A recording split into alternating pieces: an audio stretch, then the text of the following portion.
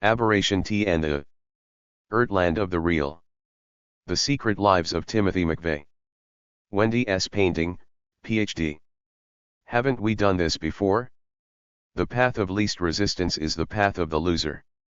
H. G. Wells. Now hollow fires burn out to black.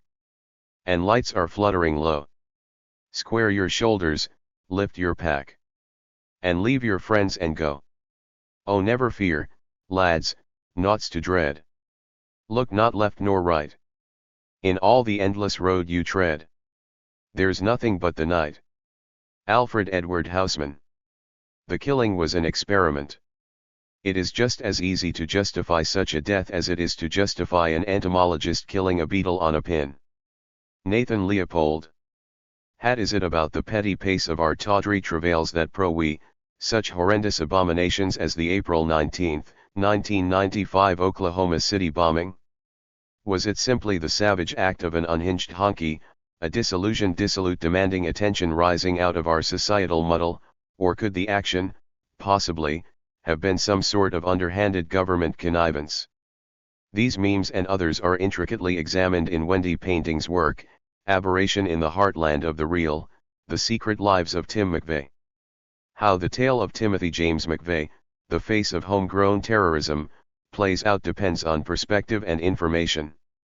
Many titillating breadcrumbs, even those strewn by McVeigh himself, have been officially devoured by the inane claims that no one else was involved. Leaving us, the long-suffering populace, in the dark with a story full of holes, and saddled with onerous new laws that have ballooned our federal government's abilities of surveillance, control, and contempt.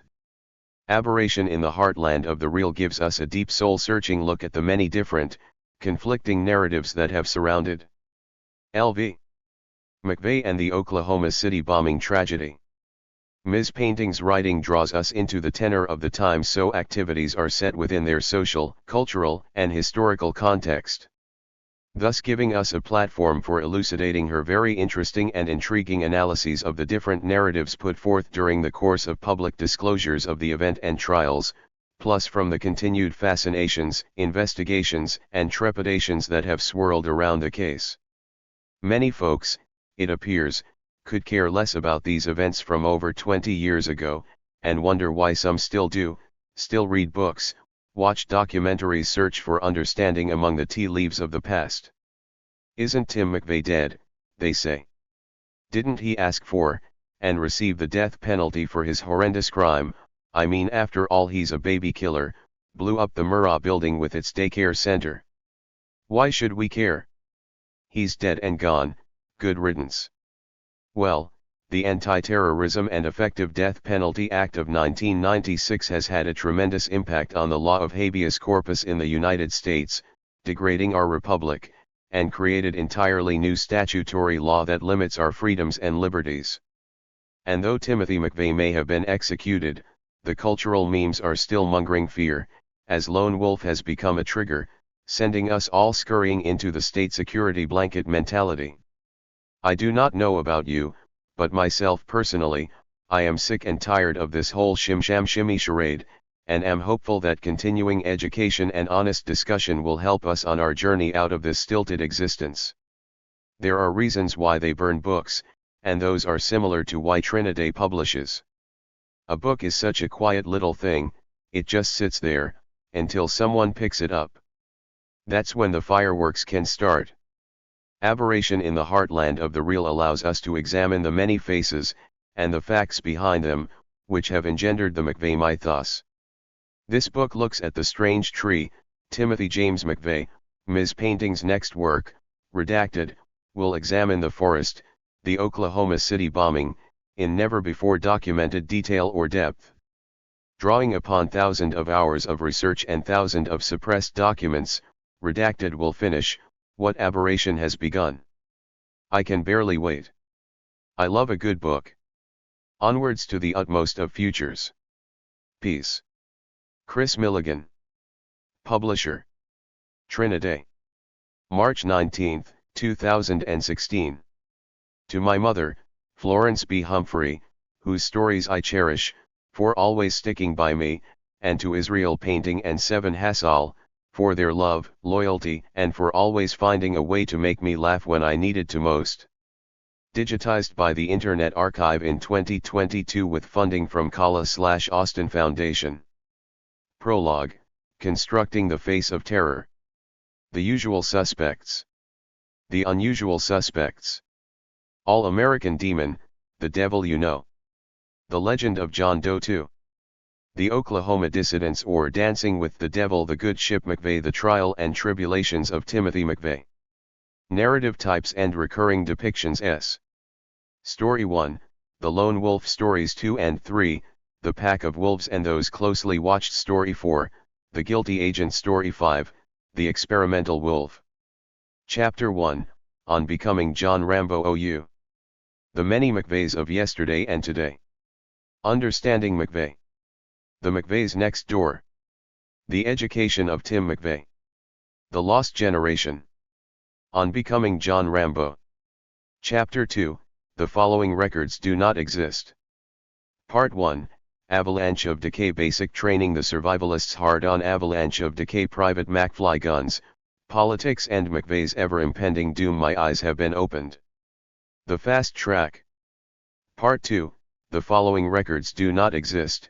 The Gulf War. The Big Lead-Up. Operation Desert Shield. Just watch CNN. The Gulf War spectacle. Bad company behind enemy lines, sitting ducks, sacrificial lambs and random death from above. The Ground War. The high-tech turkey shoot. The bulldozer assault. The path to hell is paved. A sick, dog-eat-dog world. A cold coming. The Invisible Gulf War spectacle. Part 3, The Three Political Anti-McVeigh. Introduction. The Special Forces wash out a noble lie, coming home. The Ill Political Anti-McVeigh. Stress level 3000%. Chapter 3, A Marinoid 2. Ranz en Bienuayat Modern 235. Part 1, Return to Buffalo. Introduction. The Truth Is Out There. Part 2. Washed Up War Hero. Rent-A-Cop. Introduction. The Political Stressors of Tim McVeigh. The Breakdown. A Little RNR. North Star and Patkin. Dreaming in the Appalachians. A Marinoid. Part 3, An Incommunicable Thing Who Has Known Great Heights. McVeigh's Mysterious Foot Flu. Gulf Lore Syndrome. McVeigh's Viral Conspiracy Theory Syndrome. Part 4, Howling at the Moon. Close Encounters of the Buffalo Kind. Buffalo's Area $1. The Twilight Zone. Chapter 4, McVeigh's Imperceptibly Binding Chains, 0. 341. Part 1, The Tale of the Dastardly Doppelgangers and the Manchurian Terrorist Leaving Buffalo, later 1992/early 1993. After Waco, Spring and Summer 1993, Fall 1993, Winter to Summer 1994, September 1994, October/November 1994, December 1994 to February 1995, March and April 1995. Part 2, The Expert's Introduction. The Many Faces of Tim McVeigh. The Veracity of Tim McVeigh. Orwellian Reversal. Part 3, The Guilty Agent or All-American Mind Control. Paging Drive. West American Mind Control 101 or Rambo's Nightmare. Part 4, Calspan, Rise of the Robots and the Database That Could. Part 5, The Bourne Scenario. Epilogue, Wearing the Wolf's Head. Bibliography/works cited. Select Bibliography 2S Index or Archive Material. American Terrorist Collection. V7. Preface. Sometimes he looked around him, horrified by the weight of it all, the career of paper. He sits in the data spew of hundreds of lives. There's no end in sight. Let's call a meeting to analyze the blur. Let's devote our lives to understanding this moment, separating the elements of each crowded second. We will build theories that gleam like jade idols, intriguing systems of assumption. We will follow the bullet trajectories backwards to the lives that occupy the shadows, actual men. There is much here aberration in the heartland of the real. Don DeLillo, Libra, 1988. The Murrah Federal Building in downtown Oklahoma City, killing 168 people, including 19 children. 2 days later, authorities named 27-year-old Timothy McVeigh as the prime suspect in the most deadly attack on American soil. Thereafter, his visage, quickly dubbed the Face of Terror, inundated the media, thus becoming seared into the archives of public memory. In the immediate hours, weeks, and months after the explosion, a number of rapidly formed and highly conflicting narratives about both the bombing and bomber appeared and spread. The stories developed over time and continue to circulate today. Their construction involves a complex and dynamic process of collaboration and competition between multiple individuals and institutions with various motives, agendas, and intents, all of whom assert different facts based on different evaluative criteria. Authors of the stories include journalists, victims and survivors, eyewitnesses, the FBI, federal prosecutors, politicians, experts, analysts, pundits, defense attorneys and notably, McVeigh himself. Within each narrative, the material facts and chronology of events as well as the roles and identities of the villains differ, as do the acts attributed to them and their purported motives. Today, Timothy McVeigh, an American terrorist, all-American monster, and, for a time, the most hated man in America, continues to personify a wide range of prototypical Cold War and post-Cold War identities, a self-styled Rambo, survivalist, militia type, gun nut, lone nut, disgruntled soldier, rogue avenger, boy next door gone bad and quintessential conspiracy theorist turned rabid homegrown lone wolf domestic terrorist. In McVeigh's face of terror is also reflected the ghost of Lee. On April 19, 1995, at 9:02 am, a truck bomb exploded in front of Harvey Oswald and like Oswald, John Wilkes Booth, Sirhan, and a number of other American lone gunmen, before and after McVeigh, all of whom inspired multiple competing, highly conflicting and continually evolving narratives and debates about just how alone these lone wolves really were. Many of the narratives that appeared after McVeigh's arrest claimed to tell the real and sometimes suppressed story of the 1995 Oklahoma City bombing. All of these stories were and continue to be told publicly by diverse groups and subcultures within multiple genres and are transmitted through many media. Various readers and commentators have labeled these narratives, alternately, as fantastical fictional or accurate historical accounts, the stuff of conspiracy theories, cautionary tales, or dangerous ideological expressions of belief. McVeigh remains central within all such stories, yet appears very different depending on the version told. He may appear as one of several unnamed accomplices, a witting or unwitting patsy steeped in a world of shadows, spies, cross-dressing neo-Nazis, and doppelganger decoys, a modern-day Manchurian candidate, victim of nightmarish schemes and inhumane experiments hatched by faceless conspirators, or some combination thereof. Recurring elements in the plots of these stories include black helicopters, mysterious clandestine black operators, mad scientists, brainwashing, implanted tracking and mind control biotechnologies, faked executions and, from time to time, UFOs. Although easily dismissed as fantastical paranoid tales, the mere existence of these narratives raises questions about and poses radical disruptions to historical and current medical, psychological, bioethical and terrorism discourses. These stories act as causes and solutions to physical and psychological terror, many products of a covered sphere, knowledge of which may help to distinguish between the signified and the signifier, fact and fantasy, reality and illusion. The acceptance of one version over another depends upon pre-existing beliefs about what is logical, plausible, implausible, palatable, or simply unimaginable. This work differs from previous treatments for a number of reasons. To begin with, it identifies and compares commonly told stories about McVeigh and the bombing, stories that more often than not rely upon recycled sources and focus exclusively on the bombing while providing only a cursory glance at McVeigh himself. This book tests all existing stories against a wealth of newly introduced biographical information gained through personal interviews and archival collections, rendering the majority of previous depictions overly simplistic, deterministic, and factually dubious or devoid of context. When these stories are compared and new information introduced, a very different picture of Generation X's own American terrorist is revealed. Preface. Secondly, this book differs from its predecessors by demonstrating how Timothy McVeigh himself told not only the most commonly known and officially sanctioned version but, before and after his arrest, privately told versions of all the competing stories that would come to circulate. Finally, the Oklahoma City bombing is continuously invoked to understand other violent acts and McVeigh as a primary figure to compare the lives, motives, and actions of those who commit them, a circumstance necessitating a more complete understanding of both McVeigh and the bombing, a gap I hope this book helps to fill. Method and approach. After surveying the majority of publicly available literature about he bombing and McVeigh, I began locating, interviewing and corresponding with the victims' family members, survivors, witnesses, attorneys, private investigators, journalists, McVeigh's co-workers, friends, neighbors, and underworld associates including bank robbers, neo-Nazis, militia leaders and many others. I found these individuals in, among other places, Texas, Oklahoma, Arkansas, Kansas, Arizona, Nevada, Utah, and New York.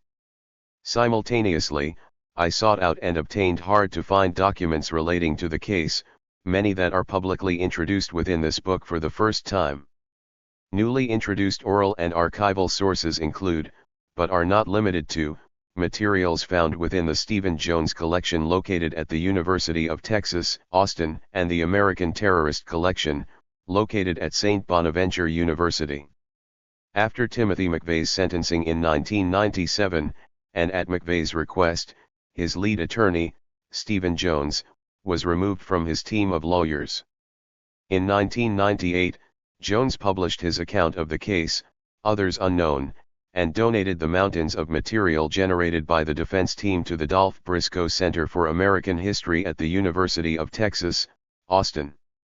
The Jones collection includes but is not limited to, internal defense team memorandum, meeting notes, investigatory reports, interviews with McVeigh's friends, family co-workers, and outsiders, personal letters written by and to McVeigh, reports filed by defense team mental health and other experts, courtroom exhibits, audio tapes and transcripts of conversations with McVeigh, witnesses, journalists, and others, FBI investigatory documents from other law enforcement and intelligence agencies, defense-generated legal briefs, filings and correspondences, newspaper clippings, and McVeigh's military and medical records. To date, I am the only researcher to have gone through the entire publicly available portion of the collection, an endeavor that took 4 years. In addition, during the summer of 2012, I reviewed and transcribed the entire American Terrorist Collection located at St. Bonaventure University, consisting of hundreds of letters written by McVeigh to his biographers after his conviction until the time of his execution, as well as transcripts of hundreds of hours of their interviews with them. The American Terrorist Collection picks up where the Jones collection leaves off. The archival and oral sources introduced in this book contribute a wealth of contextual detail and information that aids in a closer comparative analysis of existing texts. The data presented operates on a number of levels relevant to several socio-cultural and political arenas and aggressively intercedes in debates about the factual details of McVeigh's life and the bombing. Some of the documents found in the Jones collection, including FBI investigatory documents and McVeigh's medical records, have also been obtained through my own FOIA requests. Additionally, other individuals, including Salt Lake City Attorney Jesse Trentadue and Peter Langan, have generously provided duplicate versions of documents found in the Jones collection as well as other investigatory documents not found there. I use these sources to show how Timothy McVeigh authored all the competing stories about himself, not only those of the lone wolf variety. From these as well as publicly available sources, I constructed a multi-source timeline of McVeigh's life and critical moments leading up to the bombing. The use of this timeline helped me to identify when sources contradicted each other. While certain details are repeated throughout this book, each time they appear within a new context and in relation to previously unknown details, in a way that, with each progressive telling, requires a new interpretation of those details and the alternate conflicting narratives discussed. Each story variation examined holds strikingly different implications about the nature of authority, reality, truth, control of the narrative, and the potential consequences of labeling certain ideas and identities as threatening, harmful, dangerous and even unthinkable. Compared against each other and to newer information introduced in this book, these stories illustrate the shifting nature of history itself and the ways that the Oklahoma City bombing acts as an example of how institutional secrecy can subjugate and silence information and knowledge and relegate it to the outskirts of officially sanctioned regimes of truth. Timeline of events. May 24, 1988, Timothy James McVeigh, age 20, joins United States Army and is sent to Fort Benning, Georgia for boot camp, where he meets other members of his experimental cohort unit, 33-year-old Terry Lynn Nichols and 20-year-old Michael Joseph Fortier. October 1, 1990, Timothy McVeigh cleared for Special Forces training. January 16, 1991 to March 29, 1991, Timothy McVeigh deployed overseas for Operation Desert Shield and Desert Storm. April 3 to 7, 1991, Timothy McVeigh attends Fort Bragg, North Carolina for Special Forces Selection and Assessment Course, undergoes psychological evaluations on April s, and voluntarily withdraws on April 7, thereafter returning to Fort Riley, Kansas. December 11, 1991, McVeigh ends active duty service with U.S. Army, is transferred to the New York Army National Guard, where he is obliged to serve until April 11, 1995, and returns home to New York, where he works as a security guard. June 1, 1992, McVeigh is granted an early discharge from Niang service and is transferred to U.S. Army Reserve Control Group with service obligation end date of March 11, 1996, during which time he can be subjected to annual screening and training and active duty recall. August 21 to 31, 1992, 14-year-old Sammy Weaver is shot and killed by U.S. Marshals, and his mother, Vicki Weaver, is shot and killed by an FBI sniper during a 10-day standoff at Ruby Ridge, Idaho, during which Deputy Marshal Michael Deegan is shot and killed. October 1992, McVeigh moves out of his father's house in Pendleton, New York and into an apartment in Lockport, New York. During this time, he is seen regularly at the Buffalo Veterans Administration Hospital. January 26, 1993, McVeigh quits his job at Burke Security and sets off on the road, traveling the gun show circuit.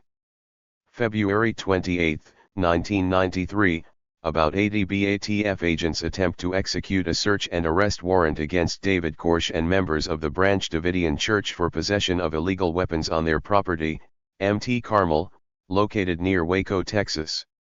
A firefight erupts during which 4 BATF agents are killed and 16 are wounded.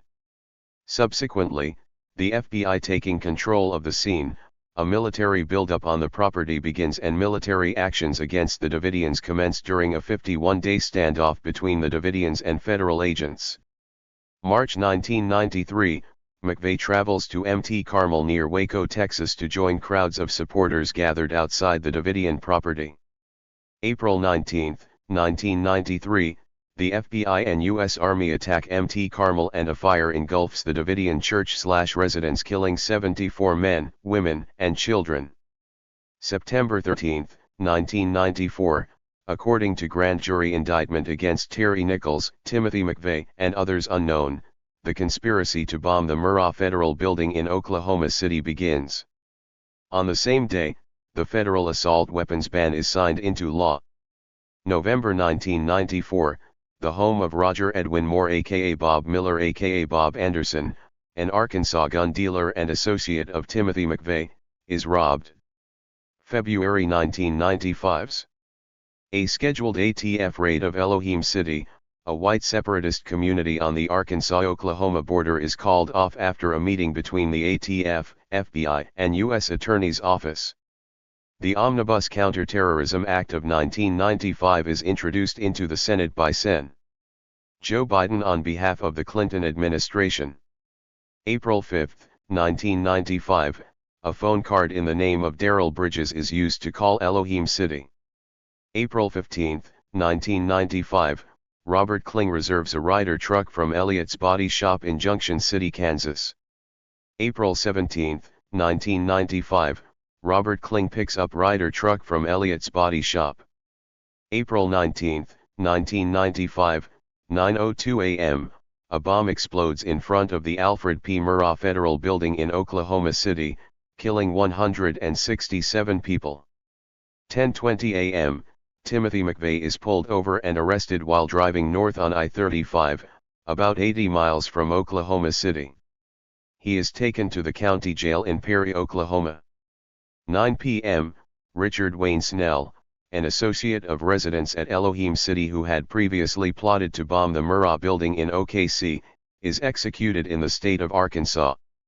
April 20, 1995, based on witnesses in Oklahoma City and Kansas, authorities release sketches of suspects of two white males, John Doe No. 1 and John Doe No. 2. April 21, 1995, Terry Nichols turns himself into authorities in Harrington, Kansas. Timothy McVeigh is taken into federal custody and transferred to Tinker Air Force Base near Oklahoma City, where he is arraigned and then transferred to Reno Federal Prison in Oklahoma. June 14, 1995, the search for John Doe #2 is called off. August 11, 1995, a federal grand jury indicts Timothy McVeigh and Terry Nichols for murder and conspiracy to bomb the Murrah Federal Building in a plot that involved McVeigh, Nichols, and others unknown. As part of a plea bargain, Michael Fortier agrees to testify against McVeigh and Nichols in exchange for immunity for his wife, Lori, and a reduced sentence for himself. November 1995, survivors, victims' family members and citizens led by OK State Representative Charles Key petitioned to form a state grand jury investigation to uncover new information about the bombing plot and, if possible, identify other conspirators. Timeline: December 1, 1995, the 10th Circuit Court of Appeals replaces Oklahoma District Judge Wayne Alley with Denver District Judge Richard Match and the trials are moved to Denver, Colorado. January 27, 1996, 4 FBI workers who evaluated evidence in the Oklahoma City bombing case are transferred out of the crime lab after a federal report criticizes lab procedures. March 1996, Terry Nichols and Timothy McVeigh are transferred to the Englewood Federal Correctional Facility near Denver, Colorado. April 24, 1996, the Anti-Terrorism and Effective Death Penalty Act of 1996 is signed into law by Congress and President Bill Clinton. March 31, 1997 – June 13, 1997, the trial of Timothy McVeigh results in his conviction of 11 counts of murder, 1 count of conspiracy, and 1 count of using a weapon of mass destruction. He is sentenced to death. May 27, 1997, Michael Fortier is sentenced to 12 years in prison and fined $200,000 for failing to warn authorities about bombing plans. June 30, 1997, Oklahoma Supreme Court unanimously rules in favor of the formation of the grand jury to investigate the Oklahoma City bombing.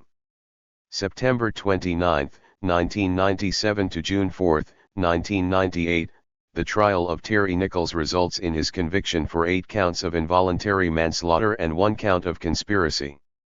July 13, 1999, Timothy McVeigh is transferred to a federal penitentiary in Terre Haute, Indiana. June 11, 2001, Timothy McVeigh is executed. May 2004 – August 2004, Terry Nichols is convicted of 161 counts of first-degree murder in state court in Oklahoma City and, after the jury deadlocks, receives 161 consecutive life sentences without the possibility of parole. January 20, 2006, Michael Fortier is released from prison after serving 2 years of his 12-year sentence. December 2006, California Representative Dana Rohrabacher completes a 2-year investigation to determine if others besides Nichols and McVeigh were involved in the Oklahoma City bombing plot.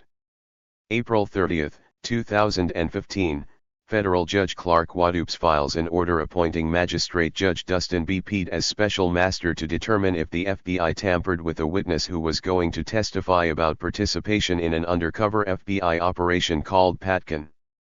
In November 2015, Judge Waddups issues an order barring participants in the special master's investigation from discussing the process or the particulars of their participation. Prologue. Constructing the Face of Terror. A historical overview. The usual suspects. Within an hour of the explosion, news crews from every major WCX descended on downtown Oklahoma City. An immediate and constant deluge of around-the-clock, live reports and repetitive airing of graphically gruesome images of the bombing's devastation and carnage came to signify the worst and most deadly attack of terrorism on American soil, forever embedding both the bombing and its representation into public memory. The bombing, quickly characterized as an attack on America's heartland, necessitated the creation of a nationally shared narrative to explain both the event itself and the threat it represented. Initial details used to create the earliest of these stories came from mass reporting of sensationalized or sometimes wholly erroneous speculation, rumor, and commentary given by counterterrorism and security experts and pundits, as well as contradictory statements issued by government and law enforcement officials. The coverage ultimately triggered, not a unified narrative, but several divergent ones. Immediately after the blast, President Bill Clinton assured the country, "Let there be no room for doubt, we will find the people who did this. When we do, justice will be swift, certain, and severe. These people are killers and must be treated as killers within hours." Eyewitnesses in Oklahoma City gave statements to authorities. Some said they observed 2 and sometimes 3 males with swarthy, dark complexions sitting in a brown Chevrolet pickup truck near the Murrah building just prior to the explosion, who then quickly left the scene afterward. The witnesses described the men as appearing, alternately, Middle Eastern, Arab, Hispanic or Native American. Some said they saw a white male in the driver's seat of a yellow rider-moving truck, and a person sitting in the passenger seat parked directly in front of the Murrah who, moments before the blast, exited the vehicle and walked off in a separate direction from the driver of the rider who, alone or in some versions with others, sped away in a yellow 4-door car. Government spokespeople, counterterrorism, and security experts and pundits elaborated on and attempted to make sense of the information for the public, and many formulated theories about Arab jihadist pour. 10. Petrators. In the days to follow, the FBI detained, questioned, and released several men of Arab descent.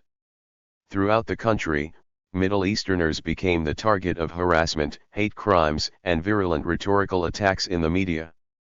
On the afternoon of April 19, the OKC Police Department issued an all-points bulletin for 2 suspects in a brown truck. Although the OKC retracted the APB a few days later, it quickly became the source of ongoing confusion and speculation. Don Browning, a retired OKC K-9 unit officer and a first responder, recalled his experience of the confusing and rapidly shifting details surrounding the APB. "By the evening of April 19, I started to get really concerned. The OKC was repeatedly broadcasting an all-points bulletin to the 5-state area that there were 3 vehicles, a brown pickup truck, a blue Chevy Cavalier and another car, maybe an Oldsmobile or Buick. They were trying to keep state and region-wide law enforcement aware of the suspects and the vehicles. That evening, as we were working in the building or waiting outside of it to work again, they were still putting out a description of Persian males. They kept telling us they still had those vehicles under surveillance and said that one had headed south towards Dallas and the other 2, in different directions. They had every law enforcement officer in the surrounding area and states looking for the 3 vehicles, and they let us continue to believe that the guys with FBI raid jackets had become the kingpins on the scene. Everyone was begging them for information. The next afternoon I approached one of the agents in charge and I just happened to ask him, 'Hey, what's the deal with the cars?' And the FBI man says, 'What cars?' And I said, the pickup and the 2 cars, and he says disinformation. I said, 'What?' And he said it again, disinformation. 'What are you talking about?' I asked. He says, 'We can't tell the media everything we know about this.' I said, 'Okay. Well, but you're telling law enforcement.' He said it again, disinformation, and then just walked away. Now they deny broadcasting those descriptions, but I do have a copy of the teletype that was issued. Years later, I asked various other law enforcement officers about it and they also remembered the APBs being issued. The evening of April 19, during ABC's show Nightline, Ted Koppel cited the Washington Post, who cited a source close to the investigation, who cited an anonymous source within the FBI who had reported that at least 8 groups, 7 of them Middle Eastern, had claimed responsibility for the bombing. Koppel opined, if those who committed today's atrocity are, as some officials are inclined to believe, part of a fundamentalist Islamic terrorist group, then they see themselves as part of an army, sowing panic in the belly of the great Satan. From their point of view, today's bombing must seem a huge success. Oklahoma State Republican former chairman of the House Intelligence Committee Dave McCurdy announced on CBS News that there was very clear evidence of the involvement of fundamentalist Islamic terrorist groups. ATF Director John Magaw informed CNN, "Anytime you have this kind of damage, this kind of explosion, you have to look first." New York's Newsday writer Jeff Kamen, referring to the swarthy suspects, expressed his desire to shoot them now, before they get us. For some, the threat of murderous Middle Easterners seemed a likely one given recent terrorist attacks such as the 1993 bombing of the World Trade Center in Manhattan. In fact, the OKC bombing followed a series of ongoing attacks against U.S. targets within the Middle East in the 1980s and early 1990s that positioned the subject of terrorism and terrorists as a central focal point within public discourse despite the vague definitions of these terms. On trial, the very same day that the Oklahoma City bombing occurred, was Ramzi Youssef, mastermind of the 1993 WTC plot. This, along with the previous attacks, influenced the immediate public acceptance of the initial Middle Eastern OKC bombing story. The public more readily believes explanations of terrorist incidents when they conform to existing cultural myths, and so, on April 19, 1995, the prevailing American terrorist myth cast barbaric Middle Easterners as the mostly likely culprit. The stereotypical Arab terrorist featured on nightly news reports paralleled blockbuster Hollywood movies that depicted Arab jihadists from any number of foreign countries. Films such as The Delta Force, Terror Squad, and Navy SEALs helped institutionalize racially charged images of swarthy, dirty, slimy, despicable and demonic Middle Eastern fanatics. These popular culture villains sported unkempt beards and headdresses and wielded bombs and guns for vague political motives explained simply in terms of their unprovoked irrational hatred of Americans. The plausibility of the theatrics scene or the degree to which they accurately reflected real-world events were of little concern to eager viewers of the new terrorist action movie genre. Rather, commanding their attention were the violent aesthetics of the films, the glorious explosion, and the myriad ways of depicting death and destruction, all providing a window to observe and, by proxy, engage in what film studies scholar, Stephen Prince, termed the theater of mass destruction.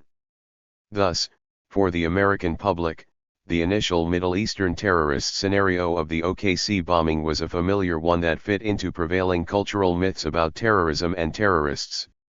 As newer information emerged in the days following the bombing, the whodunit, the narrative underwent radical revisions and newer templates of terrorism AP. LD. 12. Paired, all of which coalesced fact, fiction, rumor, and myth with different demonized outsider villains.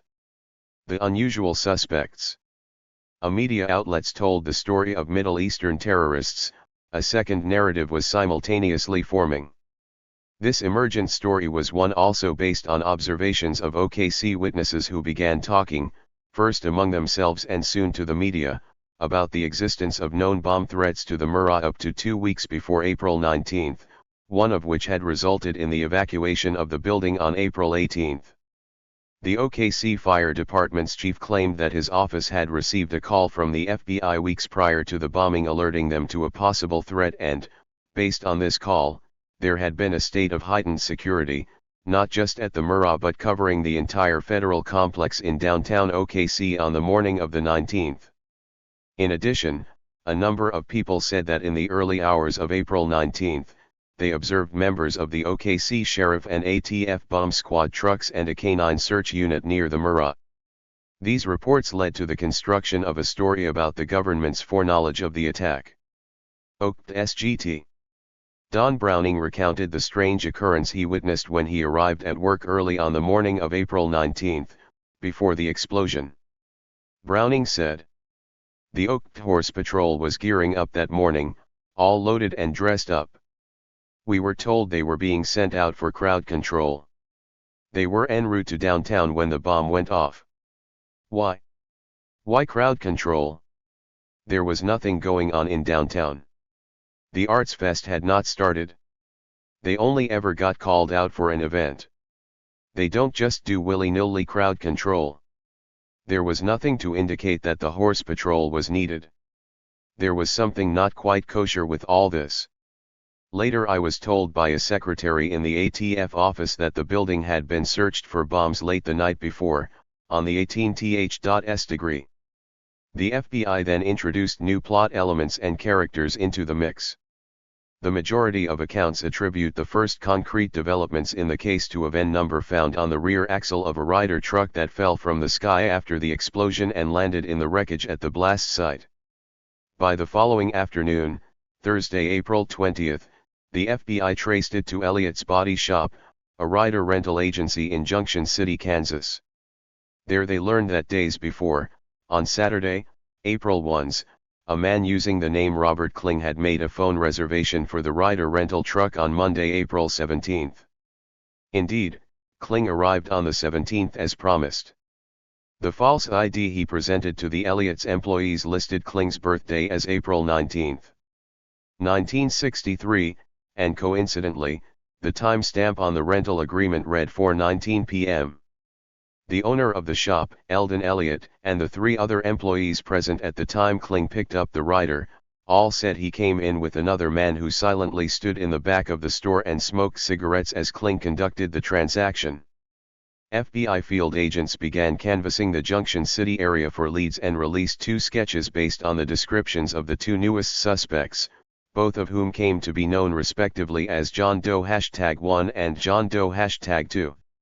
The sketch of JD1 depicted a white male, about 5 feet 10 inches in height, weighing about 180 pounds with a medium build, buzz cut, angular face with a rough complexion, acne and what appeared to be a deformed chin. JD2 was a dark-skinned man with dark hair, dark intense eyes, square jaw, full lips, muscular neck, in his late 20s or early 30s, approximately 5 feet 10 inches in height, weighing 180 pounds with a serpent-like tattoo on his left bicep. The FBI offered a $2 million reward for information leading to their arrest. The sketches matched similar reports from eyewitnesses in and around downtown OKC. Immediately following the release of the sketches, the FBI received a slew of phone calls from people around the country who claimed to know the identities of these men. Among them was Carl LeBron, a security guard at CalSpan, a defense contractor located in Buffalo, New York. On April 21, LeBron told the FBI that JD1 looked eerily similar to a former co-worker of his named Timothy McVeigh, a racist anti-Sem. 2 men sought in connection with the Oklahoma City bombing. Described as being between 5 to 9 and 5 to 10. Described as being between 5 to 10 and 5 to 11, weighing between 175 and 180 IBS. Weighing between 180 and 185 IBS. Visible tattoo below the sleeve of a t-shirt. Information or sightings should be reported to 1-800-905-1514. Ide, who was extremely vocal about his anti-government beliefs. In fact, he continued, McVeigh's rhetoric had been so startlingly hate-filled that LeBron once secretly recorded one of their conversations, a tape of which he turned over to the FBI after the bombing. In addition, LeBron gave the FBI the name of another CalSpan guard whom LeBron said he believed was John Doe too. Meanwhile, on Friday, April 21, as LeBron made his phone call to the Buffalo FBI office, the FBI's canvassing in Junction City, Kansas, where Kling rented his Ryder, led them to the Dreamland Motel. The owner of the Dreamland, Lee McGowan, instantly recognized the sketch of JD1 as a recent guest who had arrived in a yellow Mercury Marquis on Friday, April 14, registered under the name Timothy McVeigh and, on his registration form, noted an Arizona license plate whose number was illegible as well as a Decker, Michigan home address. McVeigh had checked out early on the morning of Tuesday, April 18. McGowan, her adult son and several Dreamland guests told agents that the previous Sunday, which happened to be Easter, McVeigh parked an older model, faded yellow Ryder truck there but, by the evening of Monday, April 17, had replaced it with a newer, freshly painted model. They further recounted to the FBI agents that, during his time at Dreamland, McVeigh had received visitors in his motel room. Several guests recalled having to ask McVeigh to move the earlier, faded Ryder on more than one occasion, as it was blocking other parking spaces. McGowan had placed McVeigh in room 25, which shared a wall with her office. Upon their arrival, she told agents she was certain that on April 16, she had clearly heard at least one male voice and possibly two, speaking to McVeigh in his room. At least 6 others, all Dreamland guests and employees, also reported seeing a man with McVeigh. They described this other man as shorter than McVeigh, standing about 5'7" and weighing about 190 pounds with a muscular build, olive or dark complexion, a dragon tattoo and having dark, slicked back hair. Various Dreamland witnesses said they saw this man sitting behind the wheel of the newer Ryder, sometimes with McVeigh sitting in the passenger seat, including on the afternoon of April 17. The Dreamland accounts were supported by Jeff Davis, a delivery person for Hunan's Chinese restaurant, who said that at about 5 p.m. on Saturday, April 15, a caller identifying himself as Bob Kling had placed an order for delivery to the Dreamland, room 25. Davis insisted that, if he had to say which JD sketch the man who answered the door and paid for the order resembled, it would be JD2, but stressed that, in actuality, the man he encountered resembled neither sketch nor the man later identified as Timothy McVeigh. Registered All-American Demon, The Devil You Know. SIA. After the Elliots, Dreamland, and LeBron leads, the FBI learned that on April 19, a little over an hour after the explosion in OKC, and about an hour northwest of OKC, Oklahoma State Trooper Charlie Hanger observed a yellow, 1977 Mercury Marquis with a missing rear license plate heading away from OKC. The driver promptly pulled over to the side of the road after Hanger signaled him to do so and identified himself to Hanger as Timothy McVeigh. Although unable to produce a bill of sale or proof of insurance for the car he was driving, McVeigh did disclose to Hanger that he was carrying a concealed and loaded 9mm Glock semi-automatic pistol, which, while registered legally in the state of New York, was nonetheless illegal in Oklahoma. Hanger placed 27-year-old McVeigh under arrest for the traffic violations and possession of an illegal gun and booked him in the nearby jail, located in the town of Perry, where he was to await arraignment. Hanger described his initial impressions of McVeigh as a clean-cut, well-groomed and polite young man.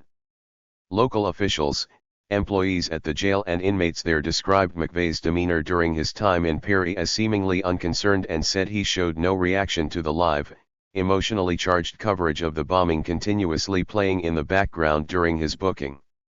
During his stay at the Perry jail, as he waited to appear before the arraigning judge, McVeigh made several phone calls, unsuccessfully attempting to locate and secure a bail bondsman.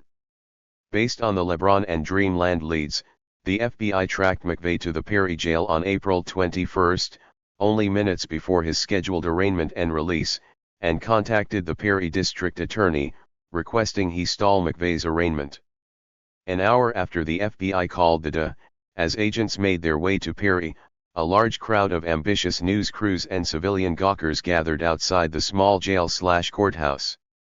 Images of a shackled McVeigh in an orange jumpsuit, escorted by federal agents from the front of the Perry jailhouse to a nearby black helicopter quickly inundated the airwaves. From Perry, McVeigh was taken to nearby Tinker Air Force Base for further questioning. Upon first seeing McVeigh, the sizable crowd that had gathered outside the Perry jail began shouting taunts at him, calling him a creep, murderer and baby killer. McVeigh, reporters said, seemed eerily composed, unrepentant, and his countenance, similar to a mask whose powers of concealment seemed also to reveal his ruthlessness and hatred. His lack of visible reaction and thousand-yard stare seemed to provoke and escalate the reactions of the crowd towards him. One report observed that McVeigh seemed to provide an obliging demon towards whom the mounting public fear and anger could be directed. What the ones? 16. Crowd in Perry and national news viewers found most disturbing about this demon was his gaze and the look in his eyes. Thus, Americans first became acquainted with Timothy James McVeigh. The media made immediate and ongoing comparisons between McVeigh and Lee Harvey Oswald. After being appointed to act as McVeigh's lead defense attorney in early May 1995, Stephen Jones also publicly compared McVeigh's Perry perp walk to that of Oswald's. Jones commented that the repeated airing of these images had created a sense of national déjà vu and said those old enough to remember saw in the ghost of Lee Harvey Oswald. Jones later pointed out that it would have been much easier to whisk McVeigh quickly and quietly out of the back of the Perry courthouse, and accused the FBI of tipping off reporters to the scheduled perp walk during which they paraded McVeigh in front of the cameras, thereby scripting and orchestrating a major media event.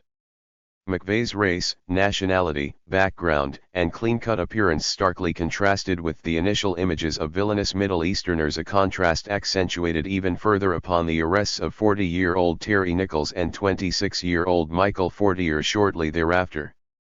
McVeigh had listed Terry Nichols of Decker, Michigan as his next of kin during his initial booking in Perry on April 19.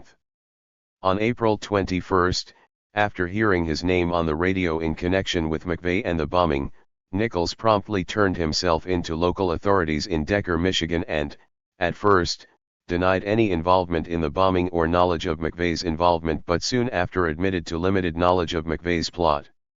The FBI quickly identified Michael Fortier as a known acquaintance of McVeigh's at whose residence in Kingman, Arizona, McVeigh occasionally resided.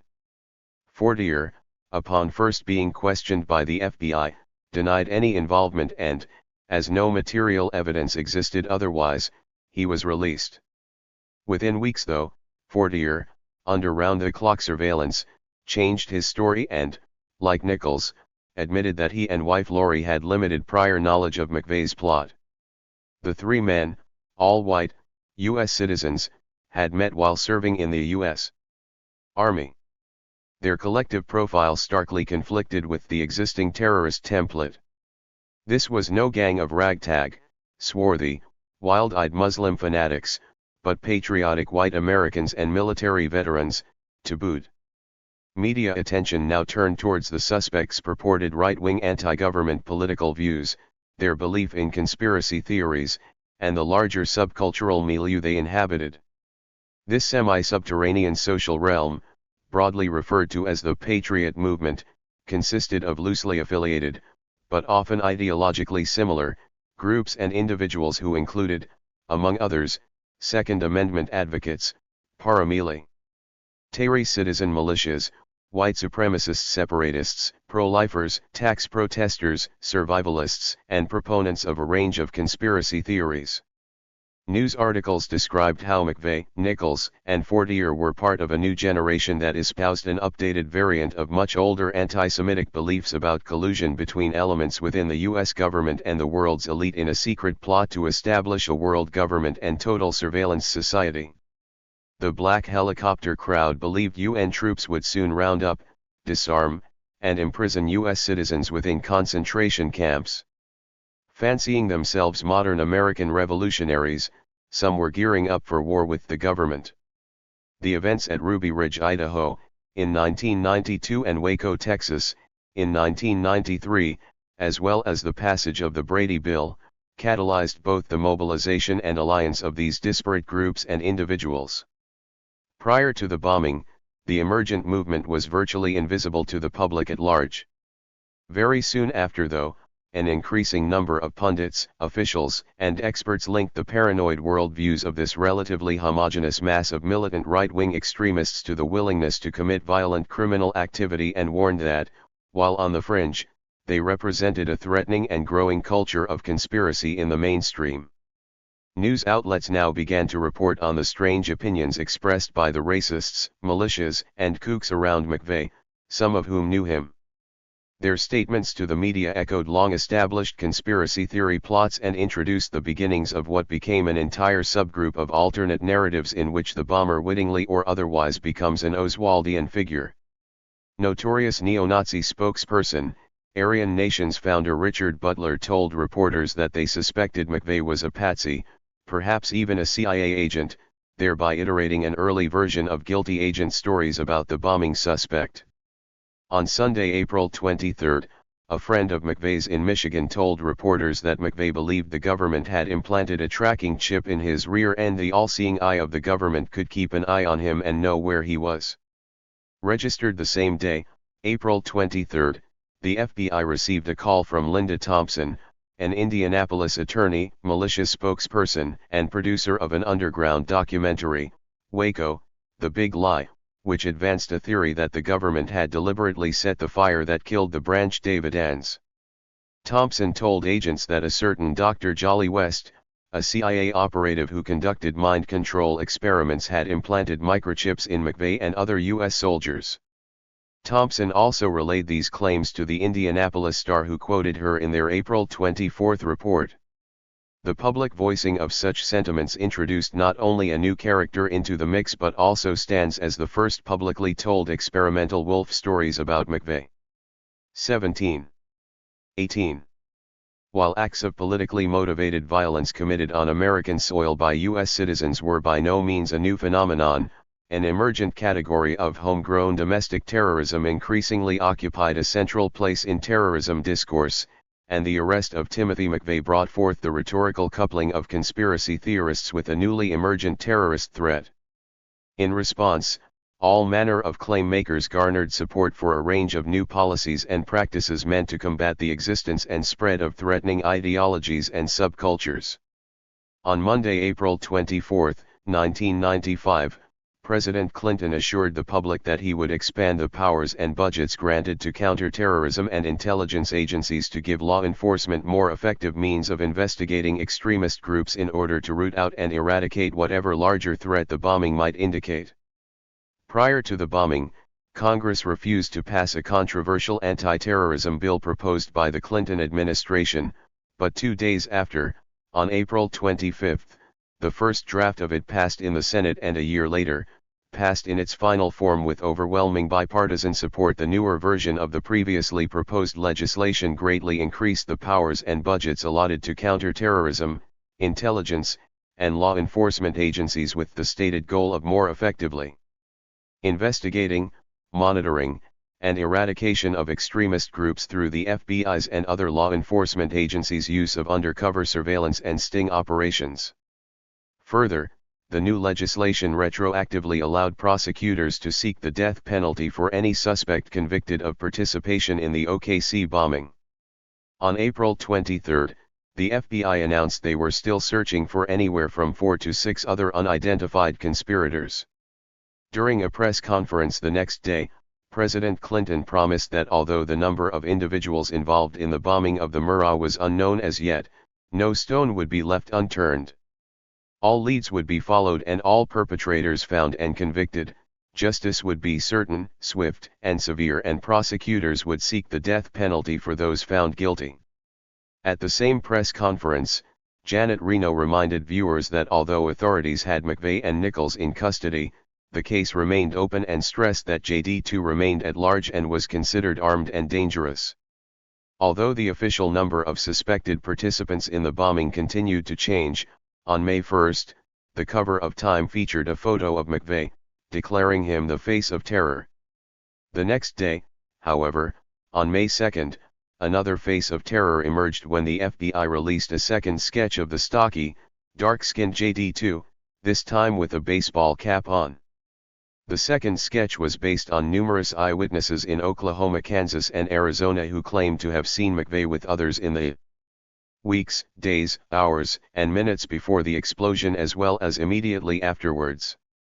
About a week later, on May 8, Time quoted unnamed federal investigators who said that McVeigh and the John Doe were in no way lone bombers but rather, more than likely cogs in a much larger network of extremists who had assisted in the bombing conspiracy through financing or tactical support.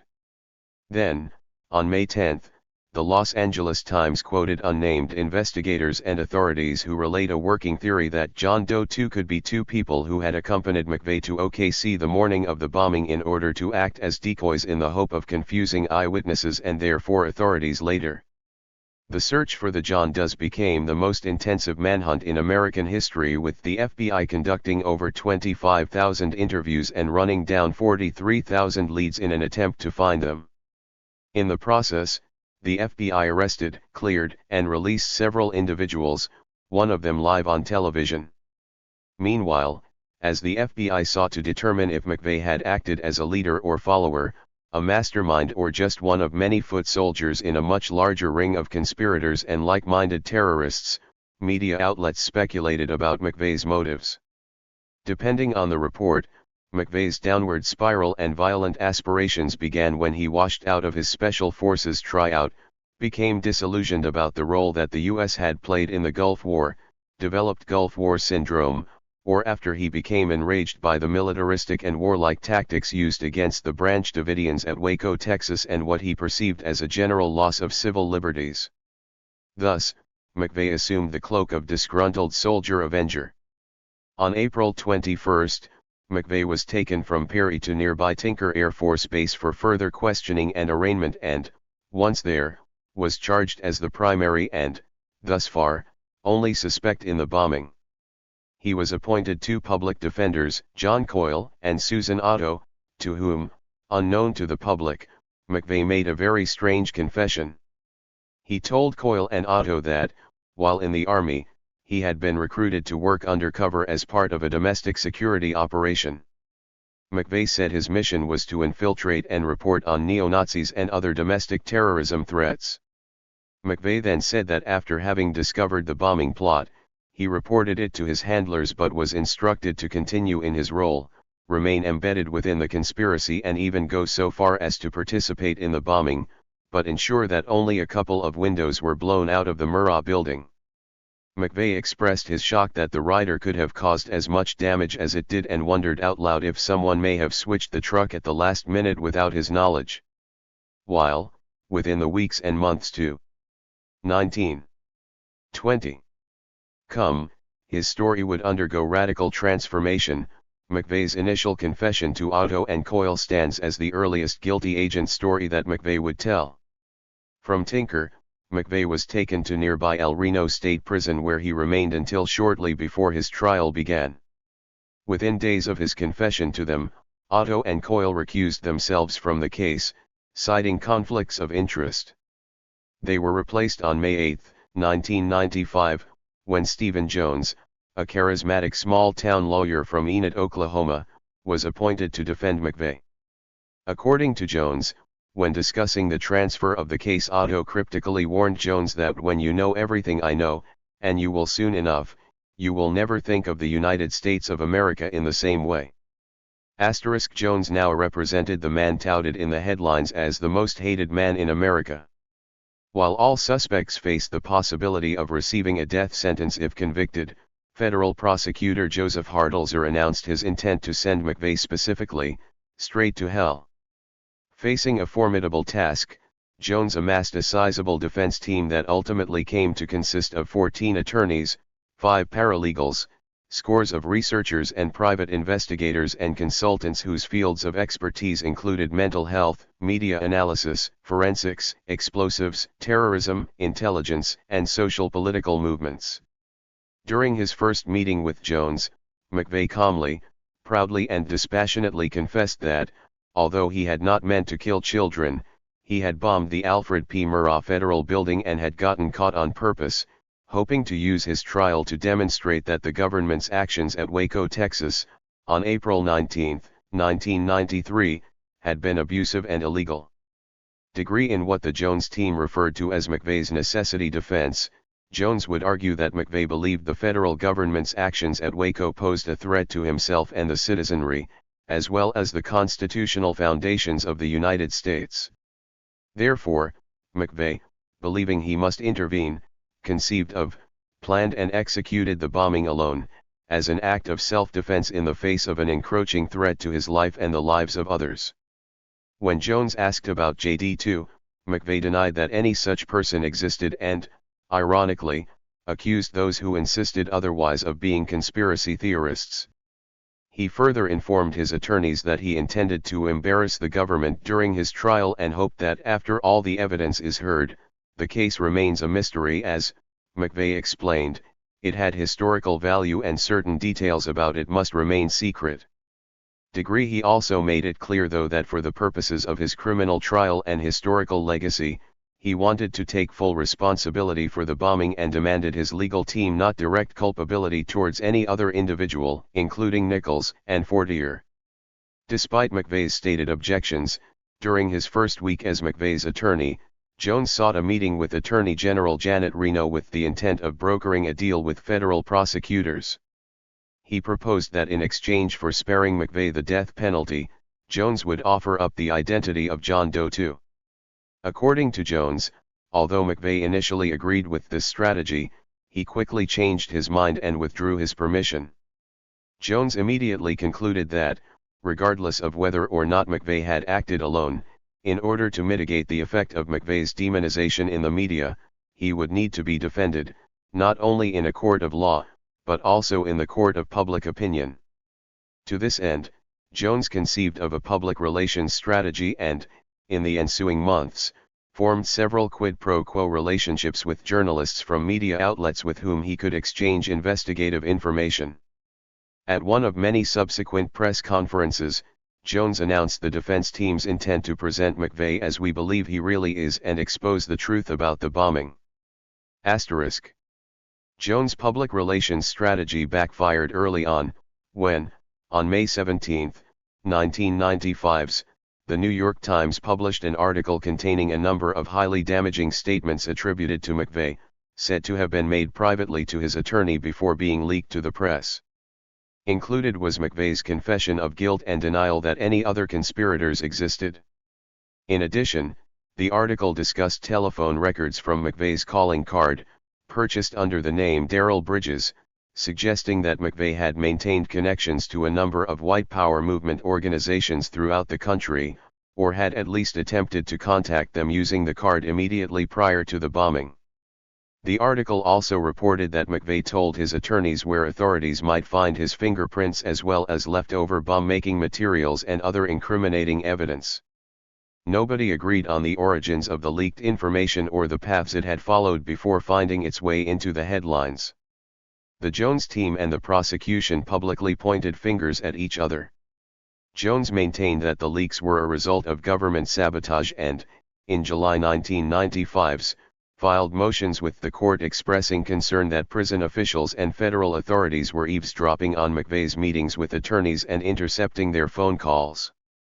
McVeigh, outraged, placed the blame squarely on Jones, an accusation that a number of Jones' team staffers came to agree with. In response to the leak, McVeigh wrote the first of many scathing letters to his attorneys, complaining to them that Jones was too focused on the media and that only days after his assumedly confidential confession to Jones, almost my exact words hit the front page of the New York 22 Times. McVeigh also verbalized this to a number of people on his defense team. When he learned of his client's accusations about him, Jones wrote to McVeigh and explained that the defense team's relationship with the media was an unfortunate necessity and the journalists with whom they cultivated relationships could function as extra investigators for the team. The confession article in the Times foreshadowed many similar leaks over the next 2 years, which led to a sustained attorney-client struggle, mainly between Jones and McVeigh, about, among other things, who would tell the story of the bombing, how it would be told and who would script and control McVeigh's public image. While Jones publicly claimed otherwise, in the letter, he reminded his client that he had given Jones permission to speak to the New York Times. Jones then noted McVeigh's stubborn desire to take full credit for the bombing and opined that the only reason McVeigh had given Jones permission to speak to the media was to send a signal to other unidentified conspirators that he was willing to accept full blame for the act of terror.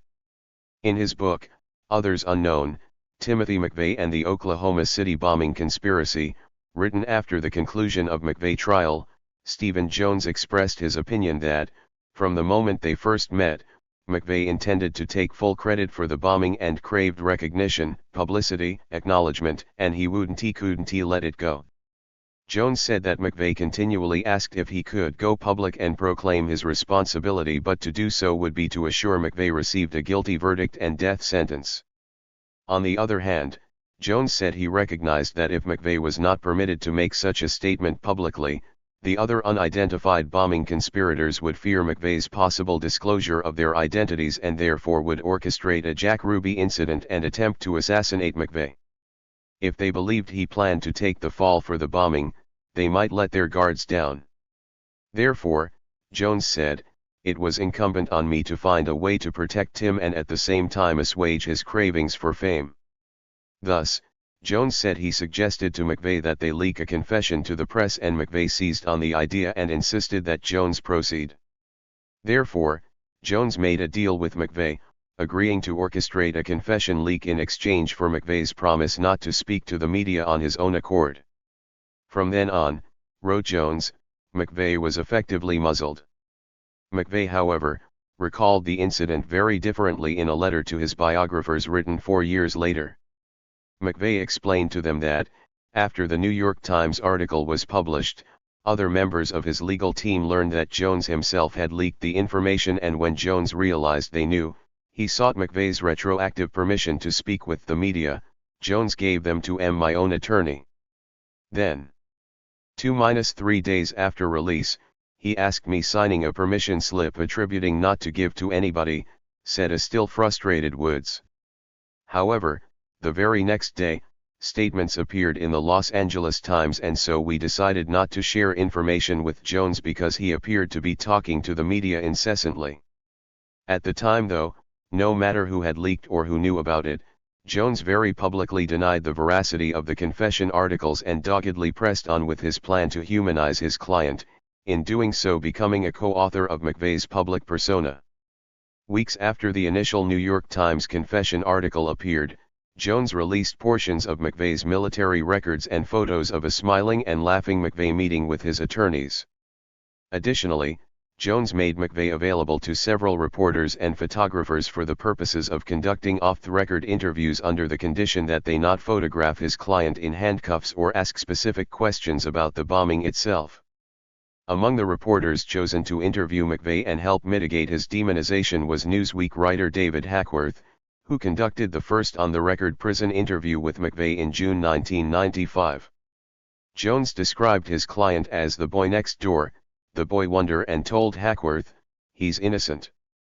McVeigh spoke to Hackworth about his small-town childhood in rural upstate New York, his combat in the Persian Gulf, denied ever having been a militia member, expressed that he was horrified upon learning of the deaths of children in the Murrah building, and stated his intent to plead not guilty.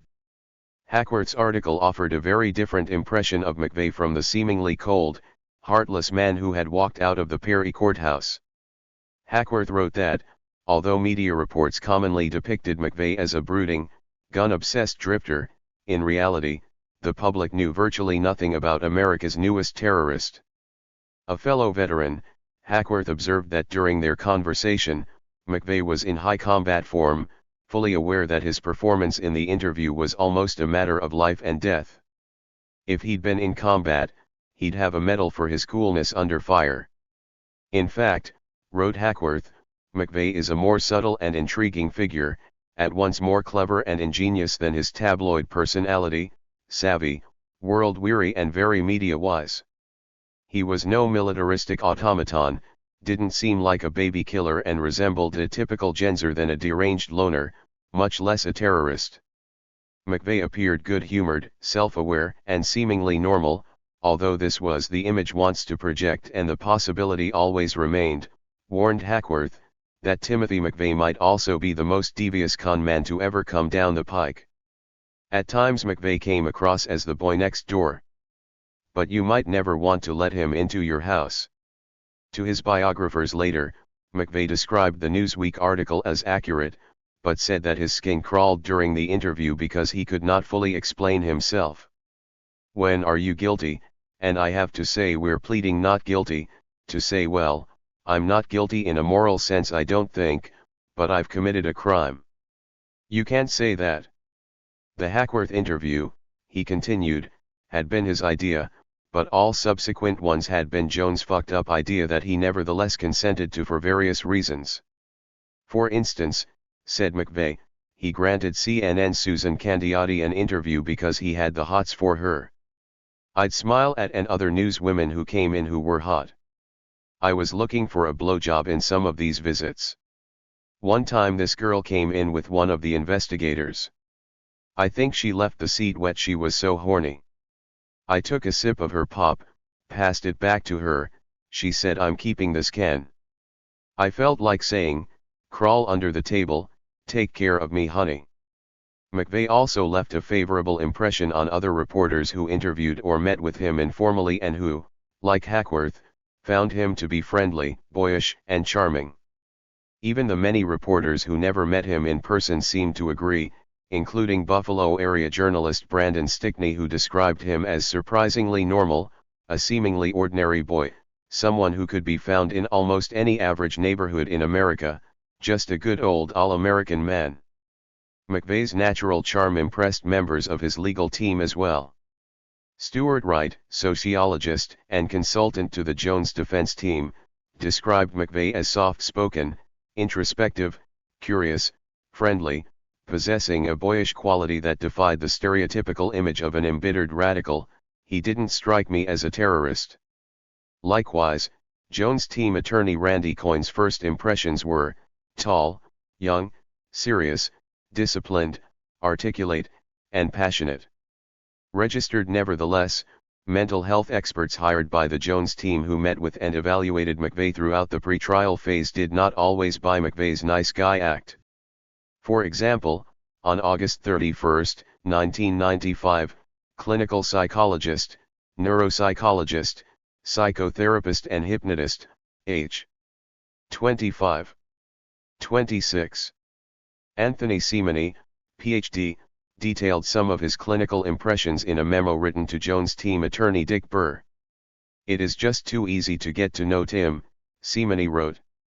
I don't believe the apparent openness with which he greeted me, and I distrust his demonstration of warmth toward you. Seamany concluded, I think Tim is as shrewd and clever as they come. A review of Hackworth's Newsweek piece entitled Interview with a Monster asserted that the article provided a closer look at McVeigh, aka American Evil Incarnate. The review argued that while Hackworth's article and the accompanying photo spread wrongfully humanized McVeigh, it also helped the public see past the now generically familiar psychological and political caricature of him that had been exhaustively recycled in the mass media. Thus, while admitting that McVeigh's persona was rhetorically constructed and mediated and required critical deconstruction, efforts to do so were, paradoxically, seen as taboo and ethically wrong. Still, largely through the Jones PR campaign, McVeigh, the newest all-American media demon, emerged also as an all-American media darling. Time magazine, which had deemed McVeigh the face of terror, went on to name him as a runner-up for their 1995 Man of the Year award, a distinction he lost to Newt Gingrich and shared with other runner UPS Bill Gates, Johnny Cochran, and O.J. Simpson. During Jones' many media appearances, he repeatedly insisted that since McVeigh had been the first arrested, he became, at first, a demon, and after, a vehicle of catharsis for the American public in the aftermath of the bombing. In one pre-trial court filing on October 4, 1996, Jones argued that the defense team's relationship with the press was required to negate a year and a half of people who have constantly gone on national television and talked about killing, clawing out his eyes, he's a monster, introvert, lunatic, right-wing nut, racist. Initially, other members of the defense team saw the wisdom in Jones' PR plan. Jones' team attorney Randy Coyne explained that Jones' courting of the media made sense during the early pre-trial preparation stage. His regular press conferences might help negate the many prejudicial stories that described as a right-wing extremist, anti-government zealot, malicious sympathizer, survivalist, and anarchist descriptions and depictions of as cold, emotionless, and steely-eyed. The majority of media reports stressed the importance of guilty verdicts and hinted darkly that death would be the only suitable punishment, seriously undercut the presumption of innocence and completely compromised the possibility that McVeigh might be fairly tried either in Oklahoma or by Oklahoma jurors. Jones, said Coyne, believed that the reporters he courted be hitting the pavement and looking for the story, just like investigators that are hired by the defense team and the legion of FBI agents and other investigators that worked on behalf of the federal government, and their doing so could help develop information for the Jones team. Still, according to Coyne, for members of the Jones team and their client, McVeigh, Jones' PR plan became an obstacle in preparing and providing an adequate defense case. By the time of the trial, the media became, at first, a distraction and then, ultimately, a very fickle ally if one viewed them as being an ally. At first, I don't think Tim minded so much, but then concluded, like a lot of other people did, that it wasn't in his best interest to play Tom Thumb to Stephen Jones P.T. Barnum. At first Jones thought the media could operate as independent investigators or the defense. The problems came later in regards to the disclosure of defense documents and the lack of security on the defense team as far as protecting the client's confidences. There was certainly frustration with the defense team's relationship with the media. Thus began what would prove to be a highly complicated, controversial love-hate relationship between the media, McVeigh, his defense team, the victims, the FBI and prosecution, plus, positioned in the middle of the fray, the public. Originally, Nichols and McVeigh were going to stand trial together as co-defendants on the conspiracy charges, but defense attorneys for both parties formally requested a severance, fearing that, if tried together, prejudicial statements made by one could be used against the other. Both defense teams also asked the court to change the trial locations from Lawton, Oklahoma, a small town about an hour from Oklahoma City, to another state. Attorneys for Nichols, who had kept a low profile since his arrest and refused contact with the media, feared the ongoing demonization would make it impossible for him to obtain a fair trial. Public opinion polls in Oklahoma showed that the majority believed both Nichols and McVeigh were guilty and deserved the death penalty. During the February 1996 severance and change of venue hearings, presiding Judge Richard P. Match noted the intensity and repetition of victim-oriented news in Oklahoma. He explained that, while reports in Oklahoma tended to humanize the victims, more often than not, they also demonized the defendants. The majority of these, observed Match, focused on McVeigh specifically and included the statements of victims that emphasized McVeigh's evil inhumanity. They complained that McVeigh smiled too much in court and expressed their wish that he would show remorse.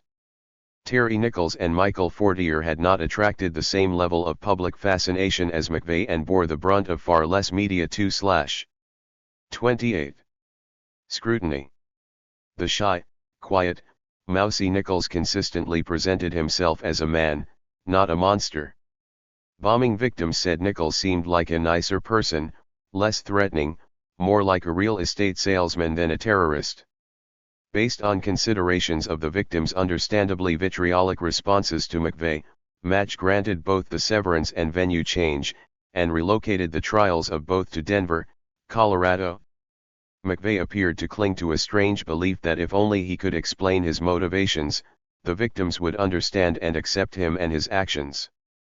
Yet his attempts to address their feelings were often clumsy and were viewed by the victims as intentionally insulting and dismissive.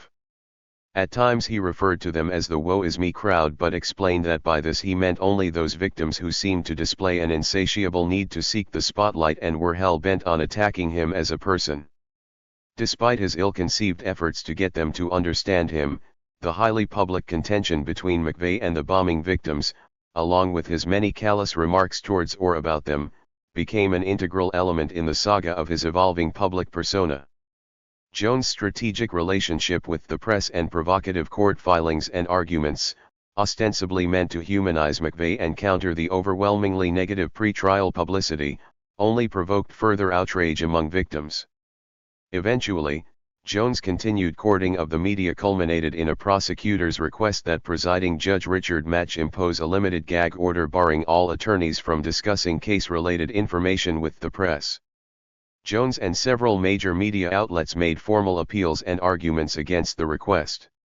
Match scheduled hearings to resolve the issue and, in the interim, in what prosecutors described as a public relations blitz, Jones held a series of press conferences wherein he continued to assert that the media's factually inaccurate, demonizing, and dehumanizing coverage, especially the widely circulated Perry Perp walk footage, had prematurely depicted McVeigh as guilty, scared off potential defense witnesses and, ultimately, chiseled into the consciousness of the nation, a portrait of McVeigh as an anti-government killer, a marginalized figure, an aberration, a person who lived alone and embittered, and as a loser whose own inadequacies produced the tragedy. Then, in a court filing during this time, Jones asserted that the most vocal bombing victims and survivors had no interest in the facts. They don't want to be bothered with the facts. They have already formed their opinion. Asterisk. Appalled, prosecutors implored Match to order a total gag order and Match consented, provoking criticism from First Amendment advocates and media outlets. The gag order was met with secret relief by a number of the defense team, who themselves had become weary of Jones' antics by this time.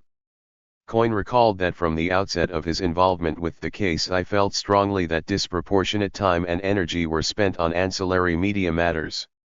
Coyne said he was frequently pulled away from tasks to research and brief the First Amendment and media law issues in order to preserve Jones' right to swamp the airwaves with daily public appearances and sound bites.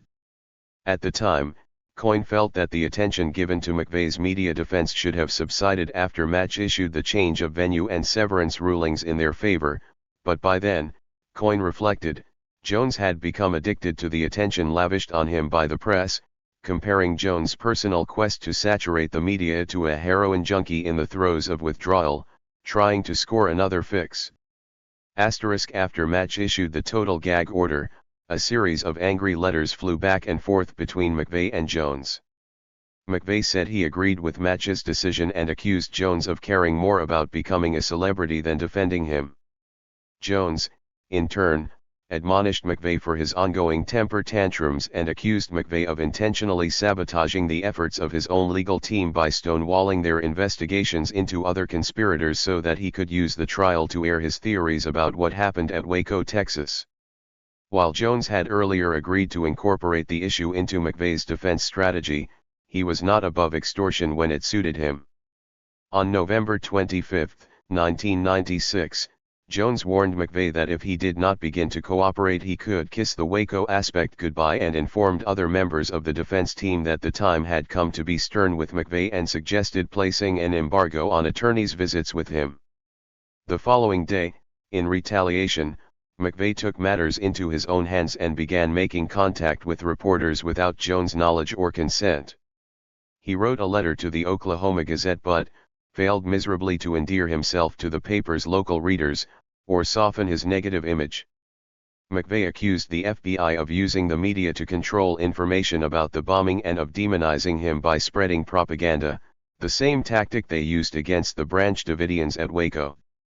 The FBI, he said, had prevented the public from seeing images of the charred remains of children's bodies at Waco and therefore nobody cared when these families died a slow, torturous death as they were gassed and burned alive at the hands of the FBI when boastful FBI agents posed for the camera as people's lives were consumed in flames.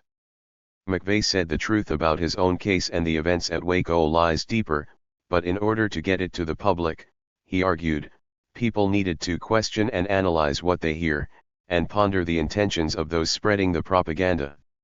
After the Gazette published the letter, the FBI came to the offices of the paper and confiscated it. *degree 29. 30. The FBI released 3 sketches of John Doe No. 2, a McVeigh accomplice. The legend of John Doe 2 or McVeigh, the only acceptable public legacy was one wherein he was a hero who, perceiving grave threats to the citizenry of the United States, had alone conceived of the plot to bomb the Murrah building and of his own volition, with only minor help from Nichols and Fortier in the preparation stages, carried out his plan alone the morning of April 19. Yet, as McVeigh became America's face of lone wolf terrorism, details in the Pack of Wolves story were quickly amassing. Early on, various members of the Jones team and Jones, most of all, had begun to doubt McVeigh's lone wolf version of events. Their doubts grew with the continual emergence of evidence which strongly suggested the involvement of others in the plot, and as they increasingly perceived stark inconsistencies in McVeigh's story that often conflicted with known physical evidence and countless eyewitness statements. An ongoing flurry of news articles reported that McVeigh had links to a number of well-known neo-Nazi and white power movement organizations and spokespeople, and that these associations went much deeper than had been publicly discussed by the prosecution, FBI, and defense teams. The most notable of these concerned his links to Elohim City, a white separatist community on the Oklahoma-Arkansas border known as a safe haven for fugitives within the white power movement. Shortly before the bombing, McVeigh received 2 speeding tickets within miles of Elohim City, and nearby motel registration records and statements made by residents there strongly suggested that McVeigh had not only called Elohim City but had visited on more than one occasion. Oddly, in 1983, individuals associated with Elohim City had hatched their own plot to blow up the Murrah building using a car or truck bomb. And the group, residing in a different racialist survivalist community, had been raided and arrested for other crimes on April 19, 1985. On the morning of April 19, 1995, the state of Arkansas executed Richard Wayne Snell, a May participant in the failed 1983 plot. On the morning of April 19, 1995, Snell's final words, addressed to Arkansas Gov. Jim Tucker, were, "Governor Tucker, look over your shoulder. Justice is coming. I wouldn't trade places with you or any of your cronies. Hail the victory. I am at peace." In the years leading up to it, Snell's impending execution attracted protests nationally from adherents to the farthest reaches of the extreme paramilitary right wing. In the 2 years leading to the bombing, McVeigh attended over 80 gun shows in 40 states. In October 1993, only weeks after registering at a motel and receiving a speeding ticket near Elohim City, McVeigh had written his sister a letter informing her that he was traveling the country on the gun show circuit and establishing a network of friends. Information such as this certainly suggests that McVeigh had been involved in a much broader plot. Internal Jones team memoranda noted the fact that McVeigh could not reasonably account for all of the eyewitnesses who said they saw him with others in the days leading up to April 19, 1995, as well as those who saw him with anywhere from 1 to 4 other individuals in OKC on the morning of the bombing. In fact, every person who had observed McVeigh in OKC on the morning of the bombing said he had been accompanied by other individuals, and at least one of these individuals described matched initial descriptions of John Doe 2. Such reports presented grave problems for a legal defense team, whose client refused to acknowledge that any of these reports could be accurate. More troubling for his defense team was that, while on most occasions McVeigh denied that other conspirators existed, at other times, during private conversations, he alluded to and sometimes even admitted that other individuals had participated in the bombing and occasionally offered tantalizing tidbits of information to this effect, which, when asked about later, he would deny. Much to McVeigh's consternation, the Jones team continued to implore him to tell them the truth, and numerous investigators were hired and tasked with getting to the bottom of the matter. Over time, Jones team investigator Richard Reyna developed a particularly close relationship with McVeigh, and in doing so, uncovered significant information about the bombing plot that for various reasons would never come to light. In one internal memo, Reyna informed Jones that based on his investigation and McVeigh's many proven connections to the far right, it is very likely that Mr. McVeigh could have been tricked, 31, 32, or entrapped by members of the movement to carry out a specific deed which in the end, leaves Mr. McVeigh with the appearance of total responsibility. Years later, Reyna recalled the occasional tantalizing tidbits he shared, under the condition that the legal team not point fingers at anybody else, and the implications of his conversations with McVeigh. I spent a lot of time with, and he told me a lot of things that I'll take to my grave. He gave me diagrams of where to go and what to see. My job was to find out who he had been dealing with, and that's where I went. Wherever it took me. There were people that should have been brought in that weren't, and those are things that McVeigh and I had talked about. He was never alone, and he was always with several people. All the people that saw him the morning of the bombing definitely identified him, but they identified 4 to 5 people with him. He couldn't have organized a 2-car funeral alone. They were painting him to be a general of some sort, but you only had to sit down with him to know he was a frightened kid. McVeigh was just looking for a home, trying all these different organizations. It can be compared to a war, which is the mentality that the different organizations had. You have soldiers and you have generals and leaders and so forth. And the soldiers follow the directions and orders. And that's what McVeigh was doing. Once, McVeigh told Jones that if no one else was arrested for the bombing, the revolution can continue. On another occasion, he said that after Waco and the assault weapons ban, we decided to turn the tide, go on the offensive and them know what it feels like to be the hunted, although he refused to specify who we consisted of. During yet another meeting, McVeigh, alluding to these mysterious conspirators, said he had given them his word and that information was valuable. He then acknowledged having omitted significant information to his defense and said he had built one lie on top of another. After expressing his regret for doing so, he promised to offer his full cooperation and disclose everything, but warned that if any of the information was used against anybody else, including Fortier and Nichols, he would not cooperate in the future. McVeigh's newfound spirit of cooperation proved short-lived, however. At various times during conversations with certain members of his defense, when pressed about the issue of the John Doe 2s, McVeigh said he hoped to embarrass the government during his trial by exposing the weakness of their investigation of the bombing, as well as his seemingly contradictory wish that after all the evidence is heard, the case remains a mystery, as his trial had historical value and therefore, certain details about it must remain secret. Meanwhile, the FBI's statements about the John Doe 2s fluctuated as wildly as McVeigh's, until eventually they both removed the mysterious conspirators from the equation completely.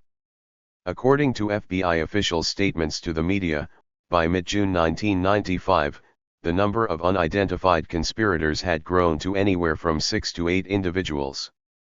Within a month, though, the FBI's assertions of a larger plot, or at least their public statements about it, began to change dramatically.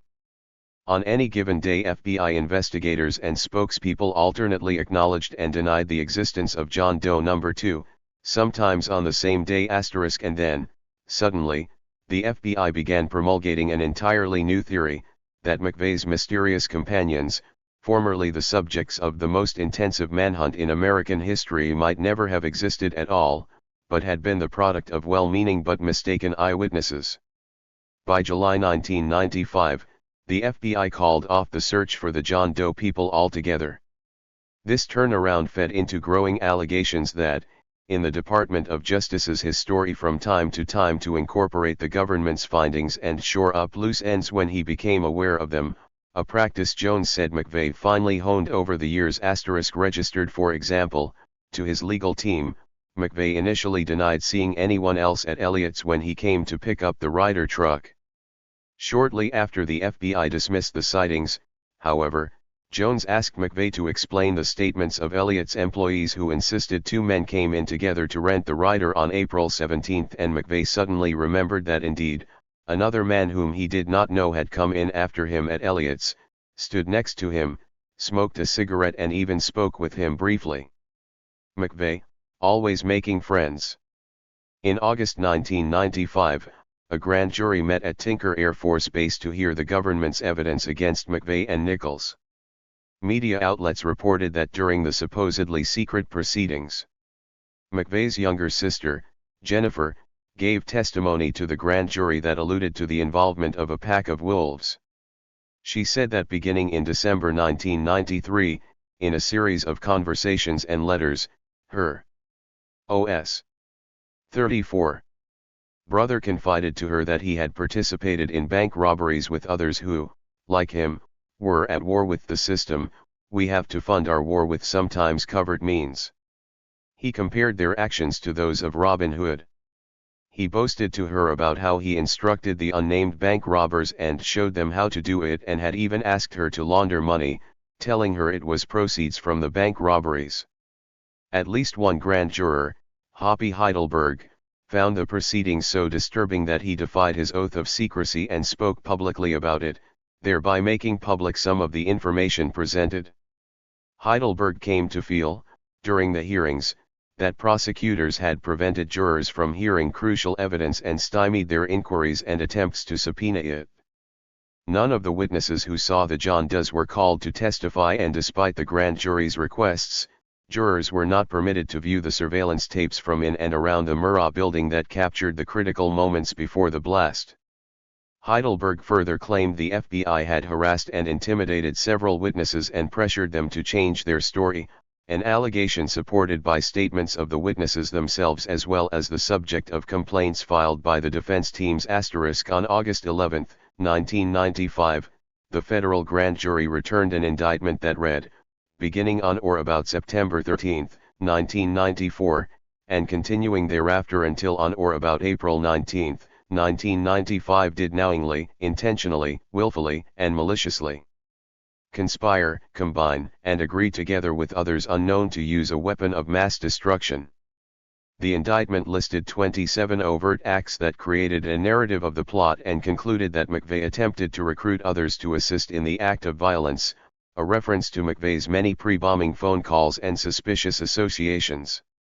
If they existed at all, the identities of the others unknown mentioned in the indictment remained a mystery, although the phrase itself suggested the possibility of additional arrests. During a press conference explaining the indictments, Janet Reno made the contradictory statement that while the investigation was ongoing, most of leads have been pursued and exhausted. Still, while the FBI and prosecution's concern about John Doe 2 faded rapidly after the grand jury indictments, headlines stressed the case was a puzzle unfinished and far from closed. Jones later wrote that McVeigh and lead prosecutor Joseph Hartelzer had one thing in common, to which they held with an unshakable tenacity. Both publicly professed that Tim McVeigh was primarily responsible for the bombing. Either way, both were wrong.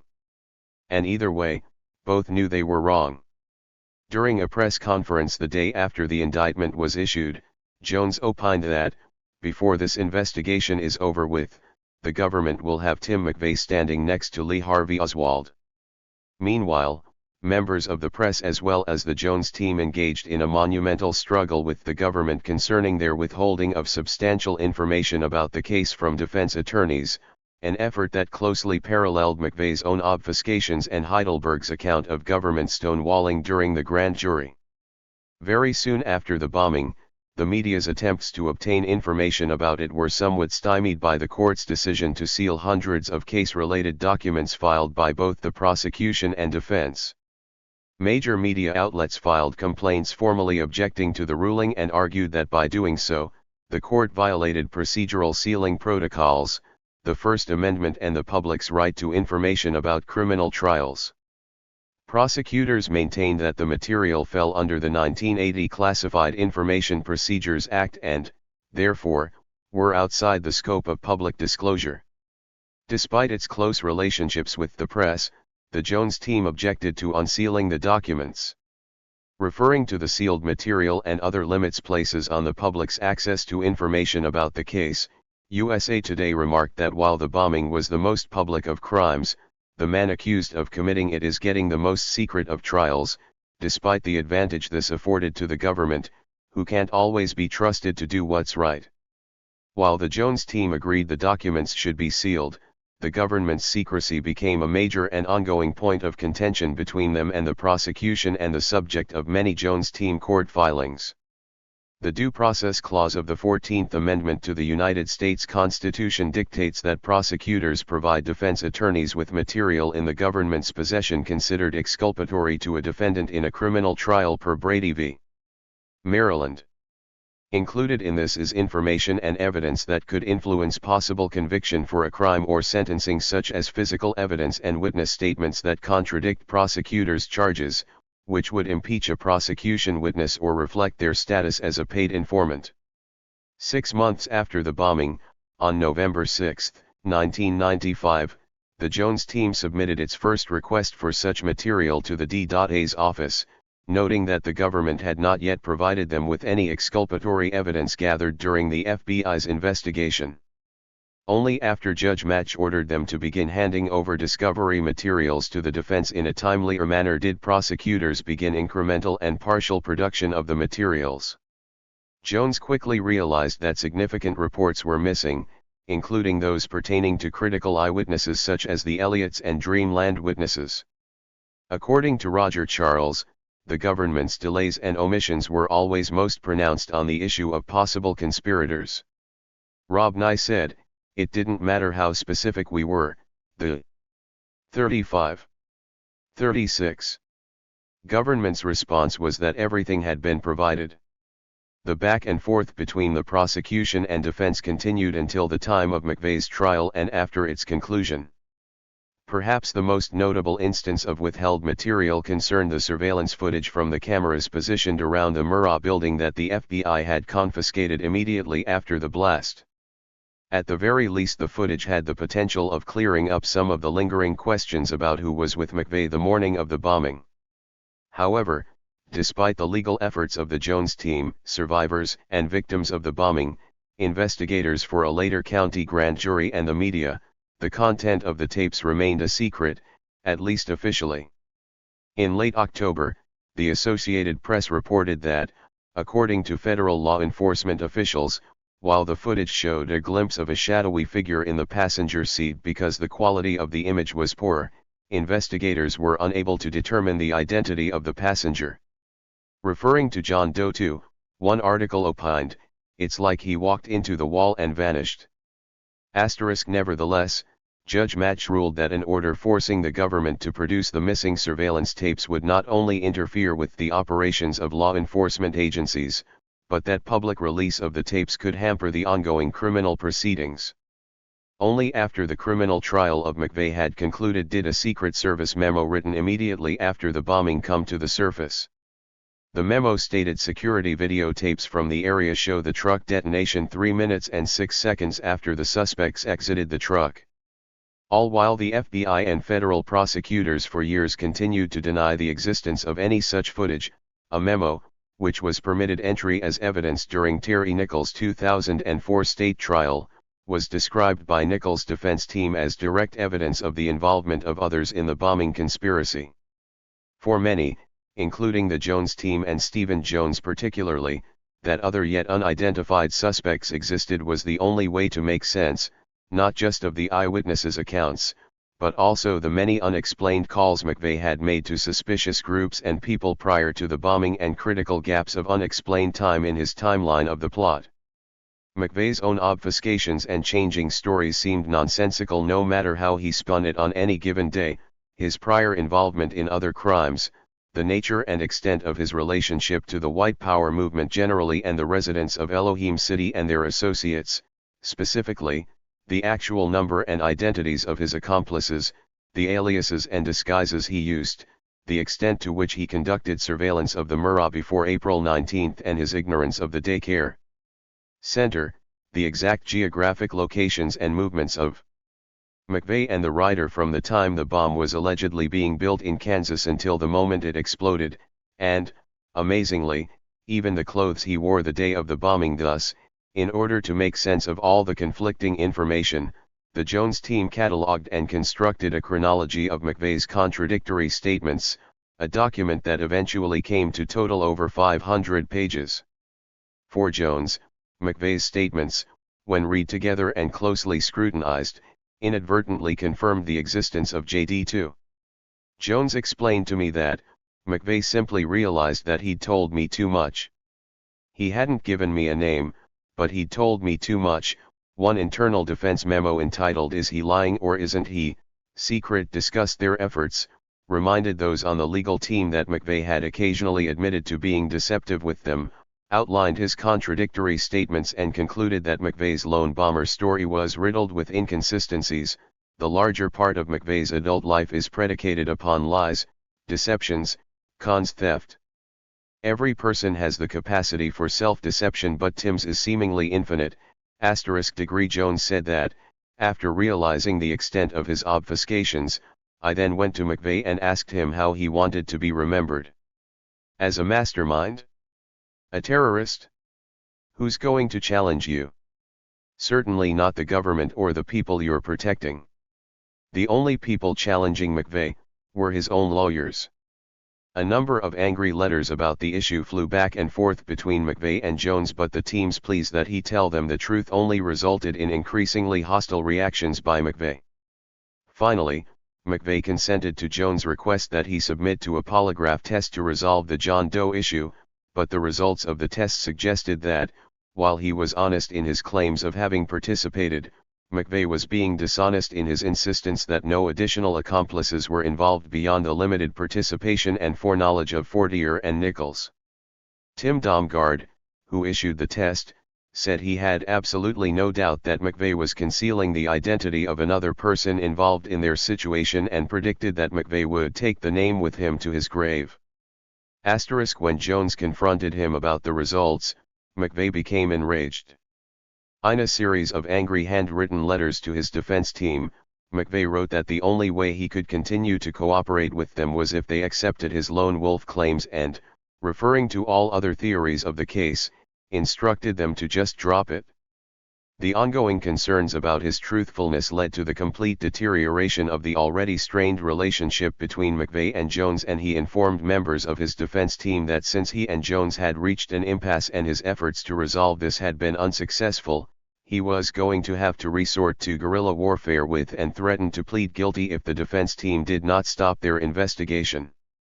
Beliefs that others had participated still did not explain the minute details of the crime, and the team considered several possibilities of what could have happened. Jones' team attorney Bob Wyatt outlined a handful of these possibilities. McVeigh acted alone, with others, had been contracted by a group of right-wing fanatics or recruited by foreigners. The government or friends of the government recruited a guy thinks a payback for Waco, when in fact, the real objective was to overshadow and justify the actions taken by the government at Waco and discredit the Waco group and their supporters as just a bunch of nuts. In other words, the Manchurian Candidate scenario. McVeigh bristled especially at the allegations that someone had used him as an experimental wolf and told Jones, "I haven't been brainwashed. I did this for the movement." Referring to a meeting between defense team members, Jones' team attorney Dick Burr wrote in another internal memo, "The significance of the evidence that Tim did not act alone and the possibility that he may not have been the general and the relationship of these facts to Tim's compulsion to convince us that he acted alone informed much of our subsequent discussion. Tim was not acting alone at the Murrah building.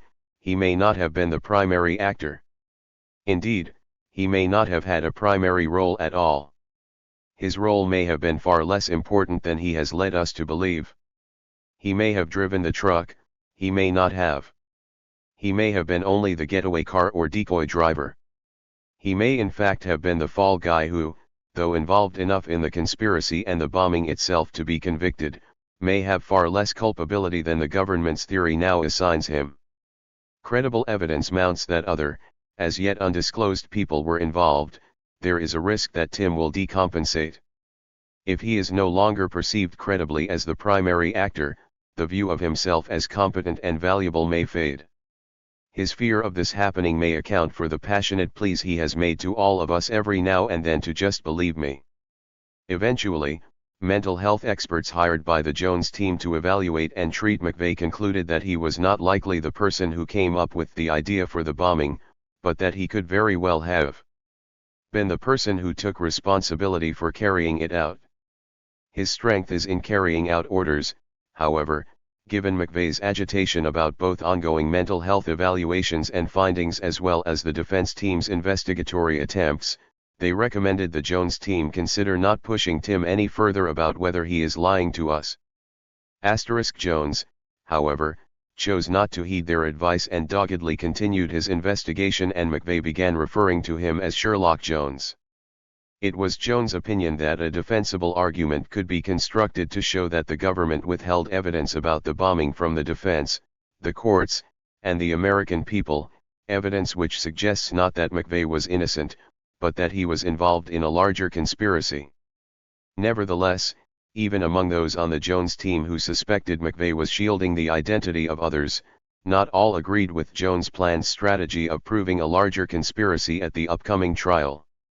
Some found information about others unknown inconsequential and perhaps even detrimental to a defense case, including attorney Christopher Tridico, who later stated that, quite frankly, my view of the others, the other conspirators, was that proving he had someone else helping him only gets him and someone else executed. It doesn't win the case. In order to win the case, forget about this other guy, even if he existed.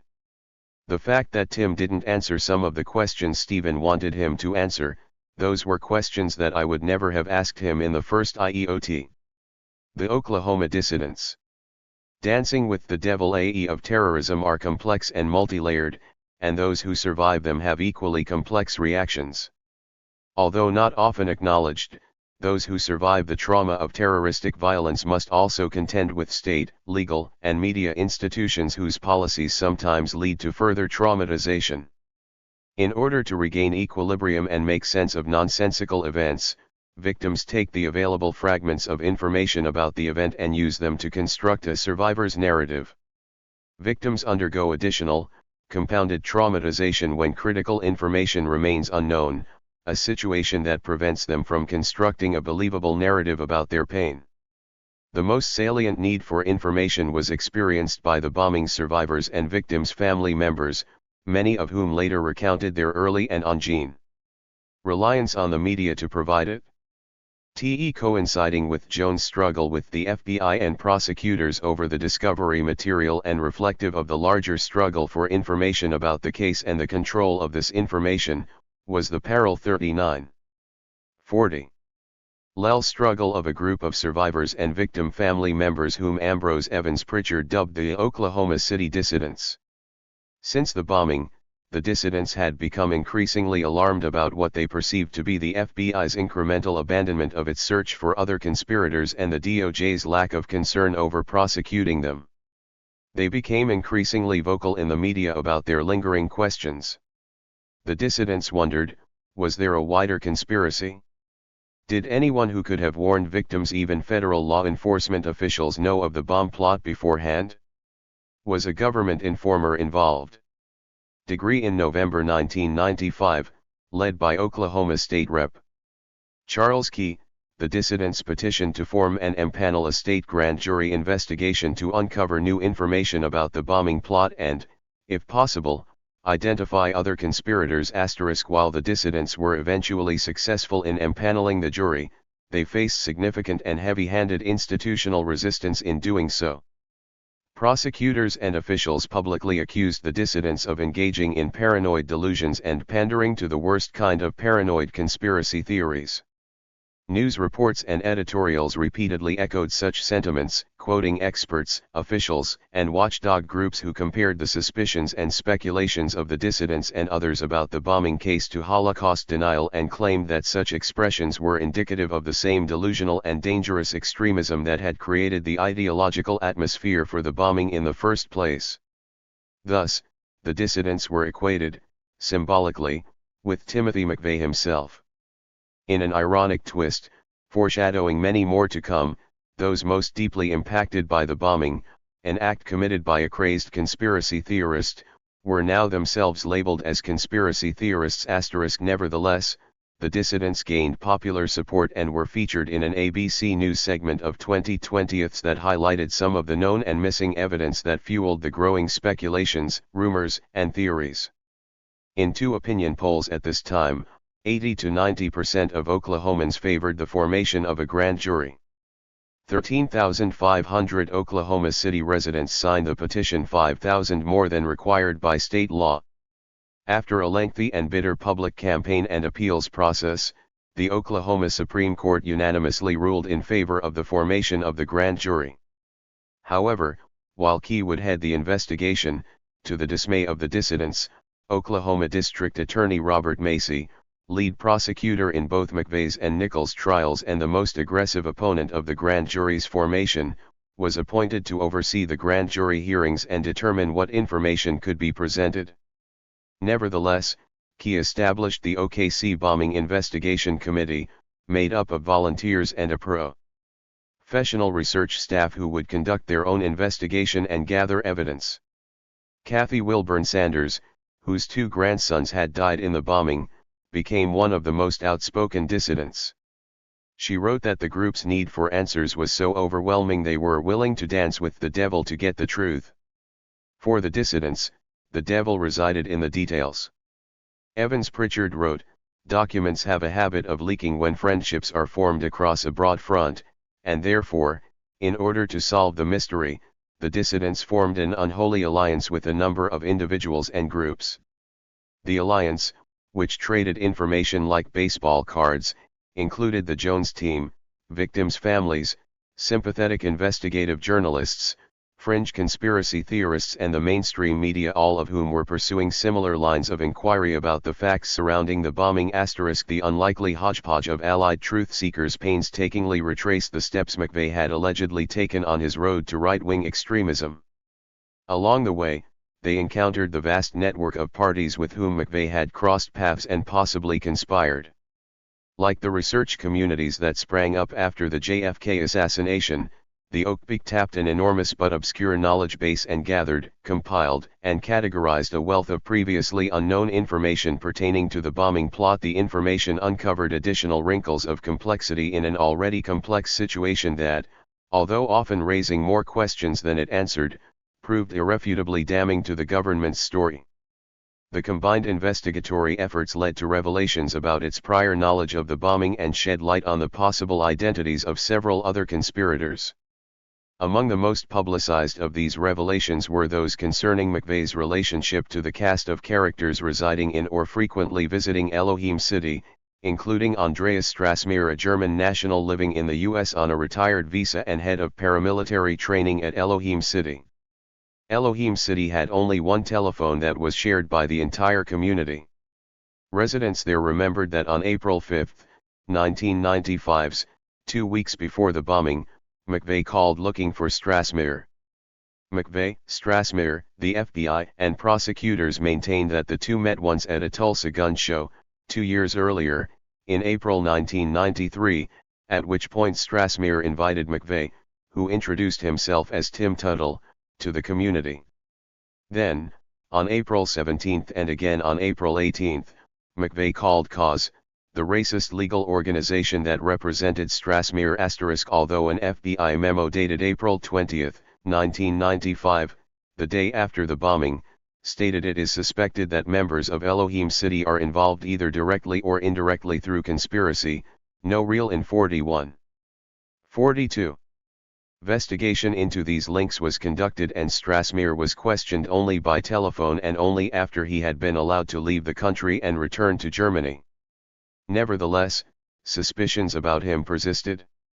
According to Roger Charles, a number of strange details and circumstances surrounding his life strongly suggests that Strassmeer was not the radical right-winger he appeared to be, and might even have been a government agent of some sort, spying on extremists in the United States.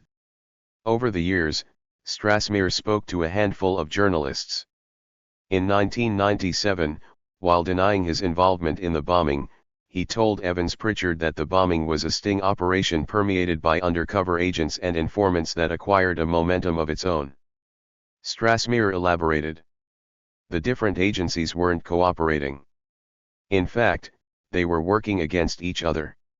You even had a situation where one branch of the FBI was investigating and not sharing with another branch. The ATF had something going on with McVeigh. They were watching him, of course they were. McVeigh knew he was delivering a bomb, but he had no idea what was in that truck. He just wanted to shake things up a little, make a gesture. The bomb was never meant to explode. They were going to arrest McVeigh at the site with the bomb in hand, but he didn't come at the right time. Maybe he changed the time. You never know with people who are so unreliable. I have heard that they in the middle of the night, between 2 and 3 in the morning. The truck had a transmitter, so they could track it with a radio receiving device. I don't know how they could have lost contact. I think there was misinformation that the operation had been cancelled. When asked if he thought the agents and informants would reveal themselves, Strassmeir responded, "How can he? What happens if it was a sting operation from the very beginning? What happens if it comes out that the plant was a provocateur? What if he talked and manipulated the others into it? What then? The country couldn't handle it. The relatives of the victims are going to go crazy, and he's going to be responsible for the murder of 168 people? Of course, the informant can't come forward. He's scared shitless right now *. The dissident truth seekers also discovered connections between McVeigh and a group of Elohim City associates who called themselves the Aryan Republican Army and dubbed by the press the Midwest Bank Robbers. Considered one of the most criminally competent paramilitary gangs in American history, between 1993 and 1995, the ERA robbed 22 banks, netting over $250,000 in proceeds. The ultimate goal of the ERA's bank robberies was to fund and incite a race war, spark a revolution and establish an all-white homeland. When the ERA was apprehended, a mountain of bomb-making materials were found in their safe house. McVeigh denied any association, but his movements throughout the country in the years leading to the bombing often closely overlapped those of the ERA, and in the years leading up to the bombing, he'd written his sister letters telling her he was involved with a group of bank robbers. Although a few of the bank robbers would allude to ERA participation in the bombing plot and there was physical and circumstantial evidence linking certain members of the ERA with the bombing, the FBI improperly destroyed some of it, failed to look closely at the bank robbers' alibis on April 19, 1995 and ultimately shut down their investigation into the connections. Wilburn Sanders wrote that, as the dissidents' investigation advanced, it was becoming clear that there was much we didn't know. And the people who were supposed to be on our side might be harboring some unthinkable secrets. Still, the incestuous sharing of information between the grand jury investigators, Jones' team, dissidents, and investigative journalists continued to yield results. Perhaps the most startling were revelations about Carol Howe, a paid informant for the ATF and the FBI, who from June 1994 until March 1995 had infiltrated EC, the ERA, and other groups in an ATF investigation deemed investigation significant/sensitive, meaning it had potential national security implications.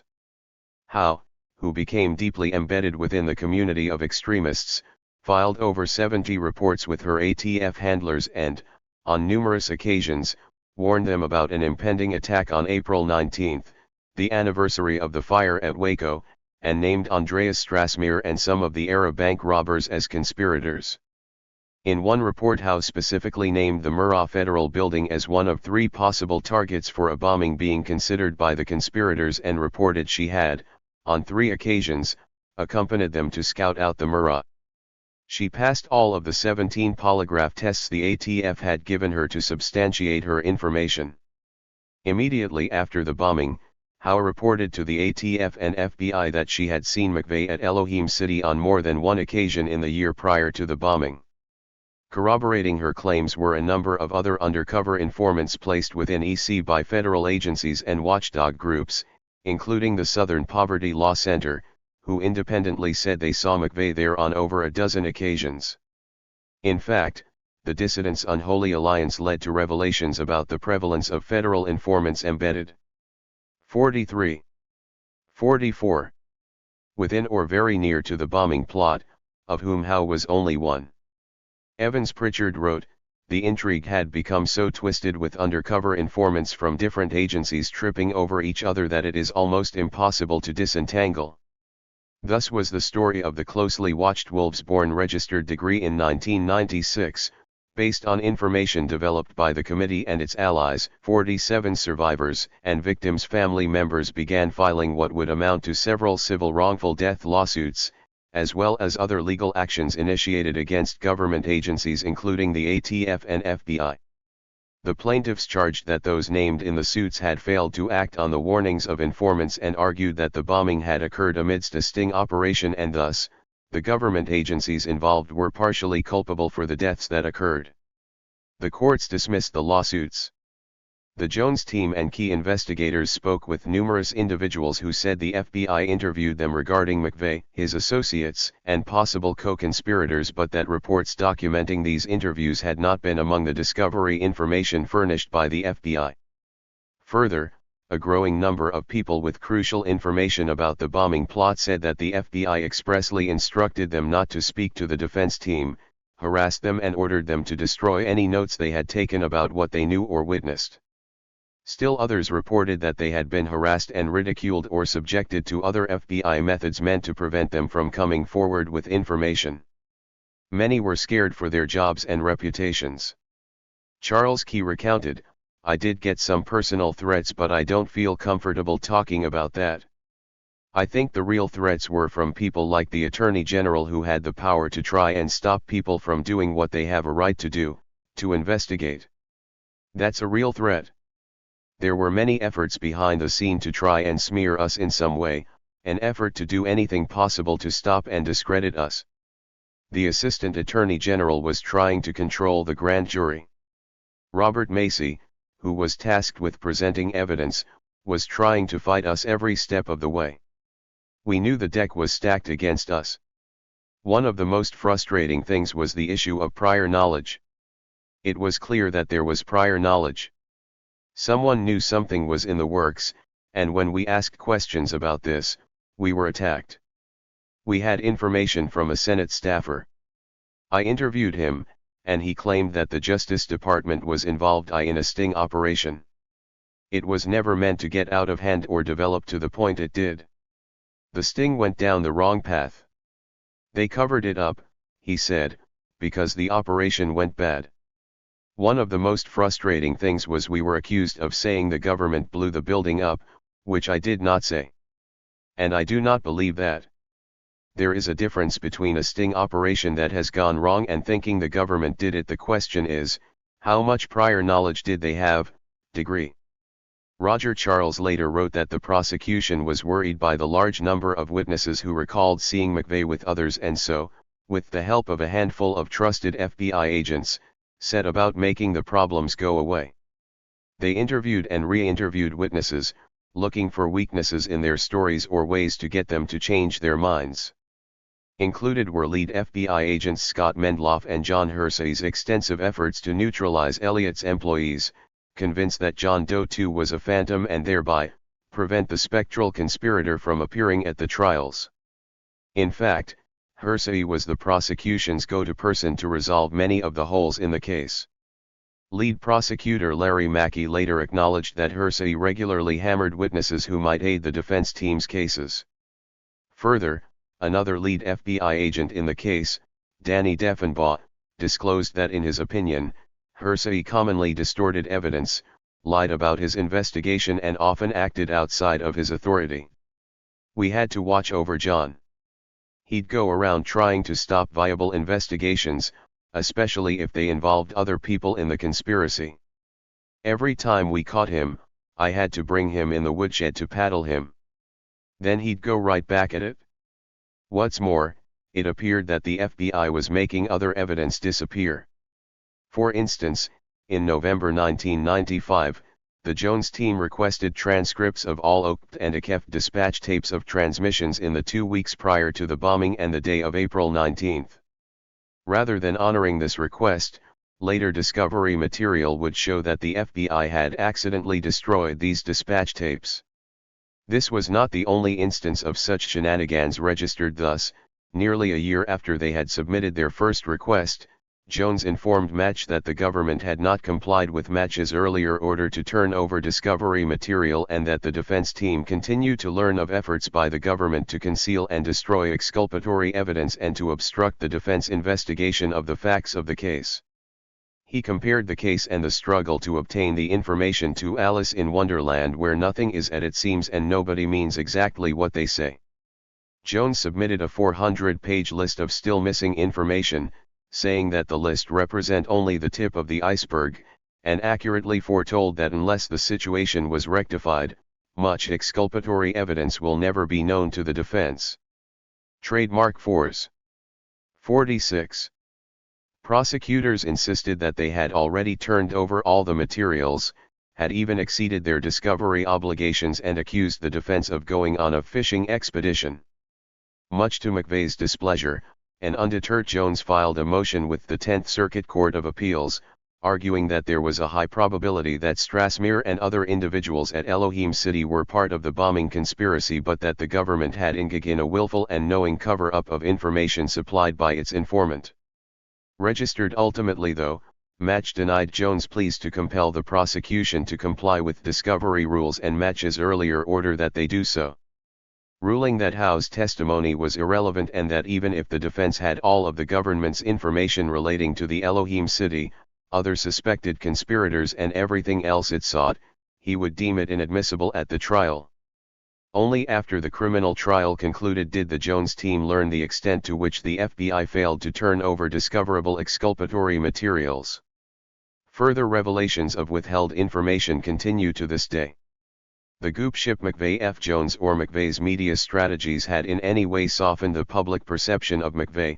Such progress was lost when, on March 1, 1997, just weeks before his trial began, the Dallas Morning News ran yet another front-page leaked confession story, which was then picked up by several other major media outlets whose front-page exclusives included yet more leaked material. McVeigh blamed Jones for the breach, and Jones, after alternately blaming various members of the defense team, settled on publicly pointing a finger at Richard Reyna, the defense investigator closest to McVeigh.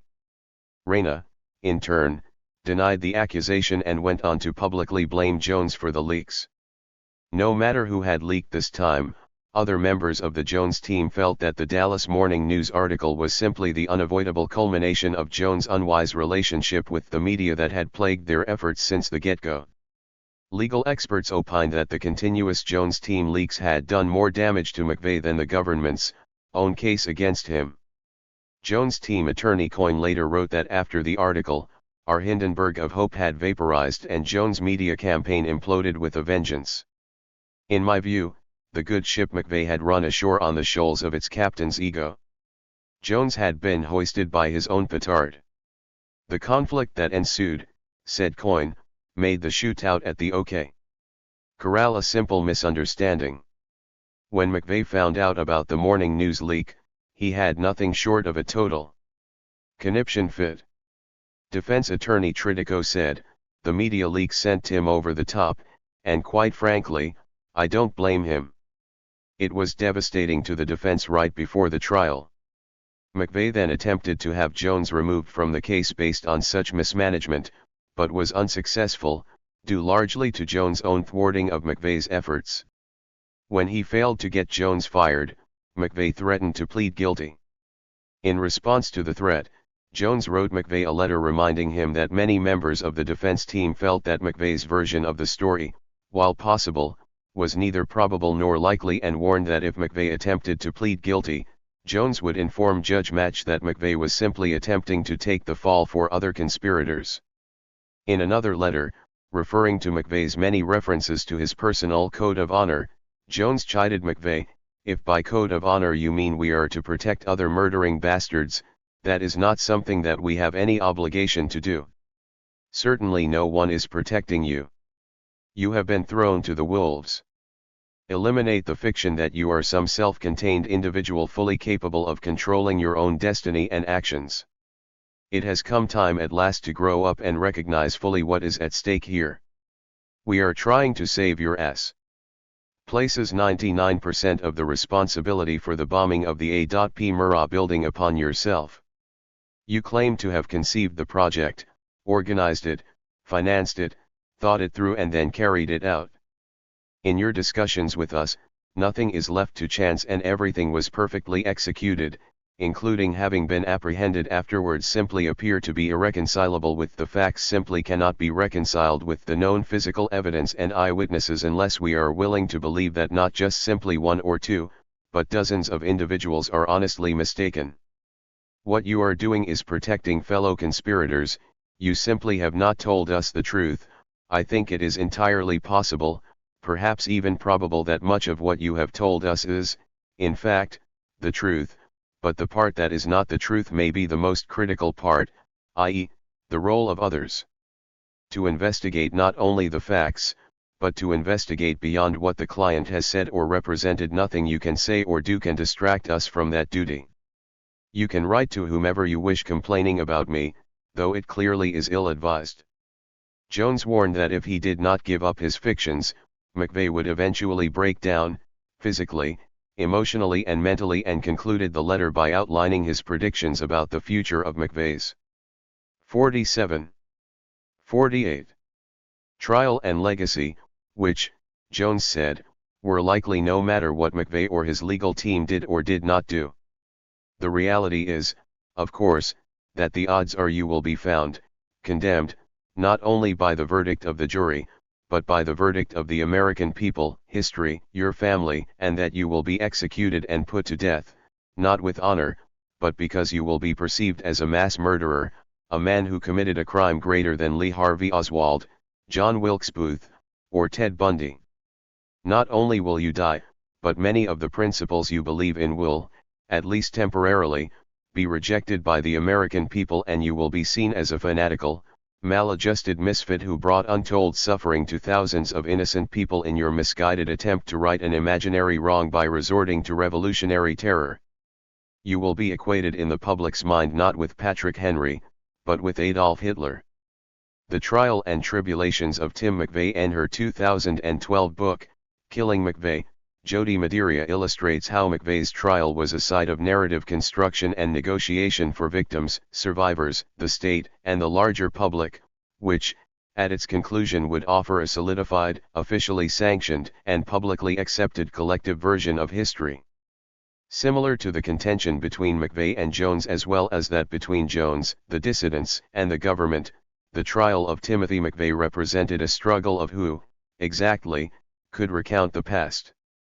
Like the Key grand jury, McVeigh's trial was an institutional ceremony to resolve lingering ambiguity and contested truths about the bombing, not the least of which concerned John Doe 2. By the time jury selection began for the trial of the United States vs. Timothy McVeigh on March 31, 1997, the government had eliminated John Doe 2 as a factor in the case, dismissing him/them as a product of witnesses' confusion and unconscious transference. The week before, the Washington Post observed that, in a case where each hard fact is surrounded by theory, speculation, or spin, the shadowy John Doe 2 would, like Bigfoot or the Loch Ness Monster, remain eternally at large, the one who got away, the mystery man at the center of countless conspiracy theories. It's possible he never lived. It's likely that he'll never die. He had become a legend delegated to the realm of myth, where truth is not only impossible to ascertain, it's almost irrelevant. Still, despite the assurances of prosecutors that the FBI had followed every possible lead in an intensive effort to identify and bring to justice everyone involved, for many, including the dissidents, and a significant portion of the American public, doubts persisted. A 1997 Times/CNN poll found 77% of Americans believed the FBI had not yet identified or captured all bombing conspirators, and a Gallup poll reported similar results, as well as another belief held by a considerable percentage of Americans: the federal government itself was involved in the bombing. Some chalked up the persistent belief in John Doe 2 to an inability for people to accept that one man, with a little, but not much, help from his friends, could commit such an atrocity. Others blamed increasing public cynicism and distrust in the government that had become common after the JFK assassination, Vietnam, Watergate, and Iran-Contra. Public confidence in the criminal justice system and law enforcement agencies, generally, and the FBI, especially, had sharply declined in the wake of Ruby Ridge, Waco, the first World Trade Center bombing, OKC, and Atlanta Olympic bombings, and a recent FBI crime lab scandal. At stake in the trial of Timothy McVeigh, was the public's trust and confidence in long-standing government institutions, and McVeigh's guilty verdict could potentially act as a powerful remedy for the crisis of legitimacy caused by the FBI's ongoing foul UPS mishaps and cover UPS. Oklahoma Governor Frank Keating, a former FBI agent and staunch opponent of both the Key grand jury and theories about John Doe II, confidently told reporters, "We believe the system should and will work, and those responsible for this horrific act will never walk the face of this earth again." For him, the willingness of Americans to believe that our free institutions can commonly be corrupted to dark and evil purposes was a result of watching too many Oliver Stone movies. What we see on the movie screens these days demonizes government agencies and public officials. Free institutions cannot survive this kind of cynicism. In fact, Keating continued, the bombing itself was a result of just such paranoia. Guilty verdicts in criminal trials help exorcise social demons and retroactively or preemptively legitimize institutional responses to it. The bombing had unleashed an abundance of previously dormant or clandestine threats, including racists, militia, gun nuts, and conspiracy theorists who posed a danger to peace-loving Americans and who had quickly come to represent an emergent homegrown domestic terrorist specter. Since the time of his arrest, media coverage had linked McVeigh to militias, conspiracy theorists, and a number of others, said to be allied within a loose network of autonomous anti-government groups who inhabited the semi-underground world of gun shows and remote compounds. These apocalyptic millennialists reportedly ranted and raved about black helicopters, government concentration camps for the politically incorrect, implantable microchips, the New World Order, spaceships and 49. So, sometimes, the Zionist-controlled media. Many feared the viral spread of their dangerous ideas. Experts warned journalists that America's extremists, defined as militia members, conspiracy theorists of all stripes, would be watching the trial closely for details that supported their crazy theories, anti-government or otherwise, information that would then absolutely flood that subculture and potentially spark another McVeigh. On the other hand, if McVeigh was found guilty, the government could send a clear message to racists, terrorists, militia members, and other anti-government zealots that their beliefs had no place in society, and demonstrate to the rest of the world that acts of terrorism on American soil would not be tolerated. Opening arguments commenced on April 24. It was the most covered criminal trial in the 20th century and an absolute circus. For 9 weeks, more than 2,000 media representatives from every major outlet swarmed Denver and swamped the airwaves with round-the-clock daily coverage, in-studio recaps of the previous 2 years, on-location commentary, up-to-the-minute updates, legal analysis, and speculations about the outcome. In an attempt to avoid the frenzied circus atmosphere that had plagued the O.J. Simpson trial, Judge Match banned cameras from filming inside the courtroom and relegated journalists to an area outside the courthouse known as the bullpen. Still, each day, the courtroom quickly filled beyond its maximum capacity. Security measures in and around the courtroom were intense. During the trial, federal prosecutors told the lone wolf story. They emphasized McVeigh's anti-government views and asserted that, while Nichols had offered minimal assistance by gathering materials and building the bomb, McVeigh alone conceived of, planned, and carried out the bombing by driving to OKC and detonating the truck bomb. According to prosecutors, while it was true that both Nichols and Fortier had agreed to help McVeigh, they did so only because he had intimidated and threatened them until both, to differing extents, backed out, leaving McVeigh to execute the final stages of his plan by himself. Prosecutors attributed McVeigh's motive to bomb the Murrah to his hatred of the government and rage about the 80 Branch Davidians killed at Waco. Jones' team attorney Randy Coyne observed, as many others would, the efficiency and brevity of the prosecution's case. The government kept their case simple, lean, and mean. They got in and got out and didn't seem to prove everything and didn't present a complete story. They certainly weren't interested in cluttering it up with alternate theories, and Tim was not interested in sharing responsibility if that might mean reducing his culpability. Jones touched upon aspects of McVeigh's desired necessity defense which revolved around the argument that the actions at Waco had required him to bomb the Murrah but mainly attempted to poke holes in the prosecution's case and alluded that McVeigh had simply been a designated patsy within a larger conspiracy. Judge Match, however, ruled that much of the eyewitness testimony and physical evidence that Jones wanted to use was inadmissible, thereby severely hampering his ability to raise questions in the mind of jurors about the others unknown. Among the absent witnesses whose testimony was ruled inadmissible were those who saw McVeigh at Elliott's, Dreamland, Geary Lake, and Oklahoma City, all of whom saw him with other individuals, collectively referred to as John Doe 2. Prosecutors dismissed as confused the statements of the many Dreamland witnesses who saw not only another unidentified man with McVeigh as well as another Ryder truck prior to the Elliott's rental. Despite numerous eyewitness statements and other evidence to the contrary, prosecutors emphasized that only one truck was used in the bombing plot and told jurors that there was no indication that McVeigh rented a second truck. Jones was unable to introduce evidence showing otherwise. McVeigh, of course, could not have been more pleased by Judge Match's rulings and told his attorneys so, chiding that for the past 18 months they had ignored his requests that they stop pursuing others unknown and John does. He did not take the stand in his own defense. While their testimony was ruled inadmissible, Jones was able to discuss the testimony given to the FBI by several eyewitnesses who had reported seeing McVeigh and another person in the days leading up to the bombing and with him in the Ryder the morning of April 19. When taken together, he argued, they provide a picture dramatically different than the one that the government will present.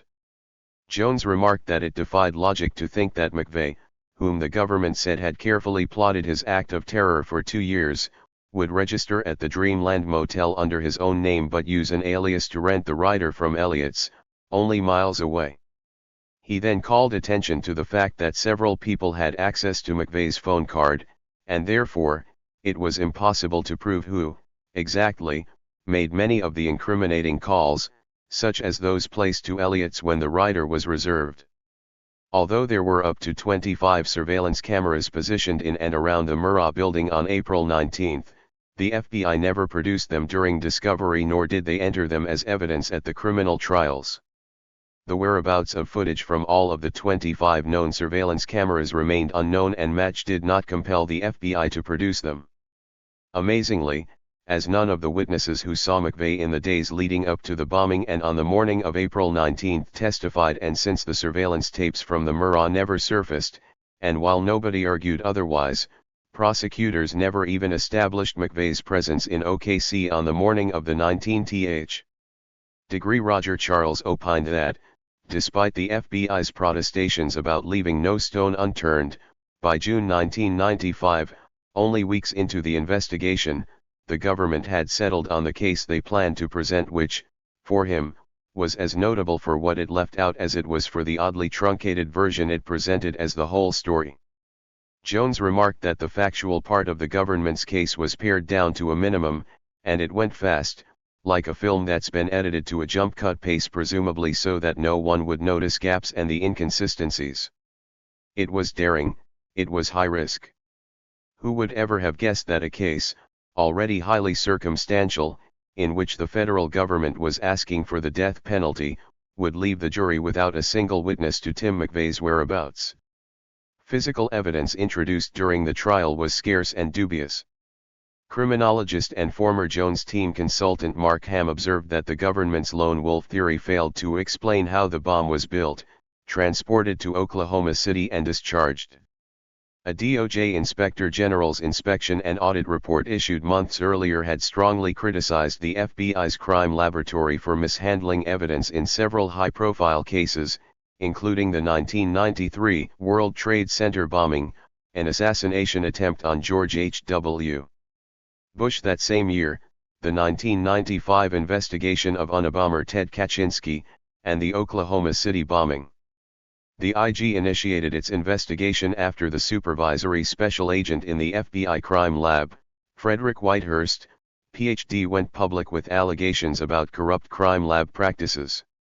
The IG final report concluded, among other things, that the OKC bombing investigation was one of the most serious cases of evidence tampering that the IG had ever encountered, and that the FBI crime lab had repeatedly reached conclusions that incriminated the defendants without scientific basis. The FBI lab reports for the OKC bombing case had failed to document an evidentiary chain of custody, and thus, reviewers could not determine the work performed or the reliability of the results in the reports in the case.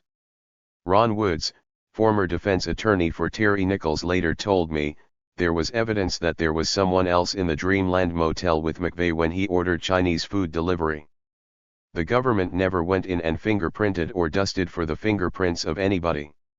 Jones' team attorney Christopher Tridico, who was specifically tasked with gathering and analyzing all material during the trial preparation and court arguments concerning the forensic aspects of the case, also discussed the crime lab scandal with me. What we learned about the crime lab was that it was poorly managed. The FBI had an incentive system for the scientists there.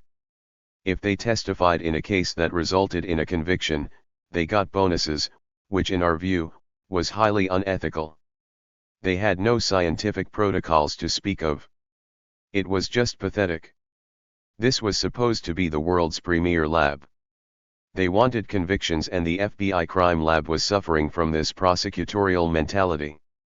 The judge would not allow any of this into evidence. At Elliott's body shop, where the writer had been rented, the FBI had gone in and took the counter. They just unbolted it from the ground and took the whole counter and took it back to the FBI crime lab to fingerprint it, and they didn't find any prints on it. Another thing that surprised me was the acting head of the lab at the time, Stephen Burmeister, made a decision to mix the Oklahoma City evidence with that of the Unabomber case on a plane heading to Washington.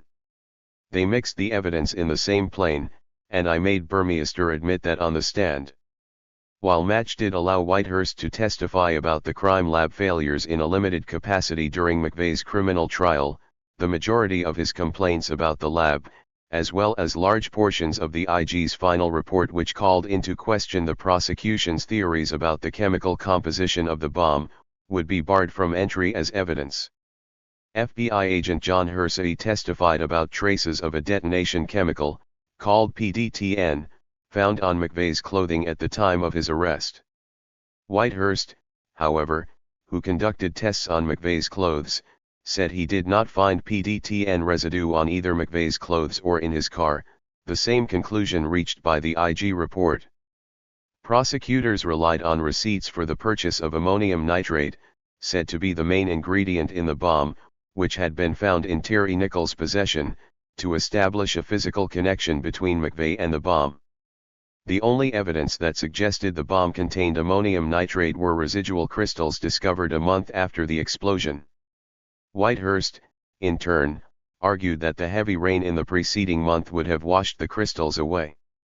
Jones argued that, if Tim McVeigh built the bomb, the FBI would have found proof of this in his fingernails, nostrils, hair, clothes, car, shoes, socks, but they didn't. In fact, beyond its ingredients, prosecutors did not bring up the actual building of the bomb at Geary Lake, and jurors never learned about many other forensic anomalies or inexplicable contradictions, including the fact that the storage lockers the government claimed McVeigh stored bomb components in, bore no trace of explosive Chemi S3. 54 calories. Jones, describing the trial, wrote that the FBI had to stretch the evidence to prove that McVeigh was John Doe 1, and ultimately, they could not prove McVeigh had ever even entered Elliott's rider rental shop at all. Degree. The three most damning witnesses called by the prosecution were McVeigh's sister and confidant, Jennifer McVeigh, and his friends Michael and Lori Fortier. After being placed under extreme duress by the FBI and the urging of McVeigh himself, Jennifer reluctantly agreed to testify against her brother, and in what Stuart Wright called the cruelest of ironies offered what he felt was perhaps the most damning of all those who took the stand. Her testimony, as well the many letters he wrote her in the years leading to the bombing, established his obsession with the Turner Diaries, his predilection towards right-wing ideologies and evolving hatred for the government. It did not connect him in any material or significant way to the bombing itself. Although at first, Michael Fortier denied any knowledge of or involvement with the plot to bomb the Murrah. He eventually confessed to having had prior knowledge about McVeigh's plans but, not taking him seriously, had failed to warn authorities. In exchange for immunity for Lori, a reduced sentence for himself and the placement of both in the witness protection program after Fortier served the sentence, the Fortiers agreed to testify against both McVeigh and Terry Nichols. During her testimony, Lori recalled that, months before the bombing, McVeigh had come to their house and used 15 soup cans to demonstrate to her how he planned to construct the bomb. She also said that she had helped McVeigh hide blasting caps used to construct the bomb by placing them in a box and wrapping the box in Christmas paper. As soon as she heard about the bombing on television, said Lori, she immediately knew Tim had done it. McVeigh said that other attorneys on his legal team had prepared a list of 118 cross-examination questions for the Fortiers, but instead of asking them, Jones asked irrelevant questions like why she had so many soup cans and rambled on aimlessly about inconsequential topics. Still, Jones got Lori to admit that she had lied to FBI agents about her knowledge of the bombing plot until the government offered her husband an immunity deal. Michael Fortier told jurors that, after the events at Waco in 1993, McVeigh had become very disturbed, angry, defensive and paranoid. Then, in 1994, McVeigh wrote Fortier, informing him that he was planning on taking some kind of positive offensive action intended to avenge Waco. After this point, he had begun to confide various details about his preparations to Fortier, who then agreed to help. He admitted that he had accompanied McVeigh to a rented storage space where McVeigh had stashed stolen bomb-making materials and, on one occasion, to Oklahoma City to case the Murrah building. Under cross-examination, Fortier admitted to having made a number of contradictory and insensitive statements to friends, family members, and the FBI in the first few days after the bombing. For instance, in addition to insisting that he had nothing to do with the murders in OKC, Fortier had told friends and family, "I'd sit there and pick my nose and flick it at the camera." In one phone conversation he said, "I've been thinking of trying to do those talk show circuits for a long time, coming up with some asinine story and getting my friends to go in with it." He could, he said, fabricate a story worthy of the Inquirer and make a cool mill by selling the book or movie rights to it. Lori and Michael Fortier, said Jones, were like Tarzan and Jane. They swing from tree to tree, tying the government's case together. On May 28, 1997, the evening before closing arguments began, Jones wrote to McVeigh and told him that he was honored to have been a part of the case and that, no matter what the verdict turned out to be, he wanted him to know that every individual on the defense team had been committed to providing him the best defense possible. He then attempted to comfort his client by telling him that, through his legal team, McVeigh had achieved at least some of his original objectives for the trial. "I think the message that you would want out is out. The government is in a state of confusion and embarrassment." The next day, the jury began deliberation. McVeigh said that, throughout the entire trial, he had known his death sentence was inevitable and therefore, didn't waste energy on nail-biting over the verdict or sentence. The other members of his legal team agreed. Christopher Tridico said, "There was no illusion that we were going to win in this case because the evidence against McVeigh, while it was circumstantial, was strong." Roger Charles said that the arguments Jones had presented during the trial, all but conceded that his client would be found guilty. On June 2, 1997, after almost 24 hours of deliberation, the jury found 29-year-old Timothy McVeigh guilty of all 11 counts against him, recommended prosecutors seek his execution, and the sentencing phase of his trial began. McVeigh's parents took the stand asking the court to spare their son from execution. His mother's statements brought what appeared to reporters to be a tear to her son's eyes. "He is not a monster," she stated, choking back her own sobs. "Yes, I am pleading for my son's life. He is a human being." His father, always the quiet type, chose instead to play for jurors home videos showing McVeigh as a young, normal, All-American kid *degree McVeigh said he did not want his parents to have to beg for his life, as the jury had already made up its mind and attempts to change them at this point in the game were farcical.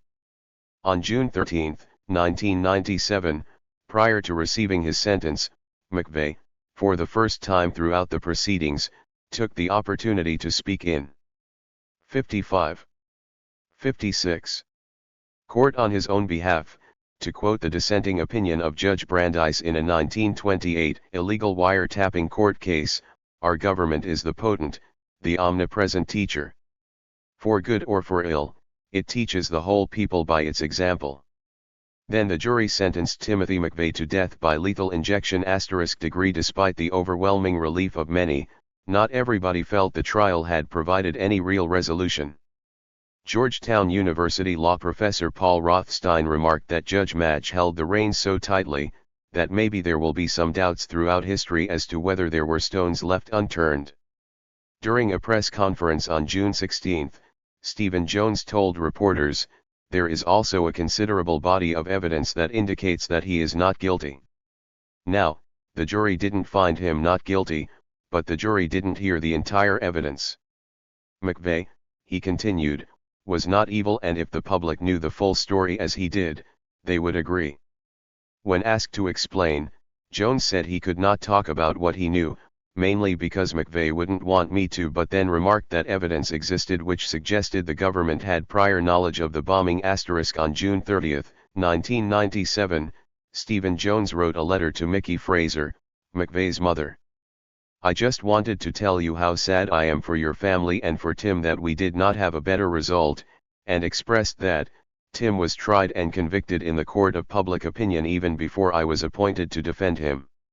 He has so many good qualities, and that is why I have been careful to say in all of my interviews that he is not evil or demonic, that he has many fine and noble qualities, not the least of which is empathy for the innocent."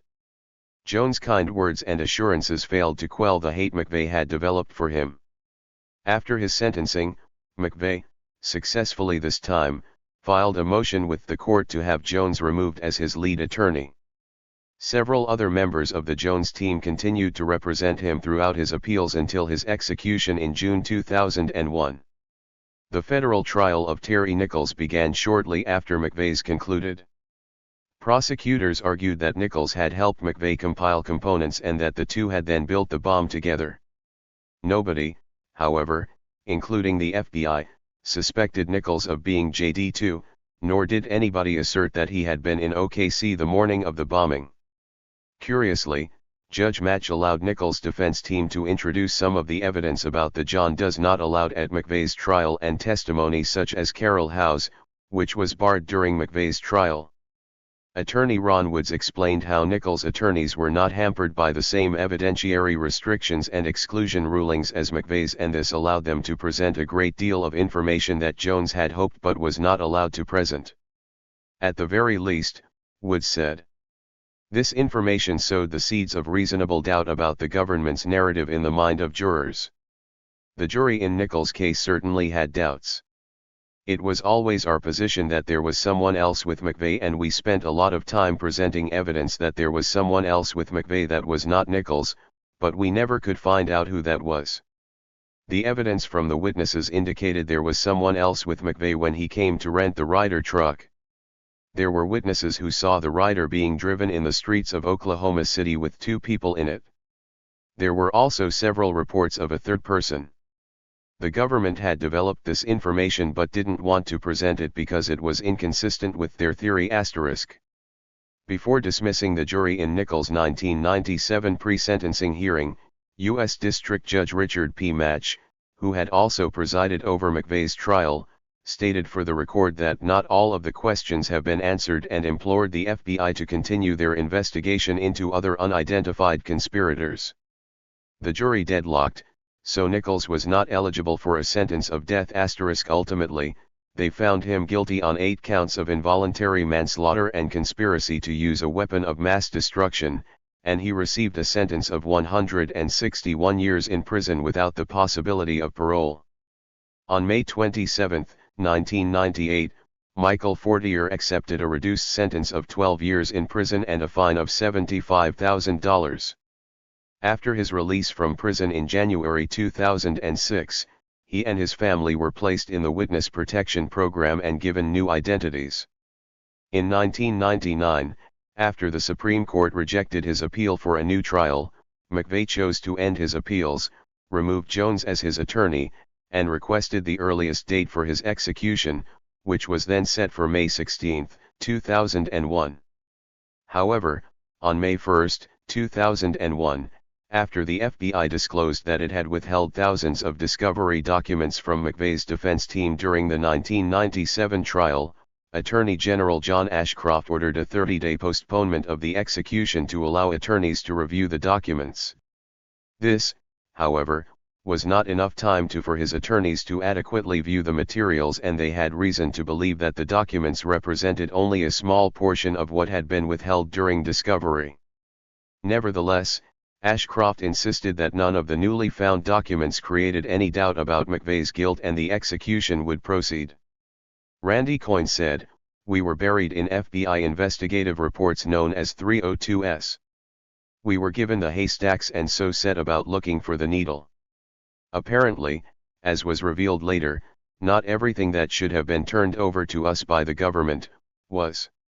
SZ 58. Christopher Tridico recalled.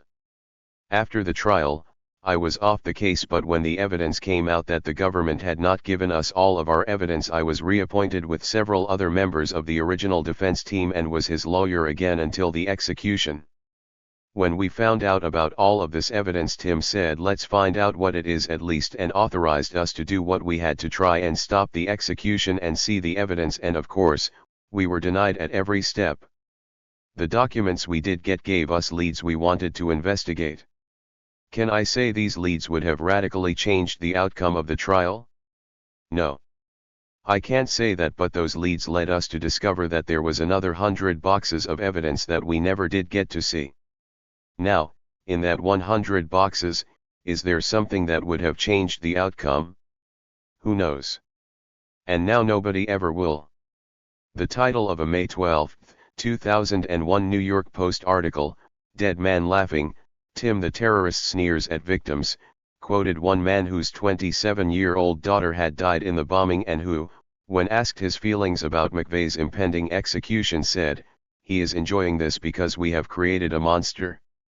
The article concluded by stating that while new evidence was coming to light in the final hours before the execution, America's most homegrown monster is laughing, when people are still crying. Dead man laughing. Still, headlines like that of CBS News, which claimed evidence the FBI withheld on purpose, suggests prosecutors contradicted information FBI had on hand, kept public doubt about the case alive. According to public opinion polls, by June 2001, nearly two-thirds of Americans thought other individuals beyond McVeigh and Nichols had been involved in the plot. Two survivors of the bombing unsuccessfully petitioned the court to delay the execution for the sake of obtaining and preserving evidence of the crime. One of them, V.Z. Lawton, said, "I lost $8 friends in the building that day, and the bombers also attempted to murder me. I believe that is reason enough for me to pursue everyone who was involved in the bombing. I want justice, but there can be no justice without the truth."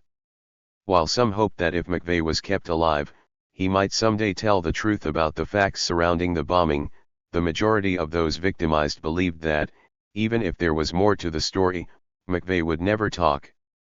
In any event, Timothy McVeigh seemed to have nothing more to say.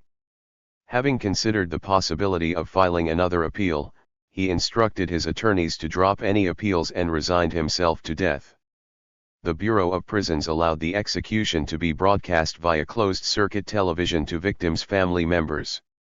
14,000 press credentials were issued, and on the morning of June 11, 2001, scores of reporters from media outlets and cable networks were gathered outside the Terre Haute prison. At 7:14 a.m., after receiving a series of lethal injections, 30-3-year-old Timothy James McVeigh was pronounced dead, becoming the first federally executed prisoner since 1963. As his final statement, he offered the words of William Ernest Henley from his 1875 poem Invictus. Out of the night that covers me, black as the pit from pole to pole, I thank whatever gods may be, for my unconquerable soul. In the fell clutch of circumstance, I have not winced nor cried aloud. Under the bludgeonings of chance, my head is bloody, but unbowed. Beyond this place of wrath and tears, looms but the horror of the shade, and yet the menace of the years finds and shall find me unafraid. It matters not how strait the gate, how charged with punishment the scroll, I am the master of my fate, I am the captain of my soul. 29. Timothy McVeigh and his grandfather B.D. Narrative types and recurring depictions. God gives the nuts, but he does not crack them. Franz Kafka. Sometimes when we think a teller is not getting the story right, it means that the storyteller is not telling the story we would prefer to be told or that we think is being told. Digressions and misdirections may not be errors so much as the enactment of another story entirely, one that is being told but one that we're not quite able to hear. Bruce Jackson, The story is true, the art and meaning of telling stories. There's something they aren't telling us. Something we don't know about. There's more to it. There's always more to it. This is what history consists of. It's the sum total of all the things they aren't telling us. David Ferry in Don DeLillo's Libra had already been depicted as a demon, a lone wolf or one of a pack, a CIA agent, an FBI informant, patsy, government guinea pig, disgruntled soldier, fallen war hero, loser, loner, gun nut and conspiracy theorist. In the chapters that follow, I examine the origins all of these stories, compare several existing works about him to each other and introduce new, never before published information, thereby offering a hidden biography of Timothy McVeigh. In many ways, this book is a story about stories, the people who tell stories, the stories they tell and the reasons they tell them. Before telling McVeigh's backstory, I want to briefly outline 5 commonly told narrative variations: the lone wolf, the pack of wolves, the closely watched wolves, the guilty agent and the experimental wolf. By the time of his indictment on April 27, 1995, Timothy McVeigh, 62. The lone wolf narrative is the least complex and most widely known account of the Oklahoma City bombing and the one officially endorsed by the U.S. government. In this story, McVeigh, alone, motivated by his anger over the federal government's actions at Waco, conceived of and executed the bombing plot. While his former Army buddy, Terry Nichols, provided minimal assistance by helping McVeigh gather components for the bomb and assisting to build it, he did so under duress, fearing for the life of his family whom McVeigh threatened. Then McVeigh alone drove to Oklahoma City on the morning of April 19, 1995, to detonate it. In Lone Wolf stories, all details of the plot and the identities, motives, movements, and actions of perpetrators are known. Additional, unapprehended accomplices and co-conspirators do not exist and no stone has been left unturned, no mystery remains and narrative closure is achieved. As with all the other narrative types, the Lone Wolf story originated with multiple individuals and institutions and appeared prior to McVeigh's and Nichols' trials or convictions within news reports, biographical works, and in McVeigh's own letters and conversations with his defense team and reporters. Today, the Lone Wolf story is not only inscribed upon geographical locations but also permanently embedded in consciousness and the collective national memory. While many of the McVeigh as Lone Wolf accounts have been published, the most enduring and well-known of them, and the one that continues to inform expert, academic and popular understandings of both the bombing and the man executed for it, is the one McVeigh himself narrated to Dan Herbeck and Lou Michel for their 2001 authorized biography, American Terrorist, Timothy McVeigh and the Oklahoma City Bombing. According to the authors, despite the ongoing appearance of his leaked confessions in news reports, McVeigh's public silence about his exact role in the bombing left room for the proliferation of conspiracy theories, but unlike Lee Harvey Oswald, there was still a chance to let McVeigh tell his story. The authors wrote that by letting him do so, they hoped to circumvent the specter of unresolved issues that surrounded the JFK assassination. With the publication of American Terrorist, readers are told, McVeigh irrefutably becomes the confessed bomber of the Murrah building in OKC. McVeigh's motives for cooperating with the authors are more than a bit ironic. While readers learn of his lifelong fascination with conspiracy theories, McVeigh hoped to refute the conspiracy theories surrounding the bombing, especially those propagated by his former attorney Stephen Jones. Therefore, McVeigh spent a considerable amount of time addressing competing accounts and theories and denying McVeigh's documented connections to other violent narrative types and recurring depiction extremists, the existence of JD2 or any other related big conspiracy. According to Herbeck and Michel, McVeigh told them his story with such frank intensity and candor, held nothing back and provided a depth of detail that jibed with witness testimony and perfectly fit with the FBI investigators and prosecutors. They had no reason to question his honesty and wholeheartedly believed the story he orated. Aggressively asserting the role of lone wolf mastermind bomber to his official biographers, McVeigh claimed to have carefully planned his actions down to the tiniest minutiae, including the John Wilkes Booth t-shirt he wore the morning of the bombing. He said he hoped the bombing would act as a shot heard around the world, which would inspire and catalyze other revolutionary acts. FBI Special Agents John Hersey and Larry Tongate, two lead investigators in the case, felt compelled, in their 2004 book Simple Truths, The Real Story of the Oklahoma City Bombing Investigation, to correct various inaccurate and irresponsible theories that this notorious event spawned and tell the real story of the Oklahoma bombing. Restating their intentions throughout the book, the authors offer a much-needed factual history of the case, and Simple Truths purports to offer a contribution to accuracy in history. Tongate and Hersey summarize and advance the FBI's conclusion and the case prosecutors presented at the criminal trials of McVeigh and Nichols, and assert that, having turned over every stone and followed every lead, all other theories proved implausible. No credible evidence existed that anyone other than McVeigh and Nichols were involved. After all, they emphasize, McVeigh himself admitted such. In his introduction to the book, retired FBI agent and governor of Oklahoma at the time of the bombing, Frank Keating, described the bombing as an act of monstrous evil but assured readers that Simple Truths is the closed book on the case. Two evil men did this and two evil men paid. Simple Truths is illustrative of the way in which the government's lone wolf story is oddly similar to McVeigh's own. The pack of wolves, and those closely watched end cases of high-profile American assassinations, where one lone gunman appears, alternate accounts inevitably emerge asserting the involvement of multiple shooters and competing claims about their identities. Multiple gunmen rumored to have been involved in the assassination of John F. Kennedy include, but are not limited to, the CIA, KGB, Secret Service, Mossad, Mafia, anti-Castro Cubans, a plethora of intelligence operatives including Howard Hunt, David Ferry, the Three Tramps, Man with the Umbrella, Black Dog Man and Lee Harvey Oswald. Likewise, in some stories about the Oklahoma City bombing, where lone wolf bomb. 63.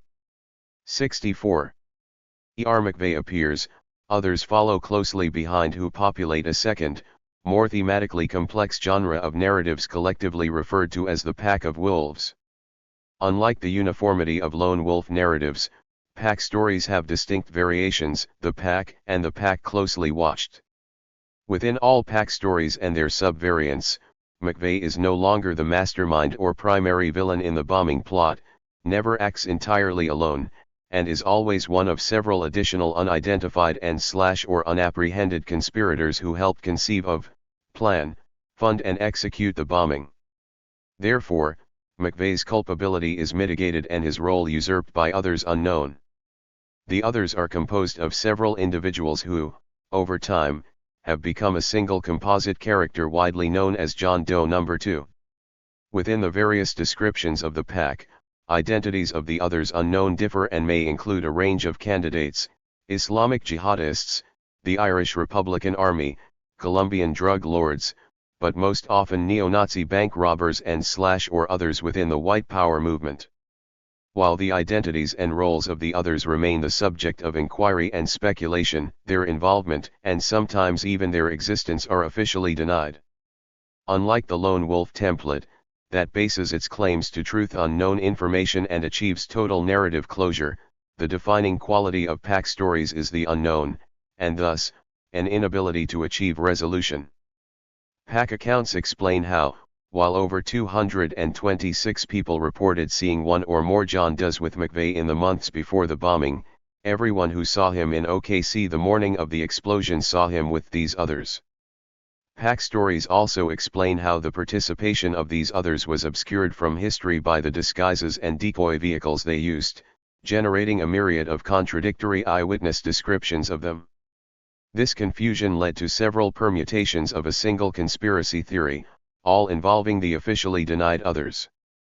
Recurring themes and elements in stories about the pack of watched wolves include covert surveillance practices conducted mostly by the FBI and ATF and the ongoing presence of undercover federal informants, agents, provocateurs, and spies who, throughout the plot, pose as true pack wolves, all the while passing information to their government handlers. In these stories, McVeigh becomes part of a sting operation gone horribly awry. In their failure to prevent the bombing, the government assumes a degree of culpability ranging from failure to act on intelligence, sometimes vague, sometimes detailed, and warnings of the impending bombing as well as accusations that they orchestrated it. All pack stories allege that various government agencies have engaged in a cover-up by intentionally distorting and withholding facts about the bombing from the public.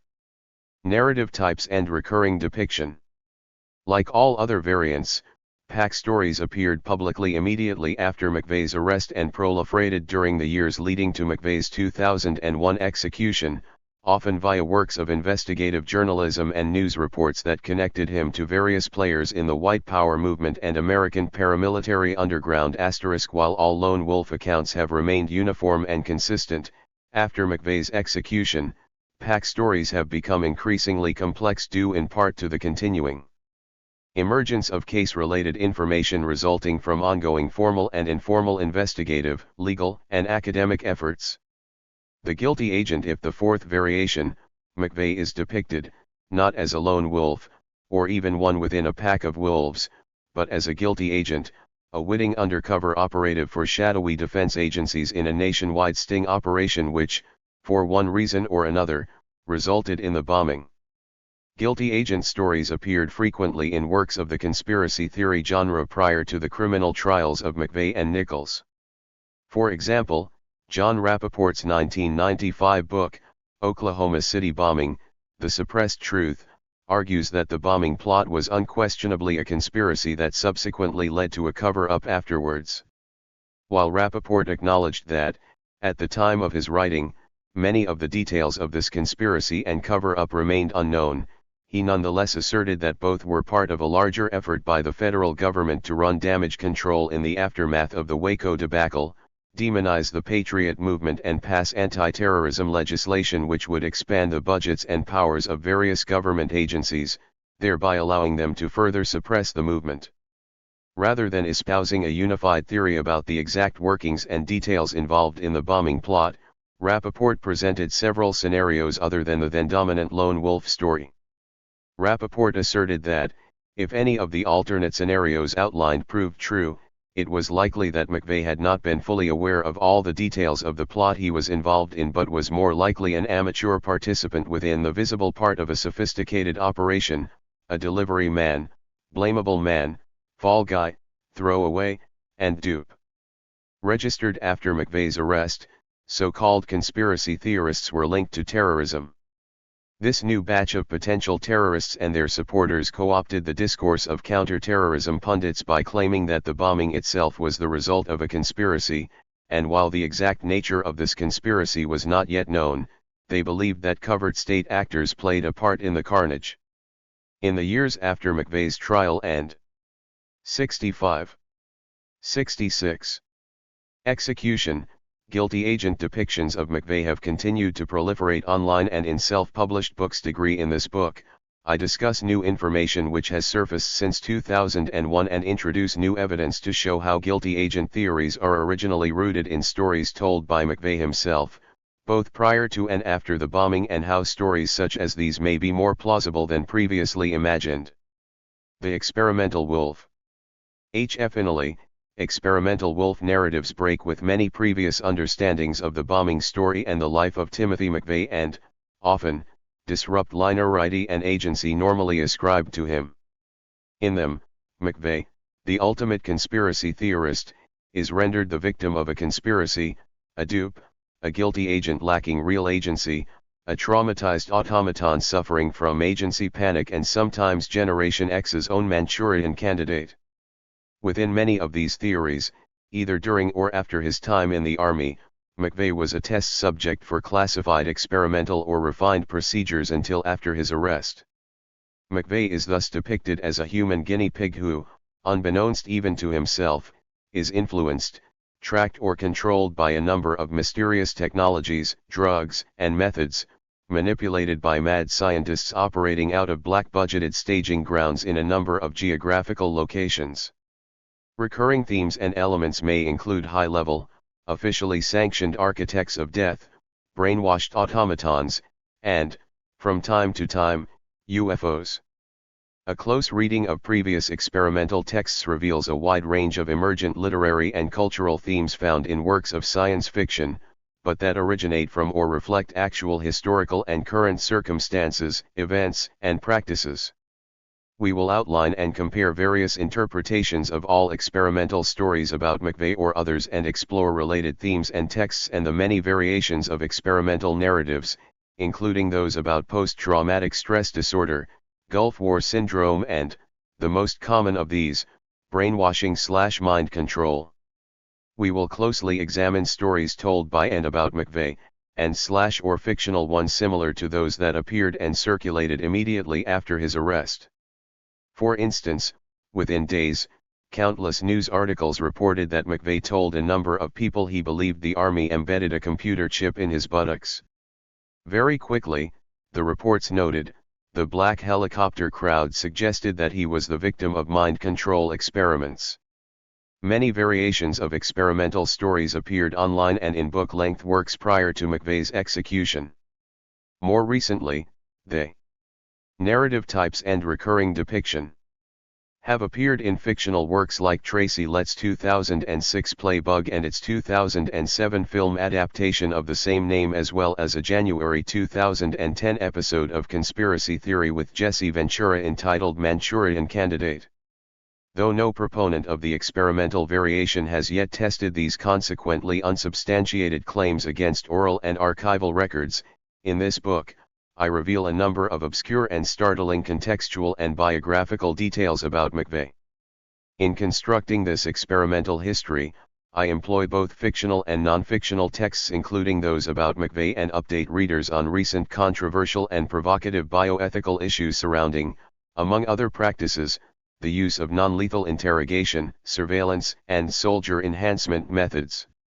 Like all others discussed thus far, McVeigh first articulated various contradictory versions of these stories privately prior to the bombing, and many appeared publicly within days of his arrest.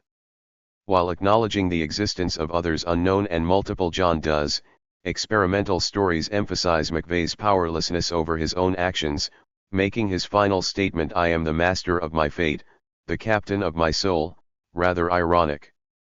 Perhaps one valuable contribution made by this writing is the demonstration of an underlying medical and psychological narrative that, while largely unknown, underpins a number of fictional and non-fictional representations of McVeigh. This hidden narrative sheds light on, or helps clarify, unknown or unresolved biographical elements of McVeigh's life, controversies surrounding the Gulf War, and contributes to a number of larger ongoing discussions and debates surrounding current U.S. government, military and medical policies and practices. We will also explore a nearly hidden history of McVeigh's participation and experiences in the Gulf War. All experimental stories or variations thereof are important, no matter their truth, or the actual secrets they reveal, as within all subcategories, inscribed within McVeigh's very body are the effects of militarism and warfare.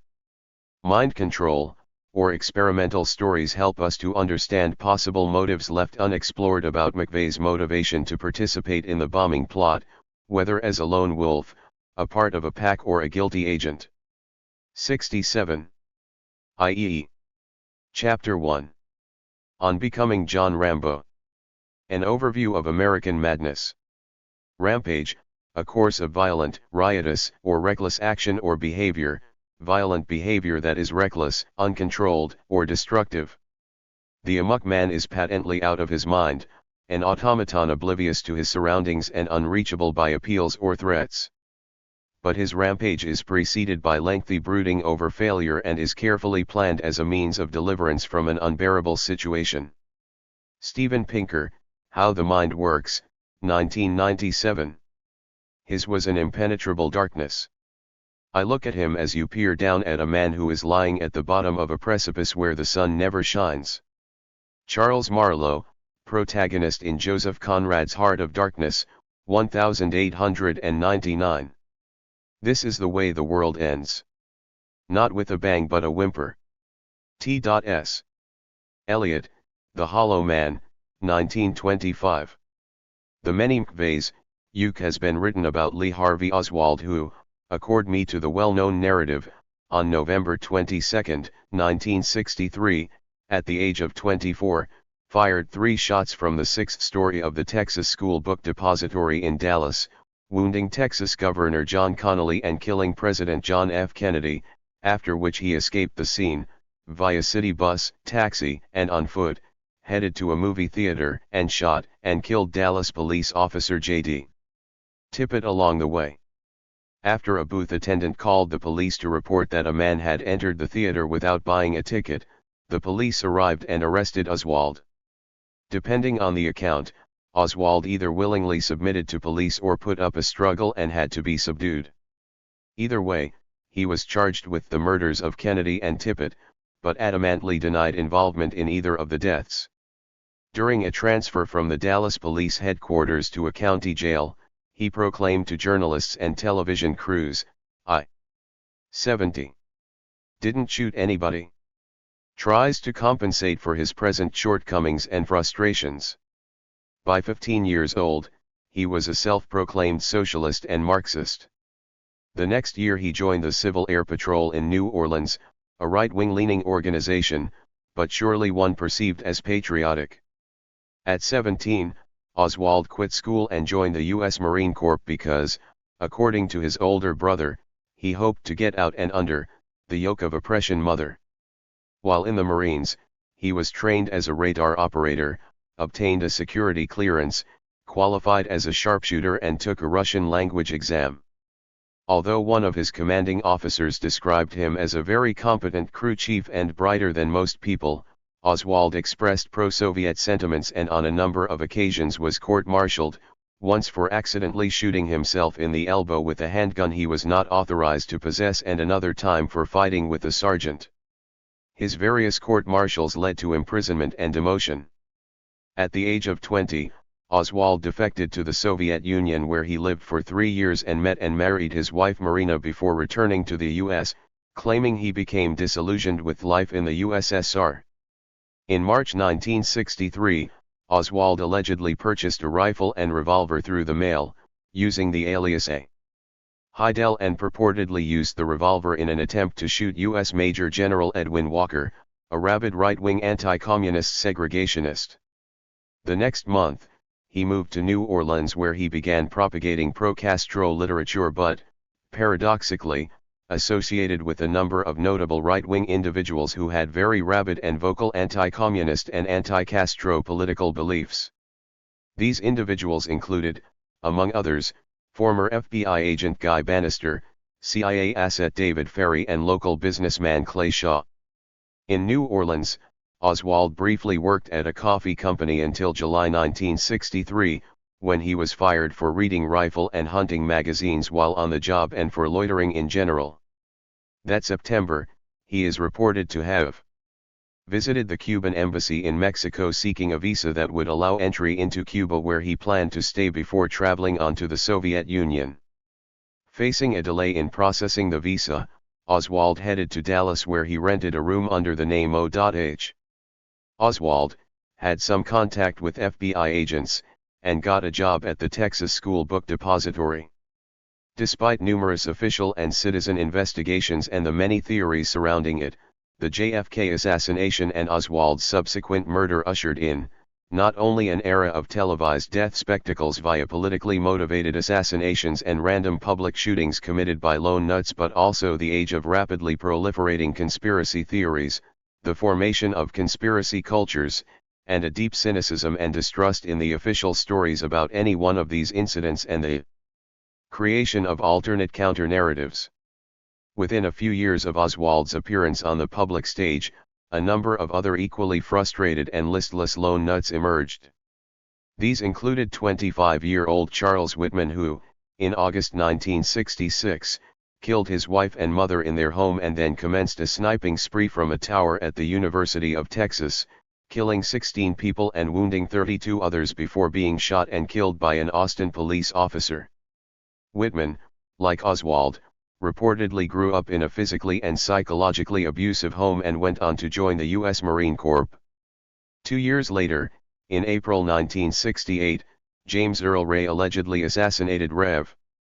Dr. Martin Luther King, Jr., and a little over 2 months after that, in June 1968, 24-year-old Sirhan Sirhan purportedly killed presidential nominee, Robert F. Kennedy. Arthur Bremer. Included among this growing family of lone nuts was 22-year-old Arthur Bremer, whose attempt to assassinate Democratic presidential candidate George Wallace with a .38 revolver during a campaign rally, left Wallace paralyzed from the waist down and critically wounded 3 others. Members of the crowd tackled Bremer and he was arrested. Bremer grew up in an abusive and highly dysfunctional home. He later explained that as a child, I would escape my ugly reality by pretending that I was living with a television family, and there was no yelling at home or no one to hit me. Although Bremer was gifted with a high IQ, he consistently received low grades, had trouble making friends, and found school to be a lonely and torturous experience filled with bullies who scorned and ridiculed him.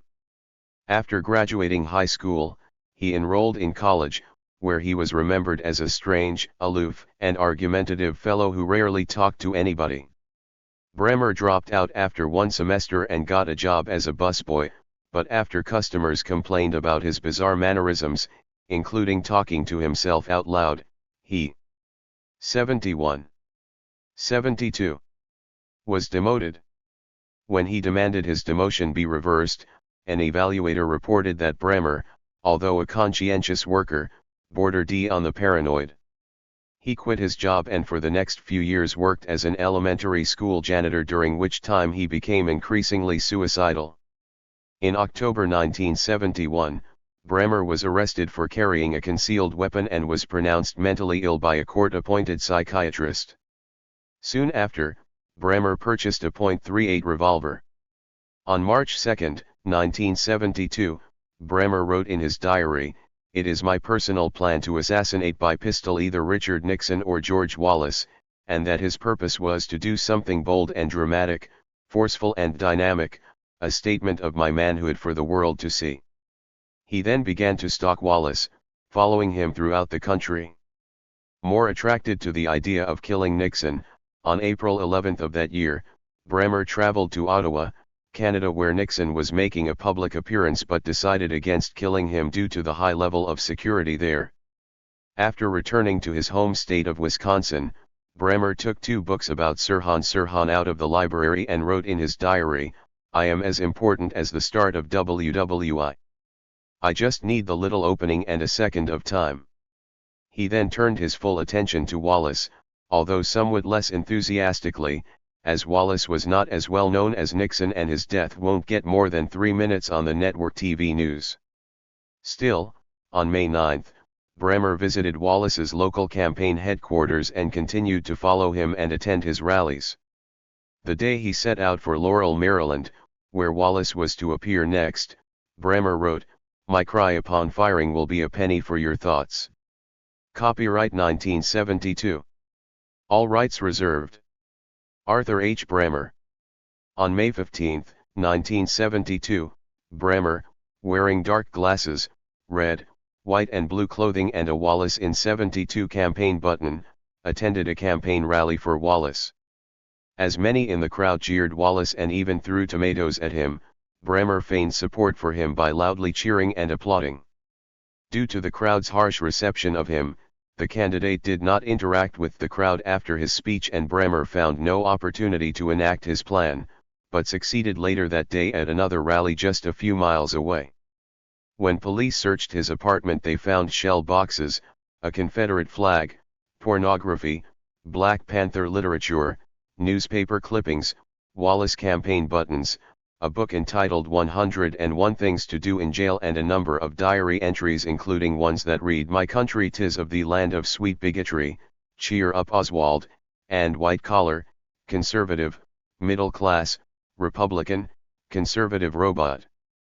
In his car, which investigators described as a hotel on wheels, were pillows, blankets, a tape recorder, a radio with police band, binoculars, a .9 mm automatic pistol and the 1972 edition of Writer's Yearbook. During his trial, his defense attorneys argued that Bremer was schizophrenic, legally insane, and had no emotional capacity to understand anything, but prosecutors argued otherwise and said that, while perhaps the man was disturbed, he knew what he was doing when he attempted to kill Wallace and had done so to get attention, even calculating his arrest and subsequent media coverage of his trial. After a jury found him guilty, at the conclusion of his sentencing hearing, Bremer was given the opportunity to speak and said that he would like society to be protected from someone like me. "Looking back on my life, I would have liked it if society had protected me from myself. That's all I have to say at this time." He was sentenced to serve 63 years in prison, but the sentence was appealed and reduced to 53 years. In 2007, after serving 35 years, at the age of 57, Bremer was released from prison and placed on probation until 2025 *. In their 1977 book, Snapping, America's Epidemic of Sudden Personality Change, Flo Conway and Jim Siegelman proclaimed that a rapidly growing epidemic of sudden personality change existed in America, a cultural phenomenon they dubbed snapping, wherein normal individuals undergo startling personal transformations that sometimes lead them to engage in acts of random violence. To help understand the emergent phenomenon, the authors introduced their theory of communication disorders and a particular subset of these that they termed information diseases. They described IDs as alterations in a person's information processing capacities that, unlike momentary, episodic and individualized snapping, results in a prolonged and marked of awareness, diminished conscious control, persisting impairments, everyday powers of thinking, feeling, perception, memory, imagination, and conscious choice. Writing long before the emergence of the World Wide Web, the authors attributed America's ID epidemic to the unique stresses of modern life, especially information overload, as well as other isolated or ongoing traumatic experiences that, in combination, lead to the physical breakdown of a person's entire ability to make sense of his experience, making them more suggestible to outside influences and rendering them prone to uncontrollable urges and sudden outbursts of violence. One such trauma, called information stress, resulted from obsessive absorption with computers, television, or other modern-day hobbies, noting that recent generations have been molded not by rich real-life experiences, information imparted electronically via television, film, computers, and other advances in communication technologies that convey narrow, shallow and violent images and messages, lead to crises of 73. 74. Identity and actual violence and render people mere holograms of the society they inhabit.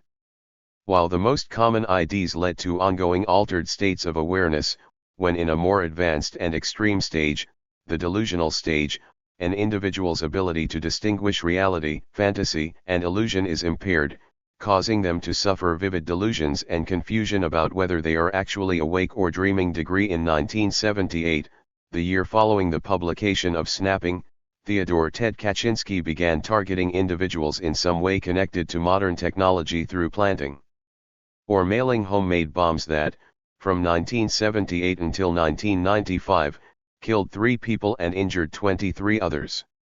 His bombing campaign ceased when he was apprehended in April 1996, after his brother tipped off the FBI to Kaczynski's whereabouts in Lincoln, Montana, where he lived a hermetic life in a cabin without electricity or running water. After pleading guilty, he was sentenced to life without the possibility of parole. As a child, Kaczynski was often sick and frequently hospitalized for various ailments including recurring hives. He feared other children and refused to interact with them, leading his mother to seek help for what she believed to be autism. He was, however, highly intelligent, and completed high school by the age of 15. At 16, he began attending undergraduate classes at Harvard University. While there, he, along with several other undergraduate students, became a subject for psychological tests conducted by a former interrogator for the World War II intelligence agency, the Office of Strategic Services Henry Murray. The tests, which lasted several months, sought to measure reactions to extreme stress and distress. Students wrote essays about themselves, were taken into a room and placed in a seat facing bright lights and a two-way mirror, hooked up to electrodes and then berated, belittled, and subjected to brutal verbal attacks directed at their egos and beliefs. The experience and their reactions to it were filmed, and then played back to them repeatedly throughout the course of the study. Kaczynski's brother said that, prior to his participation in the test, his brother had been emotionally stable.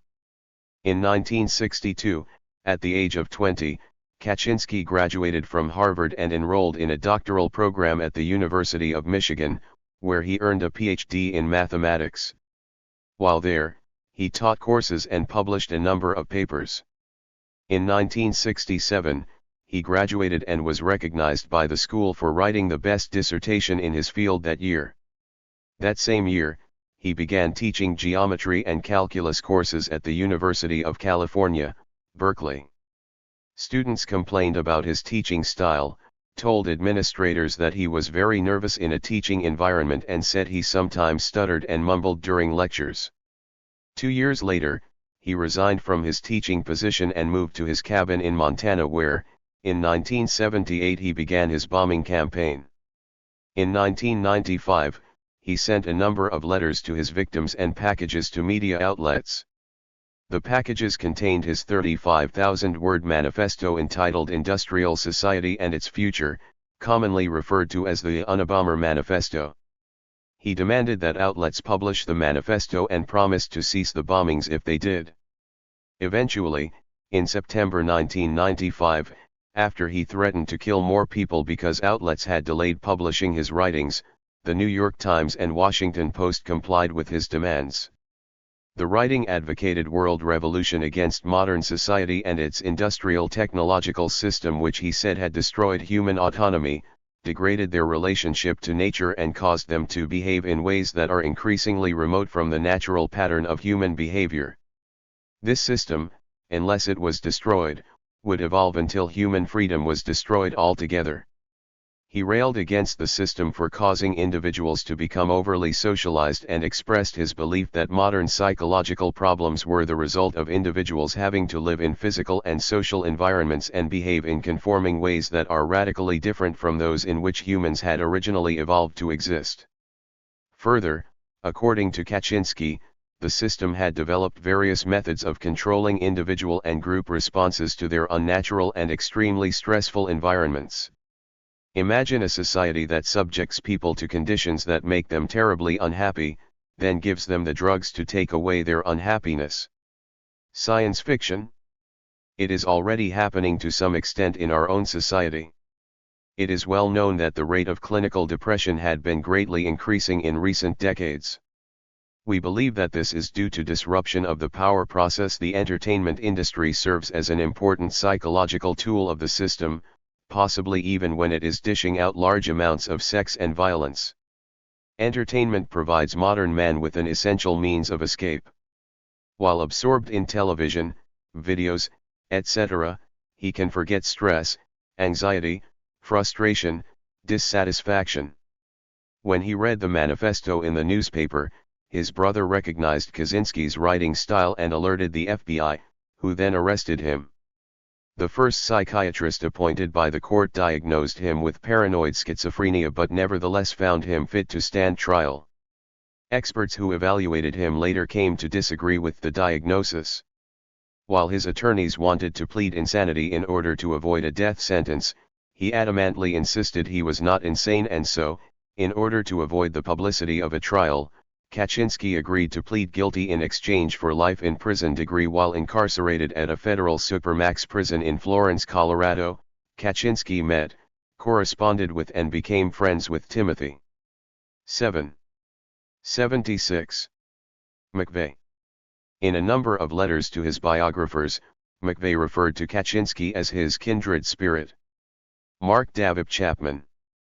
On December 8, 1980, 25-year-old Mark David Chapman shot and killed musician and cultural icon John Lennon in the lobby of his New York City apartment building, after which he calmly remained on the scene reading J.D. Salinger 1951 novel The Catcher in the Rye. When the police arrived shortly afterwards, Chapman took off his coat to show the police he had no hidden weapons, told them he had acted alone and that the novel was his statement, and explained to them, "I'm sure the big part of me is Holden Caulfield, who is the main person in the book. The small part of me is the devil." Soon after, he claimed he could not remember aiming his gun at Lennon, but only recalled pulling the trigger. In the years after his arrest and conviction, Chapman disclosed that, as a child, he feared his father, who was unloving towards him and physically abusive towards his mother. To cope, Chapman retreated into a fantasy life where he became king of a colony of little people who lived in his bedroom walls. In high school, Chapman, who was bullied for his poor athletic ability, began using drugs, skipping classes, and running away from home.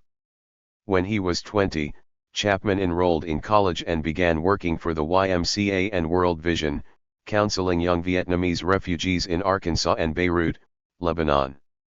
Despite his seeming successes, when he and his girlfriend began having problems that led to their eventual breakup, Chapman became suicidal, dropped out of college and moved to Hawaii. At the age of 22, after an unsuccessful attempt to end his own life with carbon monoxide, he was admitted to a hospital for psychiatric treatment where he was diagnosed with clinical depression. At age 23, inspired by the book Around the World in 80 Days, Chapman toured the world for 6 weeks. Upon returning to Hawaii, Chapman married his travel agent. He said that, about a year later, on the heels of some frustrating life events, he resumed his relationship with his childhood imaginary friends, developed an obsession with John Lennon, and his fixation with The Catcher in the Rye became a full-fledged obsession. The year before he killed Lennon, Chapman wrote a letter to a friend in which he told her, "I'm going nuts," signing the letter The Catcher in the Rye. Although previously a fan of Lennon and later claiming he had no particular feelings about Lennon one way or the other, those who knew him said Chapman became angered when Lennon publicly rejected the existence of God and declared that the Beatles were more popular than Jesus. Chapman railed against Lennon for espousing a message of peace and love and rejection of capitalistic trappings, while accumulating great wealth, traits antithetical to Catcher in the Rye protagonist Holden Caulfield's ideal of anti-phoniness. Chapman, attempting to defuse the perception that he shot Lennon simply to get attention, explained, "I understood that it necessary for a man to die. A phony man had to die. But what a beautiful foundation was laid by his death. I became that book." A couple of months before the shooting, Chapman informed his wife that he planned to kill Lennon, but, perhaps not taking him seriously, she failed to notify authorities. On October 23, Chapman quit his job as security guard and on his last day, signed out as John Lennon. Days later, he bought a .38 caliber pistol. Prior to leaving his New York hotel room early on the morning of December 8, Chapman carefully placed various personal items around his room for police to find later, including cryptic writings and a copy of The Catcher in the Rye, in which he had written, "This is my statement." Chapman arrived at Lennon's residence early that morning and waited there the entire day. He observed Lennon leaving the building around 5 p.m. but only asked him to autograph an album cover. When Lennon returned around 10:49 p.m., Chapman fired 5 shots at Lennon, hitting him 4 times. Lennon was pronounced dead about 15 minutes later. A psychiatrist retained by the defense team diagnosed Chapman with schizophrenia and said that the voices of the little people in his head had ordered him to kill Lennon. After this initial evaluation, the defense and prosecution called in additional mental experts to evaluate him, who found him to be delusional, suffering from grandiose visions of himself, and possibly psychotic, but still sane and competent to stand trial. Chapman's defense attorneys still planned to argue an insanity defense. However, shortly before the trial, Chapman informed his legal team and the court that he wished to change his plea to guilty as this was the will of God, and denied having ever heard voices. In 1981, the presiding judge accepted his guilty plea and sentenced Chapman to 20 years to life and psychiatric treatment. Since then, Chapman, who remains married to his first wife, has been denied parole 8 times and will be eligible for parole hearings again in 2016. John Hinckley, Jr. On March 30, 1981, John Hinckley, Jr. shot at President Ronald Reagan with a .22 revolver as Reagan exited the Washington, D.C. Hilton Hotel, where he had just finished a speaking engagement. Although Hinckley failed to kill Reagan, he did manage to wound him along with 3 others, including 2 Secret Service agents and White House Press Secretary James Brady. Hinckley was quickly apprehended. When he was searched, police found a copy of The Catcher in the Rye. V7. 78. Hinckley grew up in a wealthy family with elite political connections, including the Bush family. He played on a number of school sports teams, was a talented pianist, popular with his classmates, and, twice during high school, voted class president. Despite his popularity, Hinckley became withdrawn and isolated. After graduating high school, he attended a college in Texas on and off until 1980. During this time, in 1975, he relocated to Los Angeles to pursue his dream of becoming a songwriter, but was unsuccessful. In the many letters written to his family while there, Hinckley complained of his professional and economic frustrations and told them about his girlfriend Lynn, who, in reality, did not exist. The following year, 1976, he returned to live at the home of his parents, at which time he began taking psychiatric medications, purchasing and familiarizing himself with firearms, and grew obsessed with the 1976 movie Taxi Driver, its fictional protagonist Travis Bickle and the film's lead actress, Jodie Foster. In the movie, loosely based on the exploits of Arthur Bremer, Bickle, a disaffected Vietnam veteran, plans to assassinate presidential candidate Senator Charles Palatine, but after being observed by the Secret Service at a campaign rally, abandons his plan. He then develops a protective relationship and obsession with a child prostitute played by Foster's character. He successfully encourages her to turn her life around. After becoming obsessed with the movie, Hinckley began stalking Foster, sending her letters, phoning her, and attending a class at Yale University where Foster was enrolled. He devised and then abandoned several schemes to write himself into history and thereby impress her. Hinckley then began collecting literature about extremist groups and American assassins, including Lee Harvey Oswald, purchased a .22 pistol and Devastator exploding bullets. He then set his sights on President Ronald Reagan. In his efforts to impress Foster, Hinckley considered assassinating Senator Edward Kennedy and stalked him for a brief time, but eventually settled on assassinating President Jimmy Carter, thereafter following him throughout several states until being arrested on a firearms charge. He then returned home and sought psychiatric treatment. Various psychiatric evaluations diagnosed Hinckley with schizophrenia, dysthymia, as well as narcissistic, schizoid, borderline and passive-aggressive personality disorders. In 1982, Hinckley successfully pled not guilty by reason of insanity and was remanded to St. Elizabeth's Hospital in Washington, D.C.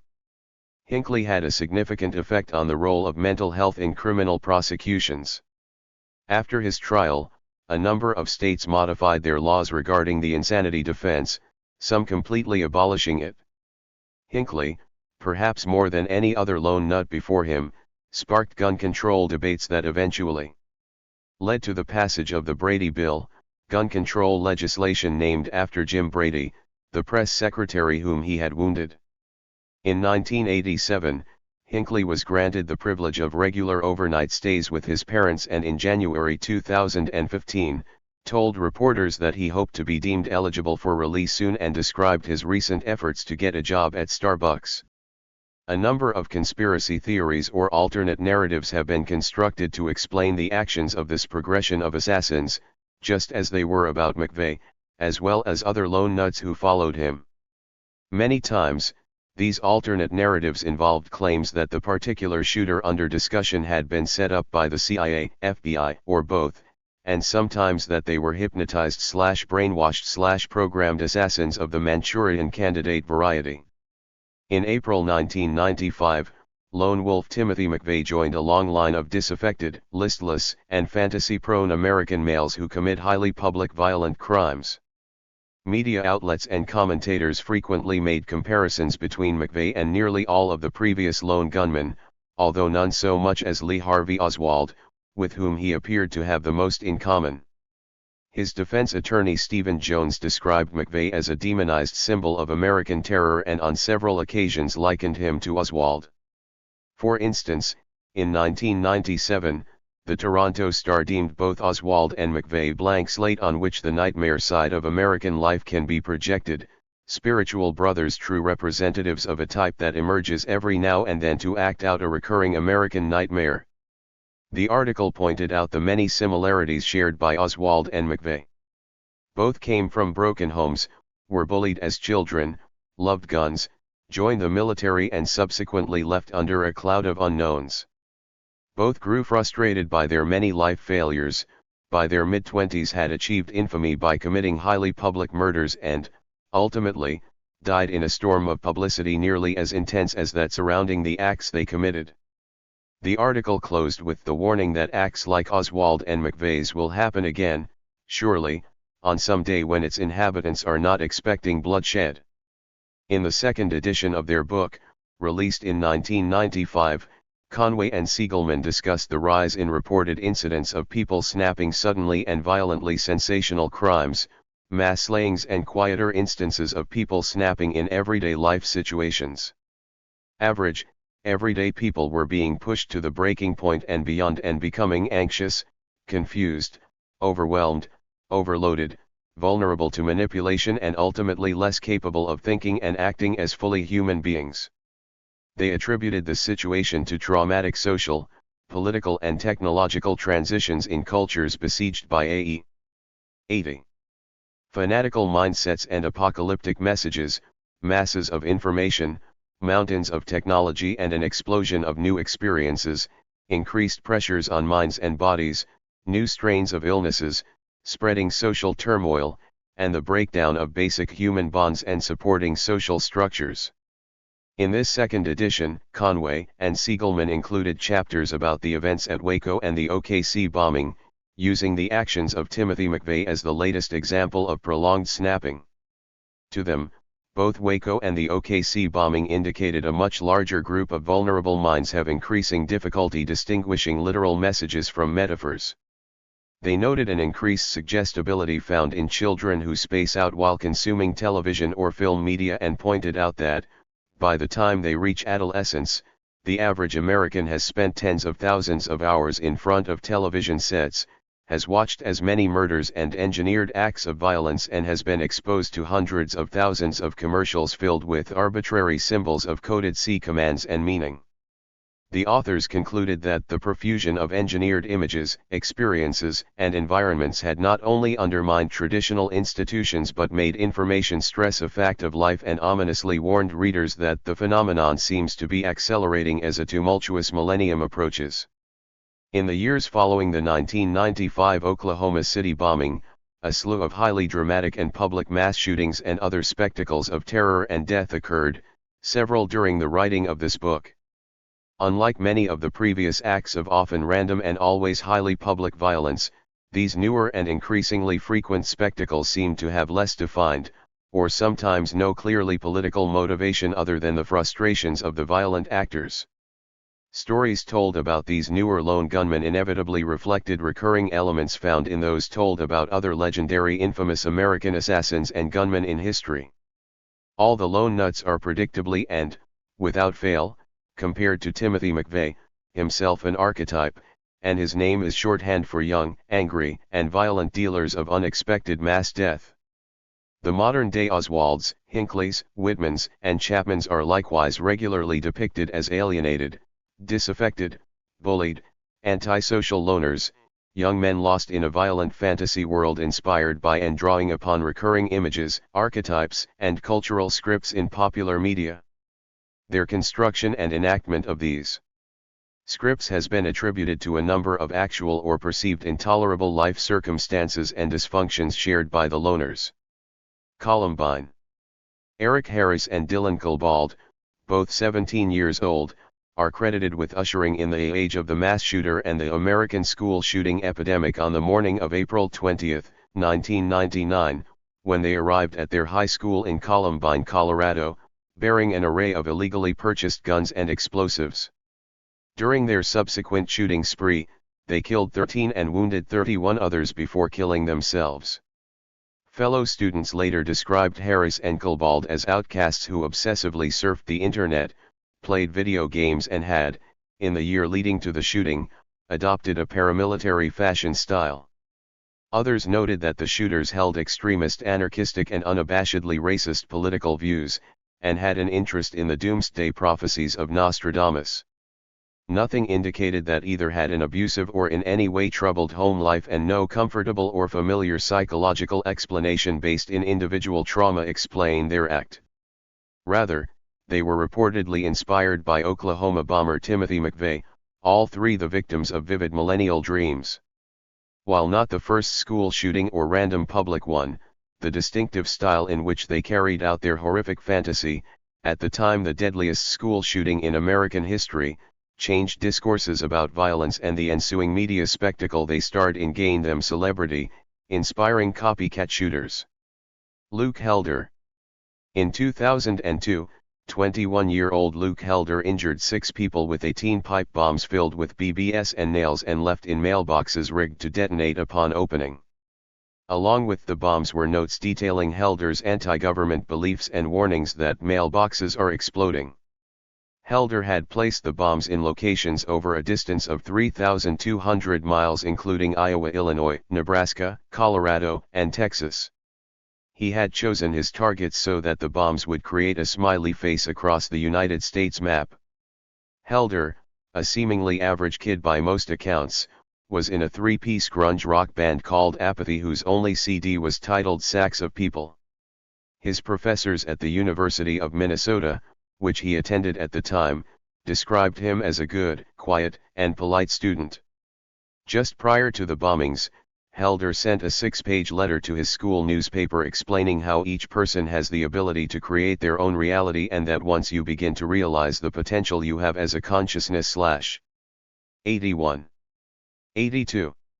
Soul / spirit, you will begin to harness the abilities you have to produce realities.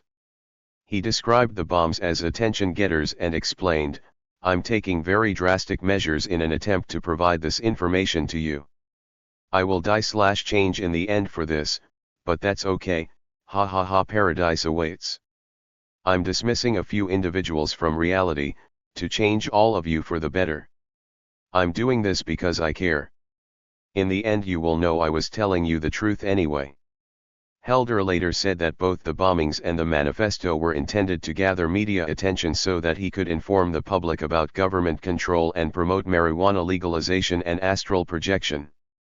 Helder was found incompetent to stand trial in 2004 and remanded to the Federal Medical Center in Rochester, Minnesota, where he remains. Asterisk. Seung-Hwa Cho. At 6:47 am, on April 16, 2007, after a year respite from the massive carnage caused by these snappers, 23-year-old college senior Seung-Hwa Cho, armed with .22 caliber and 9mm semi-automatic handguns, entered a dormitory on the Virginia Polytechnic Institute and State University campus and shot and killed 2 students. He then went to his own room, changed his clothes, deleted his emails and removed the hard drive from his computer. About 2 hours later, Cho went to a post office near the campus and, using the name A. Ishmael for the return address, mailed some of his writings and a videotape to NBC News. He then walked back to campus and, carrying a backpack containing chains, locks, a hammer, 1910 and 15-round magazines, 400 rounds of ammunition and his guns, entered a building full of engineering classrooms and lecture halls, chained the front door shut and placed a note on it warning that if the door was opened, a bomb would go off. Cho proceeded to the second floor, looked inside several classrooms, entered one and opened fire. He eventually murdered 30 students and professors and wounded 17 more before fatally shooting himself in the head. When the body was examined, the words Ismail Axe were found scrawled on his arm.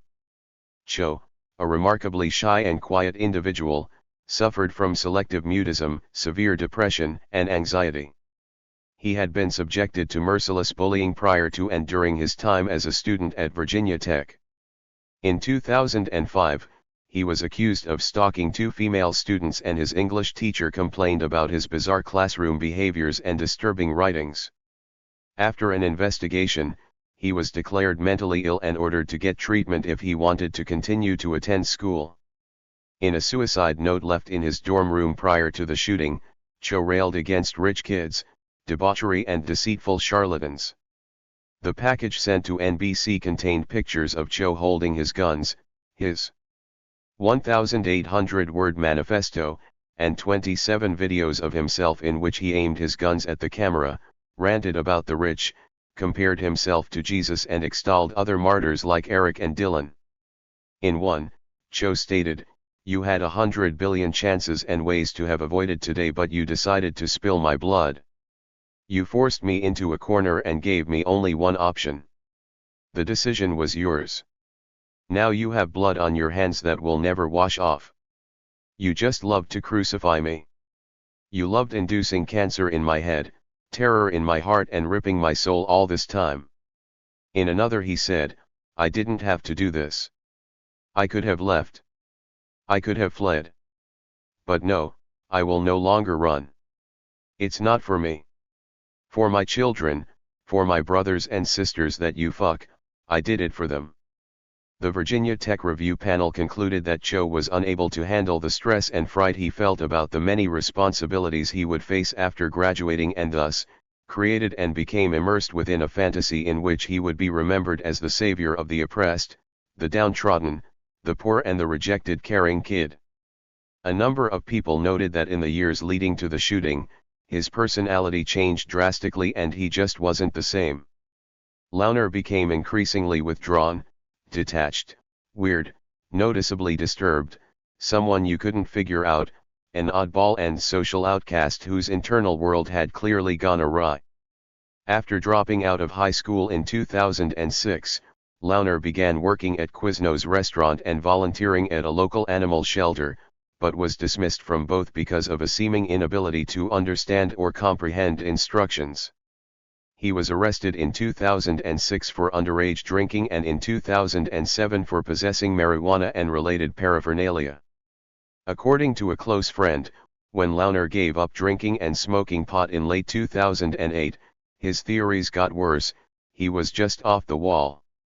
He stopped hanging out with friends and devoted most of his time to sleeping in order to lucid dream, a topic he had become increasingly obsessed with.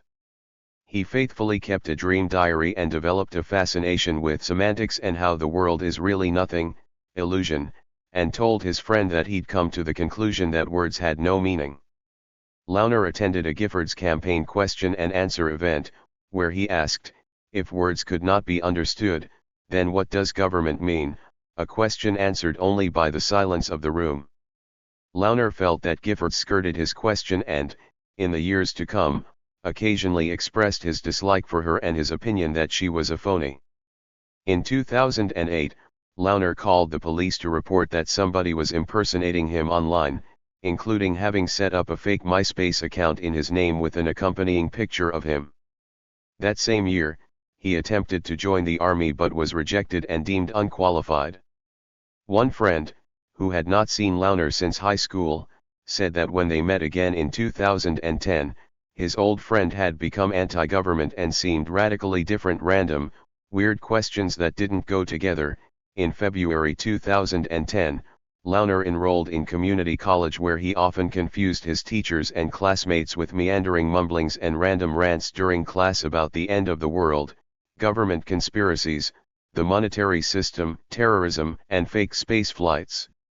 Eventually, in September 2010, after becoming the subject of at least $1 campus public safety reports detailing his strange and erratic behaviors, he was suspended from attending classes pending the results of a mental health evaluation. As he refused to do so, he did not return to school.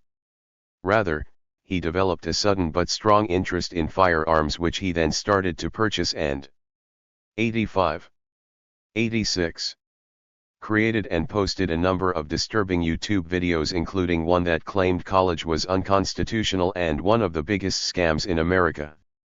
School suspension did not dampen his interests and, in a video he made just weeks before the shooting, Launer told his viewers, "My favorite activity is conscience dreaming, the greatest inspiration for my political business information. Some of you don't dream, sadly. My ambition is for informing literate dreamers about a new currency. In a few days, you know I'm conscience dreaming. Thank you." In another, Launer accused the government of brainwashing the populace through grammar, religion, and false currency and asked, "What is government if words have no meaning?" In yet another internet postings, Launer announced, "There are important figures in my dreams. Hitler, Hillary Clinton, and Giffords, to name a few," and described himself as a sleepwalker who turns off the alarm clock. Nor did his suspension from school temper his growing political obsessions.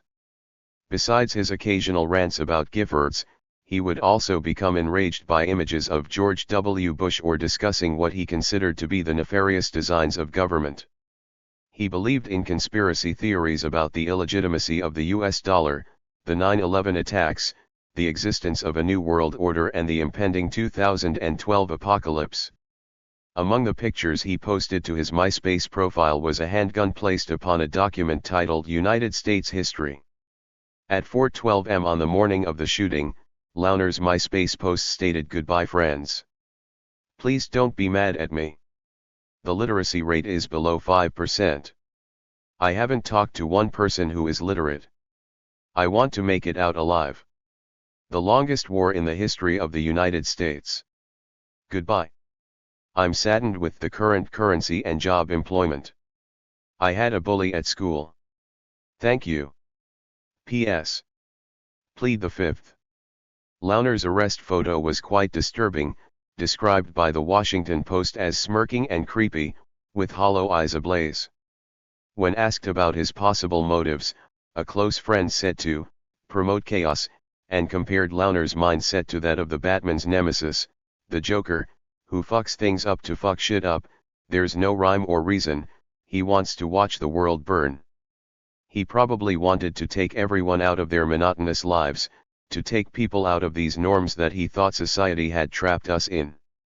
Following his arrest, a court-appointed mental health professionals diagnosed Launer with paranoid schizophrenia and declared him incompetent to stand trial.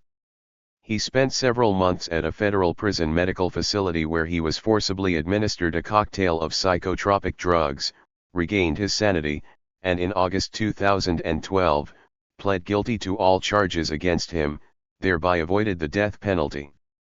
Launer was given 7 life sentences without parole plus 140 years and is incarcerated at the U.S. Medical Center for Federal Prisoners in Springfield, Missouri. Oscar Ramiro Ortega Hernandez. On November 11, 2011, 23-year-old Oscar Ramiro Ortega Hernandez drove 2,000 miles from Idaho Falls, Idaho to Washington, D.C., and fired at least 8 rounds from an AK-47 style semi-automatic assault rifle at the White House. He quickly drove away but crashed in front of the United States Institute of Peace, after which he fled on foot until, 5 days later, authorities located and apprehended him in Indiana, Pennsylvania. He did not resist arrest. According to friends, he had railed against the wars in Iraq and Afghanistan and talked about global positioning systems, chips injected into people by the federal government, and their use of fluoride and aspartame to control Americans. On a number of occasions, he had told friends that he was on a mission from God to kill President Barack Obama, whom he called the Antichrist and the Devil. In March 2011, he purchased more than 1,200 rounds of ammunition, the firearm used in the shooting, and a scope kit. For the next 6 months, he practiced shooting in desolate areas near his home. That October he made 2 videos that he posted on YouTube. In them, he described himself as a cold-hearted warrior of God, praised Osama bin Laden for standing up to the United States, called for revolution against the federal government, and announced, "It's time for Armageddon." During his trial, he pled not guilty and claimed that someone had stolen his car, that he did not shoot at the White House, and that his statements to that effect after his arrest were coerced by the Secret Service. Ortega Hernandez was found guilty, sentenced to 25 years in prison for terrorism and related weapons offenses, and ordered to pay $94,000 in restitution. James Holmes.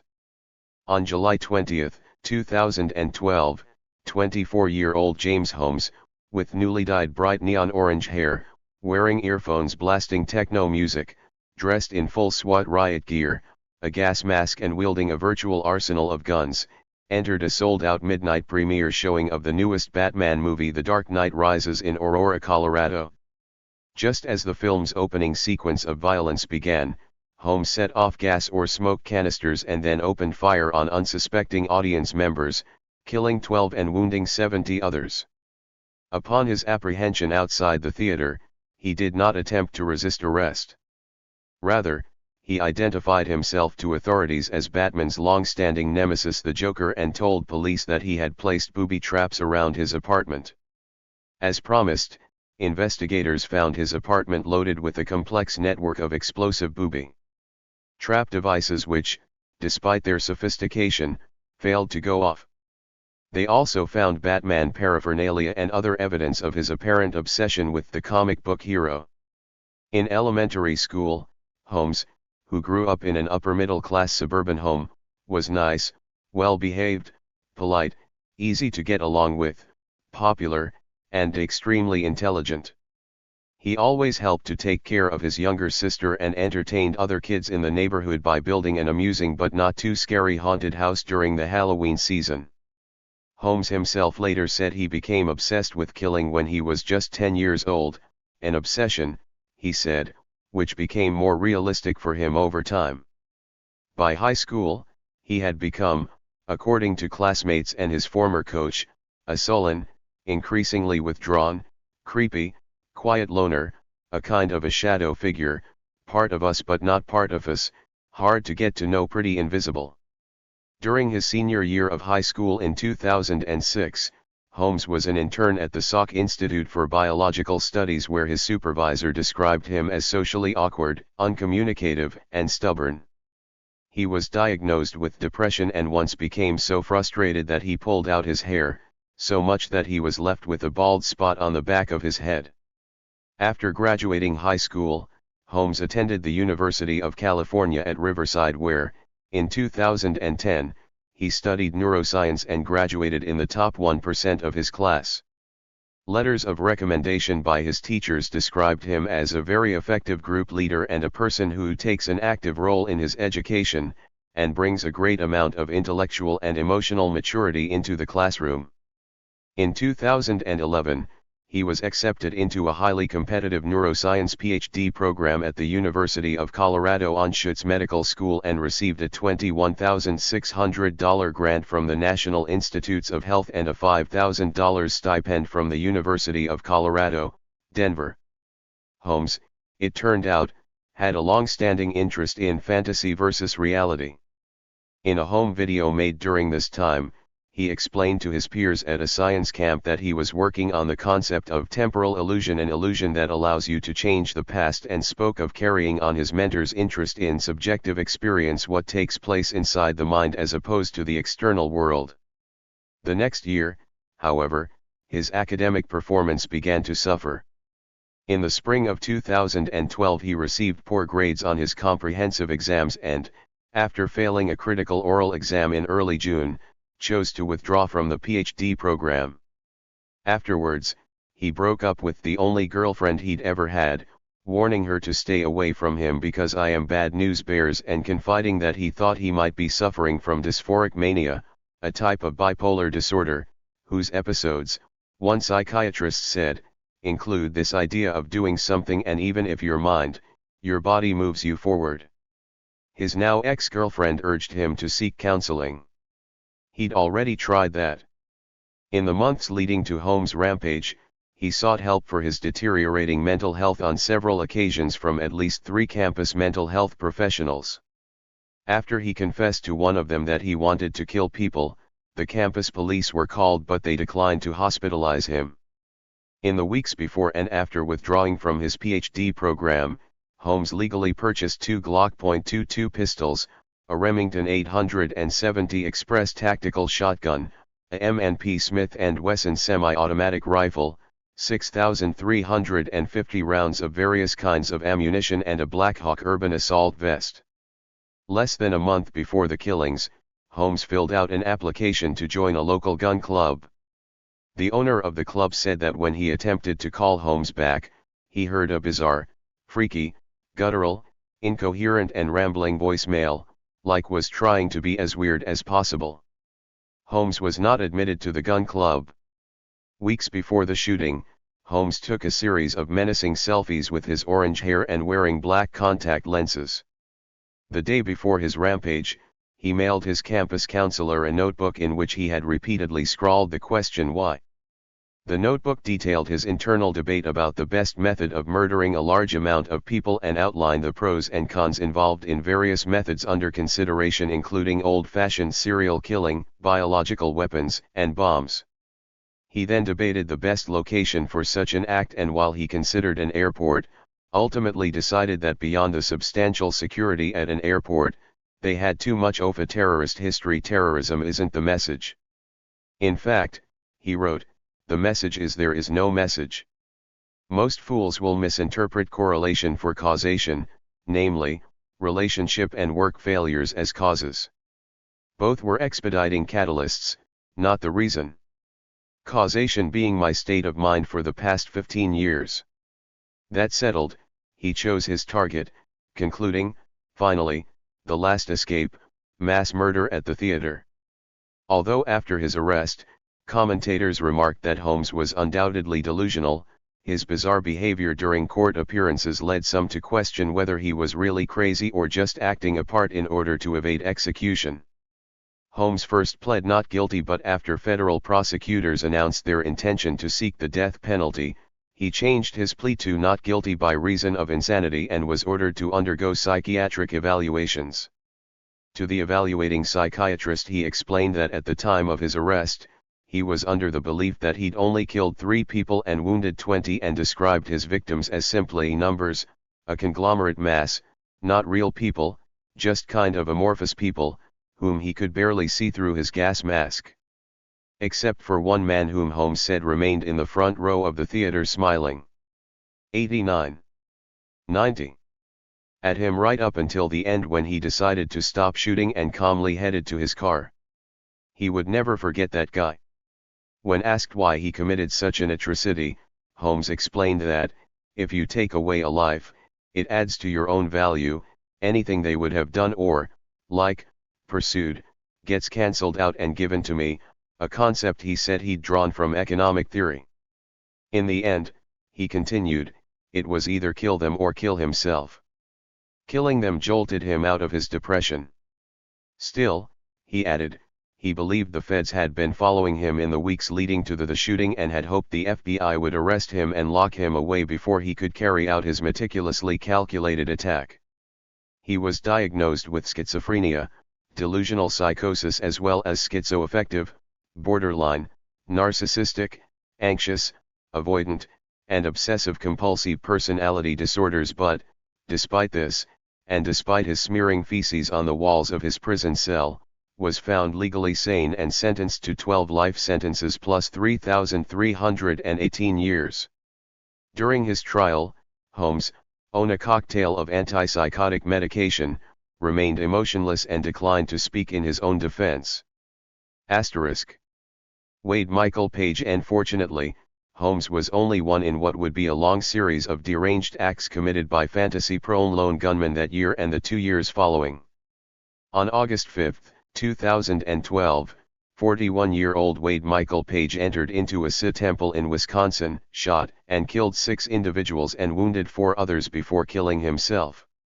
Page, a former Army psychological operations specialist until 1998, had a history of bad conduct while in the Army and was very vocal about his white supremacist beliefs.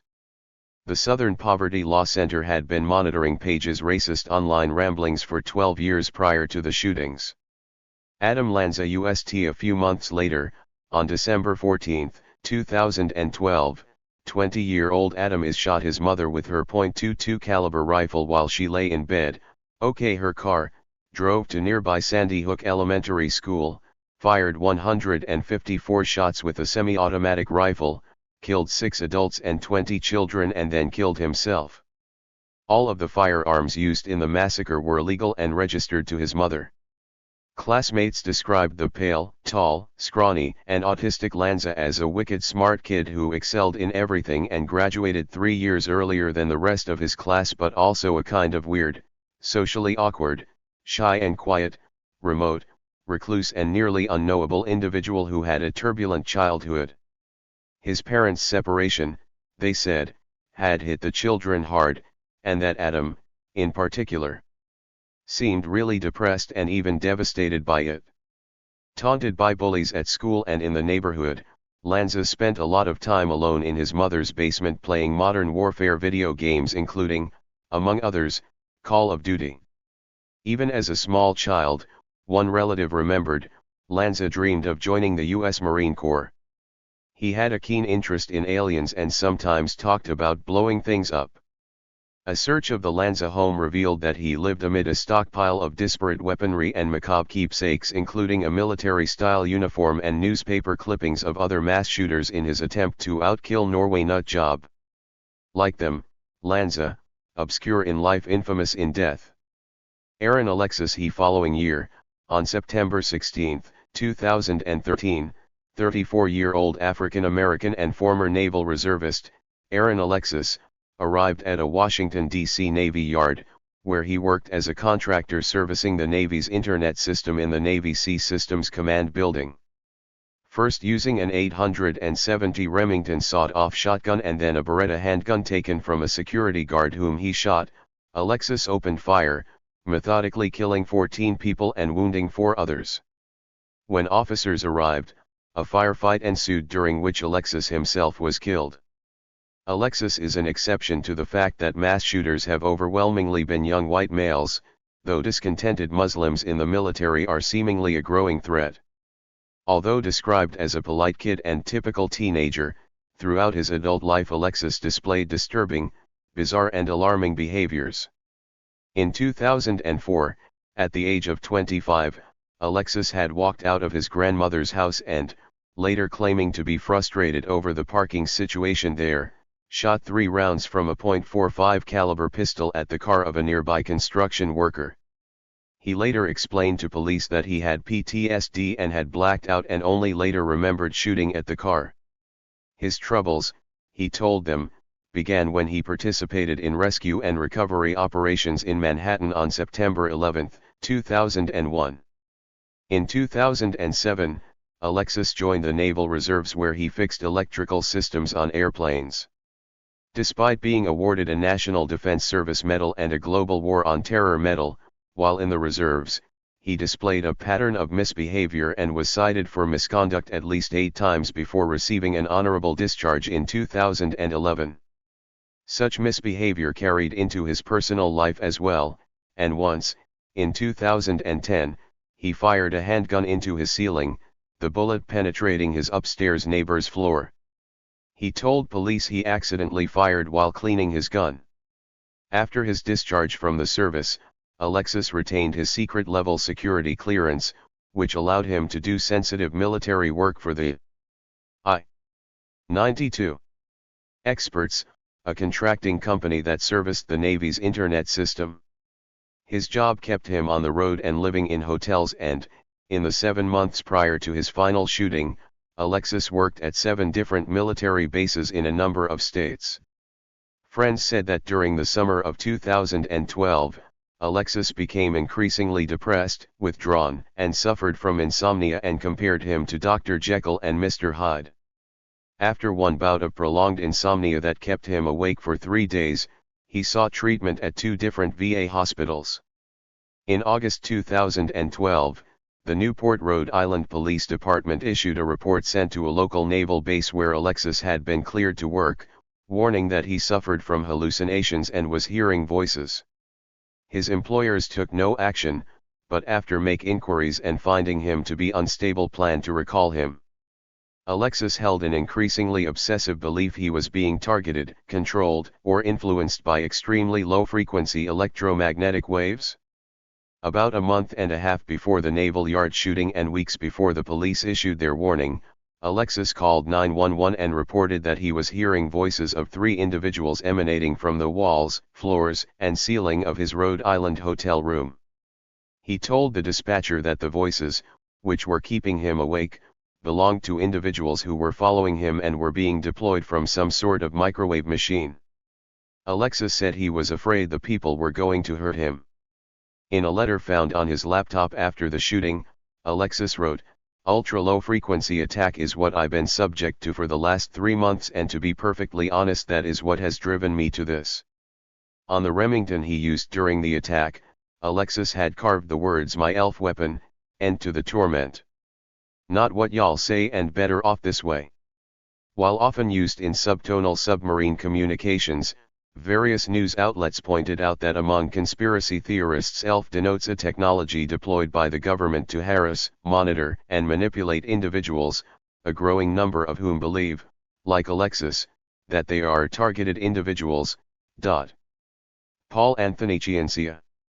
On the morning of November 1, 2013, 23-year-old Paul Anthony Ciancia, armed with a Smith & Wesson .223 caliber assault rifle and carrying hundreds of rounds of ammunition, arrived at the Los Angeles International Airport and entered a terminal, where he had apparently stashed a rifle and 3 clips.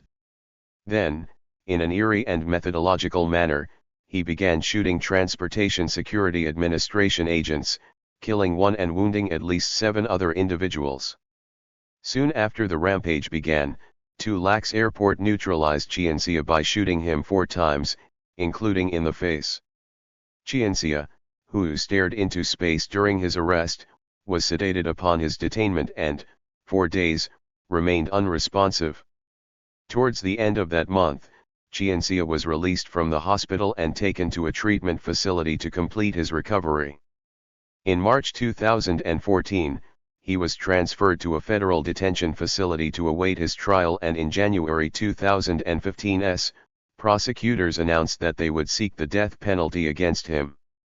According to law enforcement officials, the duffel bag Ciancia carried with him during his killing spree contained anti-government literature outlining conspiracy theories and a 1-page manifesto that exclaimed, "Veigh Janet Napolitano," whom he described in it as a bull dyke. In his writing, Ciancia detailed his disappointment in the government, railed against the TSAS's intrusive airport security searches and other government violations of privacy, and spoke of a fiat currency, the illegitimacy of the Federal Reserve, and the abuses of the NWO, a term countless media outlets explained referred to the New World Order, a conspiracy theory that foresees a totalitarian one-world government run by secret elites bent on sabotaging American freedoms. Ciancia expressed that, while he had made the decision to try and kill TSA and pigs in order to instill fear in their traitorous minds and didn't care if they were black, white, yellow, brown, "I don't discriminate," he had no interest in hurting innocent people. Witnesses to the shooting noted that he seemed to target only TSA agents. A local police officer in the blue-collar New Jersey town where Giancia grew up, who knew his family, told reporters that Giancia came from a very good family. Whatever happened, it had nothing to do with his upbringing. Those who knew Giancia remembered him as a shy, quiet, and awkward teenager who played French horn, dressed all in black, seemed to have a speech impediment, and was bullied in high school. One classmate said of Giancia, he kept to himself and ate lunch alone a lot. I really don't remember any one person who was close to him. In 4 years, I never heard a word out of his mouth. He was quiet and people would take advantage of that. Many others stated that Giancia had never shown signs of anger or acted out violently and had no previous mental health issues, although, they added, something seemed to have come over him in the years after graduating high school, perhaps set off by the death of his mother in 2009. Days before the shooting, Giancia's brother received a text from him stating he was thinking of taking his life, and so informed their father, who, the morning of the shooting, unable to locate or contact his son, called the Los Angeles police and requested they check on him. But, by then, it was too late. Justin Bork. Between 2000 and 2008, an average of 5 mass shootings per year occurred in the United States. Those numbers spiked after 2008, with 93, 94 teen mass shootings in 2013. Mass shootings continued at an increased frequency throughout 2014. The carnage caused by the lone nuts has not been exclusive to the U.S.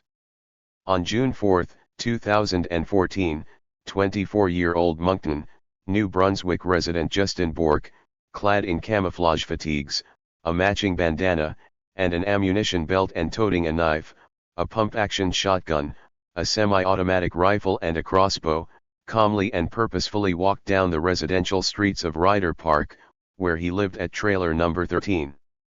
Bork, said witness, looked like a man on a mission. Said another, he just had this blank state on his face, just a dead look in his eyes. He was calm as could be.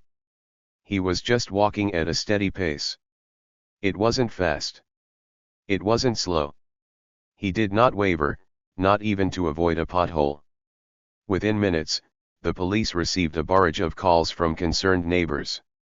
The responding officers arrived and proceeded on foot towards Bork, who laid in wait in a nearby wooded area.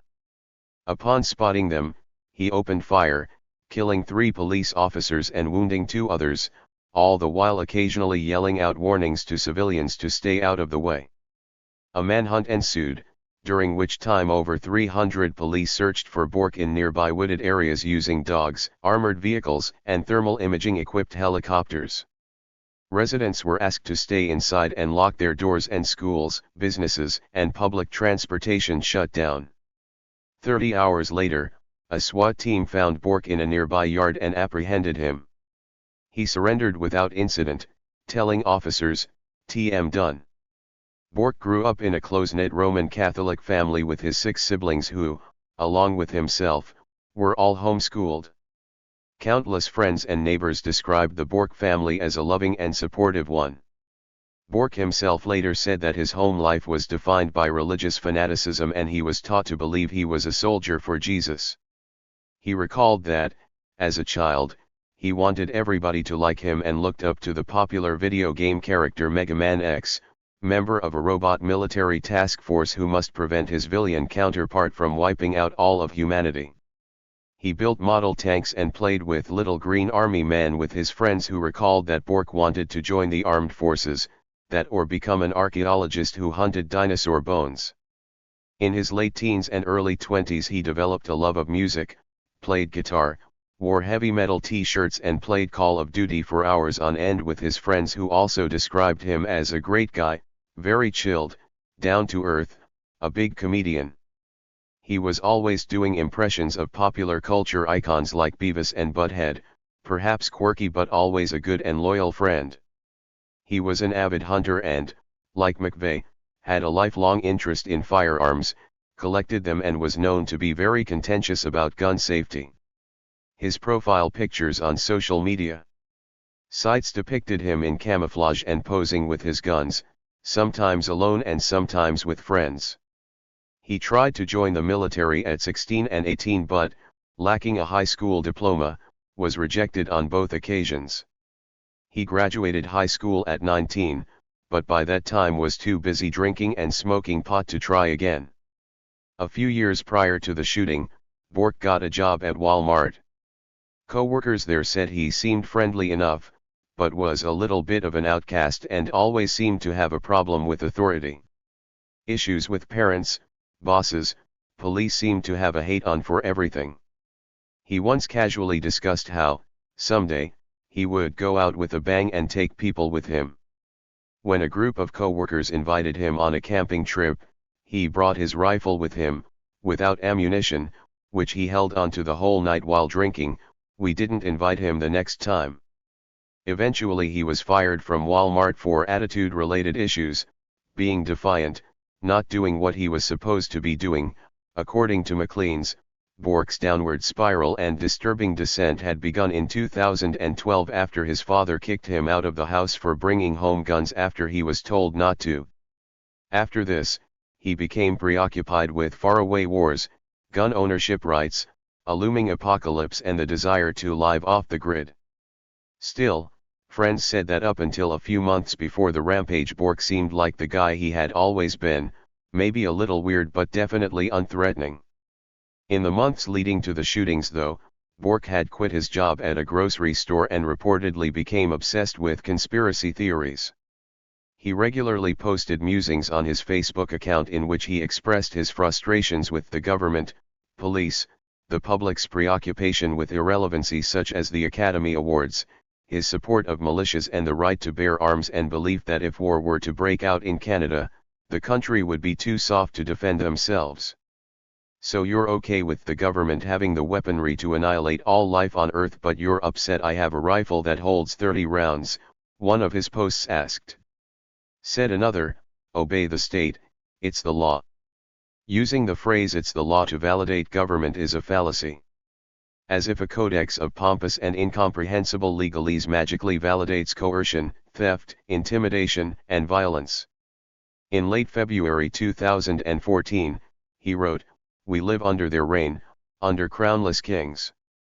Unless the people take notice, fight, and destroy the 1%, the battle for the future is lost, because the new age of tyrants is already upon us."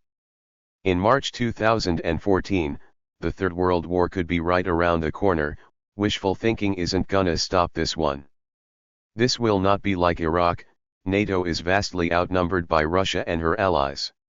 A few weeks later, Canada is one of the world's most likely targets. Russia would in 95-96 invade at the start of a war due to pushover resistance.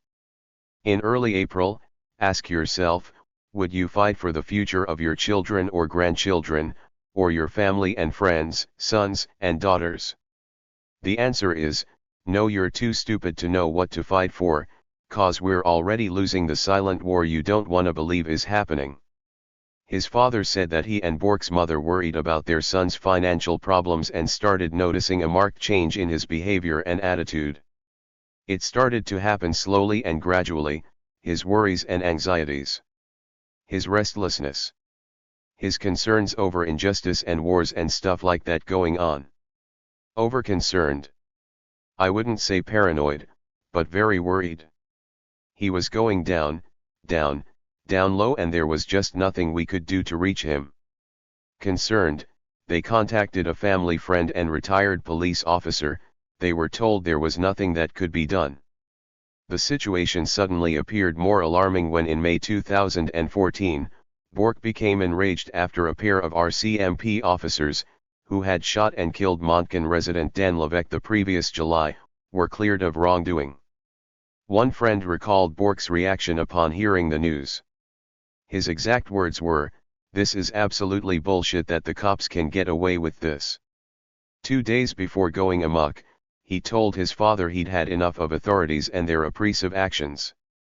When his father told him that people who think that way end up in jail, Bork warned that if they ever tried to stop him, he'd be armed, would defend himself and would never submit. Before he set out on his cop-killing spree, Bork posted lyrics by Megadeth on Facebook, placed the key to his gun cabinet on his front steps and his wallet on a table near his front door. His trailer was decorated with heavy metal posters, a large Confederate flag and Army-themed action figures. He had a 20-gauge shotgun hung above his bed, a U.S. Army improvised munitions handbook and an automatic rifle manual pinned to his wall, as well as a pro-assault weapons poster upon which he'd written "I am not a fish, I am a man," and a propane tank with a bullet hole on his kitchen table. During the manhunt, police posted pictures of Bork on Twitter, and his friends began to spread news of and speculate about his snapping on Facebook. One wrote, "Fuck, he lost it." Another, "You were a friend, man." Some of his friends immediately made connections between Bork's actions and the lack of accountability for Levesque's death. One wrote that his most respectable friend believed it was necessary to take justice into his own hands and set things right for the family and loved ones of the dead boy. "He's doing this for all of us. He's righting all the wrongs," said another, to which Levesque's mom responded by writing, "It's cruel to say, but I'm going to agree with you." Upon arrest, Bork explained to police that his actions were meant to start a rebellion against an oppressive government, commented that he felt really accomplished, and while he knew how sick that must sound to them, and knew his victims probably had wives and kids, every soldier has a wife and kids, it's all about whose side you chose. The soldiers he killed defended corrupt institutions and protected the rich from the poor, and he chided one of his victims for not being a very combat-savvy guy. A court-ordered psychiatric evaluation found that Bork had felt depressed, was romantically frustrated, disillusioned, and confused from sleep deprivation at the time of the shooting, having just worked 15 hours on 2 hours sleep, and was probably also withdrawing from marijuana, something he used regularly, according to the evaluator, in order to help him cope with his disdain for authority figures. Bork said that, like so many shooters before him, he did not think he would survive his own rampage. Despite his lack of sleep and reefer madness, Bork had not been clinically depressed or psychotic at the time of the shooting. He was found sane, pled guilty to all charges, and, on October 31, 2014, was sentenced to life without the possibility of parole for 75 years, the harshest sentence issued in Canada since 1962. The incidents outlined above provoked debates about what, exactly, could have caused these individuals to commit such extraordinary violence, not so much the reasons they themselves offered but the real root of the problem. Their atrocious acts also catalyzed or reinvigorated public discourse about possible responses, and preventative and punitive measures. To read the commentary, such acts seemed easily preventable if only we could fill in the gaps of a simple formula, identify the cause by understanding the shooter and implement the proper legislative and social regulations. The initial profile narratives constructed about all of the lone gunmen framed the discussions, debates and corresponding proposed solutions that followed. The frequently suggested causes vary as much as the proposed solutions. The shooters were poorly raised, spoiled, abused, suffered from a lack of attention, craved attention, received too much attention, had defective genes, defective brains, were mentally ill without adequate access to voluntary treatment and services, were bullied, socially alienated, played too many video games, watched too much television, grew up in a sick and morally deteriorating society, were confused and disheartened by pervasive consumerism, unable to live up to ideals largely defined by popular culture and mass media, were able to purchase firearms too easily, held dangerous and hateful ideologies, believed in conspiracy theories, were pretty sure the end was nigh. The actions of these deranged loners, psychopathic below D. 98. Lies, victims, dupes and masterminds, we are told, demand, alternately or in combination, stricter gun control legislation, mental health screening and treatment and a host of other measures. The author of an April 2013 Vice.com article entitled "Conspiracy Theorists Are Dangerous Enemies to Have," said the fact that a quarter of the population believes in conspiracy theories was infuriating enough to drive rationalists up a tower with a rifle and start shooting, a nod to Texas tower shooter Charles Whitman. Among the worst and most ironic of these conspiracy theories, other commentators observed, were ones that purport the mass shootings themselves were staged theatrical events. Different but related are the concerns expressed by some, concerning certain shooters' apocalyptic beliefs about the imminent, cataclysmic end of the world as we know it and their stockpiling of weapons, an analysis all the more alarming given a resurgence and growth of the survivalist movement in recent years, a social milieu popularly typified by Ted Kaczynski and Tim McVeigh.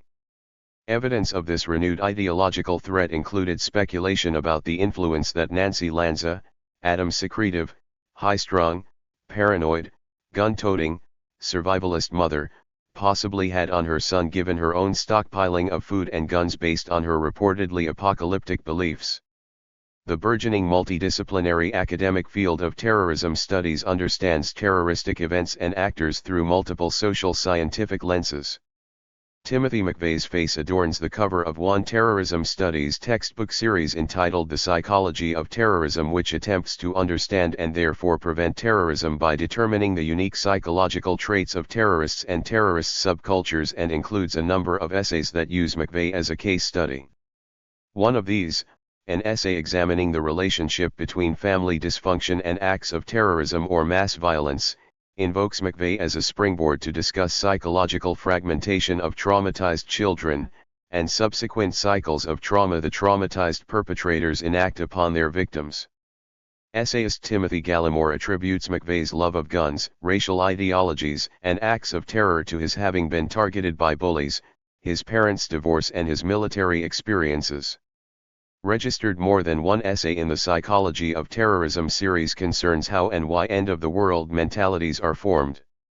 One of these explains that apocalyptic fantasies have two key components: first, the idea that the world will be destroyed, and second, that a remnant of humanity will be rescued from the catastrophe but only by suffering through a myriad of trials and tribulations.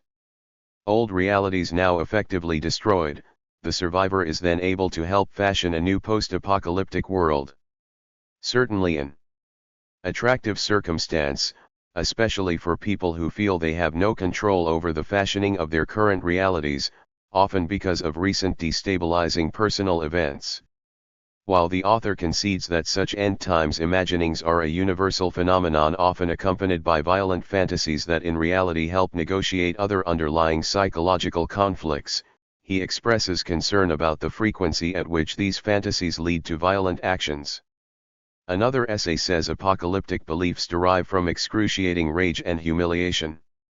Rather than consciously attribute the source of their turmoil to its origin, it is attributed to an outside evil that, having now been identified as the cause of one's suffering, becomes amplified to cosmic proportions. Every so often, the essay warns, a terroristic individual, in an act of misguided expression, attempts to exact vengeance upon the real source of suffering by attacking the symbolic stand-in.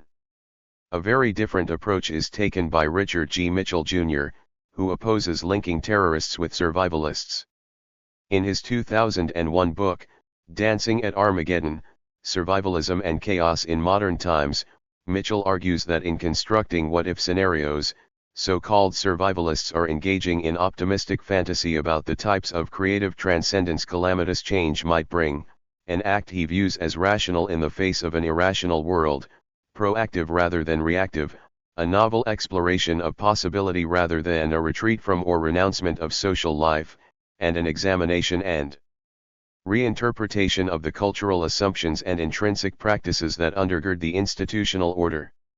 Still, critics of the book argue that Mitchell, in his rush to defend survivalists, ignores their tendency to act violently, often citing McVeigh and Kaczynski as examples degree somewhat similar to the previously discussed concept of snapping, and shedding additional light upon newer lone gunmen, are cultural theories about postmodern hyperreality.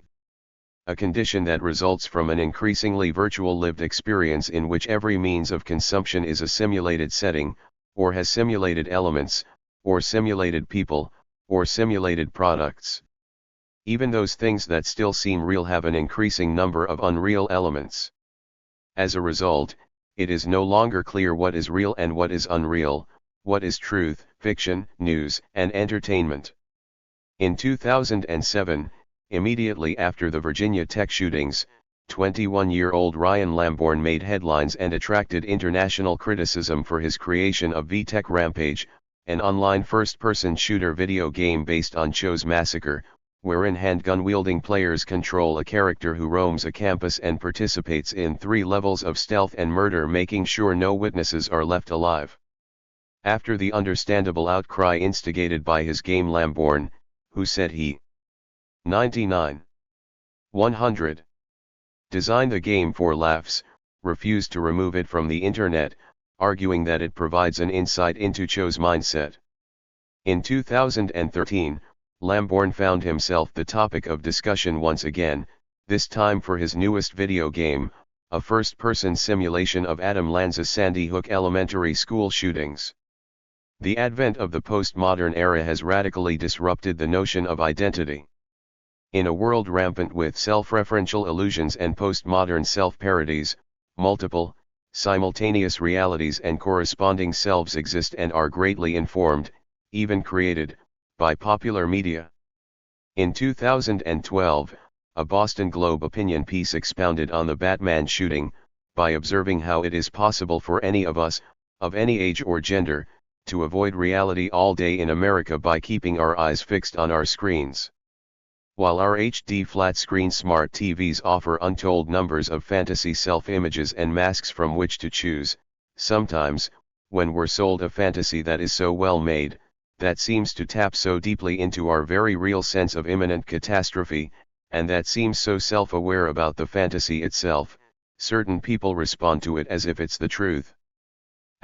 Degree in this way, singular acts of violence themselves constitute reenactments of holographic wholesale violence as depicted in movies, video games, television, etc., that transform notions of reality into a terrible nightmare of violence, chaos, and cataclysm. Similarly, according to anthropologists Jose Basilica and William Douglas, highly public acts of violence provide arena for a chamber of horrors in which imagined events are as possible as factual ones, and the latter are frequently perceived, in their senseless atrocity, as a kind of fictional reality. In fact, the ability for terrorizing events to impact larger social landscapes and collective imaginations depend upon their being played out on the hyper-real screens of electronic mass media, which themselves provide the models or scripts and inspiration for these acts. To begin with, Oswald read about Huey Long's assassin. Sirhan read about Oswald. Bremer read about Sirhan and wrote about Oswald. Hinckley read about various American assassins including Oswald and was deeply inspired by Taxi Driver, a movie based on Bremer. When he drove to OKC the morning of the bombing, McVeigh wore a t-shirt with Sic Semper Tyrannis or Thus Ever to Tyrants printed on it, the words John Wilkes Booth yelled right after he shot Abraham Lincoln. McVeigh inspired the acts of other disaffected, frustrated, antisocial, loner killers who mentioned McVeigh specifically in their writings. They include Columbine shooters Klebold and Harris, Virginia Tech shooter Cho, and Norway shooter Anders Breivik. Lanza kept a sizable collection of newspaper clippings about previous lone gunmen including Breivik and even created a scorecard for each detailing their kill rates. And so it goes. The stories about recent lone gunmen echo those told about Timothy McVeigh, who himself both enacted and expanded upon certain cultural scripts and models. Understanding McVeigh's, the FBI and American public sought to understand who, exactly, Timothy McVeigh was, so too did his defense team. When Jones' team mental health expert Lee Norton asked McVeigh about his childhood in June 1995, he told her he simply could not remember much of it, and years later made the same claim to his biographers. Perhaps more understandably, it sometimes seemed as if McVeigh had lost large portions of his memory, especially about the 2 years leading to the bombing. Norton, along with defense team investigators, conducted numerous interviews with McVeigh's family and friends, and in the process, uncovered a number of biographical details about their client which he'd rather they not have. Norton observed that the details McVeigh disclosed about his early life seemed idealized and often contradicted numerous accounts of those who knew him. The mental health experts retained by the Jones team described McVeigh's childhood and family life as lonely, devoid of empathy or affection and, according to one, Dr. Anthony Seamany, a perfect environment for the formation of a future terrorist. Tim became deeply disturbed and displeased after learning of the mental health experts' findings and opinions about his family and childhood, particularly those of Dr. Norton, whose reports, according to Dr. Seamany, brought to light a number of other family skeletons. His reaction, Seamany opined, indicated a clear affirmation of the presence of a whole lot of material in Tim's life, including the bombing, about which Tim would rather we stay ignorant. Why? The old commentary about the emperor's clothes seems particularly relevant here. Norton and Seamany concluded that, in order to mask inconvenient truths about himself and his family, Tim McVeigh had engaged in a contextually embedded delusional process and further, displayed symptoms of an externalized psychosis. On the other hand, sometimes there were reasons to wonder if some of the strange things he said might have at least some basis in reality.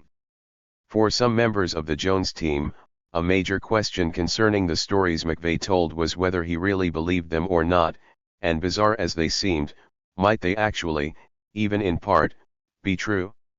If he believed them and they were not true, the team would need to sort delusion from fact, but if any of his stories were true, or based in truth, they were in wholly unfamiliar territory. During the first year after his arrest, the team spent considerable time attempting to decipher the roots of McVeigh's particular mental and emotional malfunctions. Ultimately though, they found no neurological 101, 102 impairments or any diagnosis that could be used in a mental health defense or that served as justification for his participation in the bombing, and Jones team psychiatrist John R. Smith found McVeigh competent to stand trial. Still, when taken together, the clinical diagnosis they assigned and profiles they constructed depict him as a narcissistic, fragmented, paranoid, delusional, suggestible, possibly amnesiac man suffering from post-traumatic stress disorder, as well as the more controversial diagnosis, dissociative identity disorder. A review of the professional literature reveals all of these descriptions to be interrelated. Narcissism refers to, among other traits, a pathological preoccupation with the survival of the self, the presentation of a cold, detached, unemotional self, a fragmented self, and an inability to maintain personal coherence, a sense of omnipotence, delusions of grandeur and fantasies of self-importance. Related to narcissism's pathological preoccupation with the self-survival are the survival functions of PTSD and one of its most extreme manifestations, dissociation. Plagued by intrusive thoughts, panic attacks, flashbacks, insomnia, paranoia, obsessiveness, depression, and hyperarousal, the actions and general mannerisms of individuals living with chronic PTSD often seem disorganized and bizarre to others. The experience of the trauma, isolated or ongoing, results in a radical disruption of associative pathways, linear time, and a shattering of the self, sense of a coherent self and continuity of self. Trauma destroys identity, shatters the construction of self, and robs the individual of the basic human need for safety. Tears a part of a complex system fragments the personality, leaving in its wake a fragmented self. Degree dissociative identity disorders, as defined by the DSM-4, are extreme, severe, and long-lasting manifestations of PTSD. While all people experience some dissociation in non-life-threatening circumstances, DIDs are more severe and long-lasting expressions of dissociated states which manifest at times of acute stress. What makes them pathological or maladaptive is, in part, the episodic amnesia often accompanying them.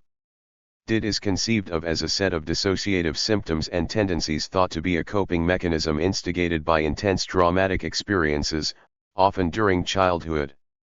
Such experiences include extreme, repetitive physical, sexual, and/or emotional abuse, and intense coercive persuasion wherein the victim dissociates himself from a situation or experience that is too violent, traumatic, or painful to assimilate with his conscious self. Essentially, DID is a fundamental disruption of consciousness, memory, identity, or perception of environment that produces a lack of connection in a person's thoughts, memories, feelings, actions, or sense of identity. An integrative deficit wreaks havoc with an individual's ability to maintain a sense of self over time, claim ownership of personal historical events, and the ability to differentiate between the real and unreal. It was the prevailing opinion of the mental health team that Timothy McVeigh suffered from a dissociative disorder and possessed dissociative abilities resulting from trauma and possible sexual abuse, which were then further exacerbated during his time in the military. McVeigh adamantly denied that he was traumatized and wanted nothing to do with a mental health defense, while Jones dismissed the results of their head shrinking as gobbledygook. Eventually, McVeigh's mental health became an issue between Jones' team attorney Dick Burr and Stephen Jones. Jones wrote a memo informing Burr that they had fundamental differences in relation to the mental health issue. At stake was the issue of McVeigh's personal agency. Jones wrote, "Devoted either philosophically or politically towards a view that people who commit violent crimes may be the victims of emotional disturbances or racism or poverty or abuse or lack of nurturing or any other behavioral aspects, which as viewed by conservatives, chiefly result in an argument to avoid responsibility for acts. Tim rejects the idea that anything he may have done is the result of anything other than his own deliberate plan and desire, and I happen to agree with him. He does not wish to be painted as a John Hinckley, and he doesn't want us to spend time trying to investigate chapters in his life. Tim's story is one that is undoubtedly repeated millions of times a year. His act, which he views as one in a series of revolutionary acts against the government, would then be belittled simply to the act of somebody who's crazy. Tim's act is no more crazy than John Brown's raid on Harper's Ferry. The Haymarket Anarchist. The bottom line is this is a plea for us to quit invading his privacy of his family. In Jones' view, the reasons McVeigh developed dissociative tendencies were irrelevant, as evidenced in another letter in which Jones informed Burr that here is no conceivable set of circumstances in which we would want to explain why Tim manifested symptoms consistent with DID.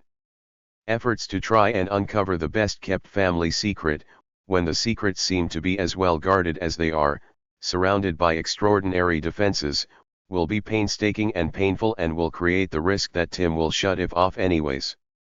Burr responded by writing to Jones that, while he acknowledged and agreed with the decision not to put on an abuse excuse case, he still felt 103. 104. That evidence of Tim's dysfunctional abusive family might allow jurors to understand him, and perhaps sympathize with him, but that if we are not interested for purposes of defense in why Tim developed dissociative abilities, then it did not matter what they learned about the McVeigh family.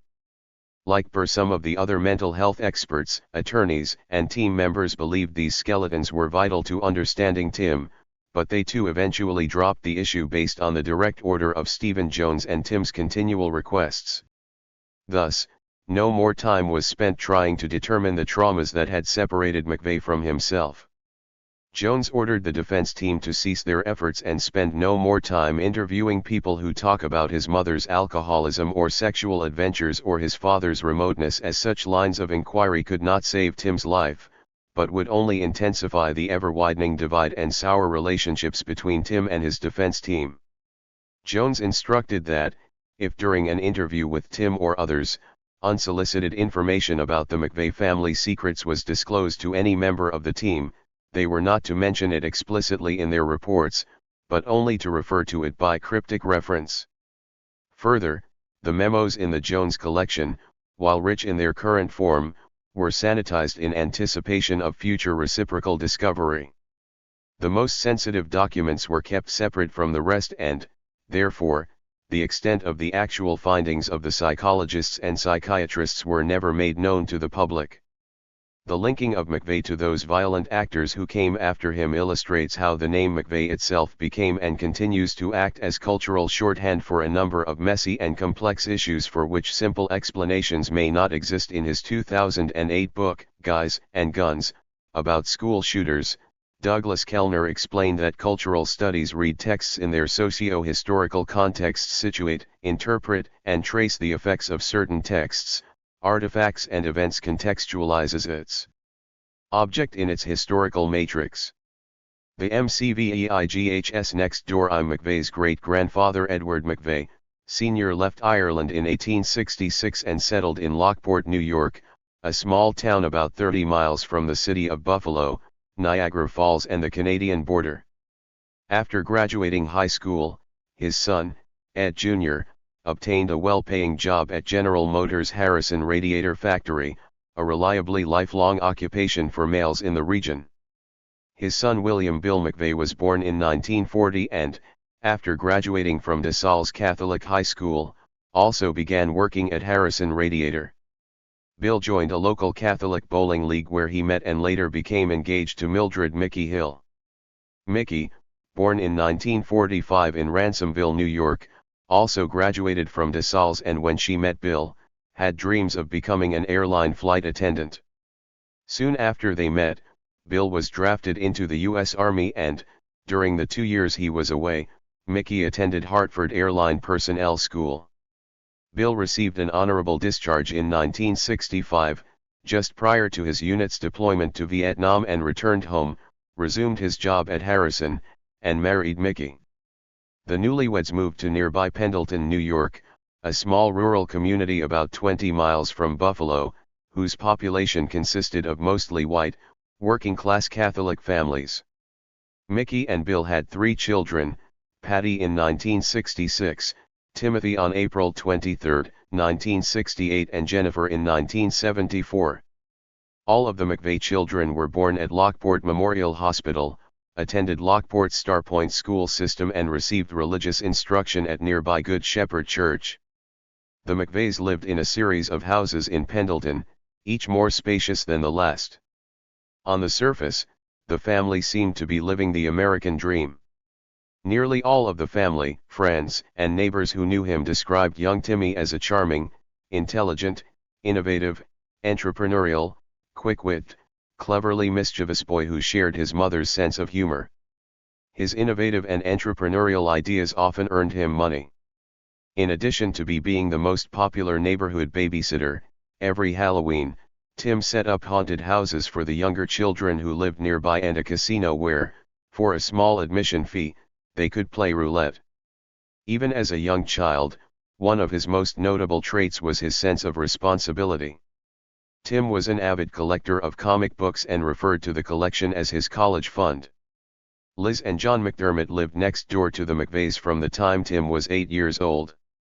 They described him as sensitive, aware of the needs of others, attuned to suffering and highly empathetic to people and animals. Liz McDermott remembered, "When we moved in our house there was a huge toy tank and Tim would come over and look at it often. My husband lost his job and so when Mickey invited us to go to the medieval banquet in Niagara Falls, we couldn't afford it. Tim said, 'Why don't we have a garage sale?' I hated garage sales. I don't go to them and I certainly didn't want to run one, but Tim took it over and ran the garage sale for us and we made more than enough to go to the banquet and more than enough to give him the tank." Despite their seemingly idyllic, upwardly mobile, middle-class, suburban life and the outward normalcy of the well-behaved and friendly McVeigh children, a number of troubling issues brewed under the surface of the family veneer. Neighbors, friends, and family members told the Jones team about Mickey's overwhelming fears and belief that she was in danger. Mickey, tens. 106. They said, often felt persecuted by an unknown threat and tended to avoid deaths like the plague, refusing to attend even the funerals of family members. A number of people stated that, over the years, they observed paranoia both in Tim and in members of his family. In one report, Dr. Seamany described the work of Dr. Norton and elaborated upon the extent of Mickey's paranoia and the effects he felt this had on Tim's psyche. Seamany wrote that Norton had uncovered data in her extraordinary investigative efforts of episodes during Tim's very early life, 5 to 6 years of age, when his mother would induct him into what may or may not have been paranoid delusional schemes having to do with her being spied upon. Another family friend said Mickey had always demonstrated some unusual characteristics, notably her paranoia, and would sit in the living room with the lights out, convinced that people were in the neighborhood. She was always looking out the window, always watching the window. She would do this with Tim. Sometimes Tim would call and tell us that there was someone in the neighborhood casing our houses, and we should be aware of it. It seemed off to us. Asterisk. Whether her fears were real or not, Seamany continued, her expression of them would relate to the degree to which a child experiences his world as a deeply frightening experience. A younger sister for whom Tim reports having also felt responsible as to her welfare, the child grows to feel a singular burden for the protection of the vulnerable ones in the family. God made big men and Colt made the .45s. Tim later acknowledged that his mother had always been paranoid and recalled, I was at her house, opening a can of tuna fish, she worried about the magnetic code. But he insisted that her fears had no effect on him. Jones' team attorney, Christopher Tridico, said that Mickey McVeigh had a mental illness long before. When you met her you could tell she was mentally ill. Although McVeigh later claimed to more than one person that he could not remember much of his childhood, occasionally he attempted to help fill in the gaps.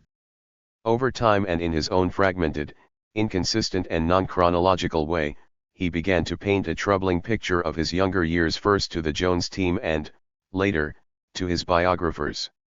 To his attorneys he revealed that both his mother and father had a history of mental illness and that Bill was on some type of mood medication, a disclosure that caused Dr. Halleck to opine that there was more to Bill than we have picked up so far.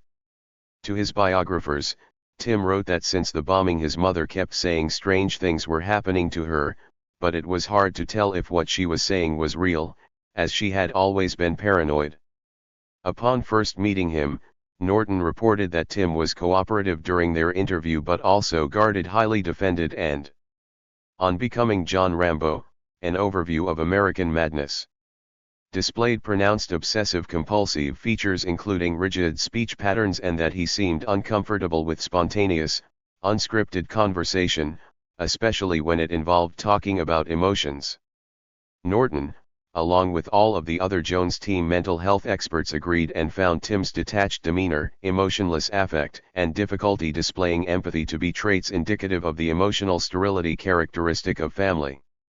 This, they said, was observable in Jennifer, and, while Mickey didn't know how to show emotion, the lack of it was a primary character trait of their father, who also seemed unable to show his feelings.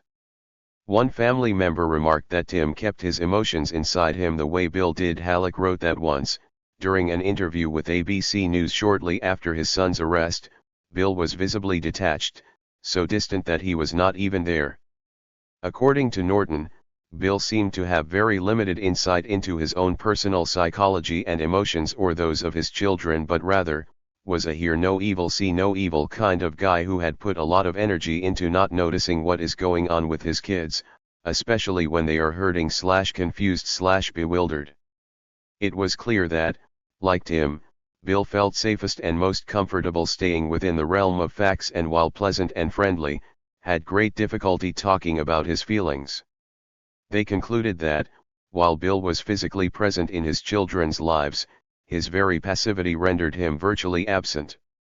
Tim said that, while usually quiet, perhaps to a fault, his publicly non-confrontational father was a perfectionist who, privately, had a short and intense temper. Bill, he said, was highly nervous, very excitable, and screwed up, and seemed to be always complaining about one thing or another. To his biographers, he vividly described a number of incidents of Bill's rage and, once, after recalling that he regularly went on fishing trips with his maternal grandfather as a child, added, "If my dad had been there to fish with me. I just wish he was." He was working 12 to 15-hour days.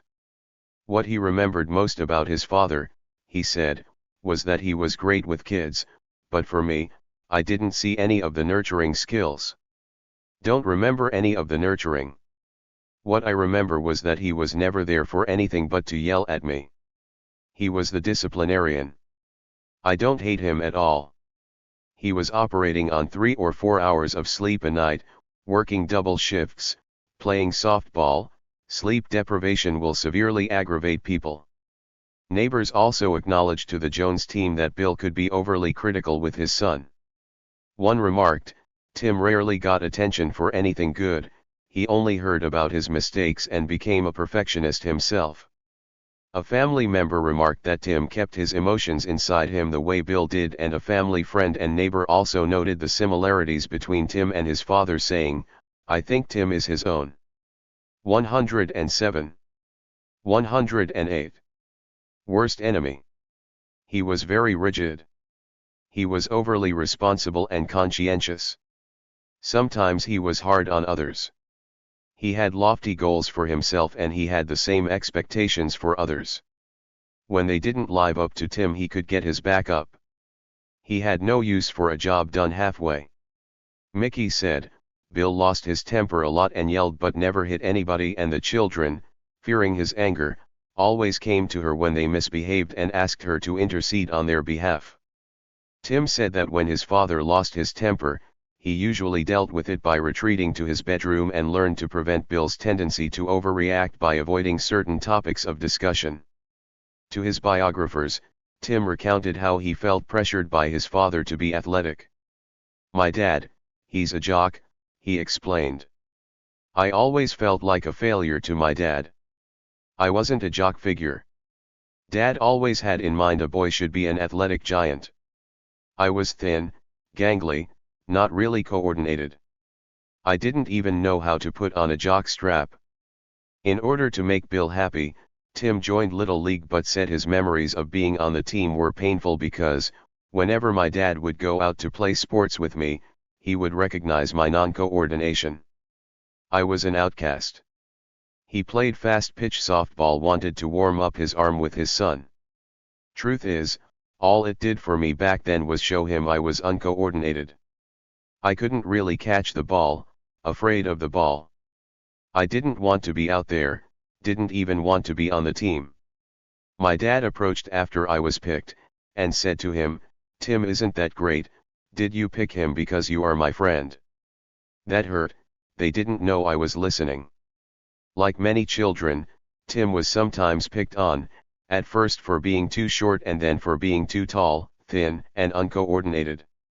A number of humiliating incidents at the hands of meaner children may have led him to develop his seething hatred of bullies of any person, institution, or even nation that seemed to be picking on the weak.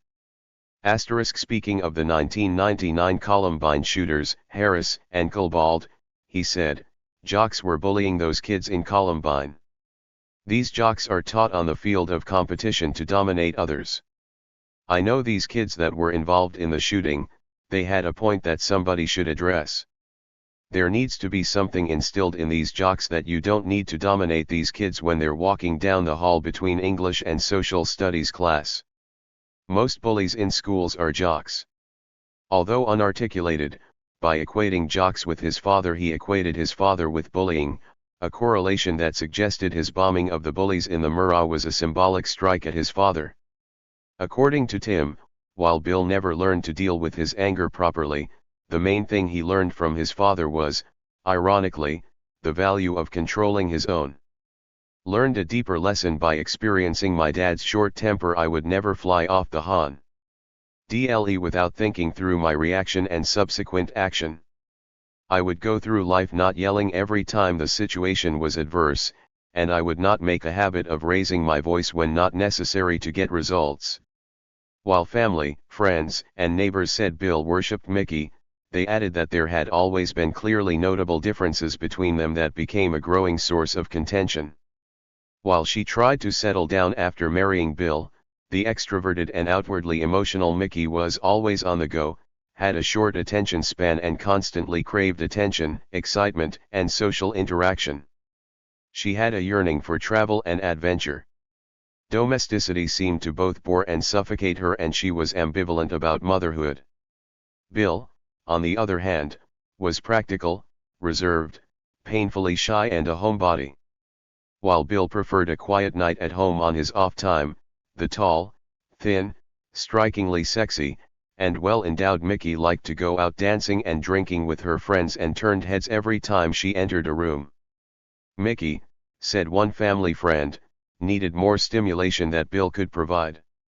When Tim was 8, Mickey took a job as a travel agent and was away from home for increasing amounts of time.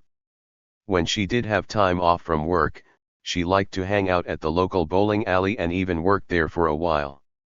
Sometimes she would stay out all night, and when she was home, it was begrudgingly. Friends, family, and neighbors said that, because Bill worked the graveyard shift at Harrison and as Mickey's excursions and drinking intensified, there was a notable lack of supervision in the McVeigh home. A number of others drew a more damning portrait of Mickey. According to one family member, she wasn't much of a housewife, their home was always messy. Another said, "We called Mickey the Queen, she never cleaned or made her kids pick up their toys. She would come home at night and just sit there, or get ready to go out bowling or socializing. We used to joke that the only time she ever cleaned her house was when they were moving. Bill would have dinner waiting when Mickey got home from work." Others described her as materialistic and greedy. Mickey was the kind of person who always wanted more. She was never satisfied with any of their houses. Bill paid for everything in cash. He never even had a car payment or a credit card. He was a hard worker and frugal. Mickey, they said, encouraged unhealthy coping skills in her children.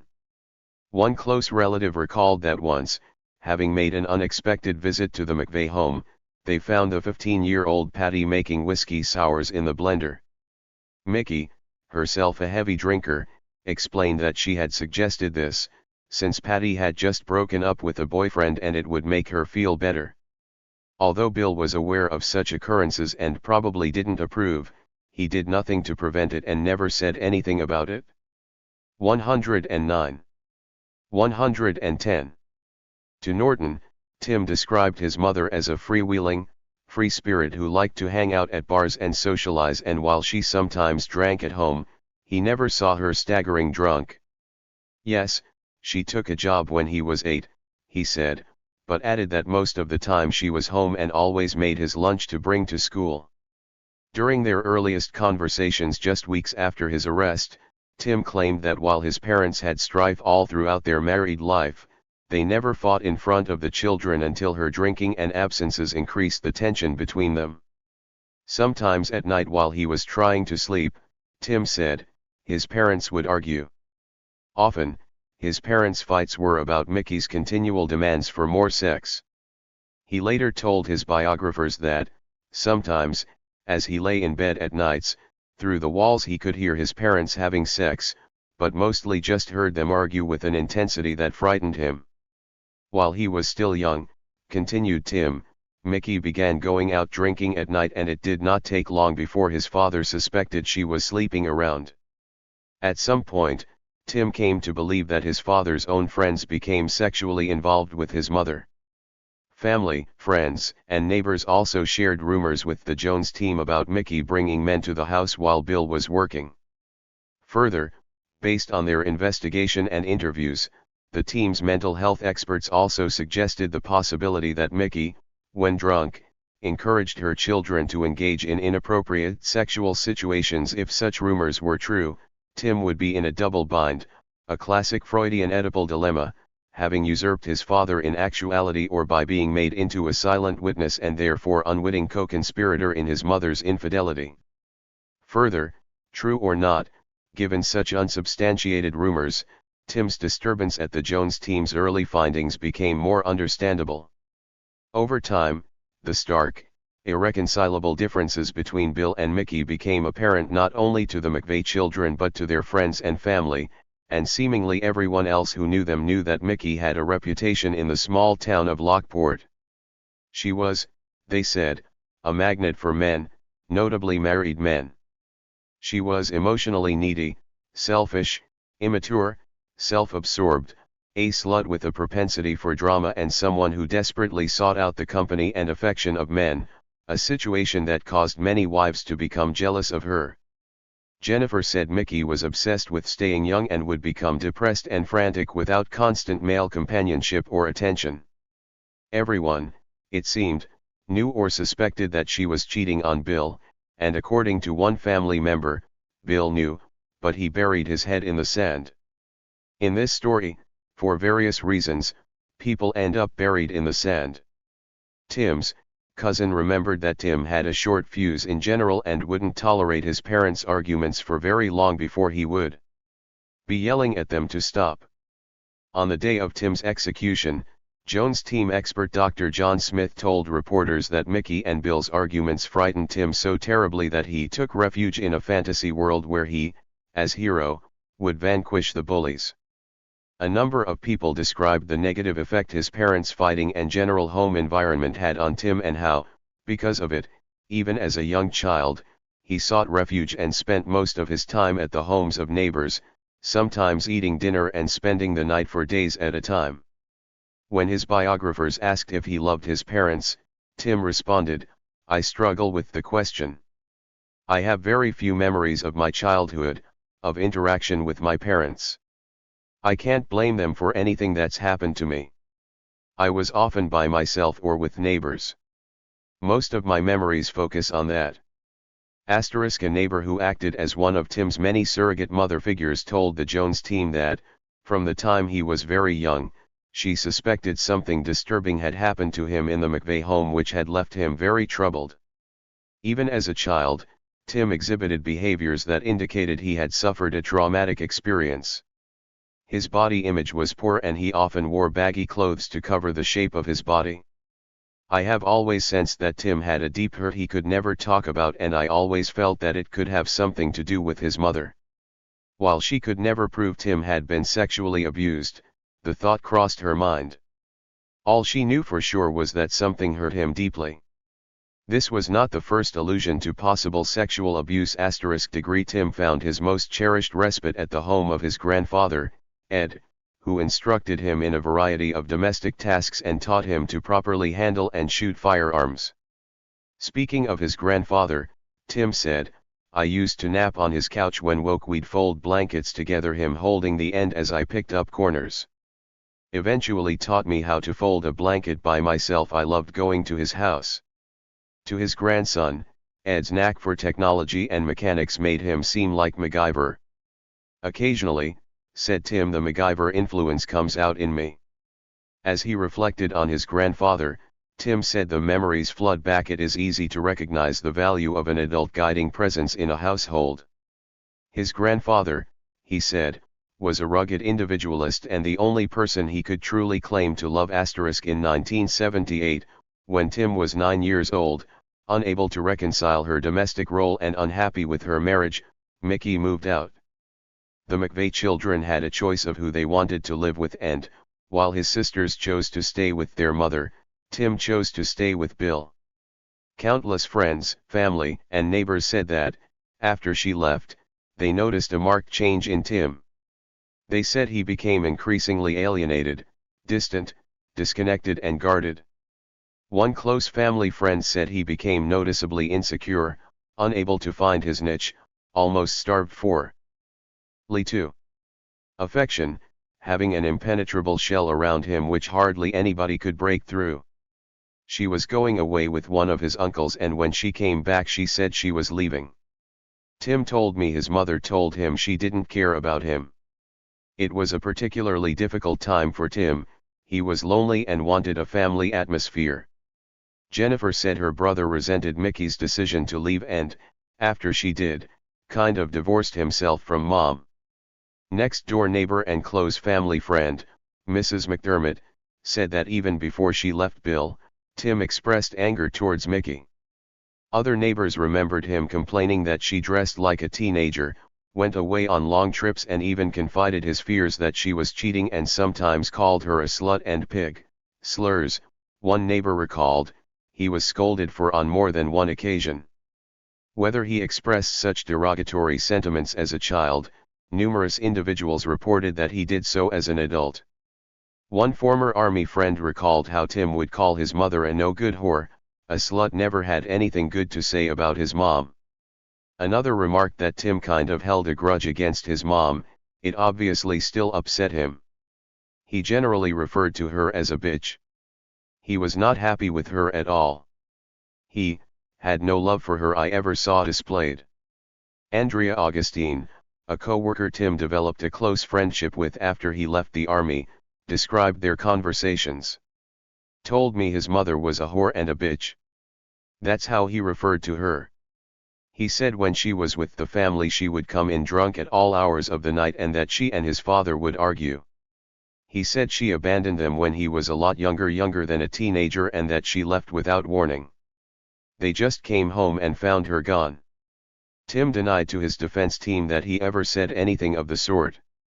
In fact, he remembered occasionally talking to Augustine about their families but claimed he could not remember making these types of statements about his mother or even thinking them. While admitting Augustine had no reason to lie, he could not think of any reason why he would have said such things to her.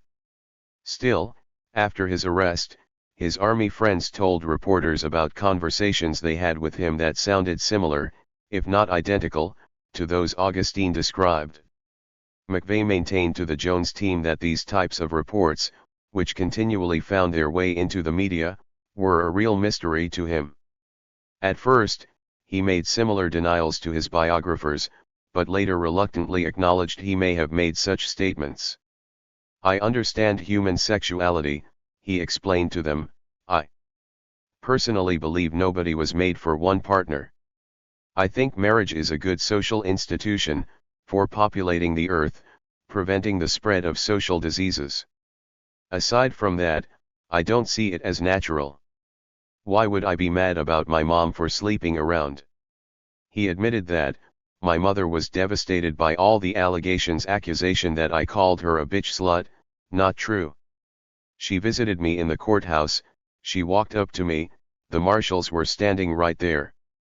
The first thing she said was, "Did you call me a bitch and a slut?" I probably did call her that, but who knows what problems I was having that day, what kind of mood I was in.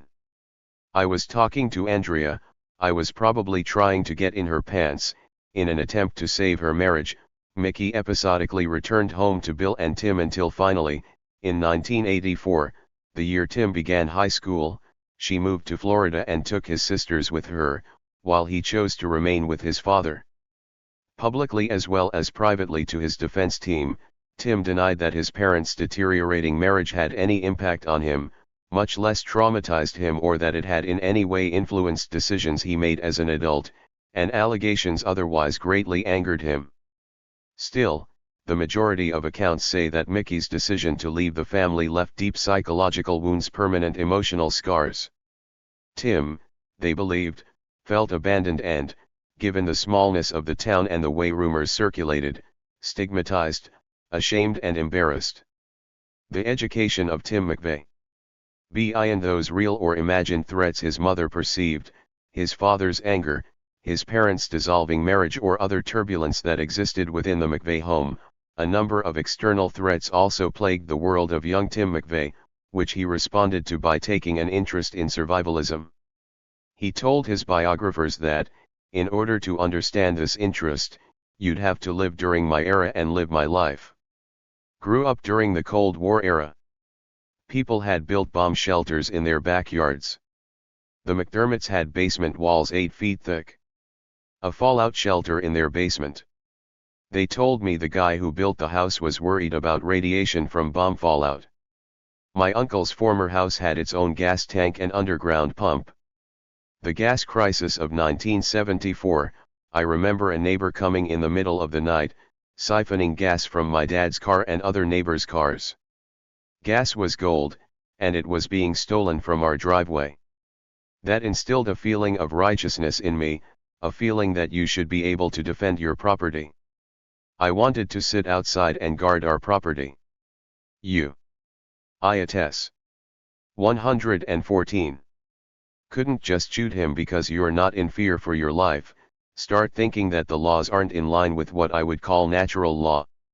This, he said, along with duck and cover drills at school, caused him to adopt what he referred to as his survivalist nuclear alert mentality and fostered an appreciation for Cold War architecture. In this, Timothy McVeigh was not unique. The early 1980s witnessed a resurgence of early 1950s Cold War-era backyard bunker builders, ever vigilant for threats of impending nuclear disaster, who had evolved from the mid-1970s gas hoarders into a growing survivalist movement.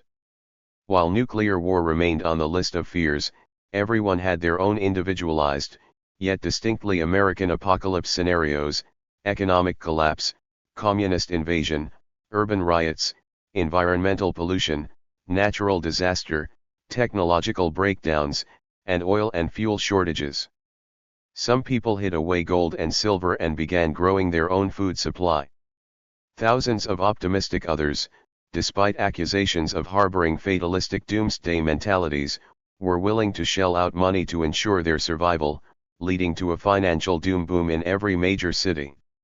Entrepreneurs sold easily assembled bunkers and fallout shelters, radiation suits, pre-packaged food, 2,000-gallon water and fuel tanks, metal grain containers and medical supplies, as well as ammunition and guns, including high-powered semi-automatic military assault weapons. With the proverbial shit clearly about to hit the fan, some headed for the hills. Religious and secular survivalist communities, sometimes referred to as armed cults, began to appear throughout the United States and could be found among a broad political spectrum that included the right, left and apolitical, as well as Christians, Jews, New Agers, and white supremacists. Some communities offered training courses where, for a modest fee, the forewarned could learn how to fight, shoot, and survive all manner of impending apocalypse. In 1983, the Washington Post reported on the building of underground condominiums in Utah and one group in the Midwest who were building anti-gravity spaceships that will leave the Earth at the appointed time and orbit until the clouds of destruction have passed. According to Tim, his preoccupation with preparedness and self-sufficiency began in earnest during the worst snowstorm to hit upstate western New York in 20 years, known as the Blizzard of 1977. Pendleton received the brunt of the 15-foot snowfall, and Niagara County was declared a disaster area. Telephone and power lines stopped working. The school, town, and surrounding areas shut down for weeks. Thousands of people were left stranded and several died. The region's tumultuous weather compounded the turmoil within the McVeigh home. Earlier on the evening the blizzard began, Mickey left and drove to a hotel a couple of miles from their home to meet up with co-workers for drinks, where she became stranded, unable to return for 2 days. According to some, this was the first time Tim McVeigh saliently felt abandoned by his mother, and then, only months after the blizzard, she moved out and left the state. The magnitude of the cataclysmic blizzard, coupled with his mother's absence, made a distinct impression on the 9-year-old, who, along with a growing group of Americans, began stockpiling food, water, and canned supplies in the basement and convinced his father to buy a generator in case such a situation arose again. Although acutely sensitive to the many possible threats around him, popular culture provided potential models for overcoming them, one of the earliest to capture his attention being Little House on the Prairie, which illustrated the value of perseverance in the face of bad odds. To his biographers, Tim explained, "I watched Little House on the Prairie. Loved the show, loved people surviving in the Wild West. On the show, they survived blizzards in their little cabin. In the blizzard of '77, we faced the real threat of having no food in the house, because we couldn't get anywhere." Keep in mind a fundamental, it will be important later: survivalists are, by their nature, defensive in posture, so in a real sense, a survivalist goal is an incremental effort at attaining personal freedom through separation and independence from the system. It's a yearning to live the Ingalls' on Little House. A wholesome and pure life, I see nothing wrong with that. He found ways to cope with the many looming threats and disasters he faced, both at home and in the outside world. Those who knew the McVeighs recalled that, after Mickey left Bill the first time, Tim became increasingly distant and disconnected. According to his cousin, he was always very meticulous with his hobbies, and began to concentrate more on them. He absorbed himself in comic books, particularly Marvel's X-Men series about a gang of teenagers who, after being exposed to radiation, become mutants and develop special powers. Under the guidance of their mentor, Professor X, the misfits learn to use their extraordinary powers for good, often using them to thwart the plans of evil mutants and thereby avert worldwide disaster. Tim found another way to help him feel secure in a shifting and scary world when, at the age of 7, his grandfather Ed taught him how to shoot. According to his classmates, once, in elementary school, Tim brought his BB guns to school to demonstrate to the other children how to properly hold and load the gun and to show them how quickly he could shoot and reload.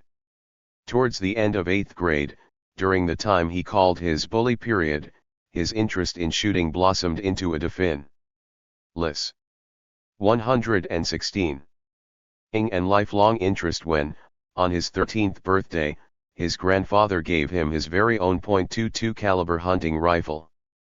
Despite his lack of interest in hunting animals, he enjoyed perfecting his marksmanship on inanimate targets and seemed to have a natural talent for it. On a middle school career day survey, Tim listed his future occupation as gun shop owner. Always a television junkie, Tim McVeigh absorbed popular culture and became a close and lifelong observer of the world as seen on TV news and depicted in blockbuster movies. The two mediums increasingly merged into a new genre of popular journalism, now termed infotainment. The intriguing casts of characters and dramatic plot lines featured in news stories assured continued viewer consumption and absorption that tended to blur reality, fact, and fantasy, creating a hyper-real aesthetic for receptive consumers. In the 2 years after he began high school in 1982, the U.S. announced its possession of the first missiles. Civilians could now purchase home computers, including the first Apple Macintosh. Global positioning system technology became available. A reactor shut down at Kursk nuclear power plant in Russia. The local consequences of an accident at one Argentinian power plant declared a level 4 on the internal nuclear event scale, and technical failures at a nuclear power plant in Germany resulted in the release of iodine-131. A nuclear world war was narrowly averted when a Soviet military officer identified a missile attack warning as a false alarm, although a few months later a NATO exercise was misinterpreted as a live nuclear first strike. In 1984, the tongue-in-cheek remarks of President Ronald Reagan were overheard during a sound check. "My fellow Americans," declared Reagan, "I'm pleased to tell you today that I've signed legislation that will outlaw Russia forever. We begin bombing in 5 minutes." In the final days of the Cold War, as the threat of nuclear disaster loomed, the disarmament movement grew. Nearly all biographical accounts mention Tim's love of the 1983 science fiction suspense movie, War Games. The hero of the movie, David Lightman, is a highly intelligent but unmotivated high school student who uses his knack for computers to hack into his school's computer system and change his grades. Lightman accidentally discovers an automated NORAD supercomputer running constant military simulations and threat/risk assessments.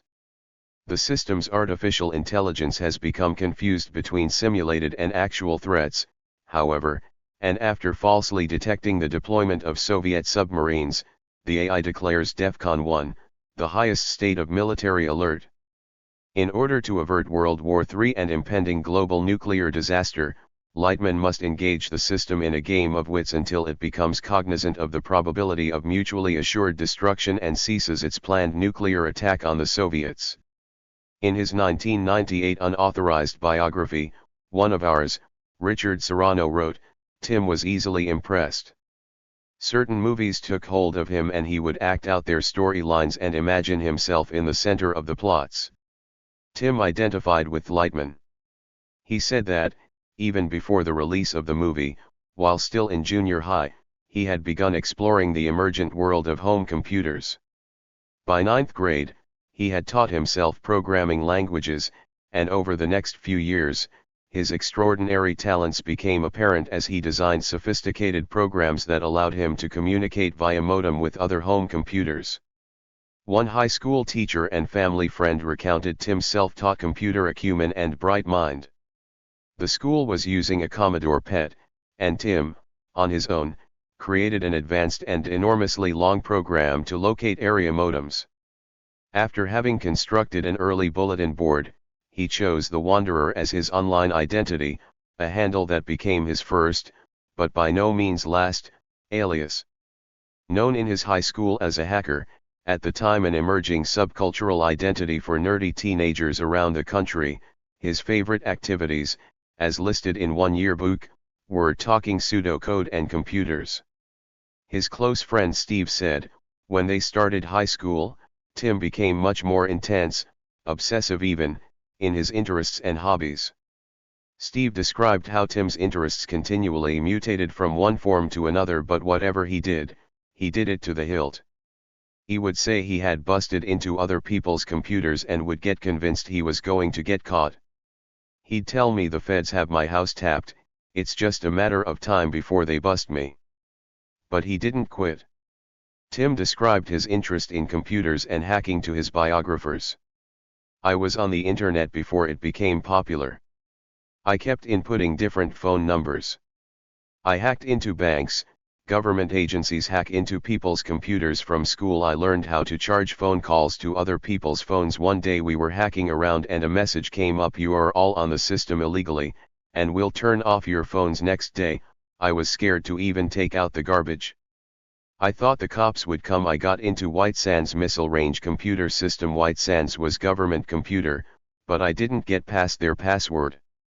I loved the movie War Games. Lightman found the grid computer, and I was trying to get into that, too. I saw that movie and wrote my own program. I was inspired by that movie. America's future face of terror also came of age during the advent of mass-mediated terrorism spectacles. These began in earnest in late 117, 118, 1979 during the Iran hostage crisis, at which time Americans learned that the United States does not negotiate with terrorists. During the subsequent Reagan and Thatcher administrations, these spectacles became firmly rooted in the minds of Americans as airplane hijackings and crashes, assassinations and bombings became recurring features in the news and popular culture. Media coverage of terroristic events became more frequent, repetitive, and dramatic in content. Throughout the 1980s, already vague common usages and official and legal definitions of terrorism, of which there were hundreds, broadened. Incrementally, understandings of what constituted terrorism and who was a terrorist became more inclusive and came to encompass a much more expansive range of groups and acts, including terroristic hoaxes and threats.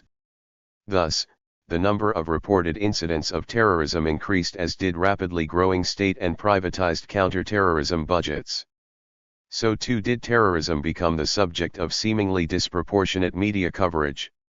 The majority of mainstream primetime mass media reports about terrorism were not only occurring more frequently, they were increasingly sensationalized in nature. Secretary of State Alexander Haig declared that the deadliest threat faced by Americans was terrorism. *degree television viewers learned of ongoing conflicts escalated between democratized Western nations and a range of independently organized and politically motivated groups and individuals in the Middle East and elsewhere. In 1983 and 1984 alone, the IRA and Sinn Féin fought with the UK. In the largest prison break in British history, 38 members of the Irish Republican Army escaped, followed shortly by an IRA car bombing in London that killed 6 and injured 90.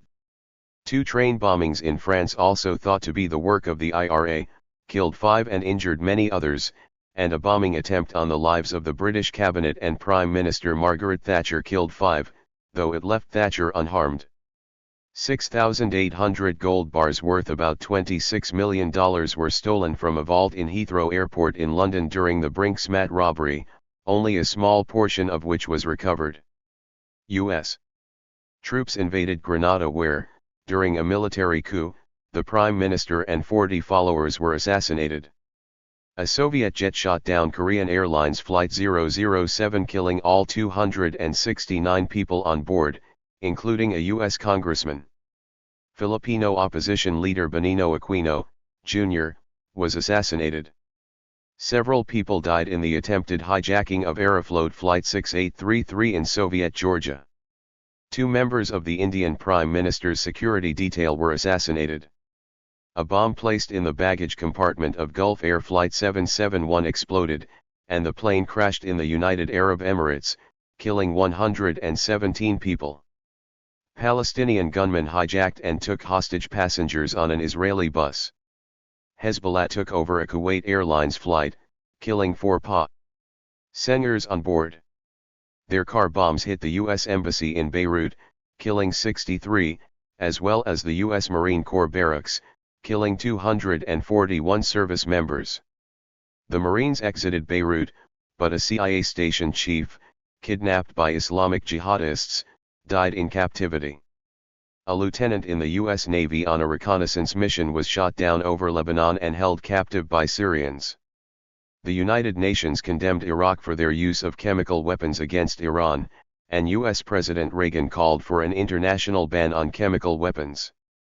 Meanwhile, hurricanes, famines and industrial disasters claimed millions of lives around the world. Hurricane Alicia hit Texas, leaving 22 people dead, and flash floods in Oklahoma claimed several lives, as did a tornado in Wisconsin. El Niño caused severe weather throughout the world. A famine in Ethiopia left over 1 million people dead. The worst industrial disaster in history left more than 8,000 dead and 500,000 injured after methyl isocyanine leaked from a Union Carbide pesticide plant in India. During this time, Night Stalker Richard Ramirez murdered his first known victim. Accusations of ritual satanic abuse of children by teachers at a preschool in a California suburb caused a national scandal, and nearby a 41-year-old man randomly killed 21 people at a McDonald's restaurant. In Los Angeles, a smokable form of cocaine, known as crack, began receiving increased media attention, and its use was being called an epidemic. It is not surprising then, that, given all these natural and man-made threats throughout the world, teenage Timothy McVeigh, already concerned with preparedness in the face of disaster, grew increasingly fascinated with Reagan-era Cold War apocalyptic and post-apocalyptic World War III survival scenarios, as seen within popular movies of the era. He later described how he grew up gravitating towards films with plots that featured tornadoes, volcanoes, floods, plagues, nuclear and man-made disasters, and scenarios where protagonists, oftentimes alone, must survive in harsh brave new worlds. His favorites included Road Warrior, ABC's The Day After, and Mad Max, Beyond Thunderdome, which came out the same year Tim bought his first car. Often mentioned as influential on him was Red Dawn, released in 1984, a year in which fears of a looming Armageddon coincided with patriotic sentiment. In this film, communist Cuban and Soviet troops invade the U.S. The invaders disarm the citizenry after obtaining lists of gun owners, arresting, imprisoning and executing some. A group of high school students calling themselves the Wolverines, led by Jed, form a successful guerrilla resistance and are memorialized as heroes. The plots of War Games and Red Dawn, observed Stickney, feature high school students embroiled within government conspiracies that are resolved through the protagonist's heroic actions. *degree ELO 120. The film's phrases and visual images within the film appealed to the gun-toting high school boy Tim. One scene that stood out for him featured the NRA slogan, "I'll give you my gun when you take it from my cold, dead hands," on a bumper sticker of a pickup truck immediately before its driver is killed by the communist villains, who indeed remove his gun from his dead hands. One of the highest-grossing movies of 1984, Red Dawn met with much criticism for its glorification of guns, violence, and mindless patriotism, its promotion of uncritical hatred towards communist and socialist countries, and its acclaimed reception by right-wing extremist and Second Amendment advocate audiences. Mitchell's re-envisioning of survivalism proves relevant to McVeigh's early perceptions of the world, his responses to them and his related narrations. Survivalists, wrote Mitchell, relish inventing new narratives, new primal means and fundamental meanings by which the world may be known. To find places of consequence, survivalists fashion discourses of pending need, speculative circumstances of crisis and concern wherein major social institutions face imminent serious erosion or total dissolution, and in which survivalists themselves play central roles in reprioritized revisioning, recover, and renewal. Survivalist discourse tailors widespread rancor and disorder to fit schemes for maximizing personal competence, actualization, and relevance. Serrano pessimistically observed, however, that the young McVeigh was thinking even then in the simplest of terms, how best to face an unfair world. Had his father paid better attention to his son, he would have noticed the trademarks of many who end up on the fringes of American society: those who believe in government conspiracies and demon threats, and who trust no one in authority, reliant only on themselves. As a teenager, embraced fantasy rather than accept the reality of the breakup of his parents' marriage. Sometimes he could not move beyond his mother's exit from his young life to shore up his defenses. He built a fortress in his secret basement world. While other teenagers worried about what brand of clothing they wore, Tim spent his money on 55-gallon barrels that he filled with water and stored in his father's basement. When asked what else Tim kept down there, Bill said, whatever he thought he needed. If everything went haywire, he'd have it there. You know, he was into survival. Degree. When asked about this, McVeigh conceded that, perhaps he did have millennialist thinking, and recalled that when he first watched Red Dawn, it fit perfectly with what he already sensed about the world. He just never quite pinned down how the end would come. All he knew was, when it did, he didn't want to have to depend on anyone to survive. If you depend on somebody else, you are at their mercy. Mrs. Hodge noted, his was at the time he was trying to survive without his mom and without his dad. Steve remembered Tim's preoccupation and said, even as a teenager, he had an arsenal which included tents, guns, K-rations, and tear gas. He had many kinds of ammunition, including steel case metal-piercing bullets. Timothy McVeigh was not alone in his interests. The wider culture of survivalists had steadily grown since Tim's early brush with the apocalyptic blizzard of '77. A reportedly large percentage of Americans shared Tim's concerns about future nuclear winters, evidenced by increasing subscription rates to magazines like Survive and best-selling books like Nuclear War Survival Skills. Books such as Life After Doomsday, A Survivalist's Guide to Nuclear War and Other Major Disasters, and How to Survive a Nuclear Disaster continued to appear on shelves. Such books offered grim statistics about the likelihood of surviving a major catastrophe and informed readers about how to improve their chances of doing so. By January 1984, headlines announced, "They're ready, the nuclear family, preparing to survive doomsday and beyond." Reports described this new survivalist culture as a family affair. Parents educated their children on the value of survival, and movies like Red Dawn, War Games, and the TV film The Day After made apocalyptic anxieties fun for the whole family. Perhaps exacerbating threats of looming doom were government agencies like the Federal Emergency Management Agency, who announced the creation of nationwide evacuation and relocation plans, or statements like those of President Ronald Reagan, who earlier that month, in a discussion about Soviet-US relations, declared that, reducing the risk of war and especially nuclear war is priority number one. A nuclear conflict could well be mankind's last. Asterisk.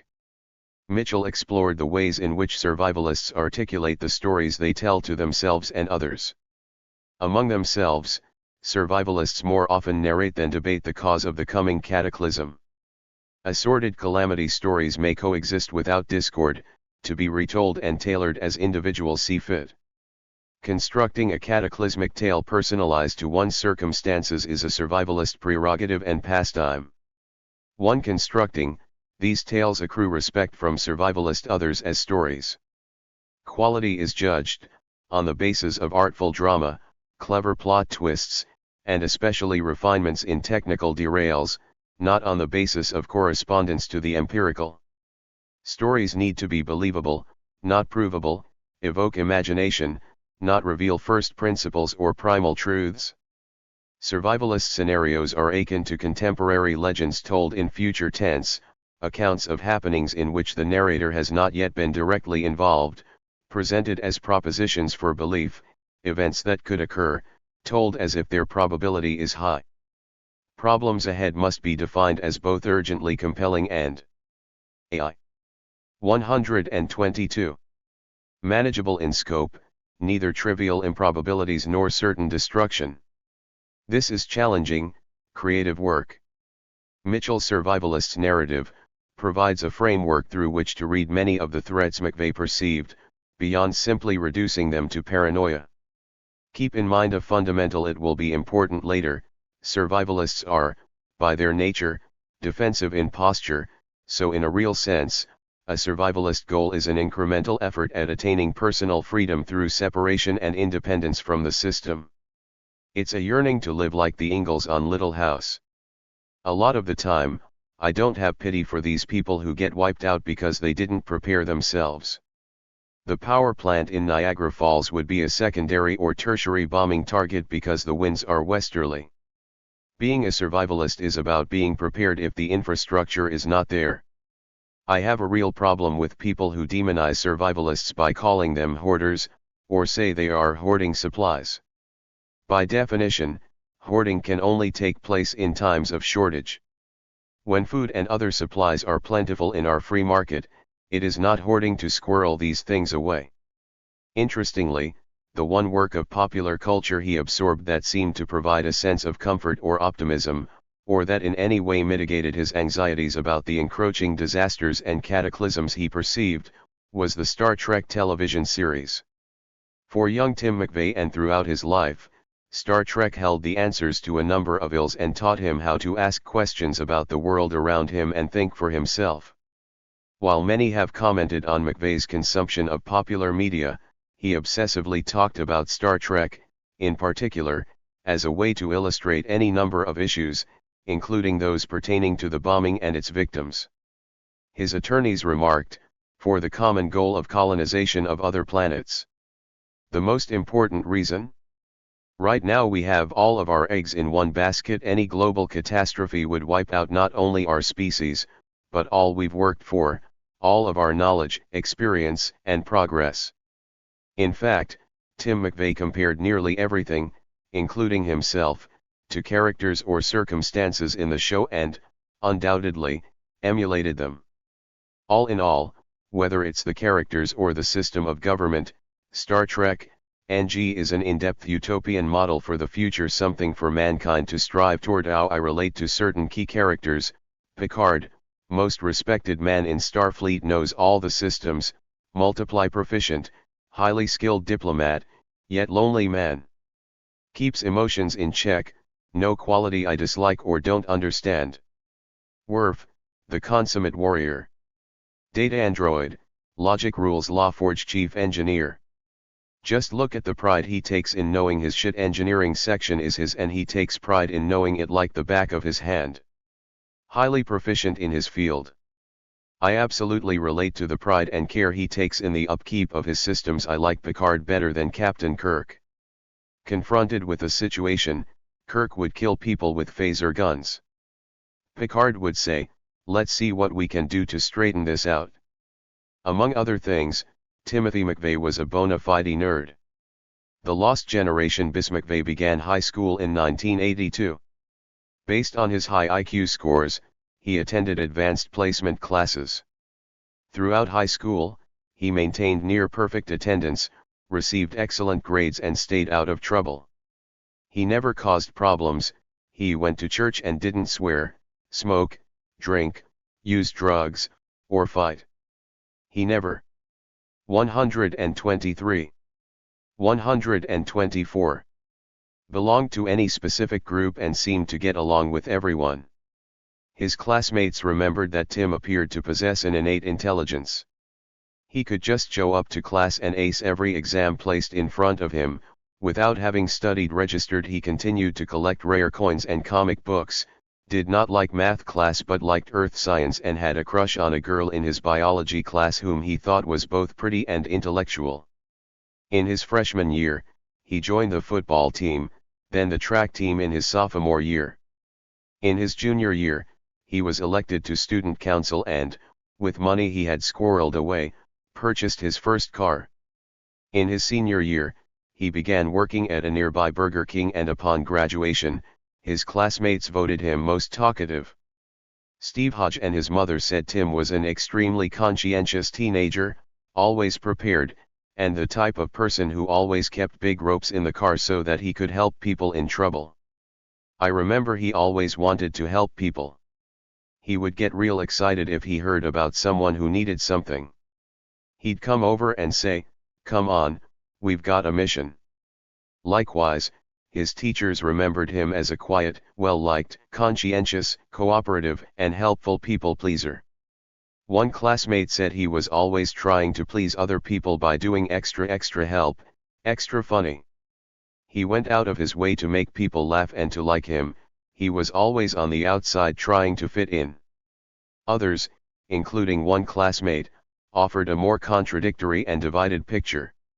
Tim, he said, was outgoing and active but also an unconnected loner, the fringes of teenage social life. Similarly, a family friend told the Jones team that was always on the outside looking in, wanting a place to fit in.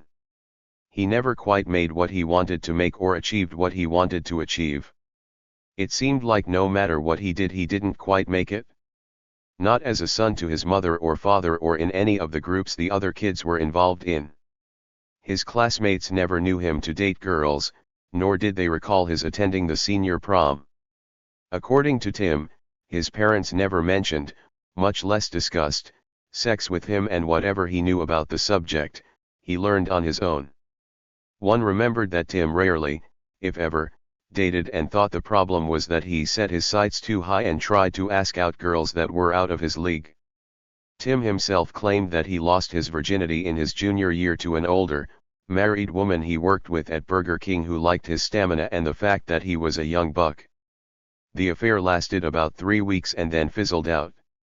Soon after, he began dating another co-worker around his own age named Sarah, who said Tim was loud and goofy and tended to drive frighteningly fast. To her, he seemed lost, almost as if he was raising himself, and he had an obvious resentment of his mother. Registered. They dated for about 6 months, but he broke up with her soon after he graduated high school, telling her he was not ready for a serious relationship. Tim elegantly explained to his biographers that it was with Sarah that he began to explore his sexuality. "I was interested in another girl. Sarah was a little plump, she was interested, I was horny. I got Sarah on the pill, I was an honorable kid, took her to Planned Parenthood clinic in Lockport. I took her to senior prom. She was my coming-of-age girl." Sarah was the only girlfriend Tim McVeigh ever had. His only other known sexual partners were, like his mother, married women, often the wives of close friends, including those of future co-conspirators Terry Nichols and Michael Fortier. After his arrest, allegations that he was still a virgin or disinterested in either sex in general or woman specifically, particularly offended him. Asexual? No way. I had no long-term love relationship, never met a woman I loved. That doesn't mean I didn't have sexual relationships. I'm very discreet. I don't need to brag about the woman I fucked. We kept it quiet. I never obsessed on one girl, if said no problem.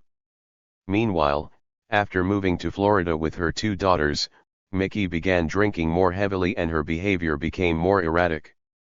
She seemed to see herself more as a friend than a mother and occasionally brought her daughters to the bar and encouraged them to drink with her. Late one night, Jennifer received a call from someone at a local bar who said her mother was plastered and needed to be picked up right away. When Jennifer arrived, she found Mickey, drunk and stoned, had accidentally locked herself in the bathroom, bumped her head, and could not remember how to get out. Jennifer became increasingly wild and depressed under Mickey's roof and began drinking regularly and using drugs herself. Mickey seemed unable to settle on one location. Jennifer said that in the year after she moved to Florida, she lived in 4 different places and attended 3 high schools. Her grades began to drop significantly and, unhappy with her life in Florida, returned to the Buffalo area to live with her father. The hard-working but detached Bill also seemed unable to provide the type of structure she needed. Jennifer said she would go to bed every night with a bottle of Jack Daniels and drink until she passed out. Her father never said anything to her about it. As countless books about survivalism popped up in the 1980s, writers in other genres capitalized on the trend by selling books such as How to Survive Your Marriage and How to Survive Your Job, as well as an increasing number of children's books about kids abandoned by their parents because of various natural or man-made disasters.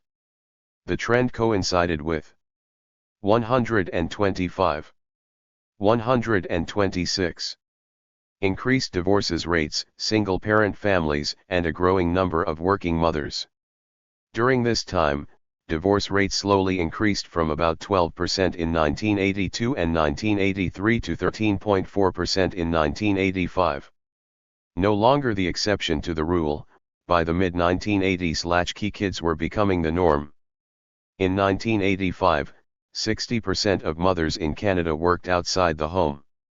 Related books appeared including, The Handbook for Latchkey Children and Their Parents, a complete guide for latchkey kids and their working parents. Registered. While he denied it had any negative effect on him, Tim often brought up the lack of supervision in the McVeigh home. When I got home my mother wasn't there. These days, he said, kids get home, there is no parental influence in the household. Parents are working. Much of this he blamed on the women's movement, which he felt had removed mothers' presence from home life. Tim felt the previous baby boomer generation had full parental influence, while his, Generation X, had some sense of it, and the next, Generation Y, would have almost none. Sometimes, in letters to his biographers, he advised them to spend time with their children as they were in that age where they really need you. The effects of this trend on children became a subject of debate and study. Generation X, the first to live fully within the themes of postmodernism, inhabited an unpredictable, rapidly mutating and crisis-ridden world and faced an extremely uncertain future in which previous boundaries dissolved. Beyond the breakdown of traditional nuclear family norms, the baby boomers left their progeny to contend with a sense of political cynicism, new technologies, information and media overload, identity crises, high unemployment rates, a complex and fragile global economy, frightening era of war and terrorism and domestic militarism. Many speculated that the growing numbers of Generation Xers fending for themselves were more likely to have behavioral issues, low self-esteem, depression, to abuse drugs, smoke, drink, become promiscuous, cynical and reject authority. Studies and news reports dubbed the latchkey kids of Tim's generation, the lost generation, and described them as rootless, disillusioned and apathetic, indifferent, cheaply employed, frustrated people. These slackers were not particularly lazy, just cynical and skeptical. Unlike their baby boomer parents who still tended to remain at the same job for most of their adult lives, Tim's generation tended to be more nomadic and, while not loyal to geography or employment, loyal to their friends, dislike being labeled or categorized, less shallow, less materialistic than parents eschewed the American dream. On the other hand, they had enjoyed the possibilities of technologies, identities, and entrepreneurial adventures unimagined by previous generations, and were thought to be less materialistic and more independent, self-reliant, confident, socially and technologically savvy, perhaps even, the most technologically sophisticated and possessing the widest repertoire of media literacy. By the late 1990s, banks and home builders speculated that, as they grew into adulthood, what Generation X wanted more than anything else was a sense of community, stability, and permanence, both domestically and in employment. On becoming John Rambo Y the early 1980s, the economy of Western New York, in recession for decades, had reached an all-time low. Within the city of Buffalo and its outlying areas, flour and steel mills and auto factories closed, leaving thousands without jobs, part of a larger pattern of deindustrialization nationwide. Unemployment rates reached record heights as wages, property values, and the area's population declined drastically. The cityscape of Buffalo was quickly decaying into a landscape of despair. The streets appeared deserted, buildings were abandoned and houses boarded up. Buffalo's civic spirit seemed decimated by the economic blight, and its populace suffered from a shared inferiority complex. Harrison Motors, which employed both Ed and Bill McVeigh, itself subject to cutbacks and layoffs, was no longer a reliable option for recent graduates like Tim. Increasing numbers of area high school students dropped out or, if they did graduate, chose not to pursue higher education, as college did not guarantee employment. Having earned a small state scholarship, Tim enrolled in computer programming classes at nearby Bryant and Stratton Business College. He received a 99% on the school's math aptitude test, the highest in the school's history, and failed to achieve a perfect score by only fractions. Within a few short months, however, he began to feel unchallenged, grew bored and quit. He later explained, "I knew as much as most of the teachers. I wanted to learn the why of things, not just the what." The majority of biographical accounts emphasize that Tim's love of and later obsession with guns originated from the intense bond he shared with his grandfather, but those who knew the McVeigh family noted that he also shared his interest in weapons with his mother. When Tim was 18, Mickey returned briefly to the Buffalo area, applied for a pistol permit and convinced Tim to do so as well. In April 1987, on his 19th birthday, he applied for and received a New York State concealed firearms permit. For both Mickey and Tim, guns may have been a symbolic cure for the ill-defined, elusive yet impending threats felt by both and, for him, a form of preventive self-defense. Having decided that guns were a better investment than comic books, Tim sold his sizable collection that, as a boy, he had considered his college fund. He got a job working at the Johnson Country Store, a gun shop. 127. 128. In his hometown of Lockport, and along with his friend Dave Darlick purchased 10 acres of land in Olean, New York, where Tim sometimes spent days camping and firing his guns on the shooting range the two had built. In the fall of 1987, having given up on the idea of college, he got a second job as an armored truck driver at Burke Armored Security in Buffalo. Tim bragged that his co-workers there nicknamed him the Kid because, "I could outshoot virtually everybody." His fascination with firearms emerged within the broader context of an American gun culture and the growing survivalist movement. All presidential candidates during the 1988 elections were members of the National Rifle Association, and there were firearms in nearly half of all American homes, with a reported 60 million handguns and 10,000 machine guns in circulation.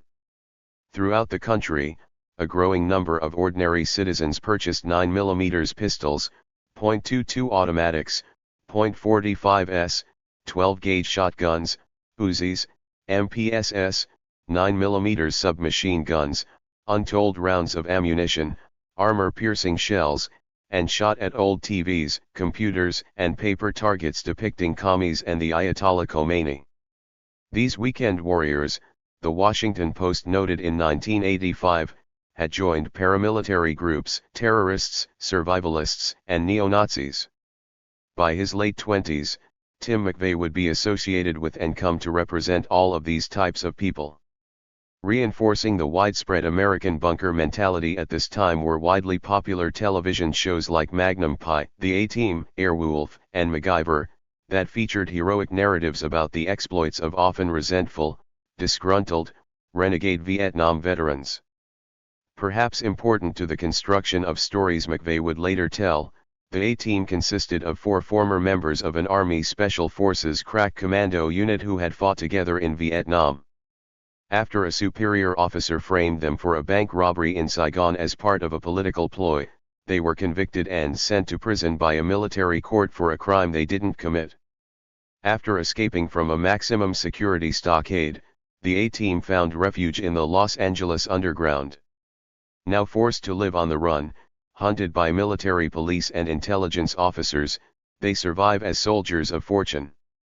Despite being wanted by the government, each week the A-Team, out of the kindness of their heart, came to the rescue of innocent and wronged citizens who sought out their help.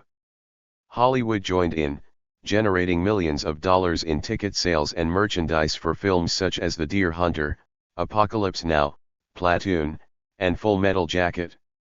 While traditional war films told stories of soldiers banding together to defeat common enemies, post-Vietnam blockbuster films centered on recurring themes of missing POWs abandoned by their government, traumatized and deranged combat vets plagued by debilitating flashbacks, My Last Killer, Zombies Come Home, dripping blood, and lunacy, a metaphor for madness itself. These films aimed to resolve lingering conflicts surrounding the country's recent humiliating and shameful war by telling fictionalized versions of historically uncomfortable tales, thereby conquering the collective nightmare of the Vietnam War through the construction of shared national fantasies and newer mythologies about it. The hyper-masculine, hyper-violent war hero action films of the 1980s depicted macho protagonists' Herculean obstacles and challenges, but who nevertheless display military heroism, selflessness, camaraderie and principled dedication to a cause larger than themselves as the highest form of life.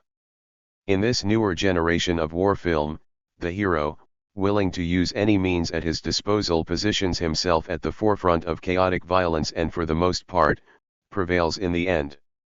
The most notable of these films was the Rambo series, First Blood Part I, Part IT, and Part 3. In them, the protagonist, John Rambo, emerges as a symbol of restored masculinity, betrayal, and revenge in the aftermath of Vietnam. While criticized for its revisionist, cliché, and jingoistic depictions of an ultra-macho, all-American vengeance wreaker, a nationwide Rambo fever emerged nonetheless, as evidenced by millions in box office sales. Tim, too, had caught Rambo fever, and the affliction would soon consume him. It was at this time that Tim, an avid reader, first encountered and began to devour a new type of literature, highly influenced by post-Vietnam cultural imaginings. Hoping to develop his marksmanship further, he began frequenting local gun clubs and area shooting ranges where, according to Stickney, members subscribe to literature whose content ranges from information on various weapons to right-wing paranoia pamphlets that claim the federal government's main goal in the future is to disarm America. He gravitated towards publications such as Soldier of Fortune magazine that describes itself as pro-Second Amendment, U.S. military, strong U.S. defense, police, and veterans, ardent supporters of the basic freedom of mankind and against tyranny of all kinds. SOF, criticized for its unabashed anti-leftist leanings, backing of Nicaraguan Contra rebels and recruitment of American mercenaries to train them, had attracted a growing number of readers, many of whom, while too young to have fought in Vietnam, grew up viewing images of it in popular media. The magazine appealed also to the increasing numbers of survivalists who, like Tim, hoped to learn the tricks of staying alive after the collapse of civilization. *SOF and other, similar publications. Soon became a permanent staple of his literary diet. And then one day, in the back of SOF, Timothy McVeigh found an advertisement for the 1978 book The Turner Diaries. 129. 130. Written under the pseudonym Andrew MacDonald by former physics professor William Pierce, founder of the National Alliance, one of the most notorious and highly organized racist organizations in the country. Set in the not-too-distant future, the book contains the fictitious diary entries of Earl Turner, who believes that increased multiculturalism and restrictive gun ownership legislation poses a threat to the white race whom the Jews hope to enslave and annihilate in order to establish a Zionist occupational government.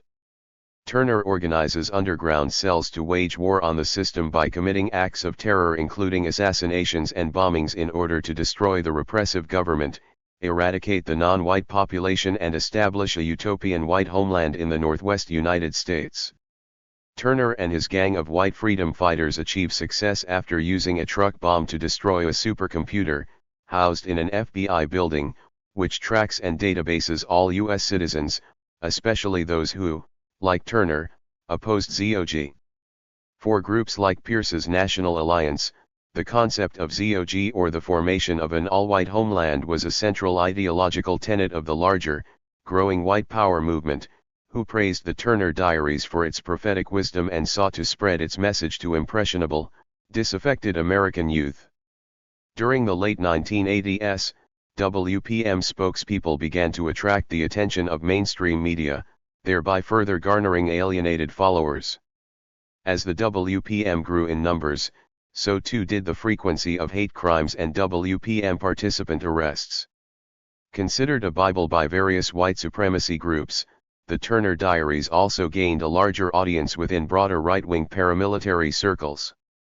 While disparate, their ranks included Second Amendment advocates, survivalists, common law and sovereign citizens groups, constitutionalists, and disgruntled farmers, all of whom gravitated to the book's unabashed pro-gun message and anti-government themes. Widely referred to later as the blueprint for the Oklahoma City bombing, by all accounts, Timothy McVeigh became obsessed with the Turner Diaries, and its influence upon the formation of his political and racial ideologies is undeniable. The Turner Diaries, he said, not only helped him understand his co-workers' racism but expose me to racism I wasn't familiar with. It's very anti-black, but that later he realized everyone is an individual. He said that, prior to working at Burke, I didn't have a racist bone in my body and was oriented more towards the survivalist crowd. Put away your food supplies for a year, get ready for whatever disaster would be coming along. Nuclear, natural was the first time I ever was exposed to racist comments. I learned the vernacular of racism, I picked up on it. Publica. Shins like Soldier of Fortune and the Turner Diaries bolstered his already existing survivalist leanings. They exposed him to, and familiarized him with, previously unknown subcultural realms and ideas, provided new models for him to draw from in the shaping of his identity and, ultimately, played a pivotal role both in the commission and narrative constructions of the OKC bombing. In a sense, McVeigh made real the deeds of the fictional Earl Turner. Meanwhile, Burke quickly promoted the responsible and trustworthy 19-year-old Tim McVeigh, assigning him to high-profile sites, including the Buffalo Federal Reserve Bank, despite his occasional juvenile antics and increasingly odd behavior. Tim had started out as a good employee. For whatever reason, his parents' divorce, his failure at college, his inability to connect with women, or maybe his indulgence in survivalism, he began having problems. His co-workers at Burke saw a Timothy McVeigh most high school students never knew, a man influenced by war and weapon literature, angry over his home life and living in a survivalist fantasy world. According to his supervisor, Tim was a good, reliable employee who always did his job. Tim, he recalled, had a fascination with armored cars, described himself to others as a survivalist and told of his hopes to build his own underground bunker someday. His co-workers remembered his interest in guns, his impressive collection of firearms, and that he was one of the best marksmen on the shooting range, a true crack shot. Sometimes, they said, he tried to be funny and, once, showed up to work dressed like Rambo, decked out in camouflage and ammunition belts crisscrossed over his chest, looking like he was ready for World War III. Despite his earlier praise, upon further reflection, his supervisor recalled that two of the other men assigned to ride with Tim complained that, occasionally, he put on earplugs and turned the radio up to its highest volume. In fact, he added, Tim once threatened to blow up the house of neighborhood children who had thrown snowballs at his truck. Co-workers said that at some point he began to act increasingly high-strung, hyperactive, jumpy, erratic, intense, and began carrying more guns with him to work than he could ever possibly need. His temper had grown shorter and, some days, he became angry at the drop of a hat, only to, just as quickly, calm down again. Other days he was silent and acted like an introverted, preoccupied loner. According to McVeigh, though, if he had acted oddly, it was due to overwhelming amounts of stress, partly from working two jobs. This left him worn down and sleep-deprived, a state known to induce erratic and paranoid behavior. He would use this excuse to explain similar observations made by others. 131. 152. It was during this time, McVeigh reflected, that he grew disenchanted by the mundane and developed an overwhelming personal desire for a larger purpose in life, a warrior's code of honor as depicted in films like Rambo. He sought structure, purpose, camaraderie, and guns. Later, he could, and did, cite long passages from the Turner Diaries from memory and evoked a particular favorite one to illustrate his growing sense of oppression. The chains that bind us are formed slowly, one link at a time, so we never notice the additional weight of one additional link, but eventually, it forms a chain. McVeigh said, "I loved that, it was right on. Most Americans could give a shit, as long as they have a six-pack of beer and their TV is working." On May 12, 1988, shortly after his 20th birthday, Timothy McVeigh, alone, drove to the federal building in Buffalo, New York, walked into the Army recruiter's office and informed the recruiter of his desire to become an airborne ranger, Green Beret, or member of the Special Forces. The man assured him he could pursue this vision once he completed basic training, and so he enlisted in the U.S. Army, took his general aptitude test that same day and his physical a few days later. According to his enlistment documents, he was 6'1" and 150 pounds, with blonde hair, blue eyes, and 20/20ths vision. He was in good health, having no prior medical or dental issues, no allergies, and no prescribed medications. Childhood friend Sam Dangler said that, growing up, Tim had been a very pro-government type of individual, was a fan of Ronald Reagan and at 18 registered with the Republican Party, so his decision to join the military made sense. According to Steve Hodge, though, it was not patriotism that propelled him, but his interest in survivalism. Tim believed the Army could provide the best weapons and survival training. His legal team believed he joined the Army seeking truth and to fill a central core of meaning absent within him. Brandon Stickney thought his decision was influenced by the works of fiction he devoured that depicted the heroics of war, and led him to believe his future lay in commanding men in distant lands he'd only ever read about. Or perhaps, Stickney continued, Tim thought he would become a member of the elite forces, that special breed of man set apart from the rest, a man who is authorized for secret missions. Even Tim later acknowledged that he based his decision to join the Army, in part, on his desire to buttress his survival skills and viewed it as equivalent to spending 4 years in college, but also on the powerful influence of his favorite movies, notably Rambo, First Blood and Missing in Action. Whatever his reasons for joining, while he claimed to be so at the time of his death, upon enlisting, Timothy James McVeigh was no longer fully the captain of his soul, nor master of his fate. Rather, he became the property of the United States Army, and the chains that would bind him proved strong ones indeed. Timothy McVeigh had just joined an experiment in progress, one from which, psychologically, there would never be an exit strategy. 133. WUE. Chapter 2. The following records do not exist. Part 1. Avalanche of Decay. Basic training IL at the Buffalo Army Recruitment Center, McVeigh scored WEAV, the top 10 percentile on the General Technical Test. On May 30, 1988, only days after enlisting, Timothy McVeigh began basic combat training at Fort Benning, Georgia, the self-proclaimed incubator for the world's finest combat soldiers and home to the U.S. Army School of the Americas.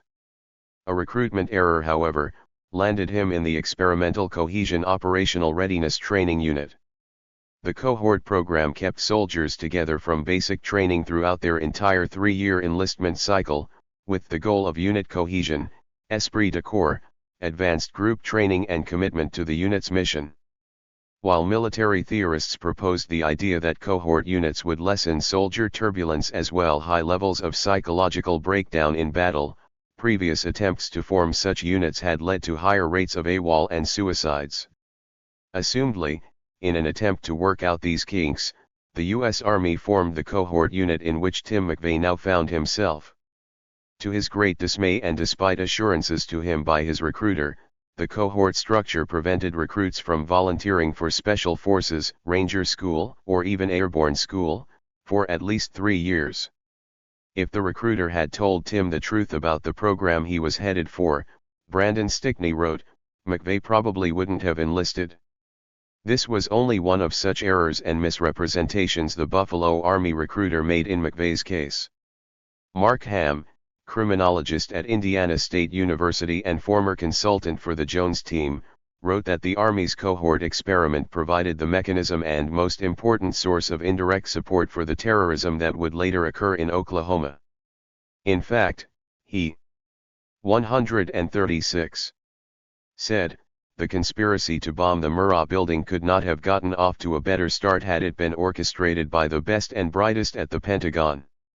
In Ham's opinion, there would have been no conspiracy without the cohort program, for it was in basic training that Timothy McVeigh met Terry Nichols and Michael Fortier, who would become Tim's closest friends and, later, his co-conspirators.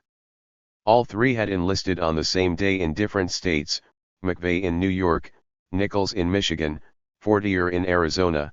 They were assigned to the cohort unit and placed together in a 6-man squad. 33-year-old organic farmer and family man, Terry Nichols, had been hit hard by the Midwest farm crisis of the 1980s and faced the impending loss of his family farm. He joined the Army at the suggestion of his soon-to-be ex-wife. His fellow soldiers described Nichols, the oldest man in the unit and chosen squad leader, as an introverted family man, spastic and nerdy. He quickly picked up the nicknames Pops and Old Man from the younger grunts who later described him as helpful, friendly and outgoing. One soldier said that while the mechanically inclined Nichols often acted dumb, in reality he was very intelligent and was always reading a book or fixing something.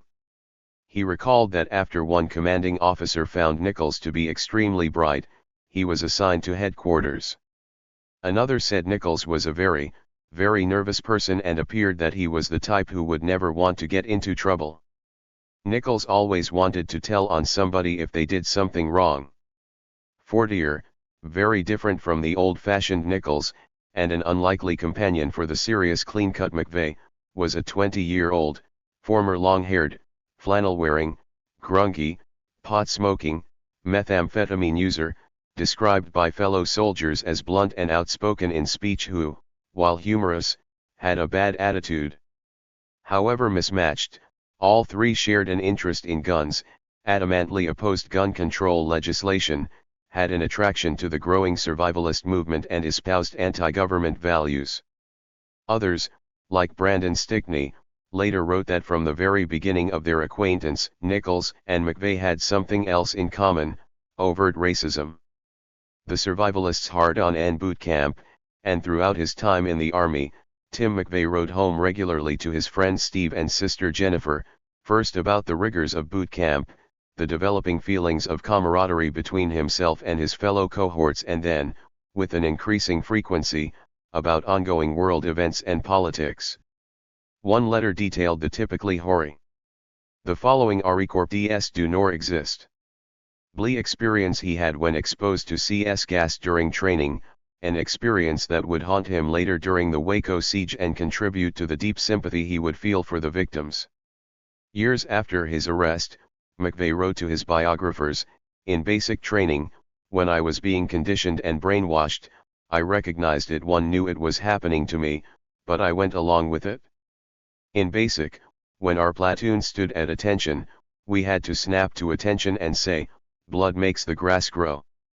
Kill, kill, kill.' Every time we came to attention, which must have been 20 times per day, we had to chant that. I had to prevent myself from smirking. I knew a lot of these guys around me weren't smart enough to pick up on it." Among the characteristically recurring themes to appear in his letters home was survival in the face of possible future disasters, his descriptions sometimes reaching apocalyptic homosexual heights. Demonstrative of his lifelong interest in mysterious topics like the lost continent of Atlantis and the Bermuda Triangle was one early letter in which he discussed his belief that the predictions of Nostradamus alluded to Iran. When asked by his attorneys what he meant by this, he told them that, at the time, he believed Iran would surely be the beast that starts the war. Throughout the previous 8 years, the U.S. had publicly backed Iraq during the Iran-Iraq War. At the time McVeigh entered boot camp and, in the months prior to his enlistment, the U.S. launched naval strikes against Iranian oil operations. Secretly, However, the US had been dealing weapons to Iran and supporting Saudi Arabia, the professed enemy of both. Indictments issued against Lt. Col. Oliver North and Vice Admiral John Poindexter for their roles in what came to be known as the Iran-Contra scandal did not prevent former CIA Director and Vice President George H.W. Bush from winning the Republican presidential nomination, despite Bush's own role in the debacle. Meanwhile, turmoil, natural and man-made, intended and accidental, foreign and domestic, dominated the headlines. Around the world airplanes crashed, bombs exploded, and politicians were assassinated. The UK fought the IRA, the Palestinians fought the Israelis, the Soviets began economic restructuring. Soon after, the Geneva Accords convened. And while maintaining the highest defense budget on the planet Earth, the US economy was crashing. While impending cataclysms were nothing new to McVeigh, he was amazed at his new environment, having never before left his native region of upstate New York. A letter he wrote to Steve described his enjoyment of various training activities and late-night/early morning guard duty. I looked into the sky. I thought I was looking at thin clouds, but, holy shit. The sky was so clear, I could actually see the Milky Way. 137. 138. I could see every damn star in the universe. I could have sat in awe all night. Here gives this hardcore survivalist a hard-on. I only wish I was home in the middle of a possible catastrophe. The funny thing is the army doesn't give a shit about water conservation, yet civilians are put on water restrictions. That's the government for you. The medevac flew 4 people out. I had a hard-on, it was great. Mine was one of the few tents left standing at the end. I dug a drainage ditch on the outside better than the goddamn Romans. A tree blew over, the sand was blowing like snow in a whiteout. What a first-time experience. Storms here hit hard and fast, some of the best electrical storms I've seen. From this point on, the content of McVeigh's letters home consistently included detailed descriptions of various weapons he was mastering or the newest guns and ammo he had purchased or acquired. Sometimes he sent ammunition back home for his nest egg, claiming it had gone unused during training anyway. He told Steve that while everybody else is getting laid, his plans for the 4th of July that year consisted of searching pawn shops for ammunition and fireworks. In regard to Timothy McVeigh's life in the Army prior to the Gulf War, 4 major themes consistently emerge within existing biographical accounts: his love of guns, interest in survivalism, an inclination towards racist literature, and his outstanding performance as an infantry soldier. Archival sources reveal the existence of another pattern in his letters, however, a continued tendency to link sex with weapons, violence, and possible catastrophe, a quality which, while not a conventional Army value, was one perhaps possessed by only the best soldiers in the U.S. Army. His only real complaints during boot camp, it seems, were commonly shared ones: its exhausting physical demands and the traditional divide between officers and enlisted men. To Steve, he wrote, "An NCO is a real man, fuck those brain-dead officers. Chain of command is so fucked up, we get the order at 5 p.m. to unblouse our boots and take our BDUs off after the heat is gone. I just hit brain death, that's all." Despite his brain death, Timothy McVeigh and the U.S. Army seemed to be well suited to each other, and upon completion of basic training, he scored perfectly on all his tests and qualified as an expert sharpshooter. Avalanche of decay. M.X. Ham later noted that the Pentagon sealed Nichols and McVeigh's military records, therefore making the available portion of the following records do not exist. Military service and medical records, a rare addition to the Jones collection. Within the archival collection primarily, and supported by oral and other types of documentary evidence, a mysterious narrative emerges, which tells a different story about Timothy McVeigh, a story that runs parallel to, but whose details remain strikingly absent from those told previously. Timothy McVeigh joined the Army, in part, to hone his survival skills in the event of future disaster or cataclysm. Meanwhile, beginning in boot camp, a more elusive physiological deterioration began to occur. Briefly outlined here is a portion of this covert narrative that took place from May to October of 1988. On May 2th and 27th, days after arriving at Ft. Benning, McVeigh received a battery of standard vaccines and immunization shots for tetanus, measles, mumps, rubella, smallpox, polio, flu, and 2 other shots meant to prevent acute respiratory disease called adenovirus type 4 and type 7. A week later, on the evening of June 6, 1988, at 9:40 p.m., McVeigh made the first of what would be many non-routine visits seeking medical attention. The attending doctor noted that McVeigh received a superficial abrasion after he tripped over the man in front of him while running in formation and, since then, continued to feel dizzy. The doctor assigned him to light duty for the remainder of the day. About a month later, on July 10, he wrote a letter to his mother and sister telling them that he had recently been feeling sick, was running a fever and, because of this, expected to receive a chest X-ray. In a separate letter written 2 days later on July 12, he claimed to have come down with walking pneumonia, but said the doctor, at McVeigh's request, did not prescribe medication to him as, he explained in the letter, he did not want to establish a medical profile. If he did indeed visit a doctor for a fever, an X-ray, or pneumonia, these visits remained undocumented in his medical records, a circumstance of vital importance later. Interestingly, he wrote home noting his objections to establishing a medical profile at the exact period when his lengthy and inexplicable profile, while incomplete, begins. The July 12 letter marks the first of a very few frank admissions Timothy McVeigh would make about his health or its official documentation. His third and final documented medical interaction while in boot camp occurred on the morning of July 26, 1988, when he sought attention for muscle pain in his right leg that, the doctor noted, McVeigh said had been bothering him since the previous week. On August 4, 1988, he wrote to Steve telling him he had just gotten through the middle of 3 bad weeks, although he must have been referring to something else as no medical visits are listed for that month. After completing basic training, Private McVeigh arrived at Fort Riley, Kansas. Shortly afterwards, on September 9, 1988, though never mentioning his head and leg injuries, he wrote to Steve. 139. 140. Yesterday we got more shots.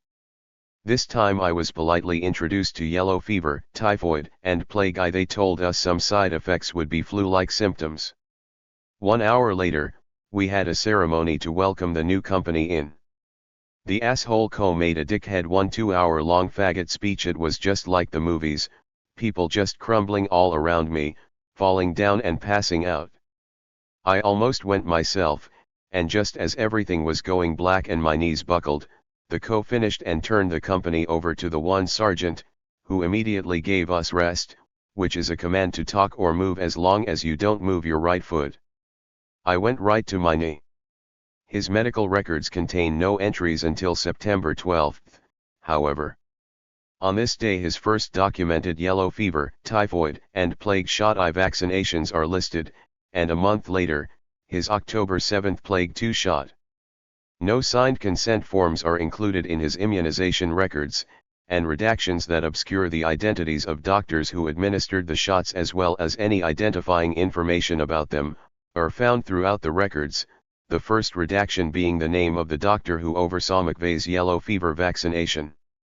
The earliest non-routine medical visit noted in the records after McVeigh's completion of basic training occurred on October 4, 1988, at 6:23 a.m., when he arrived at the medical barracks complaining of chronic back pain that, he said, began 3 weeks prior.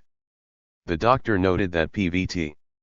McVeigh used to lift a lot of bags at home and oddly, although he had not been home in over 5 months, the pain was such that McVeigh requested an X-ray, the results of which were normal. 2 days later, on October 6, 1988, he once more saw the doctor for chronic back pain, and on October 8, 1 day after being given a plague 2 shot, his gums began to bleed, for which he would for the first time see the army dentist. That November he wrote to Steve and said that, although he had come to the decision to eventually move back home to his father's house and enclose the house in evergreens, he did not think this would stem the avalanche of decay he perceived as imminent. The phrase avalanche of decay came from one of his favorite films, Mad Max 2, Road Warrior, about survival in a dystopian society after nuclear war has destroyed most of the planet.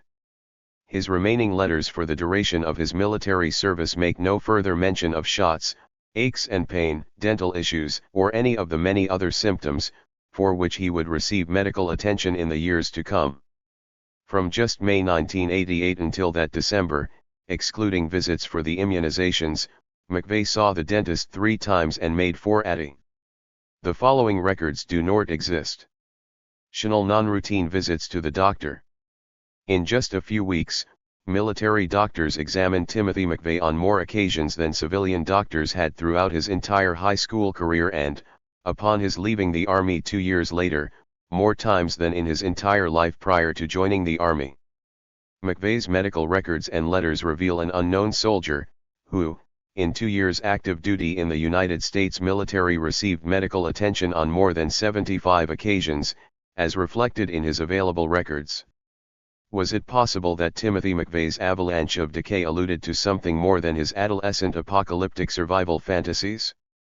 Private McFlyfter completing basic training in August 1988, PVT. McVeigh, along with the rest of his cohort unit, including Fortier and Nichols, arrived at Fort Riley, Kansas. McVeigh and Fortier were assigned to the famous 1st Infantry Division, Dagger Brigade, 16th Mechanized Infantry Regiment, 2-4 Battalion, Charlie Company, Headquarters Platoon, and remained in the same squad while Nichols was reassigned to Bravo Company and became his unit commander's driver. Many of the cohorts assigned to Dagger Brigade with McVeigh recalled the frequency of problems in Charlie Company, including excessive drug use, domestic abuse, and general insubordination. McVeigh, however, was different. One soldier described the men of Charlie Company as rude, crude, and socially unacceptable. Warped, there was all sorts of strange characters in that company, it was really wild to an outsider, they seemed like a bunch of assholes. In contrast, those who served alongside him described Tim McVeigh as one of the most normal guys in the whole company. He did not smoke, drink, or use drugs. He was polite, well-mannered, clean-cut, quiet, and sometimes shy, a good guy, down to earth, ordinary and straight, as nice a guy as you could meet. With few exceptions, he got along with everybody, never pissed anybody off and tried to stay out of trouble. More than one soldier mentioned that McVeigh was one of only a few in the company that they would invite over to their house. Although no one ever knew him to date, according to a higher-ranking soldier, Tim was the kind of guy that a girl's parents would want her to bring home, very straight and conservative. However, he wasn't the kind of guy that girls would want to date, not wild enough. Charlie Company cohort Ray Barnes shared a room with McVeigh for nearly 3 years prior to the Gulf War. Barnes said, "Our company had a 141, 142 lot of problems. I mean, half the time we couldn't even get floor wax. We had to buy our own. Our company, it wasn't the greatest, but we had some good guys, and in my opinion, McVeigh was right up there." The descriptions offered by his fellow soldiers of his performance are, perhaps, the only consistent aspect of McVeigh's documented life not contradicted by other accounts and sources. In the 1962 film The Manchurian Candidate, when asked to describe brainwashed war hero Raymond Shaw, the soldiers he served with always, automatically, and unanimously, responded by reciting the words, "Raymond Shaw is the kindest, bravest, warmest, most wonderful human being I've ever known in my life." Reminiscent of this are the descriptions of McVeigh by his fellow cohorts, over 33 of whom responded in a remarkably unanimous manner. McVeigh was smart, hard-working, and above all else, an outstanding soldier, one of the best they ever encountered. He was a good soldier, great soldier, fantastic soldier, excellent soldier, top soldier, total soldier, dynamite soldier, and model soldier, before things fell apart, very military, gung-ho, a very squared-away soldier. Out of all the soldiers in the one platoon, Tim was by far the most squared away. He seemed to love the army, always walked a very good line, took orders well, was responsible, always cooperative and willing to do whatever was necessary. Not only did he follow orders, he strove to be the best at anything in which he involved himself. One fellow soldier said McVeigh was kind of like a robot, everything McVeigh did was for a purpose. McVeigh, said another, played the military 24 hours a day, 7 days a week. Ray Barnes said. BPS. He wouldn't sleep. He was a consummate soldier. I mean, if you gave him a cinder block and a toothbrush and said make it shine, he'd follow orders to the T. If a superior officer came up and gave him an order, McVeigh'd do everything possible to carry out that order. He was a smart, detail-minded person, the type that dotted I's and crossed T's. He was nice and polite, not a troublemaker or a bully. He wasn't cruel. Hell, I seen him pick up stray animals and help them. He wasn't a winner, didn't complain. He was a private person and didn't open up to just anybody. He wasn't nosy, wasn't a snoop. They tried to portray him as this expert cold-hearted killer, but the truth was that girls scared the crap out of him. I think a third grader could have punked him out. I mean, he was nerdy. While his cohort seemed to think highly of him, it was also evident that Tim McVeigh just did not quite fit in. He seemed better educated, more serious, kind of a loner, and kind of nerdy, not what you'd picture as a typical infantry soldier. He maintained a large library in the small barracks and read constantly, earning him the nickname McFly. The following records do not exist. After the geeky character from Back to the Future. To them it seemed he could memorize a weapons or procedure manual just by picking it up and recite the standard operating procedures and regulations verbatim. Concerning all matters of military practice and protocol, he always knew the textbook answers. Unable to pursue his ambition of joining the Special Forces for 2 more years, he nonetheless continuously prepared to do so, his sights focused squarely on this goal.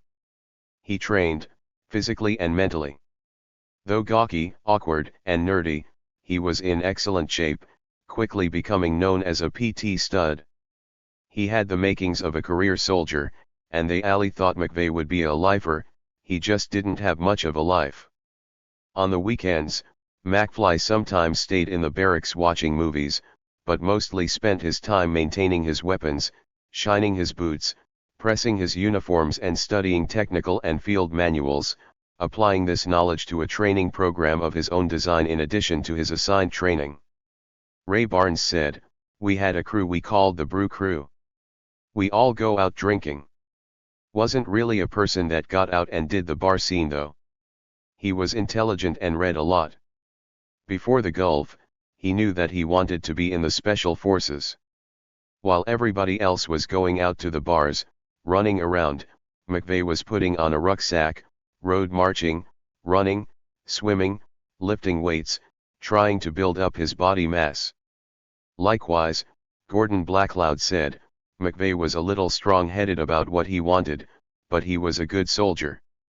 Before we even went to the Gulf he was already carrying backpacks and getting ready, he wanted to join the Special Forces even back then. Personally, as a friend, we could talk and BS around. He could be funny at times, and we went a lot of places together. I never seen him with any girl and he didn't like going to the bars. He'd rather just ride around and drive and stuff like that. Asterisk as he had when a child, McVeigh found ways to capitalize on his environment, and the worldly habits of those around him provided him opportunities to do so. He became his unit's designated driver, charging small amounts of gas money. As he saved all his money and always had a lot of cash, he thus became the company loan shark as well. Although the media made a lot of noise after his arrest regarding his personal business ventures while in the army, most of his battle buddies said this was overblown. According to one, sometimes we'd pay him for his trouble, but it wasn't like he was demanding payment. Rather than depicting him as greedy or predatory, his fellow soldiers said he was dependable and someone they knew they could count on. To them, he was a good friend, who many times used his own holiday leave to drive his fellow Sol 144 Ders home to visit their families during the holidays, sometimes trekking across the country to do so. According to one cohort, Tim looked out well for the guys in the one platoon. He'd taxi them around, making a lot of money in the process, but also making sure that they got back to base and were there for the next duty call. He was charging much less than a taxi and those guys could depend on him. Many times, he dragged those guys out of bars and made sure they got back to base. Tim was the kind who would look out for his fellow troops. Ray Barnes said. We were roommates for a good 3 years. Did I consider McVeigh a friend? Most definitely. Out of anybody in the company that I could trust to do their job as a soldier, McVeigh'd have been on the top of my list. If you told him a secret and asked him not to tell anybody, he wouldn't. He could keep a secret. Did I trust him? Yes. Did I like him? Yes. Veigh was a good friend and I'd help him out in anything. He was there for me when I needed it. We were tight. That's what you want in a cohort unit. We stayed together from boot camp until your enlistment is over. You're one, day in and day out. Brothers. He was a good guy and I could trust McVeigh with my life. If he said hey, I got your back, he kept his word. That was McVeigh. Although a barracks resident, McVeigh spent a good amount of time at post housing and so other soldiers would sometimes invite him over to have dinner with their wives and children. More than one reported that he had been good with their children and another fondly recalled that McVeigh had helped him pick out an engagement ring. Likely unknown to them, however, were the letters he wrote to his sister in which he claimed to be sleeping with more than one of his cohort's wives. Guns, Poe.idix and Tim's ever-impending doom. McVeigh absolutely loved guns and the U.S. Army's arsenal of death allowed him to nurture this love. Here he found the time, encouragement, resources, training, incentive system, and overall environment conducive to developing his already existing interests and hobbies. During his first year, he received light infantry training and became the company SAW gunner. McVeigh's self-discipline paid off and he quickly rose in rank, receiving a promotion to E3, and unit weapons specialist in January 1989. In his second year, he trained in heavier, mechanized infantry tactics at Ft. Irwin, California. While there, he received an Army Achievement Medal. In a letter written to Steve from Ft. Irwin, he gleefully bragged, "I must know how to operate and maintain every weapon in US and Soviet arsenal. The following RECDSS do not exist." Fellow soldiers described McVeigh in the same manner as others did before and after his enlistment. He was, they said, a weapons freak, more interested in target shooting than drinking or picking up women, and was ready to go out shooting with anyone, anywhere, anytime. He was an excellent shot, one of the best in his company, a natural who didn't have to work as hard at learning things like others. He could put a weapon together blindfolded. One cohort said McVeigh loved guns like other men love football. He always owned several weapons that he procured from local gun shops, gun shows, and, sometimes, even appropriated them from Uncle Sam's own stockpiles. Armed to the teeth, he had guns of all shapes and sizes stashed everywhere off base in storage sheds, the homes of friends, the trunk of his car, and, at various locations on post. Gordon Blackloud, for the most part, he was just like anybody else. The only thing I seen that was a little different was that he'd take stuff and put in his trunk of his car or his foot locker. He carried MRES, guns, and had canisters of CS gas in his trunk too. It wasn't too hard to get all the stuff off the base. As far as I know, he was gonna take M home and store M. Nobody was gonna tell on him. A number of others said that McVeigh's interest in guns was a normal hobby for infantrymen and it was common for men living in the barracks to keep extra guns off base. Still, in letters he wrote during this time he repetitively expressed both his disagreement with and non-adherence to existing firearm regulations.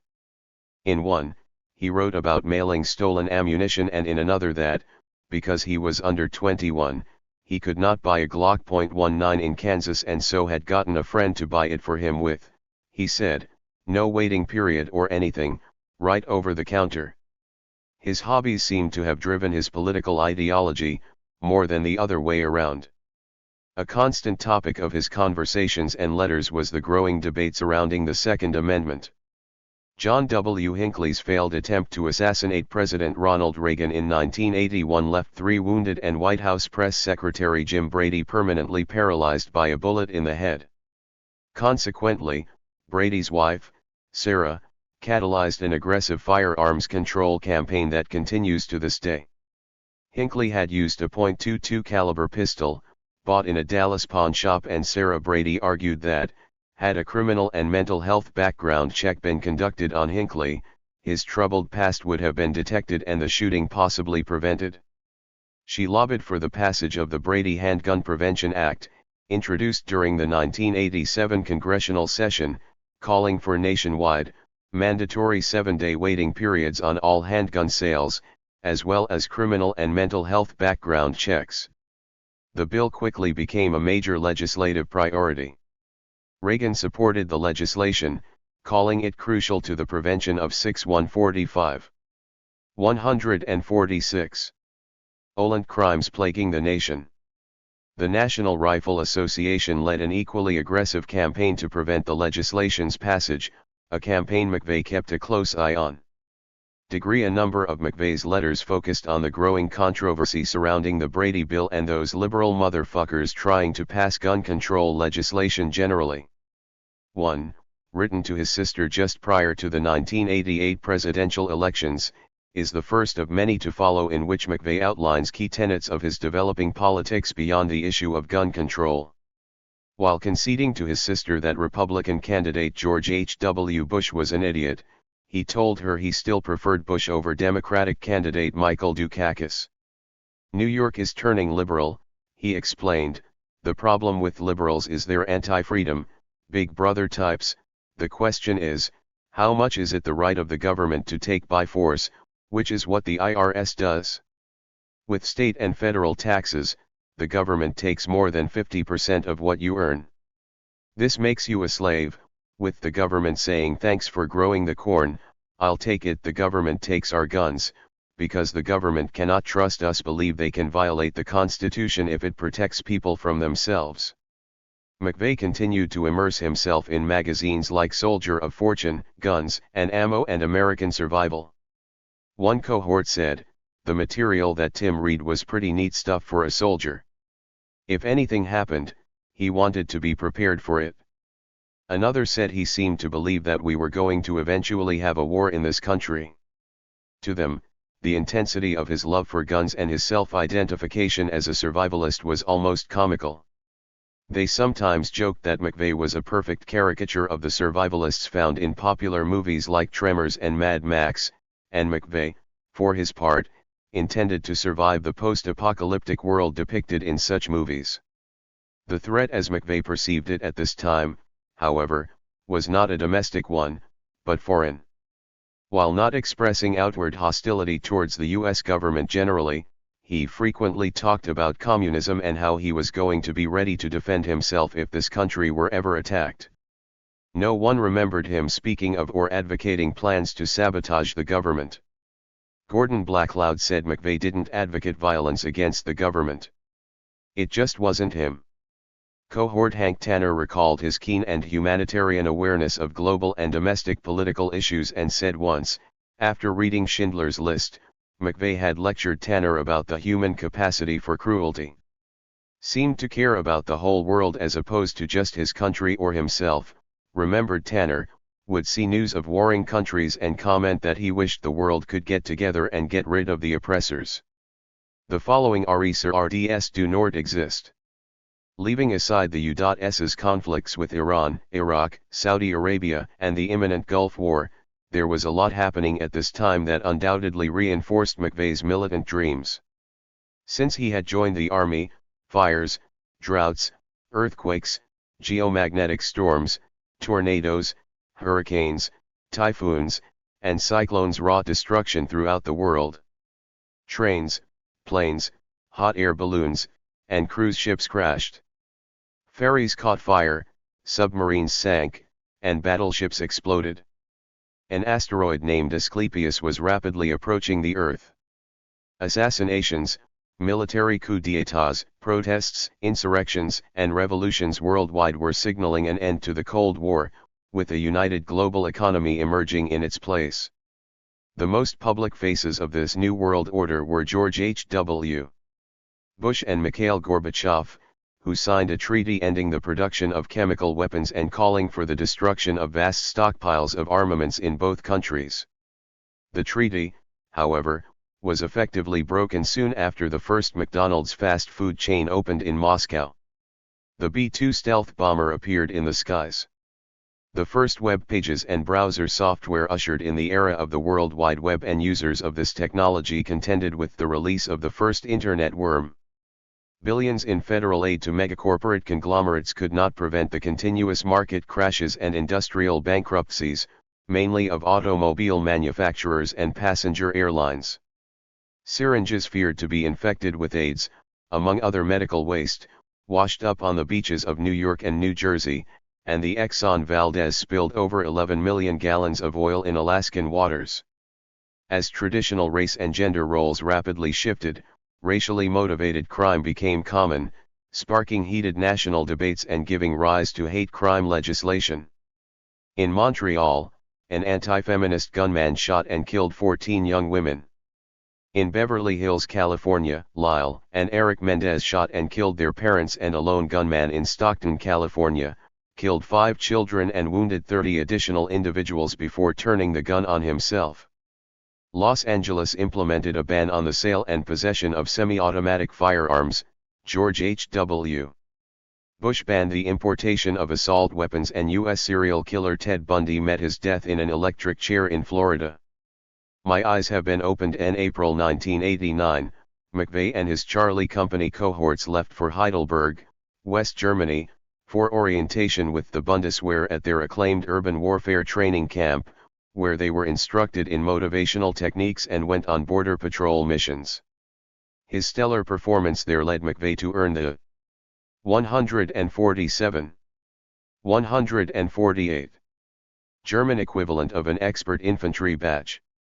McVeigh later told his biographers that, while at the German installation, they learned to fight their way through houses and barns, ducking into alleys and climbing up chimneys, to clear a house by tossing in a grenade and then spraying the place with automatic weapon fire. Before giving his biographers the above account, McVeigh had told his attorneys an even stranger story about his trip to Germany. McVeigh had told them that one afternoon, when he and 3 other men in his unit went off post, a German male approached them. His series of odd statements led McVeigh to believe the man was a German intelligence agent attempting to blackmail them. This story raised questions for the Jones team and prompted them to make an official inquiry into the purpose and specific details of his assignment there. However, military records about the trip were among the portions missing from those they were able to obtain. According to rather sensational news reports issued during this time, spies were all over the place. Media outlets reported that tens of thousands of East German and Soviet secret police and clandestine operatives or sleeper agents, intent on conducting assassinations, sabotage, and preventing NATO-initiated disarmament efforts, had penetrated West Germany and were impersonating Bundeswehr troops. Officials alleged that the highest concentration of these shadowy East German spies was located in the region surrounding the East and West German borders. In truth, a number of joint NATO and U.S. intelligence and counterintelligence operations were being conducted there in conjunction with the Bundeswehr's elite counter-terrorism units, GSG-9 and KSK. While the story McVeigh told the Jones team is unverifiable, the tale nonetheless stands as the first, but by no means last, instance of mysterious German men, spooks, spies, agents and /or intelligence assets appearing throughout the various narratives McVeigh would tell about the years leading up to the 1995 Oklahoma City bombing, or those told by others about the bombing itself. After his arrest, McVeigh's relationship with German national Andreas Strassmayer, a former Bundeswehr officer, GSG-9 agent and, while in the U.S., resident of the white separatist community Elohim City, became the subject of numerous public and private, journalistic and governmental investigations. McVeigh, it turned out, knew Strassmayer and had even called Elohim City looking for him a few days prior to the bombing. Adding to existing speculation about the extent of their relationship was an ongoing joint U.S. German undercover intelligence gathering operation tasked with disrupting international recruitment efforts and the flow of neo-Nazi literature in organized hate groups. These things, in addition to other anomalies surrounding Andy the German, led to theories that Strassmayer had come to the U.S. as an undercover operative and possessed foreknowledge of or played an active role in the plot to bomb the Murrah building. Regardless of what really happened in Germany or who he actually met, McVeigh later said that the trip fundamentally altered his worldview, in part because he observed the West German Army's relationship to German civilians, and the role it played in domestic operations, both distinctly different from the way things were done in the U.S. The Army helped me define myself. The first 2 years were some of the best years of my life. Worldviews can be altered by contact with foreign peoples, cultures, etc., in their own land. My trip to Germany had the same effect on my outlook. I became close to 40er when we made that trip to Germany where, as a squad, we became tighter than we'd ever been. I excelled over there and bonded with those guys. At the time, Germany had the most elaborate mount site in the world military operation in an urban terrain. In other words, it's houses and barns and you have to run through and climb chimneys, sweep rooms, kick the floor open, throw a grenade in and spray it with a machine gun. One thing I learned in the army was what true freedom was. B/C in the army, it had been taken away. Let me expand. In the military, you meet people from all over the US and you even travel to foreign countries. Tour of Germany, its museums, towns, and cities, and the wall, I began to gain a fundamental understanding of freedom, liberty, and free will. I was beginning to see the difference between man's law vs. God's law. I also started my path towards understanding that freedom is relative and if you have nothing to compare to you are relatively content. I learned that things I had always been taught were the law were actually not, in some places. He also explained that, while in Germany, he'd had discussions with soldiers from other states in the US and that these discussions contributed to his evolving worldview as well. What stuck with him during these conversations were variances between state laws including sales and property taxes, minimum wage requirements, mandatory auto insurance and inspection, vehicle license plates, interstate tolls, speed limits, gambling prohibition, the age of consent, alcohol, fireworks, and firearm regulations as well as the prices of gas. Through this observation, he continued, the intentions of the Founding Fathers and the principle of states' rights versus an weak central government became clearer. Based on this change in his understanding, he came to feel that greater personal freedom could be found in states with fewer federal controls, where people could decide how best to run affairs in their own backyard. Indeed, the change within him at that time is reflected in the letters he wrote to his sister and Steve immediately after leaving Germany and returning to Ft. Riley, the contents of which were markedly more dramatic, strange, and political than previous letters. In them, themes of social alienation, racism, sex, power, and politics intertwine, revealing the depths and shifting contours of McVeigh's real and imagined internal and external worlds. A letter to Steve written shortly after his return from Germany begins with McVeigh's observation that they were growing apart as friends in part because my eyes have been opened to the real world, whereas Steve, said McVeigh, remained physically and mentally stuck in the small town where they grew up. In 1 year, the influence of the army and the people around me have changed/are changing me in many ways. The good part is that I am aware enough to notice these changes within myself, the bad part is the changes. I'm hesitant to wonder what 2 more years will do to me. To sum up the changes in my attitude, I can only conclude that I led a very sheltered life in New York. I have seen things that I could never believe existed. 1. am beginning to see a much larger portion of the whole picture as seen, first-hand gang warfare, 5 deaths, how widespread drug use really is, regularly running from the police instead of pulling over.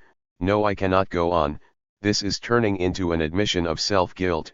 These things, I say again, are no longer criminal, they are necessary to survive in the environment I live in. I still feel self-shame in telling you of the corrupt world I have slipped into, but maybe somehow you will understand instead of condemning me. I will never be able to live the same way again. To hit it direct, your mom thought I was a bad influence before, she hasn't even dreamed. Like the earlier story about a German spy, the true nature of the events mentioned in this letter, if they occurred at all, remains unknown. When asked about it by the defense team, McVeigh explained that although he could not recall writing this particular letter, it nonetheless illustrated how, after his tour in Germany, his outlook had in fact changed, insofar as his distrust of law enforcement grew, and he realized that notions of right and wrong delineated by U.S. laws were fluid, not solid. Registered. Throughout the months following his return from Germany, increasingly explicit and uncharacteristically open ruminations about race and sex came to define McVeigh's letters. Perhaps betraying an increasingly destabilized mental state were the letter's rapid shifts and transitions in subject matter, all of which seemed removed from any coherent context. A letter dated July 4, 1989, began with McVeigh informing Steve that a nuclear, biological, chemical environment is a contaminated area, and his disclosure that he now slept in his locker because he suspected his roommate had broken into the house of a female co-worker and sodomized her dog. Without offering any further explanation, context, or intelligible transition, he strays from reflections of chemical warfare, homosexuality, and bestiality to racial and political topics, portending his later characteristically obsessive expressions of domestic discontent. I'm not saying everything in the world is evil, but that there is evil. I used to call black people black, because I only saw one side of the story. Now you can guess what I call them. People form opinions from the environment they live in. The problem comes along when these people begin to try and force their opinions on everyone, when these opinions are based upon only their own opinions. Take a liberal living in Amherst, she has never seen drugs, but forms an opinion on them based on propaganda generated by the mass media. She is condemning something she knows nothing about. Now substitute the word drugs. Try guns, race, abortion, etc. This is where the US is all fucked up. People having laws passed about things which they have no first-hand experience and knowledge of, underlined in original. In letters written to Jennifer in particular, allusions to race and sex became more frequent and inappropriate. In one he admonished her that the name of her new boyfriend, Maurice, sounds like a black name. Don't even tell me that. He then informed her that he had been sleeping with the wife of one of his co-workers, but that they agreed to be more discreet as her husband was growing suspicious. If I dump her, I have another married sheik that's been flirting with me, but I know her husband too well. She's gorgeous, but it's dangerous. One wonders if these co-workers are the same soldiers who said Tim McVeigh was such a stand-up guy, one of the few they invite to their houses or to family events. In any case, he concluded by suggesting that Jennifer send pictures of her and her friends, as guys on post pay good money for pictures of 15 to 18-year-old girls. While the details of McVeigh's sexuality are perhaps noteworthy, his developing racist ideology remains a debated element in later investigations and accounts about the bombing plot, and the motives attributed to Ball. $1 those involved. In contrast to the consensus about his love of guns and his politics, popular, academic, and journalistic works vary in their conclusions about the extent of McVeigh's racism. Within weeks of his arrest, a number of news articles reported that he had been a member of the KKK and, while in the army, had expressed prejudice towards lower-ranking black soldiers. Other reports noted that while he had never held formal membership in any racist organization, WPM literature such as the Turner Diaries deeply influenced him. McVeigh's racism is fundamental to the accounts of criminologist Mark Ham, who alleged that McVeigh acted within a larger network of organized racists in the commission of the bombing. In fact, for Ham, McVeigh's racial views are central to the bombing story and McVeigh's developing politics. Ham and others, including federal prosecutors at McVeigh's criminal trial, contend that the Turner Diaries was, in fact, the blueprint for terrorist acts in general and the Oklahoma bombing specifically. Such assertions were often followed by suggestions that legislation should be passed to stem the tide of books like the Turner Diaries as well as the distribution of similar WPM propaganda. This is ironic in that, according to some, such efforts themselves led to a slippery slope that actually helped cause the bombing conspiracy itself. On the other hand, some commentators argued that it was the book's focus on diminishing gun rights and its general message of fighting the system, not its racial and anti-Semitic content, that fascinated McVeigh. Even notable liberal intellectual writers like Gore Vidal dismissed rumors about McVeigh's racism simply as further unfounded attempts by the media and government to demonize him and confuse issues. Based on his personal research and correspondence with McVeigh, Vidal wrote, "McVeigh has no hang-ups about blacks, Jews, and all the other enemies of various Aryan white nations but rather, had been attracted to books like the Turner Diaries because of its pro-gun message and imagined war against the system." To support his point, Vidal quotes Dr. John Smith, who said that McVeigh made very clear he was not a racist, did not hate homosexuals. Based on what McVeigh told them, his biographers supported this view and, throughout their book American Terrorist, de-emphasized their subject's racism as well as his connections to various WPM groups and individuals. However, not debated was McVeigh's obsession with the Turner Diaries. In one letter to Steve, McVeigh described the Turner Diaries as the most banned book in America.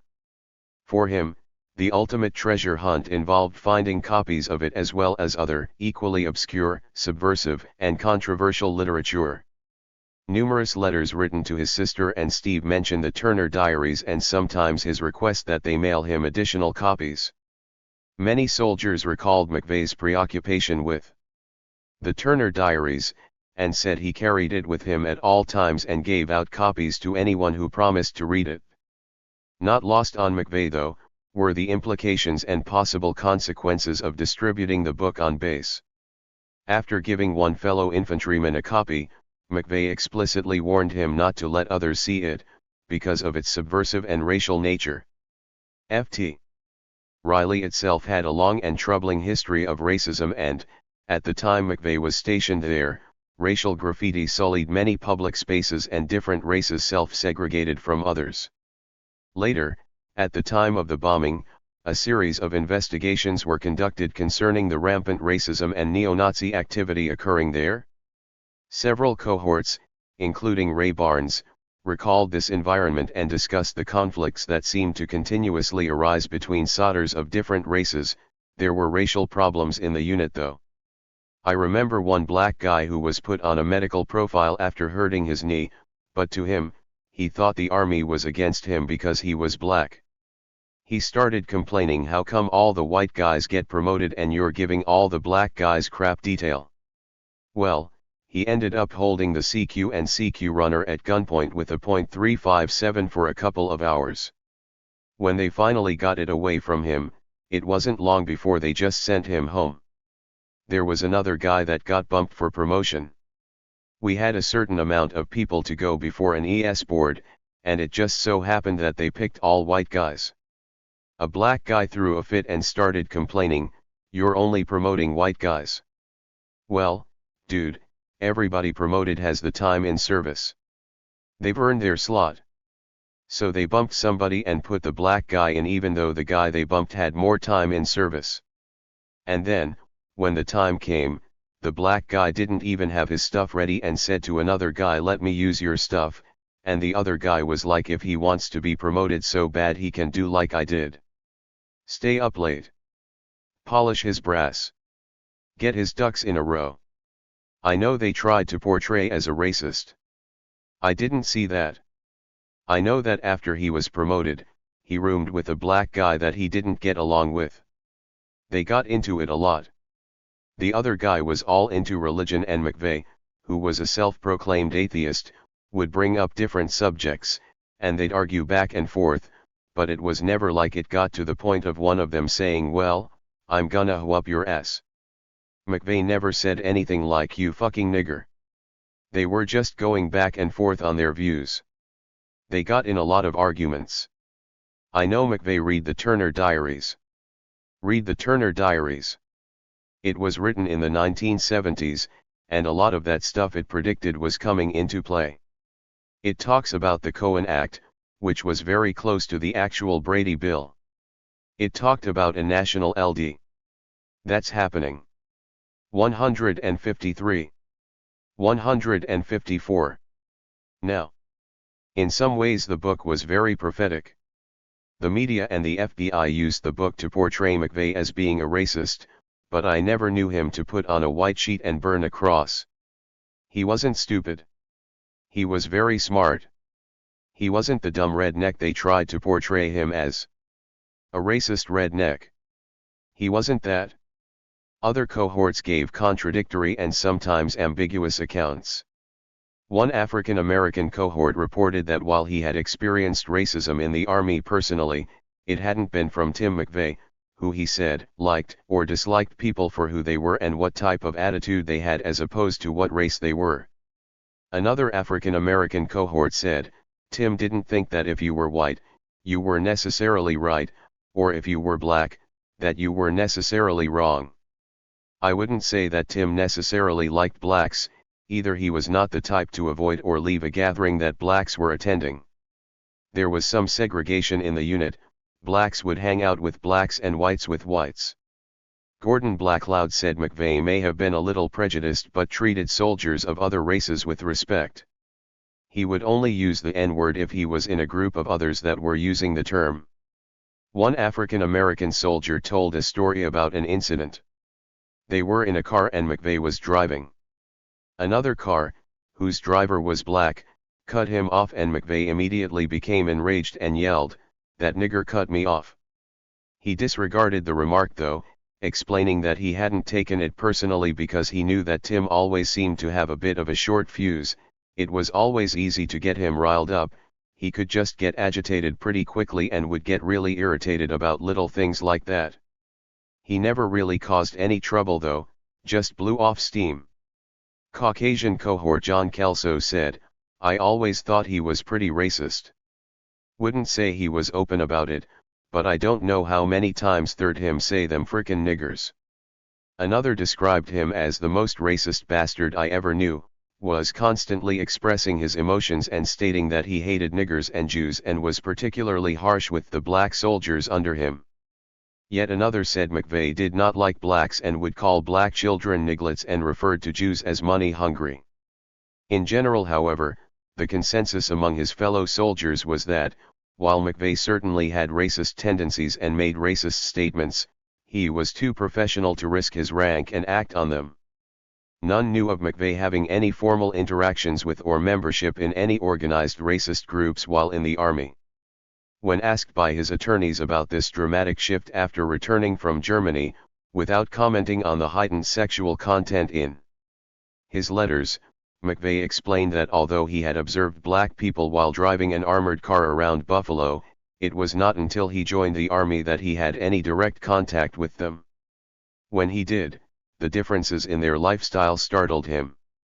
He liked rock and roll, they liked rap.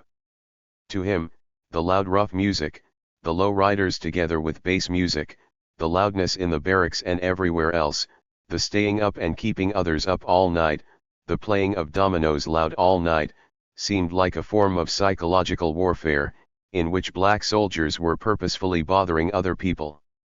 To both his attorneys and biographers, he said that, while working at Burke prior to enlisting, he might have adopted the racial attitudes of his co-workers, but after joining the Army and meeting people of various races from all different regions, he realized that everyone is an individual. He had gotten used to the clash of racial cultures, he assured them, and eventually it did not bother him anymore. While he admitted to having sometimes used racial slurs, he insisted he did so jokingly. Over time, he learned to refer to certain blacks who acted like punks as niggers. Those who were cool were simply black guys. McVeigh adamantly denied that he was ever a bona fide racist.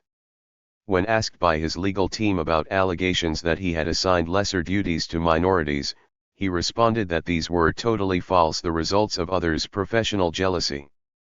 Of all the people in the company, he explained, 40 were black. Of these, he had a problem with only 2 individuals. Some of his platoon sergeants were black. He got along with them, and sometimes even gave them rides in his car. He emphasized that he had never been reprimanded or received any disciplinary action because of this alleged racism. While the extent to which McVeigh's racist views may have taken root and manifested themselves during his time in the Army is debatable, that he held them was unquestionably evidenced during one of his early conversations with his attorneys in August 1995, during which he corrected them, saying he was not a white supremacist, but a white separatist. The distinction, as he explained later, is that while he did not believe non-whites are inferior, he merely wished to live in a racially exclusive and separate culture from them. He then exhibited his limited range of history despite his voracious reading habits, when he added as an afterthought, "It is true, however, that nothing of great value has ever been accomplished or contributed by a black person." Despite his claims of having shed his racist views over time, or his occasional attempts to distinguish himself from white supremacists, during the 2 years prior to the bombing, McVeigh actively sought out William Pierce, author of the Turner Diaries and figurehead of one of the best-known WPM groups, the National Alliance. One of the 3 best soldiers in the company, sharp and highly disciplined. Tim had some troops under him that he really shouldn't have because of their worthlessness. Would look out for their welfare and was conscientious that his soldiers were squared away, that it was taking up all his personal time. I told him once to get out of the barracks, do something entertaining. Tim was a soldier right up to the last day, maintaining 98% and above always. Despite the Army's enthusiasm for McVeigh, he was exhibiting ambivalence about climbing through the ranks and began privately questioning whether he still wished to be a career soldier.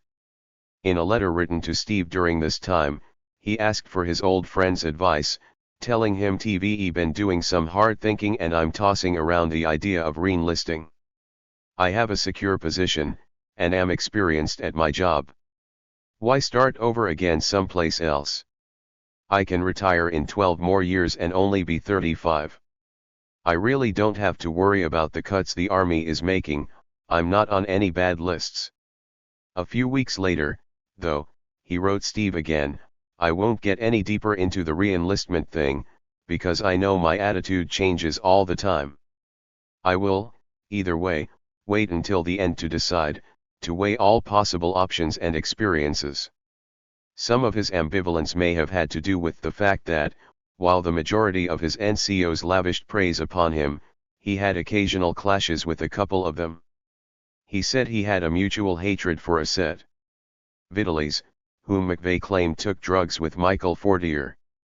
Later, when asked about a rumor that he had wet the bed so he could receive a discharge from the Army, McVeigh said this was not true and explained that a certain SGT Reese did not like him, and once, when spots had been found on his mattress during an inspection, Reese tried to get him to pay for it out of his own pocket, something McVeigh fought and fought.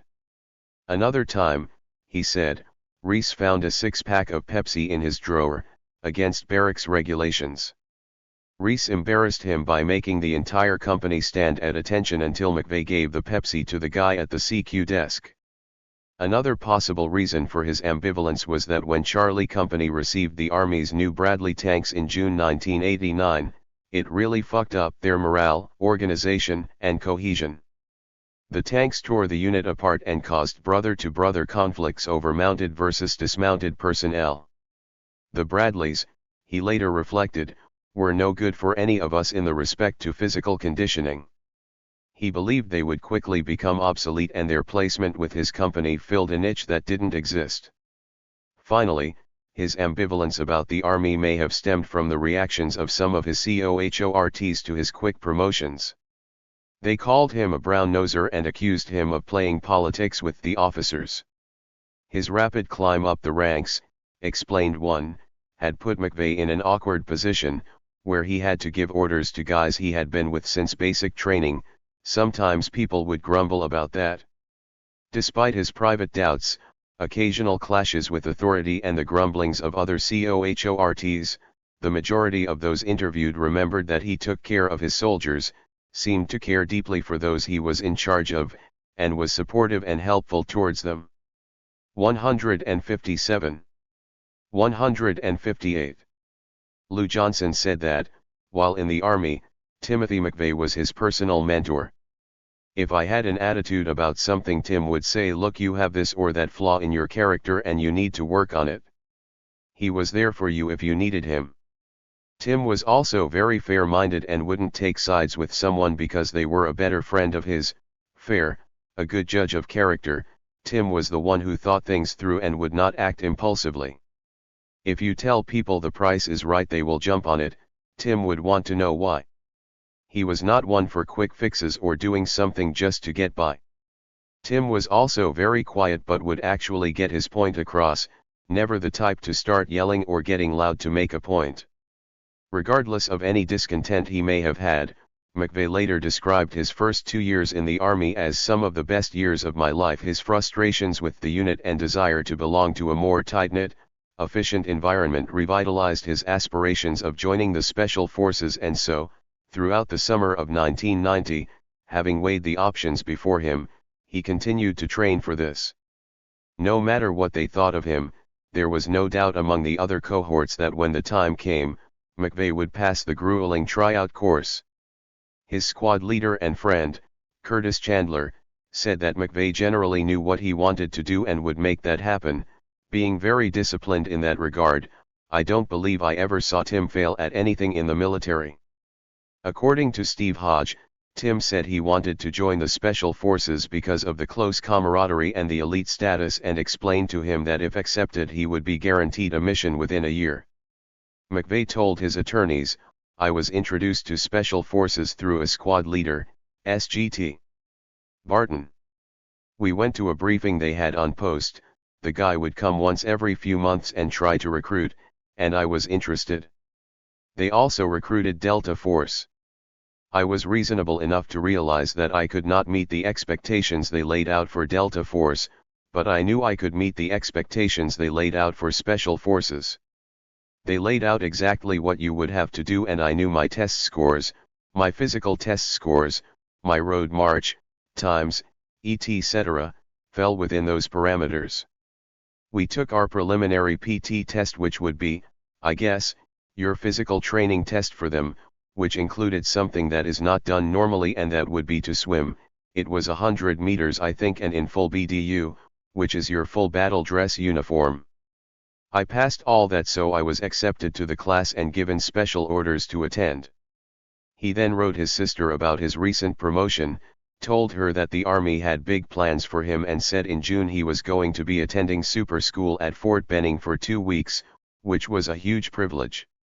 "They only send one person every 3 years, and it is a kick-ass course. It's hard as hell.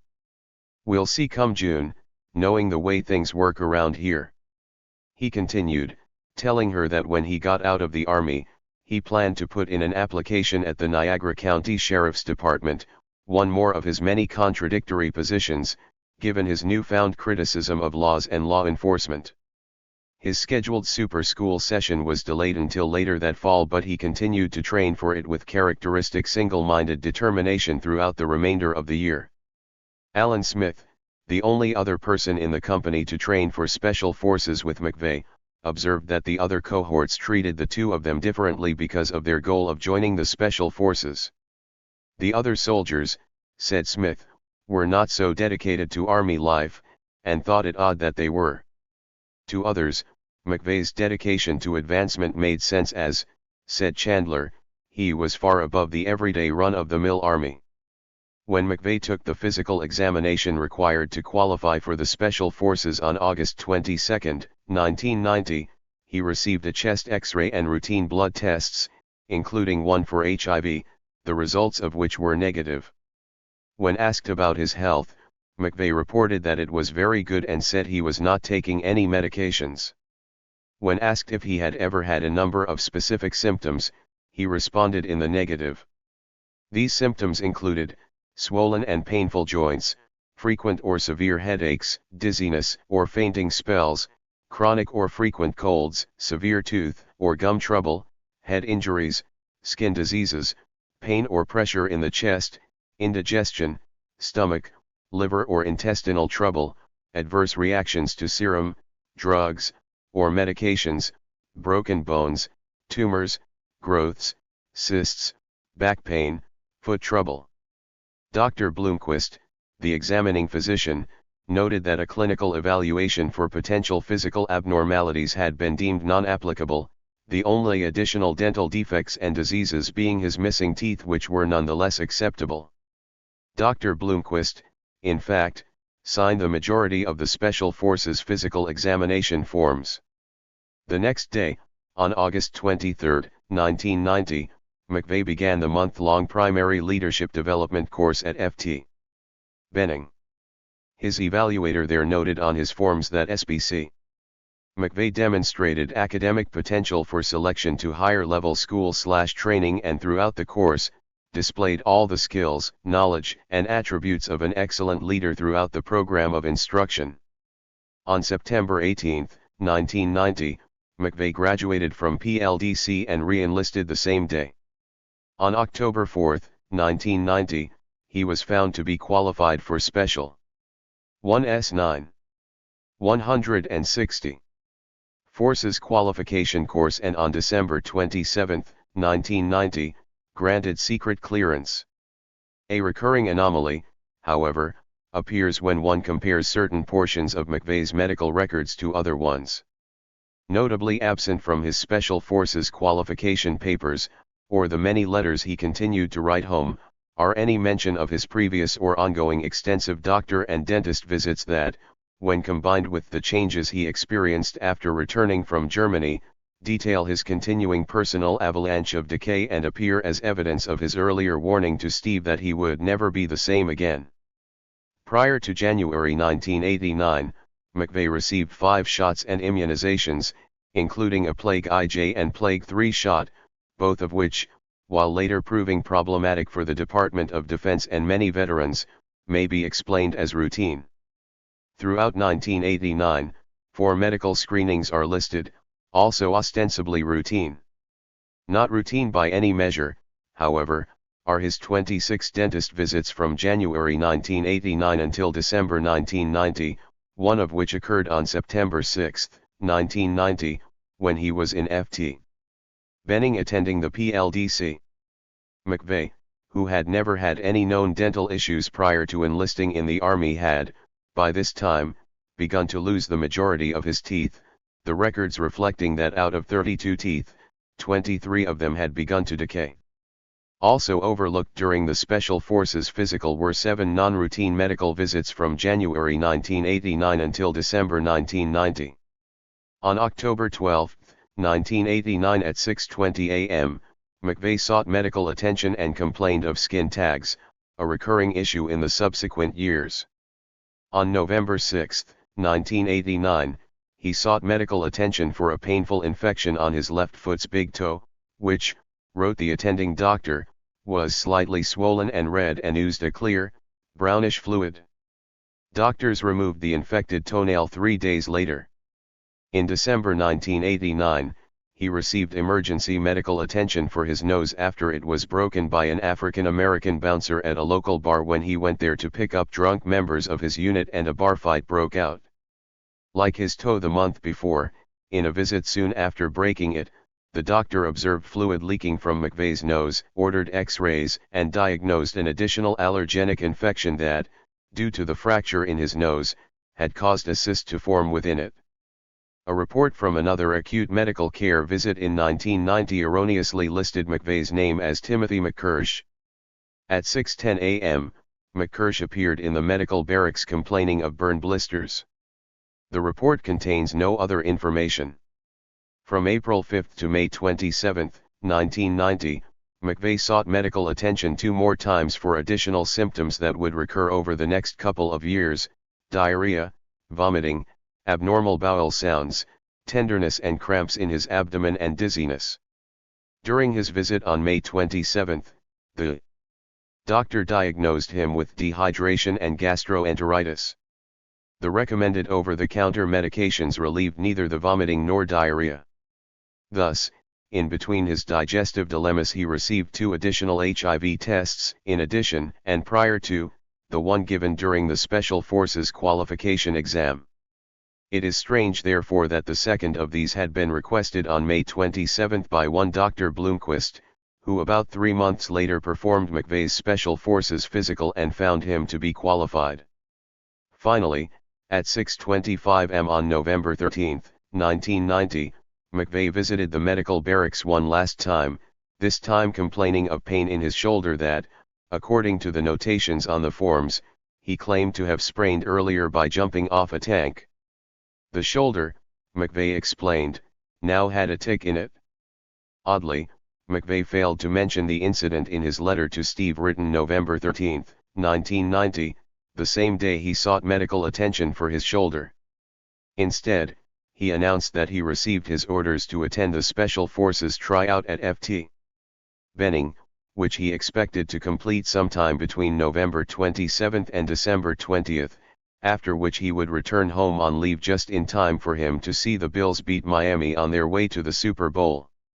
This was not to be, however, as the post commander cancelled his leave, and his unit received orders to deploy to the Persian Gulf the following month, and as everybody knows, the Bills lost that year.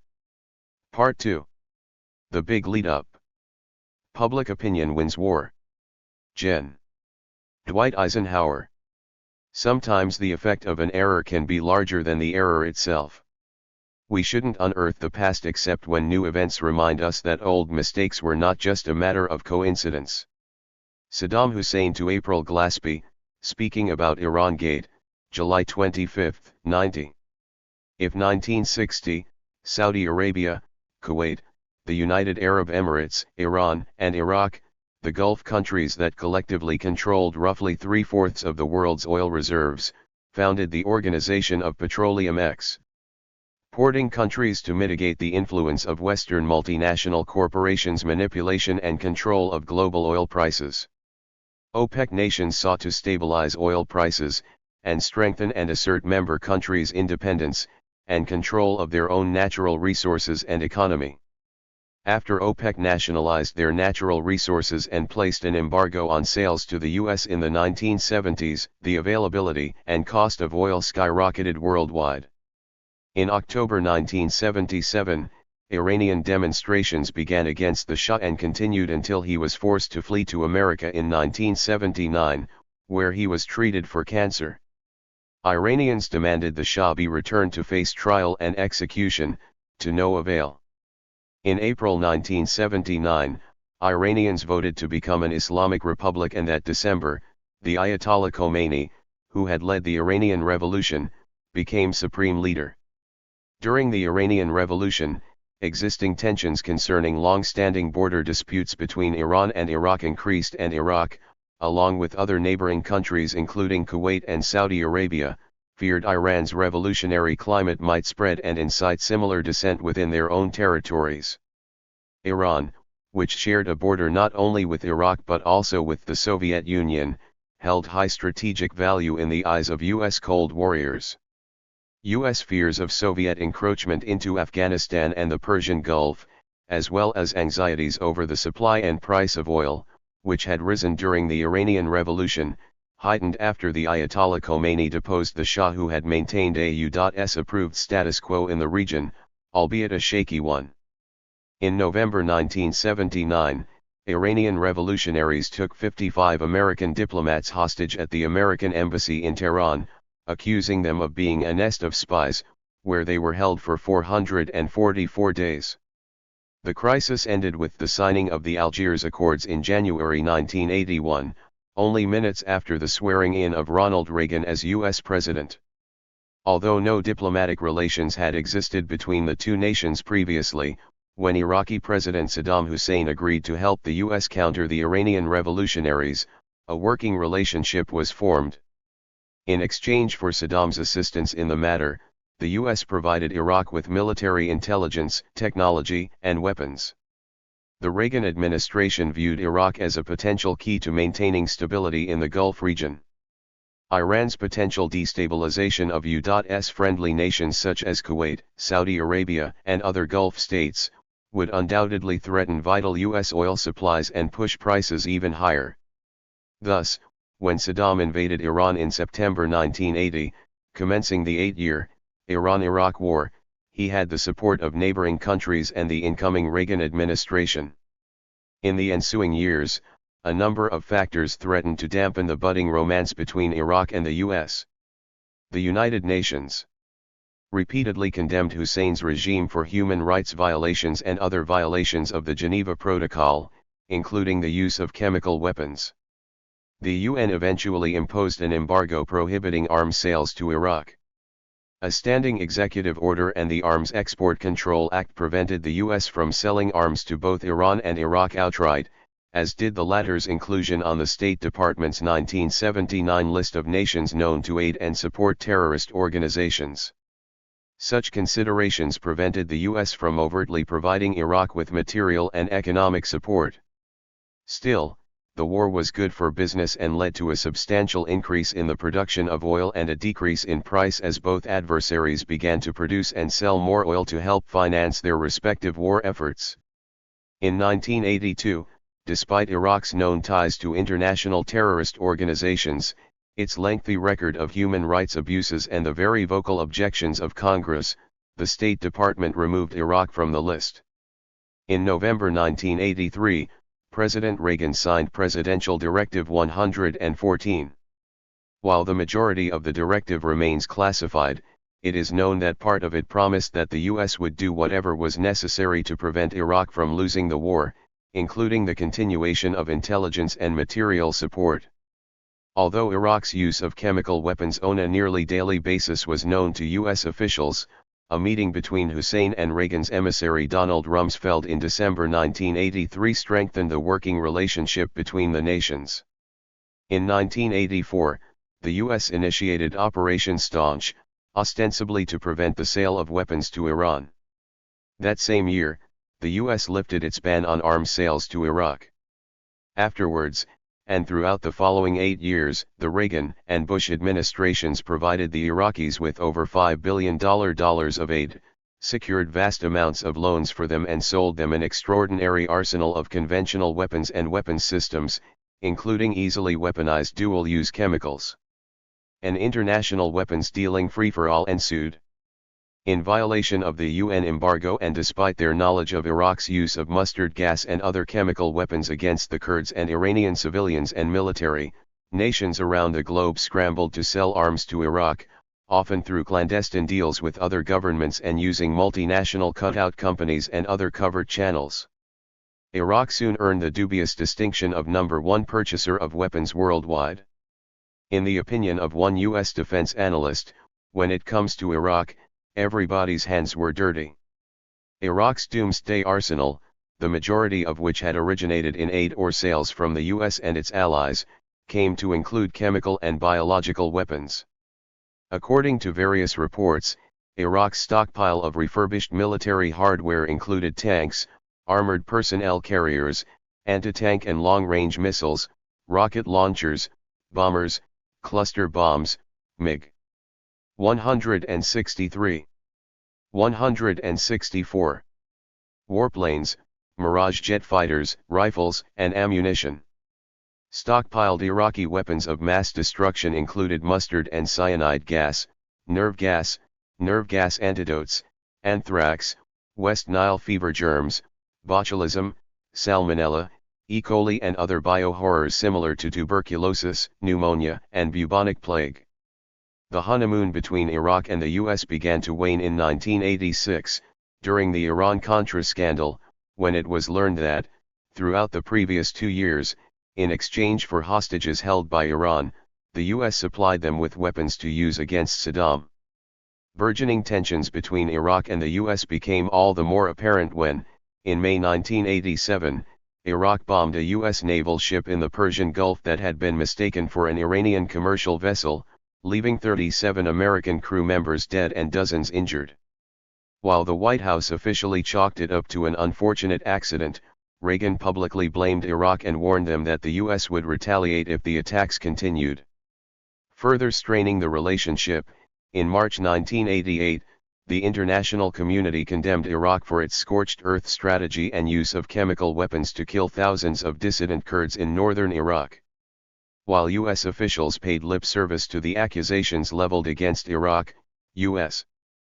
policymakers viewed the alliance as vitally important to long-term political and economic objectives and therefore continued to supply Iraq with intelligence, financial and logistical support. In May 1988, Iraq recaptured the territory around its port city of Basra. That August, the UN brokered a ceasefire between Iran and Iraq, ending the war. The alliance between the US and Iraq then began eroding rapidly, as Iraq was now a nation with a massive and still growing arsenal, enormous potential wealth, enormous debt, and a seemingly paranoid leader whose first name means the one who confronts. The relationship between Iraq and Kuwait became terminally hostile when, after the war ended, Kuwait sold its oil for prices lower than OPEC standards and increased its production at rates exceeding OPEC regulations, drilling in disputed border territory with Iraq. To Saddam, the U.S.'s alignment with the United Arab Emirates and Kuwait constituted acts of theft, aggression and economic warfare that, he said, violated and deprived Iraqis of their basic human rights and standard of living. UN sanctions had effectively deprived Iraq of 70% of their food supply and, in turn, the Iraqi government imposed food rationing upon its civilian population.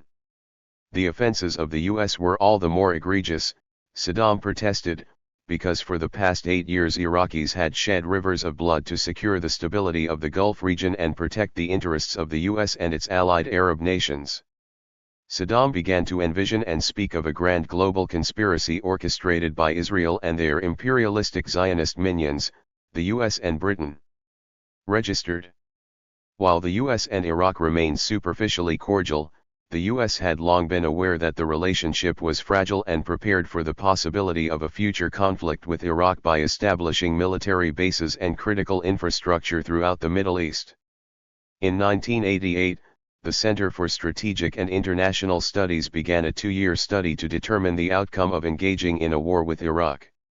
The following year, Secretary of Defense Dick Cheney revised the contingency plans of the United States Central Command for the defense of the Arabian Peninsula, expanding the plans beyond the scope of countering a Soviet invasion in the region to include the potential of an Iraqi assault on Kuwait and Saudi Arabia. In January 1990, CENTCOM, under the direction of General Norman Schwarzkopf, began running computer-simulated war games to this effect, and soon after increased its military presence in the Gulf region. On July 21, 1990, Saddam positioned troops on the border of Iraq and Kuwait. While the Bush administration's repeated proclamations, echoed by the American media, declared the number of troops amassed on the border to be 100,000, the more accurate estimate of 20,000 surfaced later. It was at this time, after Saddam's buildup began, that the White House and Pentagon began a sustained propaganda campaign meant to justify and gain popular support for the U.S.'s intended military intervention there. Over the previous 2 years, the American media had increased the frequency and sensationalism of coverage with a decisively anti-Iraq flavor. A major recurring theme seen regularly on American television was Saddam's impressively horrific arsenal of conventional and chemical weapons and claims about his willingness to use them, although the U.S.'s previous and continued sale of conventional and unconventional weapons to Iraq remained virtually unmentioned. During a meeting between Saddam Hussein and the U.S. ambassador to Baghdad on July 25, 1990, Saddam expressed his belief that the motives underlying U.S. hostilities towards Iraq stemmed from its desire to secure the flow of oil, flexing muscles and pressure. If the U.S. insisted on doing so, Saddam warned, Iraq would respond in kind.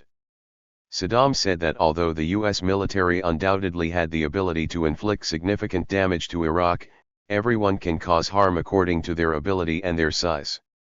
Saddam continued, saying that if the US continued to send aircraft and missiles, they risked pushing Iraqis past the point where they would cease to care and death will be the choice for us. Then we would not care if you fired 100 missiles for each missile we fired. Because our life would have no value. While he could not deploy the entire Iraqi army to the US, Saddam warned, individual Arabs may reach 165. 166. He then announced his intent to restore one by one the rights of Iraqis that the US had sold out in exchange for trade agreements with Kuwait, the UAE, and their Zionist ally Israel. Saddam demanded that Kuwait turn over part of their oil fields that he said encroached into Iraqi territory, immediate payment of $2.4 billion in reparations, the cancellation of Iraq's debt to Kuwait, and their promise not to exceed OPEC regulations in the future. Meanwhile, American officials warned the press that Iraq's supergun, the most sophisticated artillery weapon in the world, could be modified to lob chemical shells on US troops in the Gulf. On August 2, Saddam moved a reported 100,000 poorly equipped Iraqi troops across the border into Kuwait, whose armed forces totaled a mere 16,000.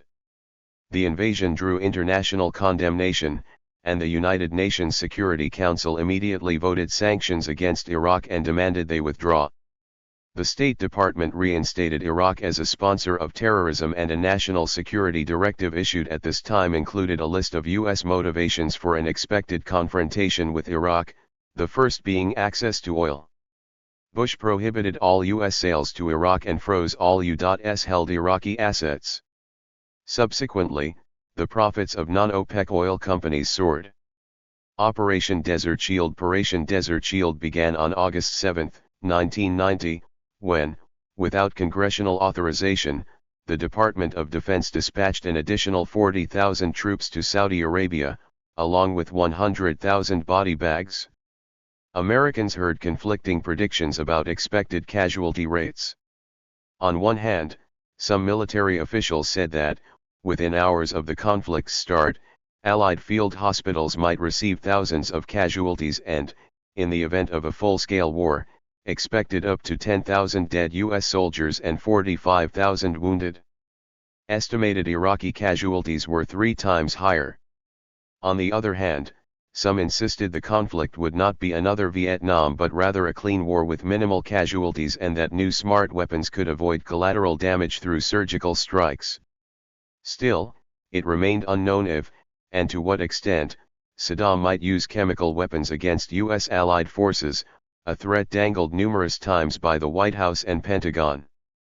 Some media outlets attempted to reassure Americans by reporting that U.S. troops were adequately equipped with protective gear and medical antidotes, and that the desert winds would very likely disperse any nerve agents used. In a nationally televised speech on September 11, 1990, President George H.W. Bush threatened that if Iraq did not withdraw its troops from Kuwait, the U.S. would forcefully remove them. Among the former CIA director's stated objectives for U.S. military intervention in the conflict, was the creation of a U.S.-led New World Order. In October, Congress heard heart-wrenching and graphic testimony about the extent of Iraq's atrocities and crimes against humanity, including the now infamous baby incubator story. Soon thereafter, Bush declared Saddam Hussein worse than Hitler. During a press conference held near Walt Disney World, Bush, whose comparison of Saddam to Hitler had drawn widespread criticism, attempted to clarify, explaining that while the Holocaust was outrageous, so was Saddam's brutalization of Kuwaiti children. He then awkwardly began to list the ways in which Hitler was kinder and gentler than Saddam registered. Included among the U.S.'s anti-Iraq propaganda effort was the carefully calculated demonization of Iraqis and the newly reincarnated Adolf Hitler Hussein, the madman, lunatic, monster, barbarian and brutal dictator who followed only the laws of the jungle. Framed as an epic battle between good and evil, the U.S. regularly employed xenophobic, racist and sexualized rhetoric about Iraq's rape and penetration of Kuwait. Popular culture followed suit and sales of anti-Iraq and Saddam t-shirts, video games, songs, and other merchandise became a popular fad, as did America's new yellow ribbon fetish. For Pentagon officials, it was important to win the hearts and minds of the American people and prevent unmanaged media coverage of public dissent from spreading and morphing into Vietnam syndrome. The term, while originally referring to PTSD, had also come to denote a general reluctance among U.S. citizens to enter another prolonged war. The realities of the Vietnam War, as seen on American television and in the ghostly shells of men who did come back alive, had demoralized and repulsed them and contributed to the formation of a loud, active, and ultimately revolutionary shift in the social fabric of the country. In August 1990, Bush stated, "Whatever else we do, we aren't going to do it the Vietnam way." Rather, the media coverage of this conflict appeared more like an exciting action-adventure movie. Around-the-clock coverage during the lead-up to the U.S. and Allied air assault often featured war journalists holding microphones and cameras and wearing gas masks while perched in tank turrets charging through the Saudi desert on high-speed joyrides with no enemy in sight. After 13 U.S. Air Force crew members died in an accidental jet crash, the White House implemented a policy of strict control and censorship of the press, citing reasons of national and battlefield operational security. 167. 168. The new media policy banned coverage of U.S. troops arriving in the Gulf region and the return of dead bodies to the states. Further, the Department of Defense implemented its embedded journalist and press pool protocols requiring journalists to obtain Pentagon approval before entering the war theater and, once there, to be assigned to military minders who would escort them at all times. Those who attempted to break away risked detainment and arrest. Having little access to the battlefield, the majority of coverage and information about the war relied on the DOD's daily press briefings. All written and filmed media reports were subjected to security review and, if found in violation of OPSEC, censored.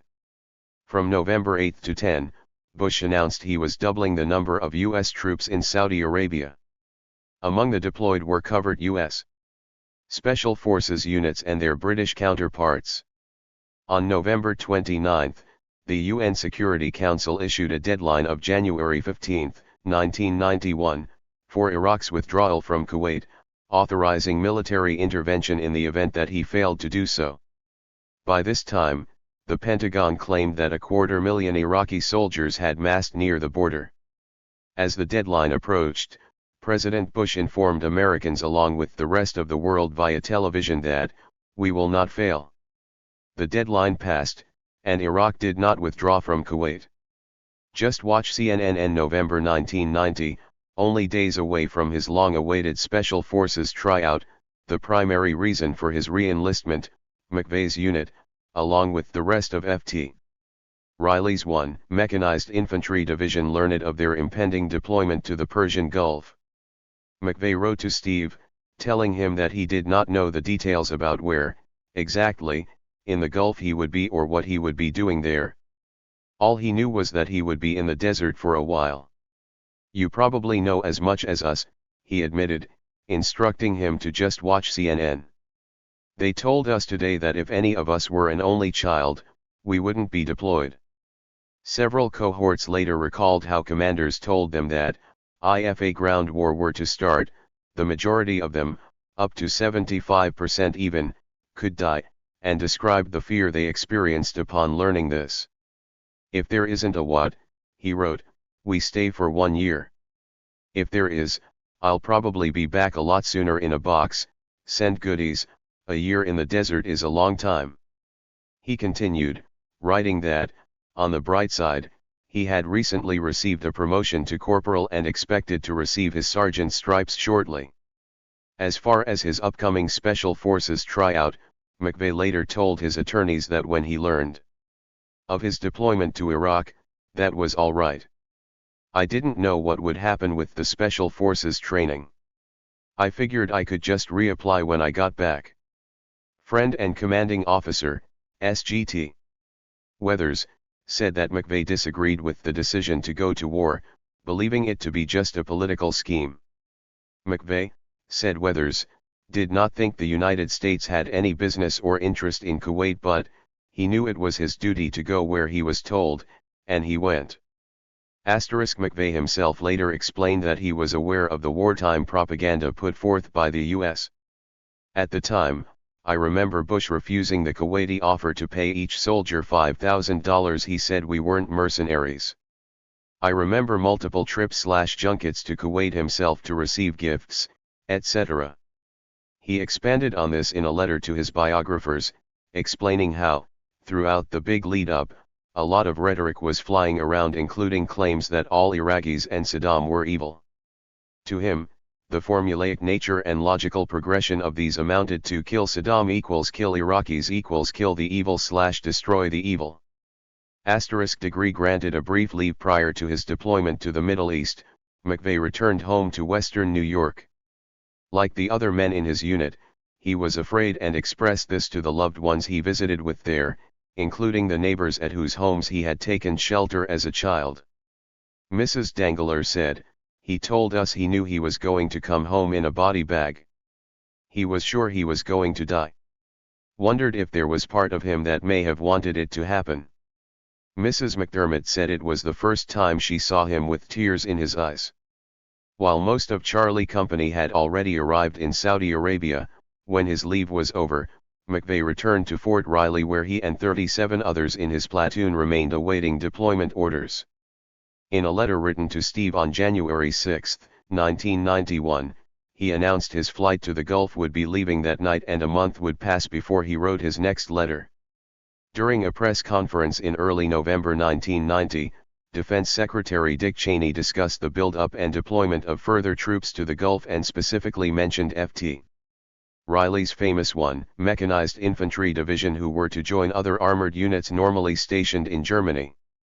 At some point after he arrived in the Gulf, McVeigh, along with other Bradley operators and teams from Charlie Company and the Marines 1 and 2 trademark divisions, became a crucial component of 7 Corps, a forward armored assault force described as the largest armored corps ever assembled.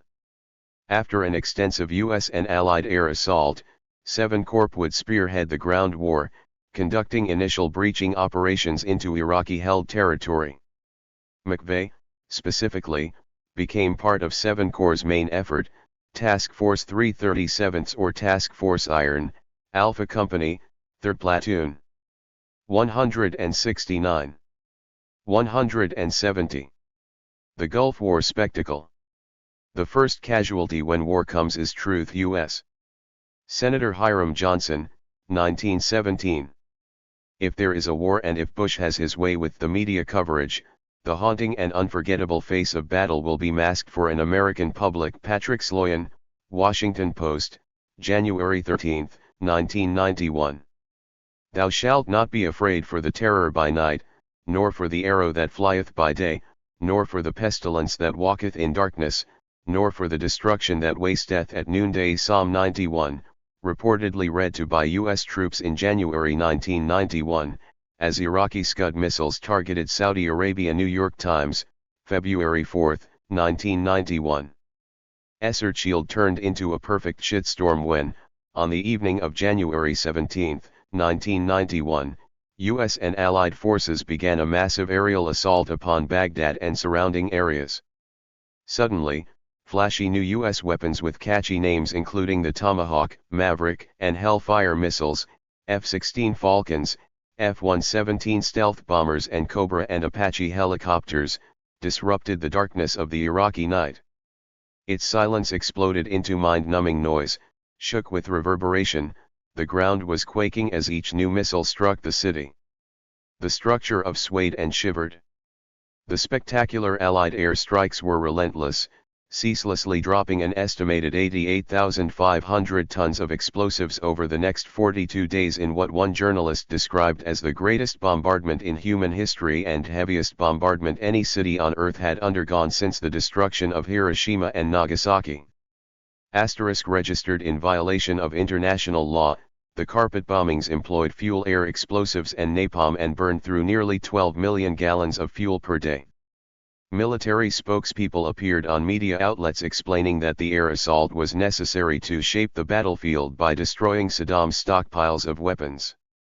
Primary targets of the attack included the Iraqi air and naval forces, Scud missile launchers, weapons research facilities, chemical weapons factories, ammunition depots, oil pumping stations and supply lines in Baghdad and elsewhere, as well as Saddam's command and communication facilities and aircraft and personnel bunkers. Among the other ostensible military objectives was the destruction of civilian and military infrastructure throughout Iraq and Kuwait, inciting fear and horror and affecting submissiveness within Iraqi command. While the ground war had not yet started, it must have seemed so to untold numbers of Iraqi soldiers who immediately began retreating on foot and in mobile convoys, many deserting their posts to join over 1 million Iraqi civilians also attempting to flee targeted areas. As they did so, U.S. pilots rained bombs upon thousands along the highways leading out of Baghdad that quickly filled with bumper-to-bumper traffic. Television viewers at home enjoyed the Pentagon's carefully selected footage of ballistic missiles lighting up the skies of Iraq. The Guardian described the coverage as a hypnotic spectacle of moving graphics, death-dealing explosives akin to a desensitizing, addictive arcade game. While the Pentagon denied that the U.S. and its allies targeted Iraqi civilians, many died during the air assault. Conspicuously absent from the hypnotic spectacle of U.S. television coverage was any mention of these Iraqi civilian casualties, or the damage to critical civilian infrastructure, including the bombed-out, obliterated homes, mosques and even a baby formula plant, not to mention the shallow and expeditiously dug graves. Fleeing Iraqis and Jordanians told reporters about buses filled with civilians who were strafed by airborne munitions, describing countless burned vehicles and casualties that lined the highways and towns over 75 miles east of the border, deep within Iraq. Saddam responded to the air assault by declaring, "The Great Showdown has begun. The mother of all battles is underway." He further declared that Iraq would crush the evil and satanic intentions of the White House. In the days to follow, and throughout the duration of the conflict, Iraq reportedly launched a number of Scud missiles into Saudi Arabia and Israel. The U.S. claimed to have neutralized many of these by firing the newly repurposed Patriot missile, the first anti-missile missile. Later, numerous reports called into question the Pentagon's reported accuracy rates for the Patriot and Tomahawk missiles. On January 19, 1991, in the conflict's first commando operation, U.S. troops raided offshore oil platforms near Kuwait, capturing 12 Iraqis. Iraq threatened to transport their own prisoners to strategic locations to serve as human shields. American media reported that the invading Iraqis had purposely blown up a number of Kuwaiti oil fields, wells, storage tanks holding jet fuel and kerosene, installations and pipelines, and, in an act that constituted a war crime, threatened to blow up more as part of a scorched earth campaign against Kuwait. On January 23, an estimated 400 million gallons of crude oil spilled into the Persian Gulf, the biggest oil spill in history at that time. Iraq claimed the spill resulted from U.S./Allied bombings. Weight F. 171. 172. The origin of the spill.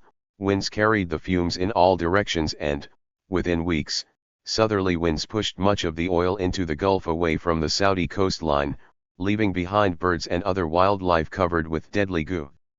Neither the raids nor the oil spills affected oil prices, which, while fluctuating, had begun to drop as the value of the growing military-industrial market stocks rose. On January 26, Colin Powell, chairman of the Joint Chiefs of Staff, authorized U.S. military commanders in the Gulf to use non-lethal riot control gases against Iraqi troops and POWs. Powell described the chemical compounds as basically tear gas and assured the media that their use certainly did not constitute chemical warfare.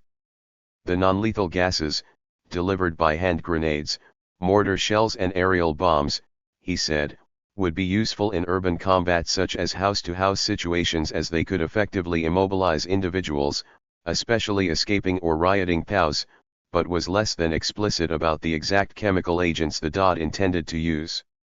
Critics argued that the use of these gases violated Geneva Convention rules as well as other restrictions against the use of chemical weapons. Also on January 26, as U.S. submarines began launching missiles from the Persian Gulf and Red Sea, 75,000 individuals, part of a growing, but largely unreported, anti-war movement, arrived in D.C. to march at the Capitol. Opposing them were 3,500 pro-war demonstrators. Meanwhile, that same day, anti-war demonstrators blocked the Golden Gate Bridge in San Francisco. The following day, McVeigh's hometown team, the Buffalo Bills, lost to the New York Giants in the Super Bowl.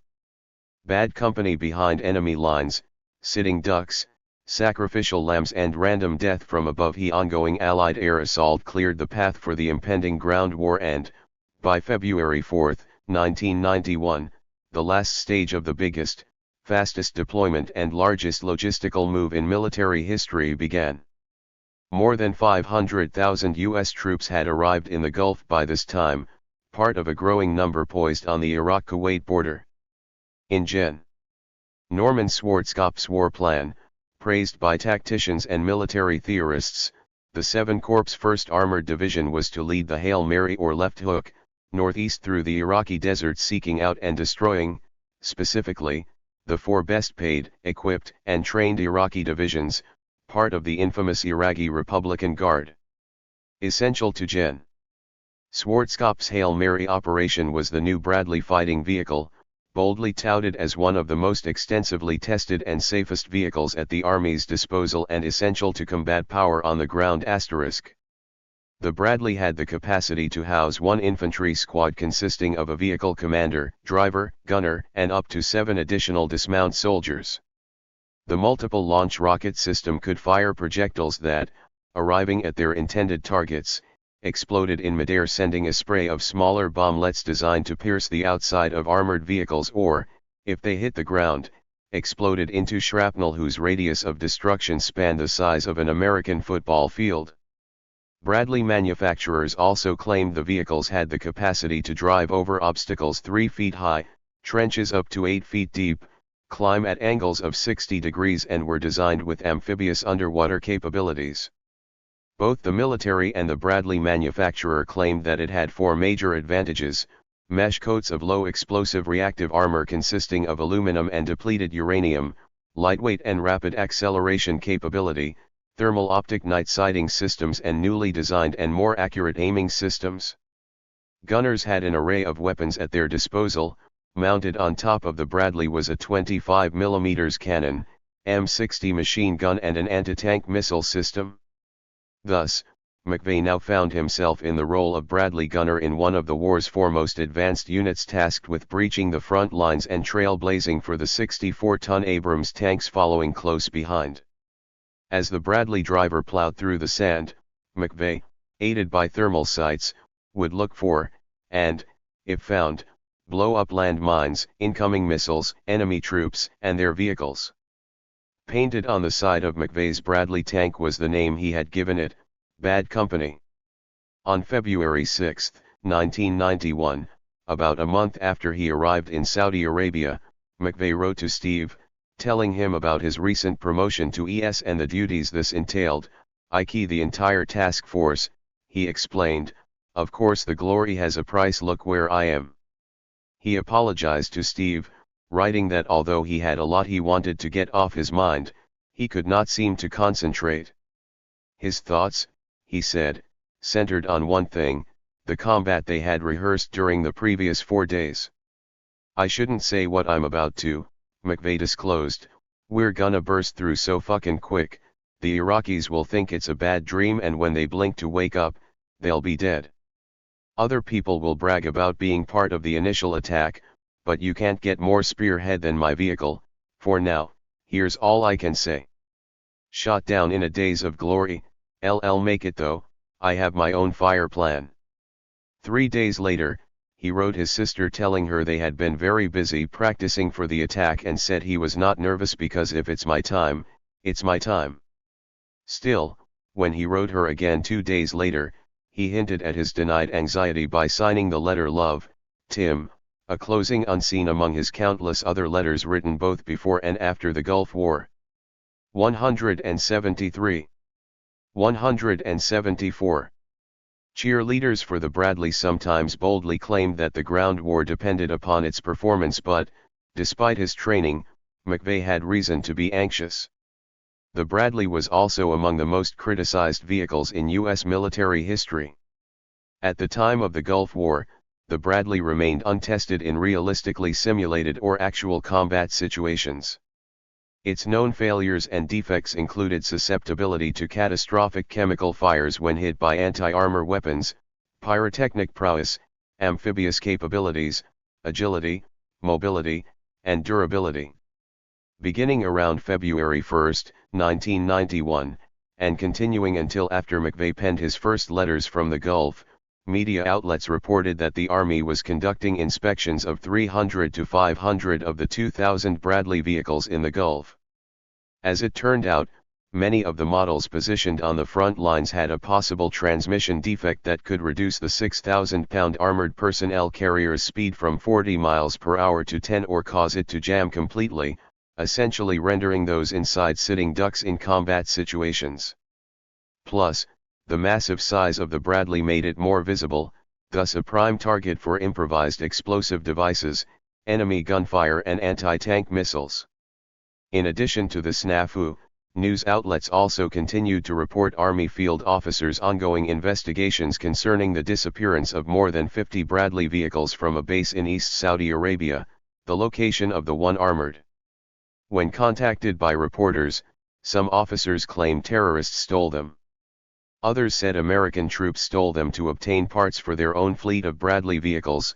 In desperate need of repair, the commander of one Bradley company poised along the Saudi border told reporters that theirs was a destruction mission expected to result in both extraordinary violence and extensive American causalities. Degree McVeigh later said they were the Army's sacrificial lambs meant to draw enemy fire. One sergeant described what many men in McVeigh's unit recalled, namely commanding officers' warnings that many of them, the majority even, would not survive the ground war's initial assault. McVeigh got the Bronze Star because when we started the battle, his track was the third one to cross through. We weren't really the advanced forces, we were the guinea pigs they used. They sent us out to test the artillery on the other side, that along with everything else, we were the breach element. The chaplain came up to us and said, "Well, out of the whole unit, 90% of yous ain't supposed to be here today talking to me." That's a great thing to hear from your chaplain. They told us we were supposed to be dead. The Bradley units were not the only sitting ducks and sacrificial lambs. On February 9, 1991, Mikhail Gorbachev expressed that coalition actions in the Gulf exceeded the UN mandate and attempted to mediate by holding discussions with Saddam Hussein in Baghdad. On February 11, President Bush benevolently announced that neither he nor other coalition leaders were eager to initiate a ground war.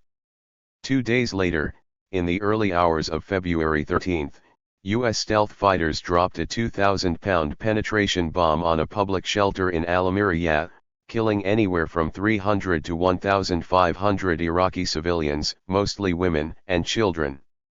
Journalist John Simpson described the gruesome carnage rescue workers found there, including bodies fused together so that they formed entire blocks of flesh, a layer of melted human fat an inch deep lying on the surface of the water pumped in by the firemen. Pentagon spokespeople eventually admitted they had mistakenly identified it as an underground Iraqi military command center. Nevertheless, the Pentagon continued to dismiss subsequent Iraqi claims of Allied attacks on civilians as propaganda. On February 14, McVeigh wrote Steve and told him he was moving out in 3 hours to secure Iraqi territory. From February 15 until February 20, coalition forces conducted decoy attacks in hopes of leading Iraqi commanders to think the main Allied attack would occur along the southern border of Kuwait. Although, officially, coalition ground troops did not breach Iraqi-held territory until February 23, 1991, Gen. Schwarzkopf acknowledged later that Green Beret Special Forces units were already behind enemy lines in Iraq. Nearby, 3 miles outside the border of Iraq. Acting in a supporting role, was McVeigh's platoon along with others in Task Force Iron. On February 15, psychological warfare units from the 7th Corps blasted recordings of vehicles moving, while the task force, including the 1 infantry, part of the ruse, moved north and initiated a premature but pivotal attack during the yet unknown decoy attacks. McVeigh wrote Steve and described engaging in aggressive patrols in enemy territory as part of an indirect fire mission. During one mission, he wrote, he was sitting in his Bradley when, through his thermals, he observed an abandoned Chevy truck near an oil pumping station and noticed the engine still appeared to be hot. Suddenly, just as he saw Iraqis exiting the truck, the tank right next to his dispatched the Chevy, and then called in an airstrike. No one could possibly have survived, he opined, and added that his platoon received orders not to speak of the incident. Hours later, during a press briefing that he described to Steve as hilarious, Army spokespeople denied making any incursions into Iraq or firing shots at installations there. Later though, McVeigh said he had been quite dismayed after the press conference because he hated to hear the Army lie to soldiers or the public. 175. 176. Perhaps another reason for the fear evident in McVeigh's letters was the increasing number of reported friendly fire incidents appearing in the news reports. Although U.S. casualties during Operation Desert Storm were minuscule in comparison to previous wars, a large number of them resulted from friendly fire and anomalous accidents, information about which, complained journalists, was being withheld by the Pentagon. One such incident occurred on February 16, when a U.S. Apache helicopter fired 2 Hellfire anti-tank missiles and incinerated a Bradley, killing 2 and wounding 6 of the U.S. soldiers inside it. As nearby troops began evacuating their own tanks and running for cover, the Apache continued a barrage of machine gun fire. As the Apache pilot announced on the radio, "This bud's for you," killing an additional 6 degree according to Stickney. McVeigh was horrified after hearing this on the radio, as his unit had been within 3 miles of the incident, but he told his biographers that he only learned the true account of the incident months later. At the time, he said, they were informed that the Bradley had been the target of an unexpected attack by Iraqi hitmen, and said, in that moment he thought, there's another reason to hate the Iraqi ragheads. In a letter to Steve on February 18, 2 days after the incident, he declared that if Steve could see the multiple launch rocket system his dick would get hard, and went on to discuss a friendly fire kill. He acknowledged to his attorneys that within the first few hours of the ground war his platoon did receive friendly artillery fire that left him feeling extremely helpless, describing it as random death from above. On February 17, 1991, President Bush announced that Iraq's invasion of Kuwait would end very, very soon. Reportedly, the air war alone had resulted in approximately 100,000 Iraqi deaths. On February 22, as thousands of tanks and 250,000 U.S. troops sat poised on the Saudi-Iraq border, Bradley vehicles and Abrams tanks stretched for miles as Apache helicopters from the 101 Airborne flew overhead, shaking the earth and turning night into day in what was the largest helicopter invasion in history. The Apaches continually bombarded the Iraqi army, scattering them, as coalition ground troops pursued them, thinning out and annihilating Iraqi divisions in a desert orgy of violence. On Friday, February 21, 1991, Bush publicly warned that Iraq had 1 week to vacate Kuwait and, the next day, the Iraqis reportedly set fire to an additional 950 Kuwaiti oil wells. The ground war copyright. The evening of Saturday, February 23, 1991, networks interrupted regular television broadcasts to announce breaking news: the Persian Gulf ground war had officially begun. The following RDS do not exist.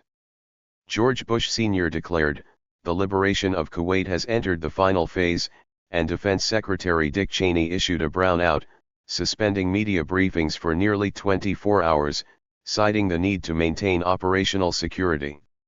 For media consumers, the motives of the war were already clear: evil Iraqis were rounding up, torturing and executing Kuwaitis. The next day, on Sunday, February 24, in what was called the most sweeping armored attack since World War II. Over 200,000 Allied troops, including 150,000 U.S. soldiers, entered Iraq and Iraqi-occupied Kuwait. Schwarzkopf promised that the Iraqi army would be pursued vigorously.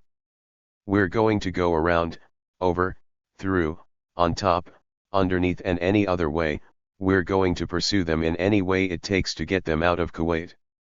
Schwarzkopf's Operation Desert Sabre called for a Hail Mary flank strategy that hinged upon the 7 Corps' main effort, Task Force Iron, a crucial component of which was the 1 Mechanized Infantry Division.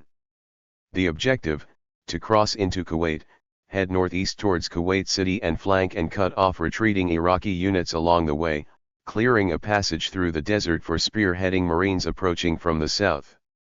The Iraqi front line, Saddam's line in the sand or line of death, was said to be fortified with deep minefields and oil-filled trenches burst into a deadly inferno. According to one commanding general of the task force, the strategy was to maintain a rapid tempo, thus not giving Iraqis time to react until it was too late and they were either dead or captured. Heavy aerial bombardment and the earlier interventions of Marines, paratrooper, psychological warfare, and special forces units had helped to soften the border and flush out Iraqi troops who, once the ground war started, began retreating south, only to be met with tanks and Bradley vehicles. According to one fighter-bomber squadron commander, the ensuing massive Iraqi retreat was inevitable as their only other option was to attempt to hold their position and get killed in their holes. Despite these best-laid plans, military planners anticipated high casualty rates in the breaching operation and predicted the decommissioning of the most forward-moving units for several days after the initial battle in June 1995. Weeks after his arrest, McVeigh gave the Jones team his first hour-by-hour detailed account of his experiences during the Gulf War. His recollections of events that occurred from February 23 to February 26 tend to blend as if, for him, it had been one long, strange, and terrifying day whose exact details are hard to know. He described the Gulf War to his father and sister as one long drive in the desert. He claimed to his biographers that, even as they approached the Iraqi front line, as he felt the ground trembling underneath him, he was still able to sleep, and, referring to the Ryder truck bomb used in Oklahoma, remarked that after this, sleeping on the back of a 7,000 Wes. 178 pound bomb is no big deal. Prior to making these claims though, he described to his attorney how, on the eve of the ground assault, while they were still about 10 miles outside the Iraqi border, he had experienced terror for the first time in his life. He awoke at 2:30 a.m. the next morning to find the desert shaking and rockets going off. His entire body began to shake from anxiety, and he confessed to more than one person that he did not think they would survive. Degree in the first unofficial biography of Tim McVeigh, All-American monster Brandon Stickney wrote that, as McVeigh waited for the action to begin, he thought about his role until it scared him. McVeigh was in charge of a group that might not make it out alive. An article in the New York Times quoted a soldier with McVeigh who said, the night before the war kicked off was saying how he was scared because we were going to be part of the first wave. He was scared we weren't going to come out of it. Maybe we would get shot, blown up, he was just concerned. I was feeling the same way, but most people didn't express it.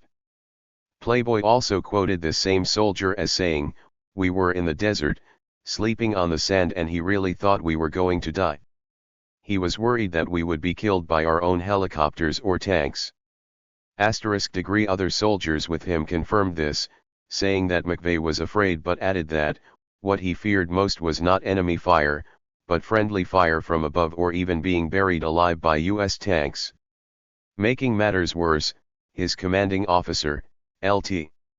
Jesus Angel Rodriguez, by all accounts terrified himself, made the decision to transfer McVeigh into his Bradley, thereby separating him from the crew he had trained with for 3 years.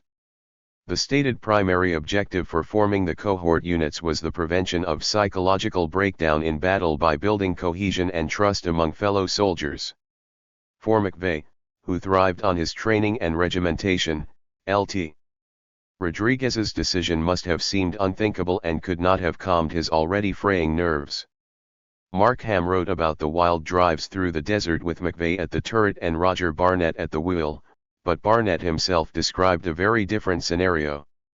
"We were the top gunning team. I was the top driver, McVeigh was the top gunner, and SGT. Albert Warnment, he was the top Bradley commander. When we got to Saudi Arabia we were on the same track, and then our lieutenant, he took McVeigh over to his track, but our lieutenant he wasn't worth a crap." Indeed, a number of incidents involving Lt. Rodriguez compounded the fears and confusion of many others in the unit.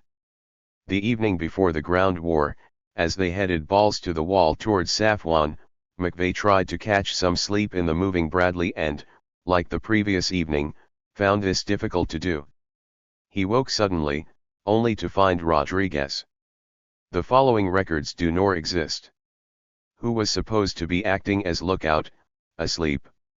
At that exact moment McVeigh spotted a landmine directly in front of them which they were about to hit. He yelled at the driver, who swerved out of the way, waking Lt. Rodriguez up. They did appear accident-prone. During one particularly chaotic moment, Sergeant 1 Class Dutton stepped on a landmine. SGT. Robinson remembered, "We were sittin' up at night, and they told Dutton to go out and check the bunkers just to make sure there was no Iraqis and destroy any equipment that was in there. Well, he blew himself up in the process with his own weapon." Lt. Rodriguez testified later that McVeigh saved Robinson from bleeding to death by disobeying Rodriguez's order to pull out the shrapnel. McVeigh, who had specialized medic training, feared the screaming Robinson was bleeding too profusely, and instead, bandaged the wound and calmed him down. The Jones team later noted recurring themes throughout the stories McVeigh and other soldiers told them about their experiences in the Gulf. Several had described a deep lack of confidence in their commanders and comrades which they attributed to inexperience, poor training and leadership, and a general sense of being ill-equipped and ill-prepared for what they were facing. Many also recalled, however, that during this frightful experience, McVeigh's presence helped to calm them. "Bad company's driver said SGT. McVeigh was the one you wanted in the foxhole with you." Alan Smith, also in McVeigh's Bradley, said he never felt safe when Tim left the vehicle, sometimes fearing his comrades might intentionally or accidentally shoot at him, and that, out of the entire company, he trusted McVeigh alone. Degree registered McVeigh said he was under a tremendous amount of pressure and felt responsible for the men in his Bradley as well as those in the tanks directly behind him. People were going nuts. During one Scud attack alert, a man in the back of McVeigh's Bradley, sitting directly above the ammunition storage and unable to see outside, began crying, freaked out and refused to take his gas mask off. At some point, a soldier pulled out a gun and demanded that unless he could talk to a major, he would kill himself. The major, in fear for his life, refused to talk to the soldier, so SGT.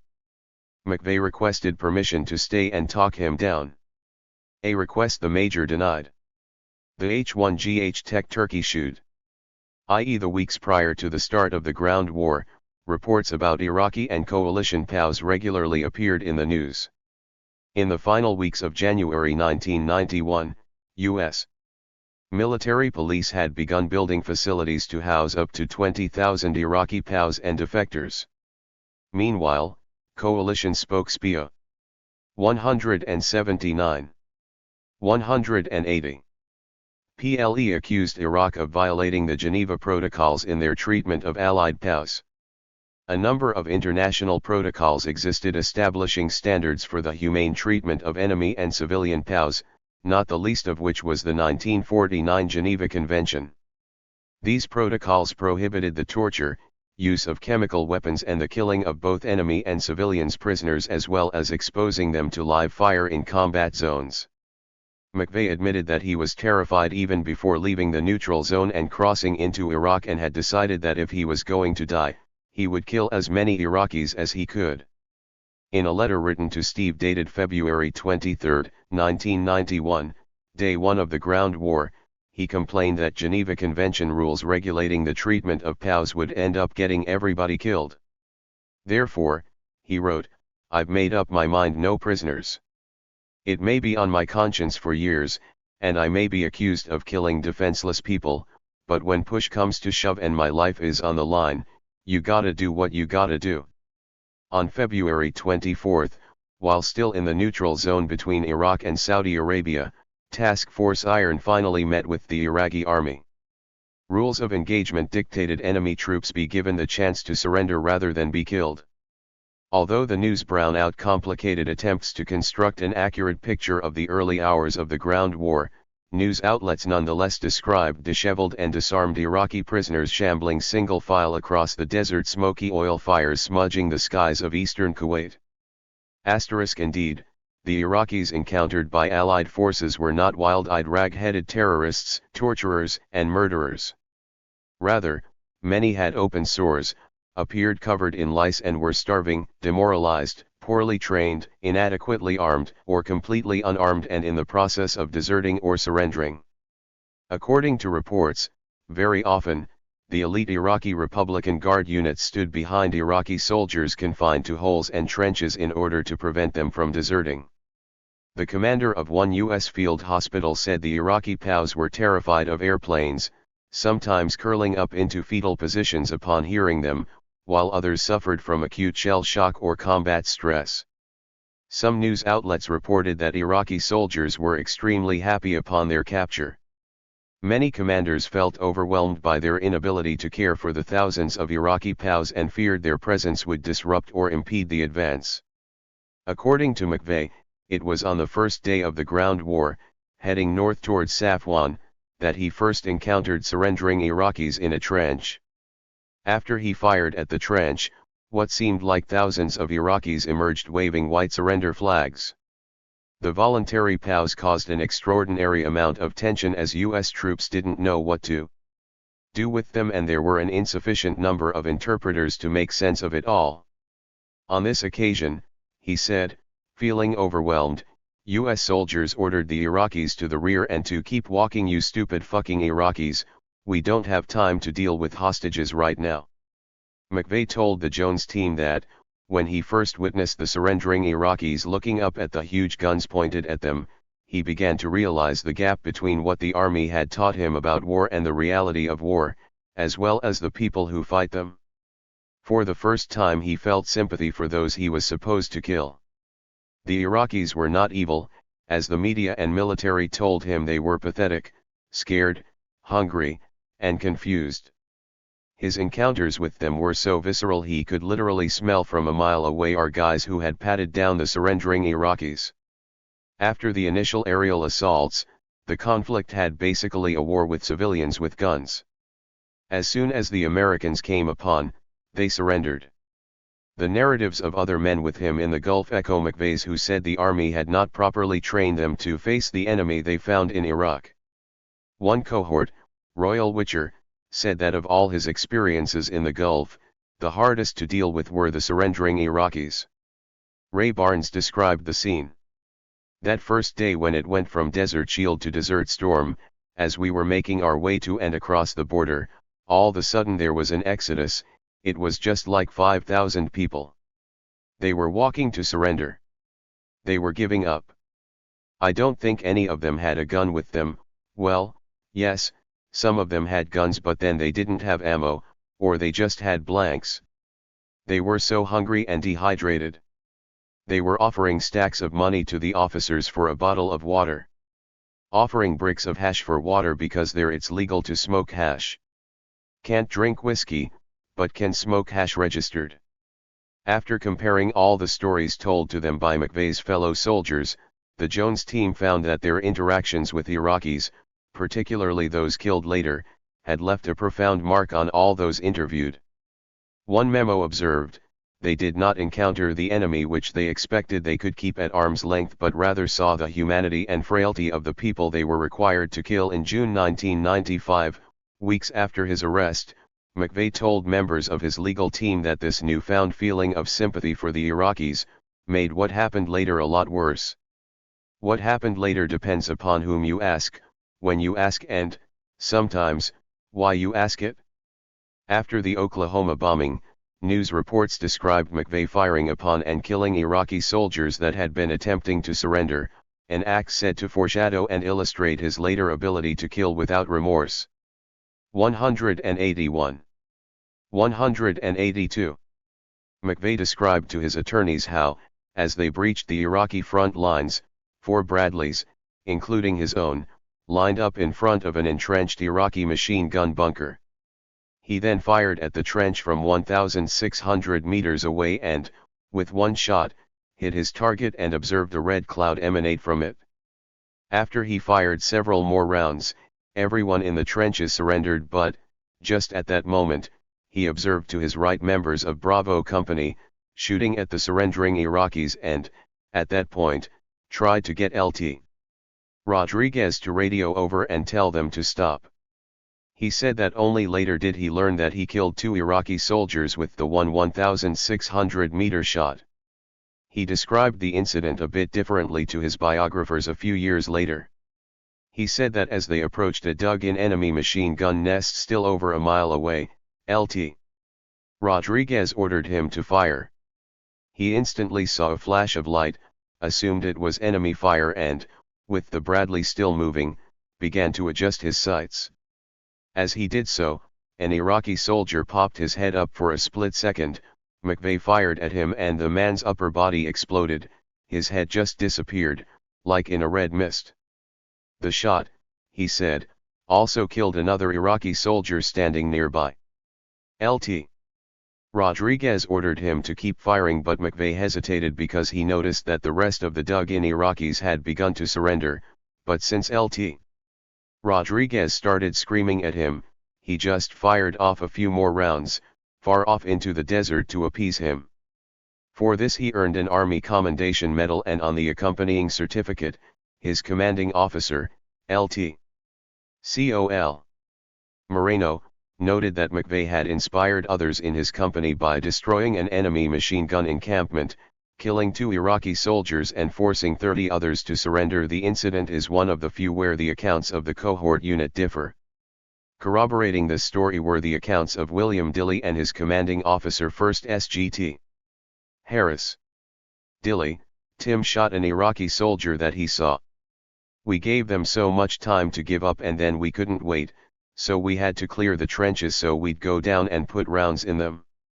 We couldn't leave them and couldn't go by them, so we cleared the trenches. Tim saw one of the guys he shot and the lieutenant saw it, too. I know he did because he said had a confirmed kill. They saw the guy stand up, and Tim hit him, literally, which was a pretty decent shot, you know? That was the reason talked about it.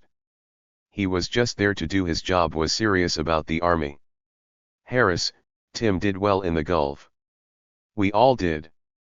We went into the battle expecting significant American losses, up to 70%, going up against the 4th largest army in the world, and so there was a good deal of fear and anxiety when we first crossed the Iraqi lines, but there was little resistance.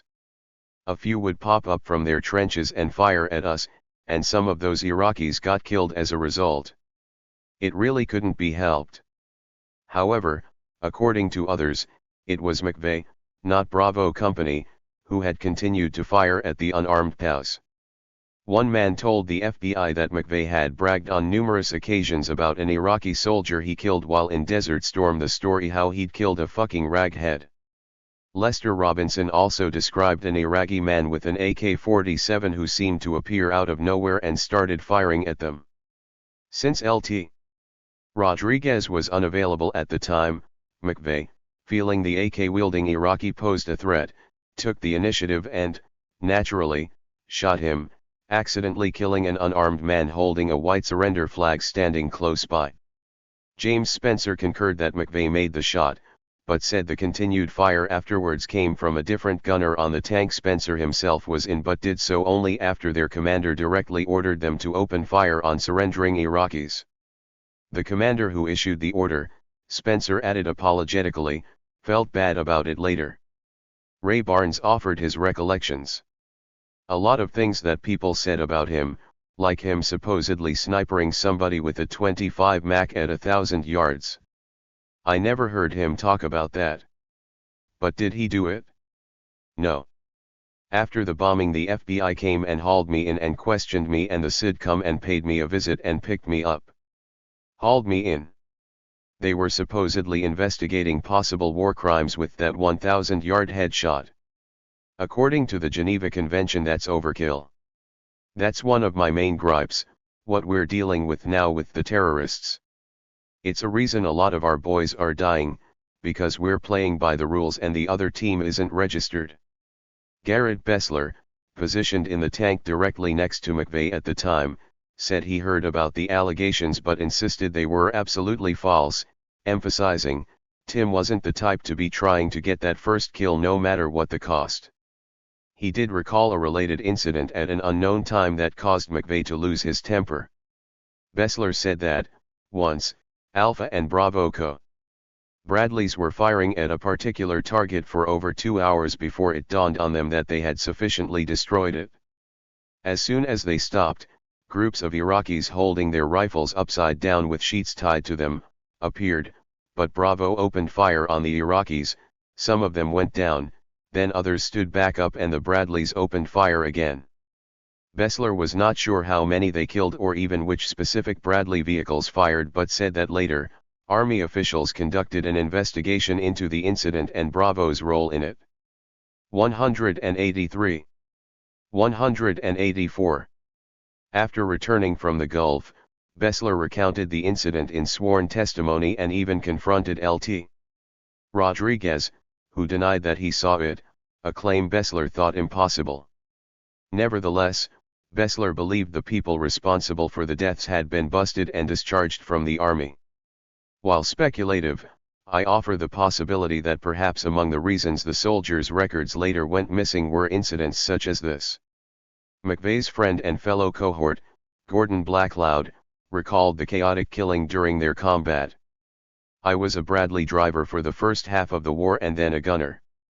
Everybody more or less fired on everybody. We took a lot of prisoners.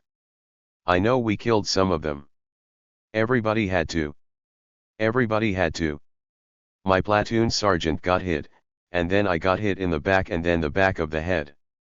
Another guy blew off his foot by stepping on a mine. After I got hit, we ran over there to our platoon sergeant and wrapped him up because we were also combat medics. My whole back was bleeding and everything, but I didn't let them take me off until we got done with our platoon sergeant. In unpublished letters and conversations with his biographers, McVeigh elaborated about the time I shot that guy in the Gulf, describing it as a pivotal and meaningful experience. This is the point when I felt empathy for the enemy. That these were just people too. I'm not a coward. Anybody who knows me knows that. I learned in the Gulf and through the news that people are the same. It doesn't matter why you kill a person, you're still killing humans. How did I feel about killing those soldiers? At the time it was instinctive, no feelings. You turn off your feelings until after you have time to deal with them. It's like a computer. You put them in memory and access them later. There was a lot of activity immediately after that. A lot of things were happening.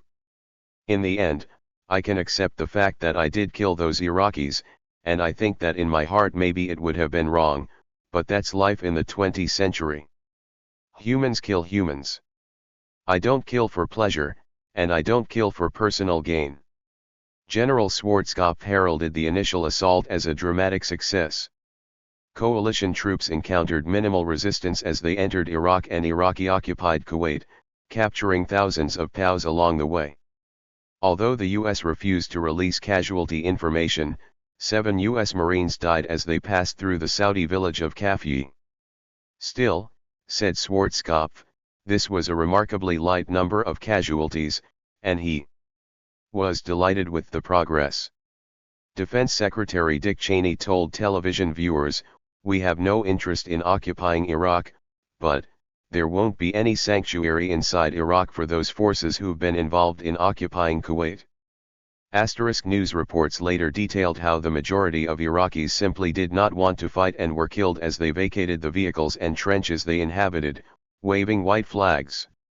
John Simpson wrote that the battles of the Gulf War were not like those of World War II, but instead merely the slaughter of tens of thousands of Third World soldiers armed only with weapons incapable of penetrating American armor. Almost every Iraqi soldier would have willingly given himself up if he had been given the chance. Even the punishment squads which were based behind the Iraqi lines to shoot deserters had little interest in obeying their orders.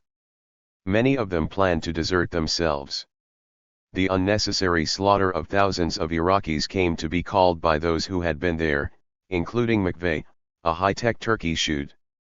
McVeigh also said that what came later was much worse, but did not elaborate. The bulldozer assault. I wish to use the words of Justice Brandeis dissenting in Olmsted to speak for me. He wrote, "Our government is the potent, the omnipresent teacher. For good or ill, it teaches the whole people by its example." Timothy James McVeigh at his sentencing hearing, August 4, 1997. GY February 25, 1991, 15 hours ahead of schedule, McVeigh's division had crossed into southern Iraq and completed what General Schwarzkopf called a classic breaching that would be studied for years. McVeigh's Bradley was in the lead, moving parallel to Iraqi trenches along the Iraq-Saudi border until they shifted northward and continued for 300 miles. For over 100 hours, the Big Red One engaged the Iraqi army in an awesome display of death that would have shaken the most steadfast soldier, and took thousands of prisoners in the process. During the initial entry into Iraq, McVeigh's Bradley stopped briefly. The radio operator, having seen what appeared to be a large number of troops approaching, attempted to make contact with them in order to determine if they were friendlies. Just at that moment, the radio malfunctioned, and although the sights were not properly set on the Bradley's 25mm, LT. Rodriguez ordered them to drive out and investigate. Upon doing so, British troops who were cleaning out mines informed them that they had just driven into a minefield. McVeigh said that LT. Rodriguez 185, 186 almost plowed over. Although they didn't, the incident foreshadowed what was to happen soon after. In his strikingly insensitive 1994 account of the Gulf War entitled Iron Soldiers, How America's 1 Armored Division Crushed Iraq's Elite Republican Guard, military historian Tom Carhart provided a highly sanitized feel-good version of Desert Storm, one that, it is safe to assume, passed Pentagon and military muster. Among the many stories Carhart recounted was one relayed to him by a female MP from the 337th Armored.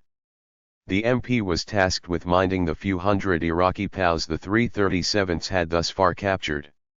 She said that, while she minded the POWs, an Army engineering vehicle had scooped out a trench about 12 feet wide and 6 deep with wire around it. As she tried to herd the POWs into the trench, she observed that many of the prisoners were literally in tears, grown men groveling on their knees with uplifted hands, pleading their lives. She then realized, with a little shock, they believed the Americans were about to bury them, as Iraqi leaders prophesied. Because there were no translators available to the MP, she gathered up candy and MREs, and saw to it that each POW had handfuls of the food. After they received their candy, the POWs became confusedly silent, asking themselves why would the Yankee Devil feed us candy if he was going to bury us, until eventually they realized they were in no danger and all Iraq fears vanished. From February 24 to 25, a nightmarish scene occurred that Ramsey Clark described as the most horrifying story of all. This story exposed a war very different from Carhart's or the one Americans saw on the nightly news. It was first reported on September 12, 1991, and was picked up by several news outlets whose shocking headlines declared that U.S. Army buried Iraqi soldiers alive in Gulf War. The incident, or series of incidents, occurred near the Saudi-Iraqi border as the 1st Mechanized Infantry Division, in their breaching effort, tore through over 70 miles of barbed wire, minefields, bunkers, and trenches about 3 feet wide and 6 feet deep, defended by, according to division estimates, 8,000 Iraqi soldiers. After howitzers and rocket launchers rained hell upon Iraqis in their trenches, the heavily armored Abrams and Bradley vehicles broke through, and the real slaughter began. During what came to be known as the bulldozer assault, Abrams tanks, outfitted with plows and scrapers, broached the trenches, shoveling mounds of sand into them, burying alive the Iraqis inside. Vulcan armored carriers and Bradley vehicles drove alongside the trenches, firing upon those attempting to surrender and others who continued to return fire with small arms. The armored combat earthmovers cleaned up the horrifying scene afterwards by burying the scattered arms and legs. Still in view, so that none of the journalists arriving 36 hours later could report carnage. The record shows that as early as June 5, 1995, the Jones team was aware of the bulldozer assault and had noted their need to determine whether any member of his platoon actually ran over Iraqi trenches or if they had seen evidence of this as they approached the trenches. If any of his fellow soldiers spoke to the defense team about it, no such documentation was located in the Jones collection. However, upon closer inspection it becomes clear that McVeigh's company, his Bradley among them, spearheaded the breaching operation and led the bulldozer assault. In the few reports about it, news outlets quoted at least two individuals whom McVeigh knew. In September 1991, one of them, Col. Anthony Moreno, who commanded the 1st Mechanized Lead Brigade against the most heavily defended trenches during the assault, described it, telling reporters what you saw was a bunch of buried trenches with people's arms and legs sticking out of them. For all I know, we could have killed thousands. As soldiers saw what we were doing and how effective we were doing it, they began jumping out of their holes and surrendering. Our firepower kept the Iraqis down in their trenches. They were incapable of firing back. No existing biography of McVeigh explores the horror of the bulldozer assault in any depth, or even mentions it as such. In his book, Stickney simply wrote, "A lot of shooting by the Americans was directed at the enemy's dug-in trenches." Ham acknowledged that McVeigh's platoon was assigned to roll up the trenches and nearby artillery bunkers supporting them. This involved rolling over them in Bradleys, tanks, trucks, and giant earthmovers, suffocating to death hundreds of Iraqi troops in the trenches. This tactic not only effectively killed the enemy, but the huge pile of corpses provided a sturdy foundation for a smooth crossing point for the invading forces. Herbeck and Michel did not directly address the bulldozer assault, the bodies buried alive or McVeigh role in it. Rather, they allude to it obliquely by observing that the motto of the Seven Corps was "If it's in front of us, it dies," and because of the sounds made by the tanks rolling over Iraqis, U.S. soldiers began to refer to the dead they'd created as crunchies. The handful of existing news reports about the incident provide further details.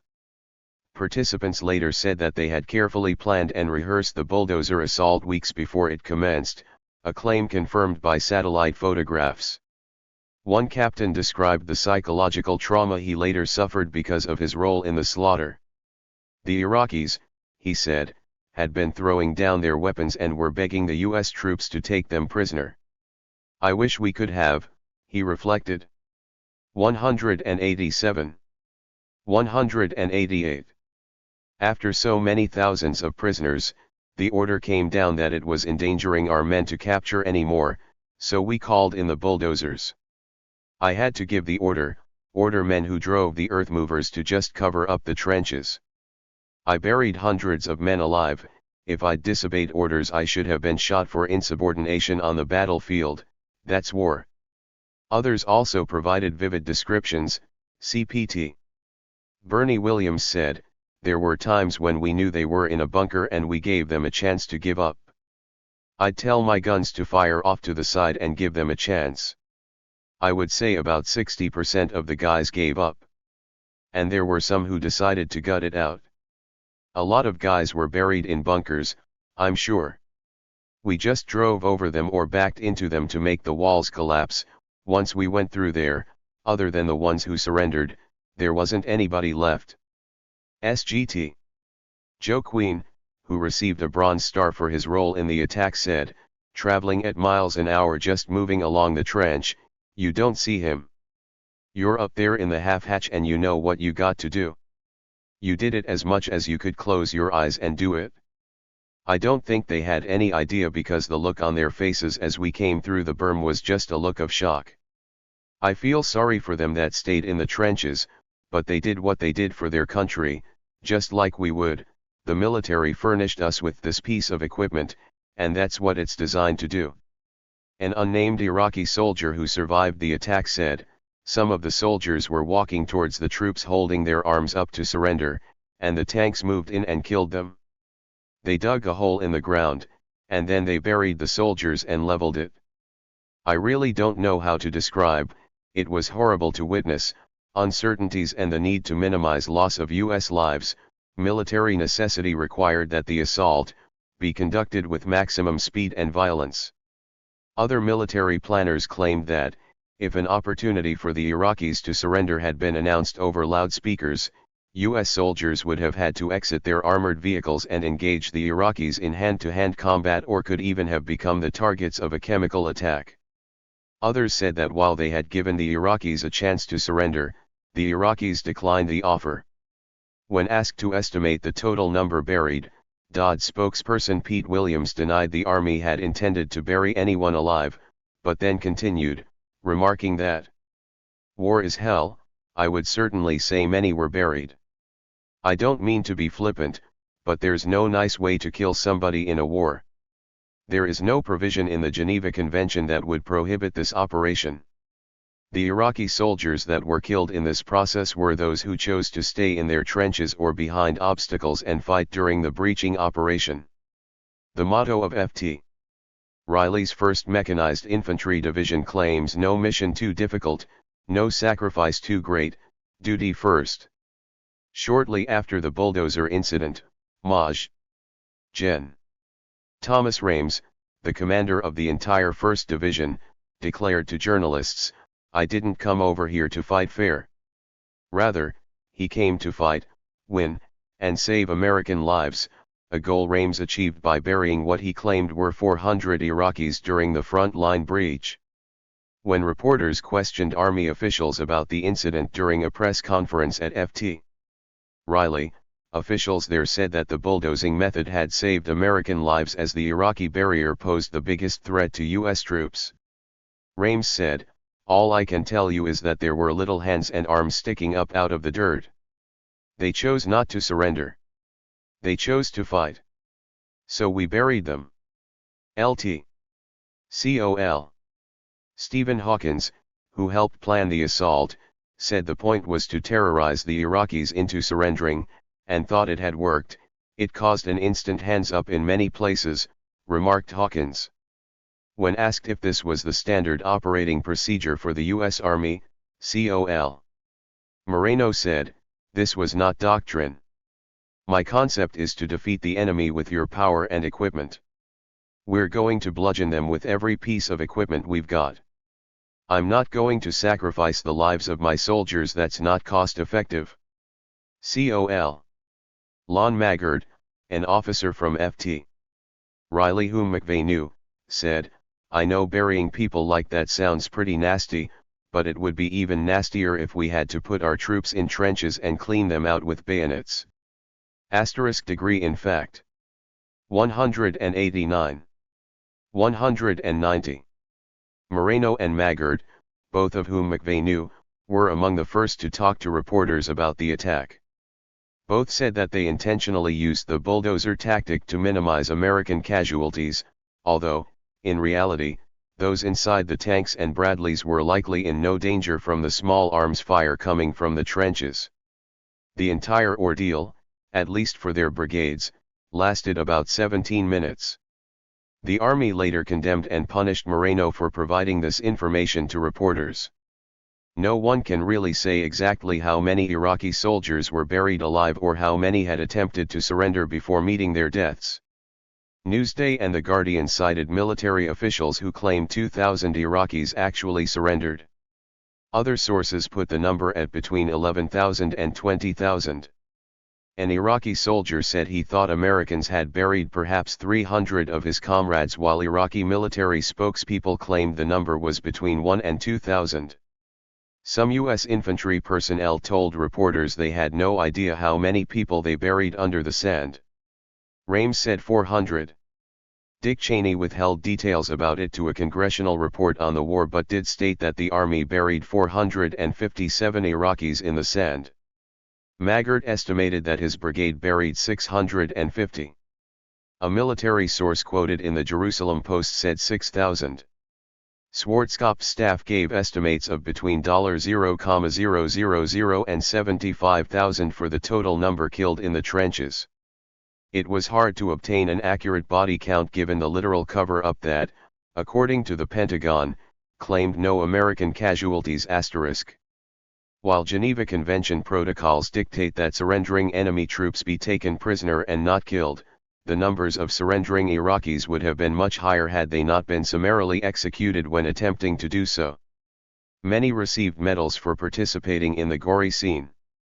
The aerial assaults that had occurred since January 16 at the barrier where the bulldozer attack took place were equally horrifying.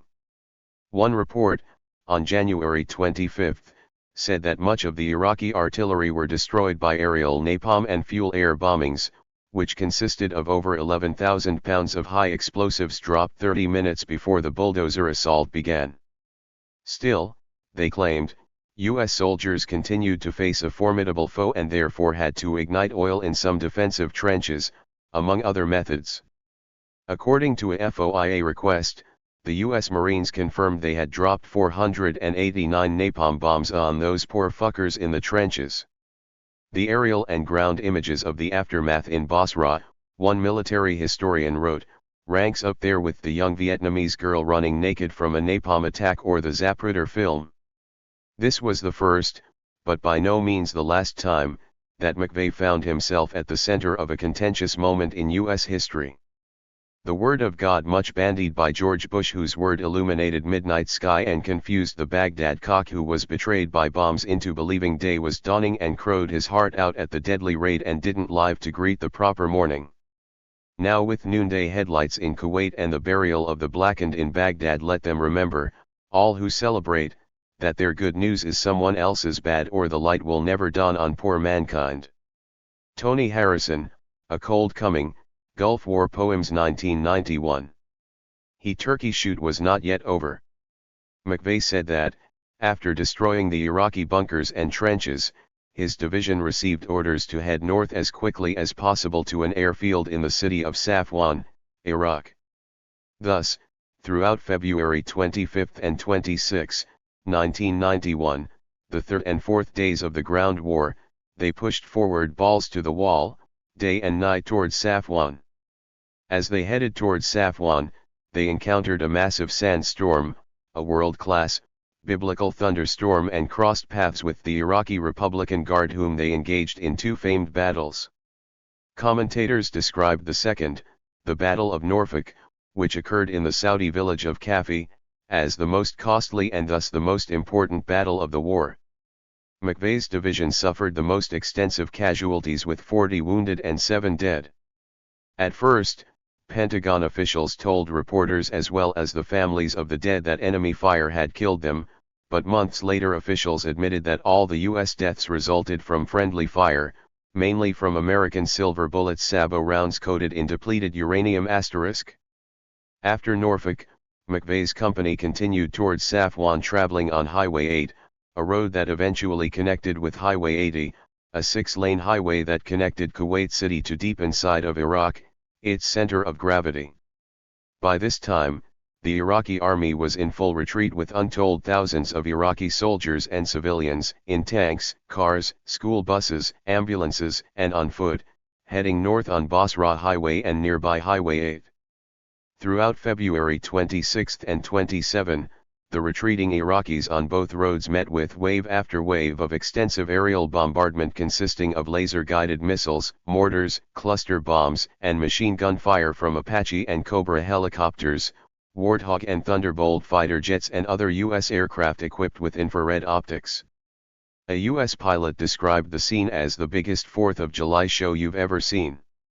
Another said, I just didn't envision going up there and shooting the hell out of everything in the dark and have them not know what the hell hit them.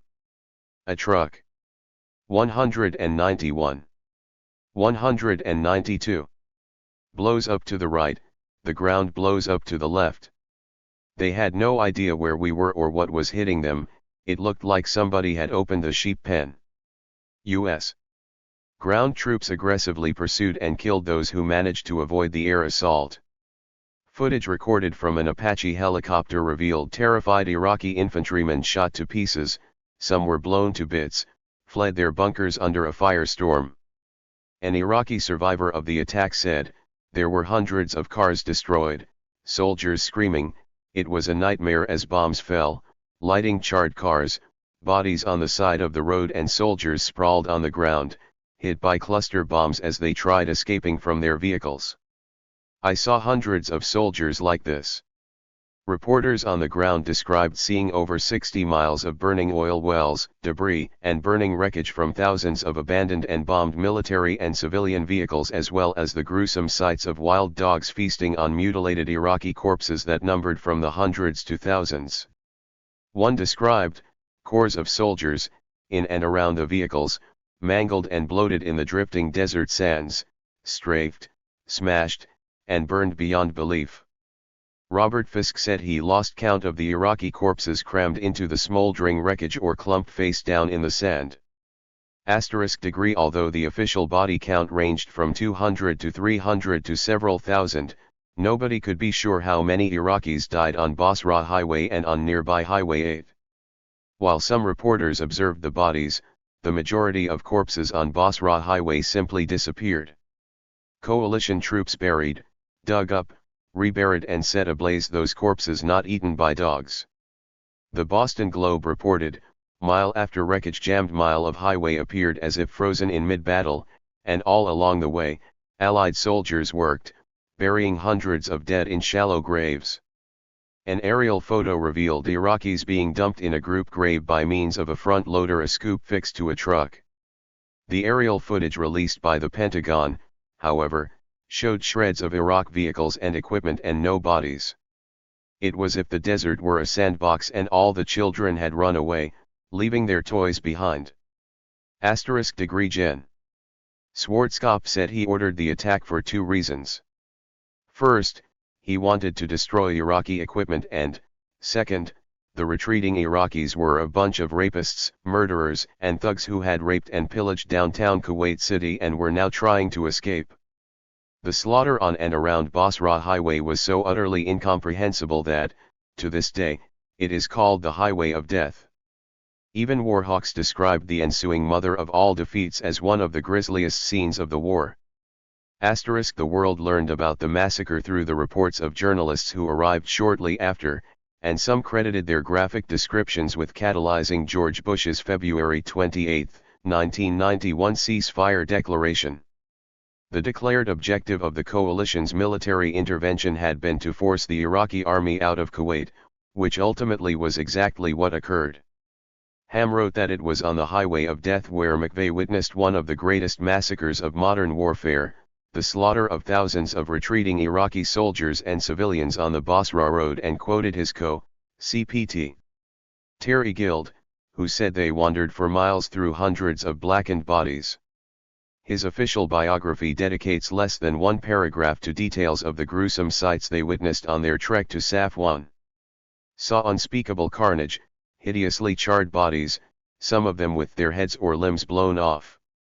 Some bloated to the size of cows as they rotted in the sun, horribly wounded enemy soldiers, some of them without arms or legs, trying to crawl along the sand, stray dogs chewing on severed body part.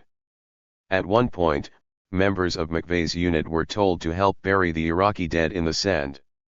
Later, without explanation, they were told to stop the burials and leave the bodies out where they could be seen.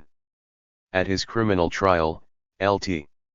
Rodriguez testified that McVeigh had taken pictures of the dead Iraqis. McVeigh denied this, claiming it was the driver of his Bradley, not him, who had done that. Neither his biographers nor the Jones team would see any of the rolls of pictures he took during the Gulf War, as the FBI confiscated them after the Oklahoma bombing. In the story of the OKC bombing and Tim McVeigh, bodies continue to disappear. After the harrowing 2.5 days of battle, orders changed, telling them to continue along Highway 8 and stop to secure El Basna, a small town near the Iraq-Kuwait border, before heading to the Safwan airfield where the official Iraqi surrender, ceasefire negotiations, and formal peace talks were scheduled to begin. Along the way, McVeigh and his friends observed similar horrors. On March 2, days after the ceasefire agreement and 1 day before the peace talks were to begin, artillery units from the 24 Division repeated the earlier Basra highway attack, this time concentrating solely on the smaller Highway 8. Abrams and Bradleys fired upon and killed retreating Iraqi soldiers and civilians, including children. Gen. Barry M.C. Caffery, who commanded the attack, called it one of the most astounding scenes of destruction I have ever participated in. We destroyed all of them. Once we had them bottled up, there was no way out. On March 3, 1991, Schwarzkopf arrived at Safwan and met with Iraqi generals who agreed to the terms of withdrawal. Lowry described it as a day to remember and one that would be burned in our memory. 193. 194. History books for decades to come. McVeigh's company performed security detail during the treaty signing ceremony. One soldier captured video footage of Schwarzkopf walking down the line shaking hands with members of the security detail, including McVeigh, who was beaming with pride. In 2011, Ray Barnes said their little peace treaty, despite the theatrics, was, for the most part, a big dog and pony show on some little dinky runway out in the middle of nowhere. President Bush announced the liberation of Kuwait and the end of the war. Officials declared Operation Desert Storm an overwhelming success. Throughout the war, Pentagon spokespeople claimed they could not release even estimated numbers of American casualties as it could affect the safety and readiness of U.S. troops. During the daily morning Pentagon press briefings, the more than 500 on-location journalists covering the war expressed their displeasure with this and complained about the inaccurate or wholly falsified information they continuously received, most notably about the dead. The official numbers the Pentagon would eventually release varied. In August 1991, they claimed the number of U.S. soldiers killed in action was 148, including 35 from friendly fire, and 467 more wounded, 72 from friendly fire. As for the number of Iraqi soldiers killed, well, nobody really knew, and military officials claimed that they just had not been keeping track, a lack of concern some linked to the negative effect official body counts had on public opinion during the Vietnam War. When asked about the number of dead Iraqi soldiers in March 1991, an unnamed Defense Intelligence Agency official remarked, "The guys in the field just weren't counting. They still aren't. They just poured them into common graves and covered them." A senior Allied officer in Riyadh offered what he called a ballpark figure of 100,000. In September 1991, the Pentagon claimed it was impossible to determine the total number of Iraqi soldiers who had died during the war. In a report to Congress that same month, Dick Cheney said that only 457 Iraqi bodies had been found on the battlefield but made no mention of the bulldozer assault. "We have no way of knowing precisely how many casualties occurred, and we may never know," Cheney concluded. Although for years, Gen. Schwarzkopf refused to give even an estimated count other than a very large number, in 2000, he said the number of Iraqi soldiers killed was tens of thousands. Independent estimates range from 10,000 to about 35,000, with about another 75,000 wounded. Estimated numbers of collateral damage or Iraqi civilian deaths based on Iraqi census reports and UN and other allied totals range from 3,664 to 103,500 during the war and 205,500 more in the post-war period as a result of war-related damage to critical infrastructure. The U.S. claimed the number of surrendered or captured Iraqi POWs to be 110,000. Ultimately, the soldiers who fought with McVeigh during the Gulf War could not agree how many POWs their company had taken. Some claimed they had taken a considerable number while others said none. At the beginning of the conflict, President Bush had reminded Americans that, as a Navy pilot during World War II, he had personally seen the hideous face of war. For U.S. civilians, soldiers, and the rest of the world, the carnage in and around Basra Highway became emblematic of this ghastly face and a symbol whose impact would resonate for years to come. In Richard Lowry's uncritical and embarrassingly glowing military history of the U.S.'s First War with Iraq, he describes how, during his flight to the Safwan peace talks, Schwarzkopf observed the pitch-black smoke that filled the Kuwaiti air, the burning oil well fires and the highway of death below. An early article about the incident warned that in the coming years it would be important to monitor the psychological state of U.S. troops who had been present, predicting they too would become psychological casualties of the atrocity. Since 1991, mass graves filled with suffocated Iraqis have continued to appear. In 2003, the Saudi military began digging up and moving the graveyard of wreckage that still inhabited Bara Highway and surrounding areas in preparation for the U.S.'s second war with Iraq, a mess so extensive that the cleanup was expected to take a division of 17,000 soldiers over a month to complete. In 2011, U.S. soldiers ordered to clean up hundreds of scorched corpses and carbonized bodies continued to have flashbacks of what they saw there as they loaded the bodies into bags, and dumped them in mass graves.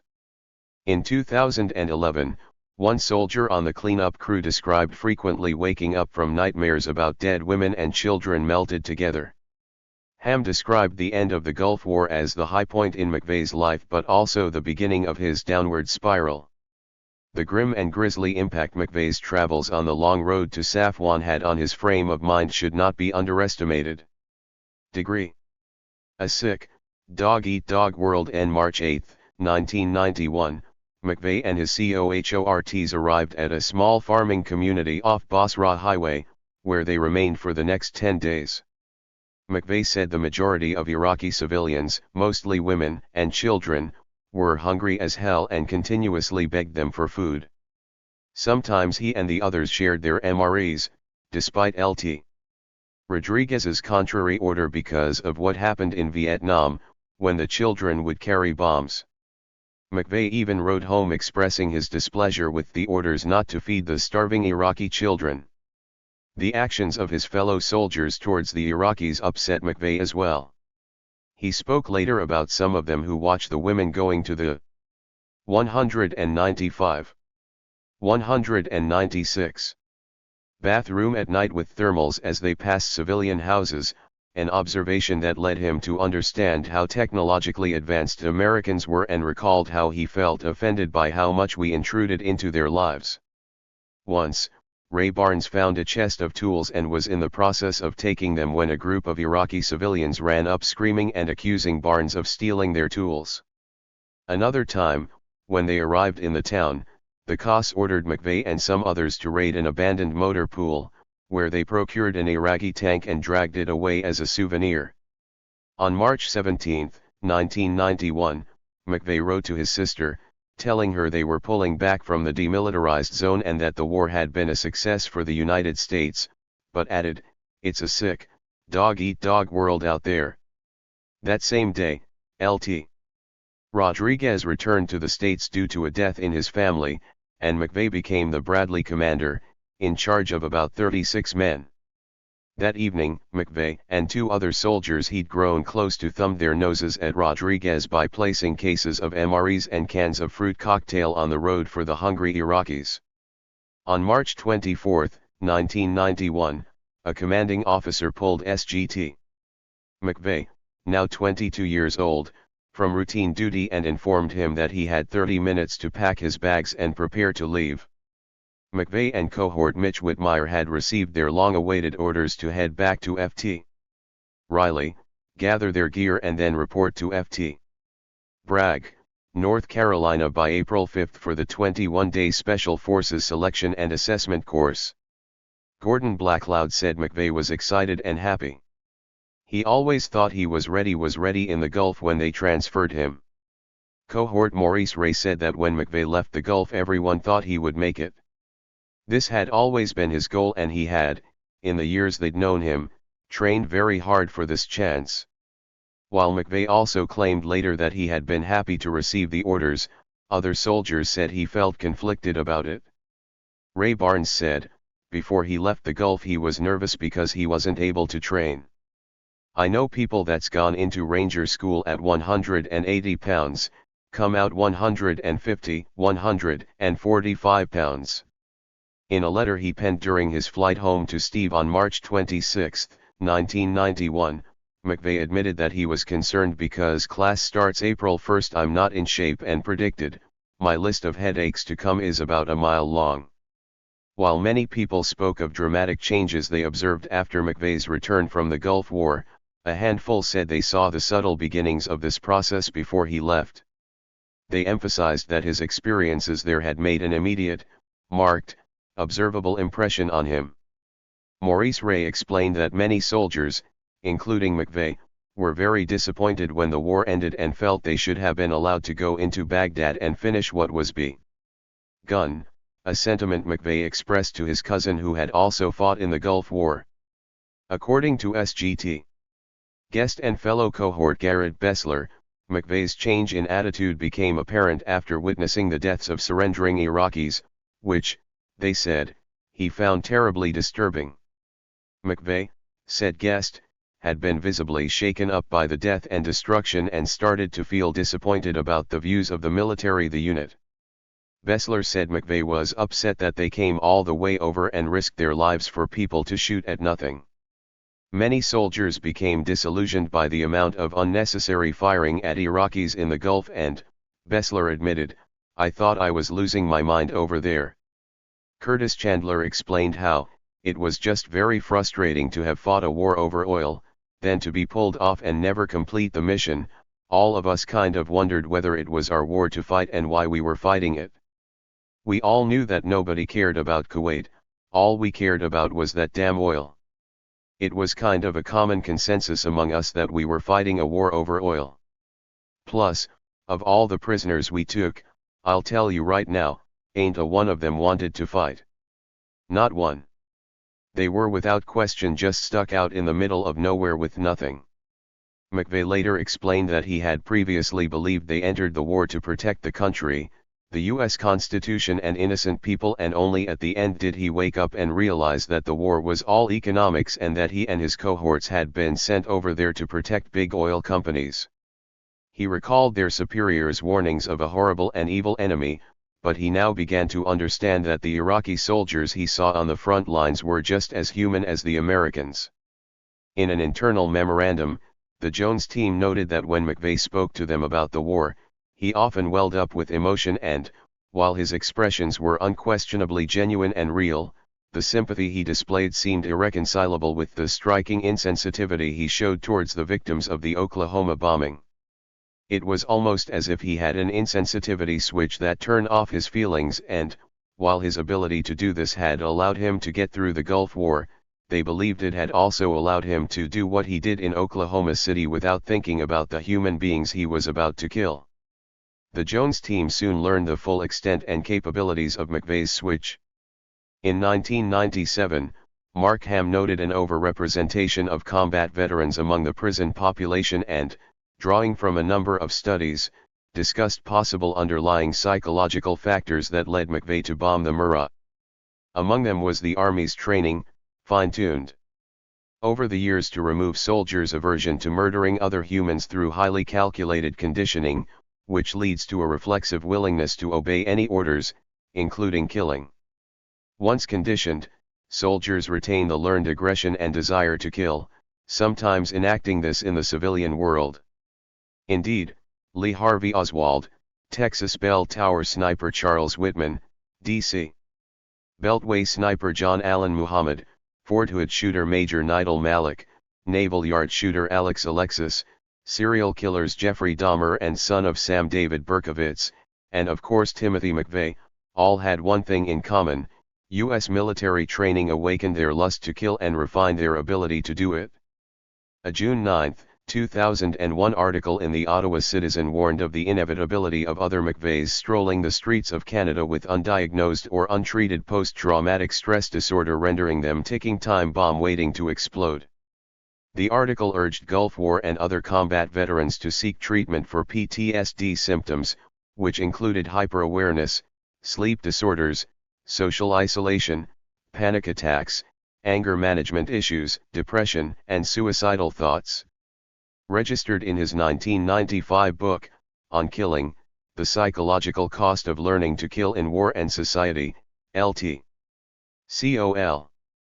Dave Grossman, former Army Ranger, paratrooper, and instructor of psychology at West Point and military science at Arkansas State University, wrote that soldiers experience typical killing response stages during and after combat.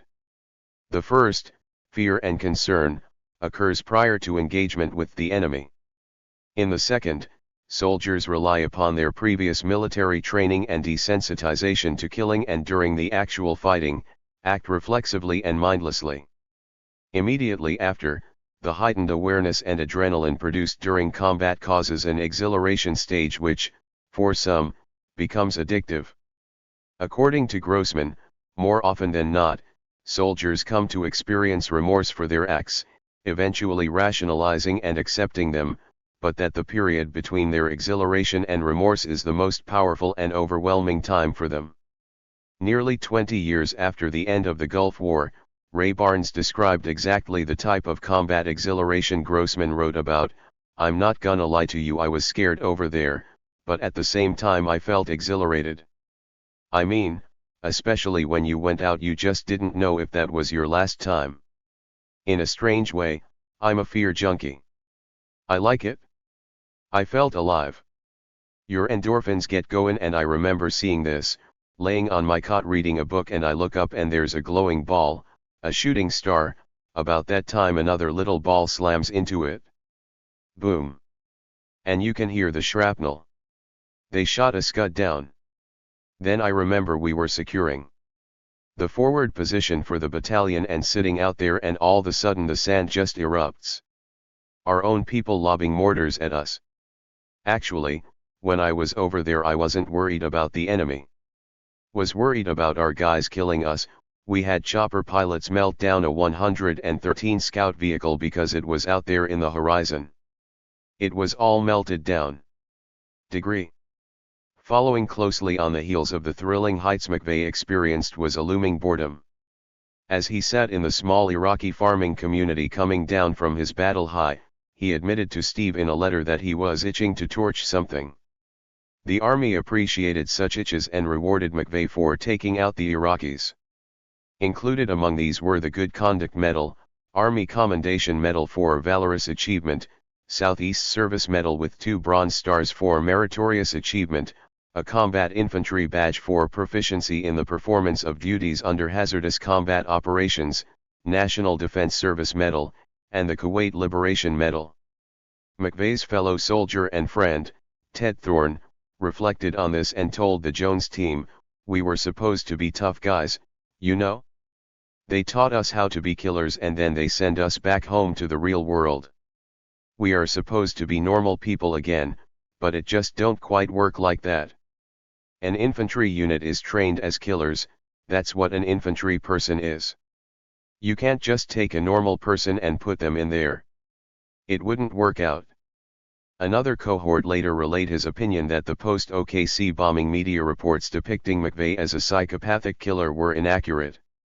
"The things we had to deal with, having to kill somebody, that was part of our job and we did it, and it didn't make a difference how old or how young or how big or what color, it didn't matter. That went with the job, and Tim was responsible when it came to doing a job. He'd do it regardless of who or what, that's what we were trained to do and that's what he did. He was one of the few people in the unit I trusted to have my back. The other guys, it didn't really hit them that if you go to war, you're going to have to kill somebody. That's what you're for, and most of the people couldn't comprehend that. Some people didn't take the job seriously, but Tim and I did. Tim and a lot of others became very disillusioned because of the stupidity displayed that got a lot of people killed. I remember being told by a full-bird colonial in basic training that if you had to kill a kid, kill them. The press is making him out to be a psychotic, crazy, maniac that likes to kill people, and he's not like that. He's a soldier. He did what he was trained to do, and he did what he was told to do. Killing comes with our job. And I looked, and behold a pale horse, and his name that sat on him was Death, and hell followed with him. And power was given unto them over the fourth part of the earth, to kill with sword, and with hunger, and with death, and with the beasts of the earth, and there was a great earthquake, and the sun became black as sackcloth of hair, and the whole moon became as blood. Revelation 6:8-12. Oral and journalistic records reveal the presence of other terrifying specters, seen and unseen, looming over McVeigh and his cohorts during their harrowing trek through the desert that, thus far, have remained unexplored in previous biographical and explanatory accounts of the Oklahoma City bombing. Even as it was being waged, scientists described the Gulf War as an unprecedented atmospheric disaster, an enormous unplanned experiment in the atmosphere, and warned that the chemicals released during it would threaten all living things in the region for decades to come. Some of the oil well fires that burned throughout Iraq and Kuwait consumed nearly 3 million barrels, or 250 million gallons of oil a day, a tenth of that used worldwide daily, and scientists predicted that the fires, numbering in the thousands, would burn for years, although most were extinguished within 6 months after the war's end. Iraq claimed the fires resulted from Allied attacks, while Allied forces said the Iraqi army had set the fires. No matter who lit them, by March 2, 1991, thick clouds of flammable, poisonous, neurotoxic, carcinogenic and sulfurous smoke, fumes, and gases had risen over 12,000 feet and spread in every direction, reportedly covering half of Kuwait. The sun was continuously blacked out, sand dunes turned black, and black rain fell over the region in a radius up to 800 miles. Soot from the fires covered uniforms, hair, and food. In April 1991, the U.S. Army Environmental Hygiene Agency conducted a risk assessment of the smoke, and similar related studies continued throughout the next few years. McVeigh's fellow soldiers recalled seeing the fires and described the last days of their drive through the desert to the Jones team.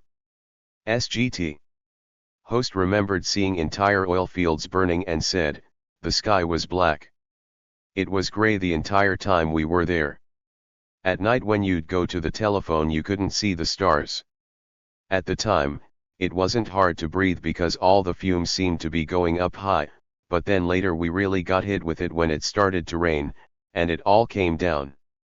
McVeigh said that he personally counted 50 oil fires and was able to take tours of some of them, and recalled how as they traveled along Basra and Highway 8, the carbon from the fires blackened the sky and a coating of black soot covered the sand for acres. Soldiers stepping over it left white footprints. In addition to the oil fires, the Allies' use of depleted uranium on tank armor and artillery shells and their bombing of Iraqi weapons facilities had released even more poisonous chemicals into the atmosphere. McVeigh's division was among the thousands of U.S. troops exposed to whose effects, after 1 hour of exposure, scientists equated to 50 chest X-rays. A British Atomic Energy Authority report leaked to The Independent in November 1991, said that when coalition troops exited the Gulf, they left enough dew behind to cause at least 0.000 cancer-related deaths, the exact tonnage of dew the U.S. left behind. Of course, this in no way reflected the other illnesses and adverse effects that the chemical nightmare would have upon the Iraqi population. Towards the conclusion of the war, U.S. military officials had advised soldiers and media outlets about the strong possibility that Iraq might deploy chemical weapons, but later denied that either they or Iraq had used them, although studies conducted by other countries after the war, as well as statements given by soldiers there, supported allegations that somebody had. In late February 1991, General Schwarzkopf publicly denied that Iraq was using chemical weapons, and National Security Advisor Robert Gates warned that Iraqi commanders who did so would face a war crimes tribunal. Still, even after the war was over, Allegations and rumors that chemical weapons had been used continued to surface. In 1993, the concerns of veterans groups, researchers, and government officials prompted a Pentagon study inquiring into the possibility that U.S. soldiers in the Gulf had been exposed to chemical weapons, which was overseen by former Deputy Defense Secretary and current CIA Director John Duech. The study's 1994 report concluded that no evidence existed of Iraqi use of chemical or biological weapons or any exposure of U.S. service members to chemical or biological warfare agents in Kuwait or Saudi Arabia. The results were suspect, given that the head of the study, Nobel laureate Joshua Lederberg, had also been on the board of directors of American Type Culture Collection, a non-profit company that made over 70 government-approved shipments of anthrax and other deadly pathogens to Iraq between 1985 and 1989. A similar investigation by a House Oversight Committee in 1996 led to revelations that for several days, U.S. soldiers, in an attempt to destroy them, blew up munitions held in a storage bunker called Bunker 73 in Qamishiyah, 2 miles from the city of Basra. The munitions, mostly rockets, contained the nerve agent sarin, mustard gas and other possible biological agents. In doing so, they released a cloud of 201, 202, 7 tons of sarin into the air that, when carried by the winds, exposed untold numbers of people. Not knowing the bunkers contained rockets filled with sarin, they did not wear protective gear, and when chemical alarms went off alerting them to the danger, officers told troops they were faulty and ordered them to disconnect the alarms.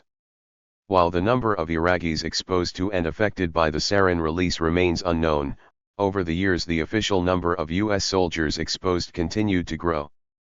At first, the DoD insisted no troops were exposed. In September 1996, the Pentagon issued a statement that 5,000 U.S. soldiers were exposed. By October 1996, after the Pentagon set up an information hotline, the number grew to 15,000.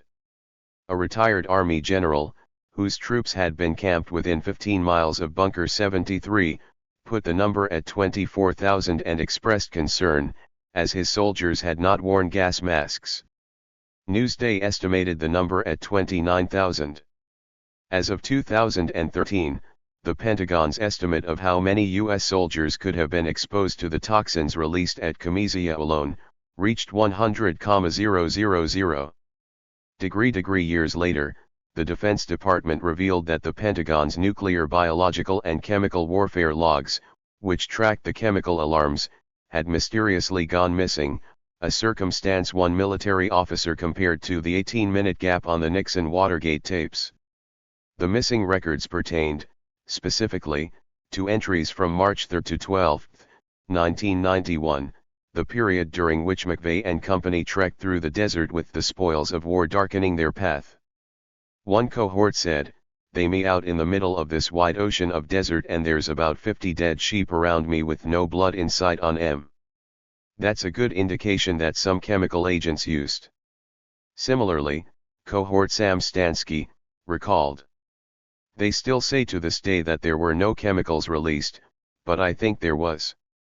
For one, they used to go down and check the bunkers, clear out the bunkers, and there was call come over the radio that said no one go in the bunkers anymore, because a soldier went down in and rubbed up against the wall, and got a nerve agent on him, and so they had stopped that and just started blowing the bunkers up.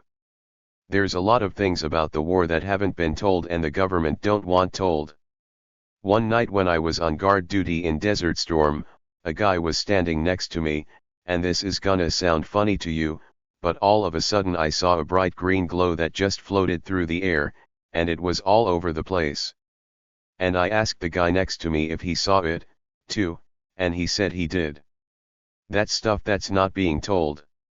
In 1995, cohort SGT Guest opined that he could not legitimately say we were or weren't exposed to nerve gas because of bombings, and mused that they had only recently begun to learn about the toxicity of the air that swept over them during their trek through the desert. Somebody knew though. A recently declassified memo dated March 23, 1991 and sent from the Army Central Command Nuclear, Biological, and Chemical Staff to 18 Airborne Corps states Arsent has positive confirmation of CML agent blister casualty in 7 Corps. The memo went on to instruct that if asked by the press, spokespeople were to report that no chemical casualties had occurred. As of 2015, the estimated of the number of all U.S. soldiers exposed to nerve gas and other chemical agents is over 200,000. The realities of the Gulf War and later attempts to determine the truth were further complicated because, immediately after Iraq invaded Kuwait, the Defense Department sought and obtained approval by the Food and Drug Administration to administer a cocktail of experimental drugs to troops without their informed consent, claiming that to obtain such consent was simply unfeasible. The known experimental drugs administered included pretreatments and vaccines meant to counter the effects of chemical and biological weapons. At the time, the FDA had previously barred the use of 2 of them, botulinum toxoid and pyridostigmine bromide, on civilian populations, and botulinum, specifically, remains unapproved by the FDA for civilian use because of its adverse side effects. Further, the doses administered to soldiers during the Gulf War were estimated based on previous tests on guinea pigs, and the effects of the combined use of all the drugs had not been tested. For several days prior to the start of the ground war and throughout its duration, commanders ordered soldiers to take anti-nerve gas and anti-anthrax agents as well as BP pills, the latter meant to enhance the effectiveness of the former. If they refused, they were threatened with court-martials.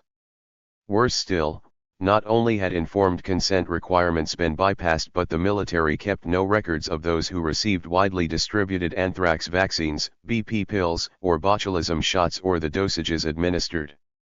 One Army reservist recalled that, upon receiving word of his impending deployment to Iraq in January 1991, he and his battalion were given vaccinations over the course of 3 days until, on the last day, medics informed them they had received the entire required pre-deployment vaccination regimen. According to him, series was designed to be given over an 8-month period and we received it in 3 days. Upon conclusion of the vaccination process, we were told to turn in our personal shot records. You are required to keep those on your person at all times. We protested but still had to turn them in. A few years later, when he went to check his records, they had been destroyed. Degree 203. 204. At least one U.S. Army doctor was court-martialed after refusing to dispense the daily dose of BP pills, whose effects on humans were unknown. CPT.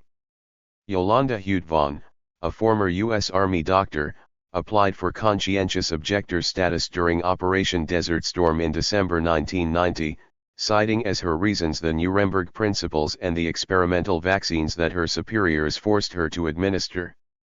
After the denial of her request for co-status, Hude-Vaughn deserted, an offense leading to her conviction and a 2.5-year prison sentence. Another recalled how it was common knowledge that the BPS were untested. We knew it, and they knew it.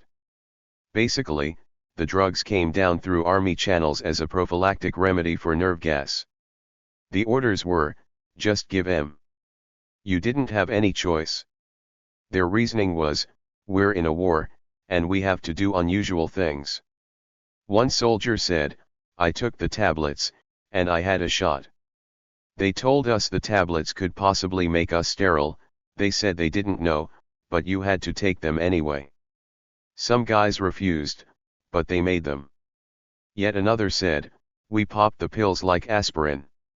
During the Gulf War, McVeigh was assigned to the 24 Division, mechanized, one of 2 divisions deployed to the Gulf earlier than others, a division journalist Gary Matsumoto said, were likely candidates for the first round of experimental vaccines. Indeed, like the other soldiers, many of McVeigh's cohorts also reported receiving experimental and untested drugs, including anthrax vaccines and anti-anthrax agents, as well as dousing themselves with insect repellents with known detrimental side effects. A large number recalled commanders' orders not to speak about the classified shots they received. Tony Sykes said, we were forced to take pills. We had to take them on direct order, and most of the guys didn't want to. We found out the pills were experimental and no one was given a choice, so we were all guinea pigs for the government. Until 1993, I was led to believe that the shots and pills were classified and not to be talked about. Charlie Barton said, I took the anti-nerve agent pills. I don't know if Tim did or not. I was about 20 miles from where Tim was when the first scuds came in, and they told us to take them. I was eating them like candy. I took them about once every 4 to 6 hours.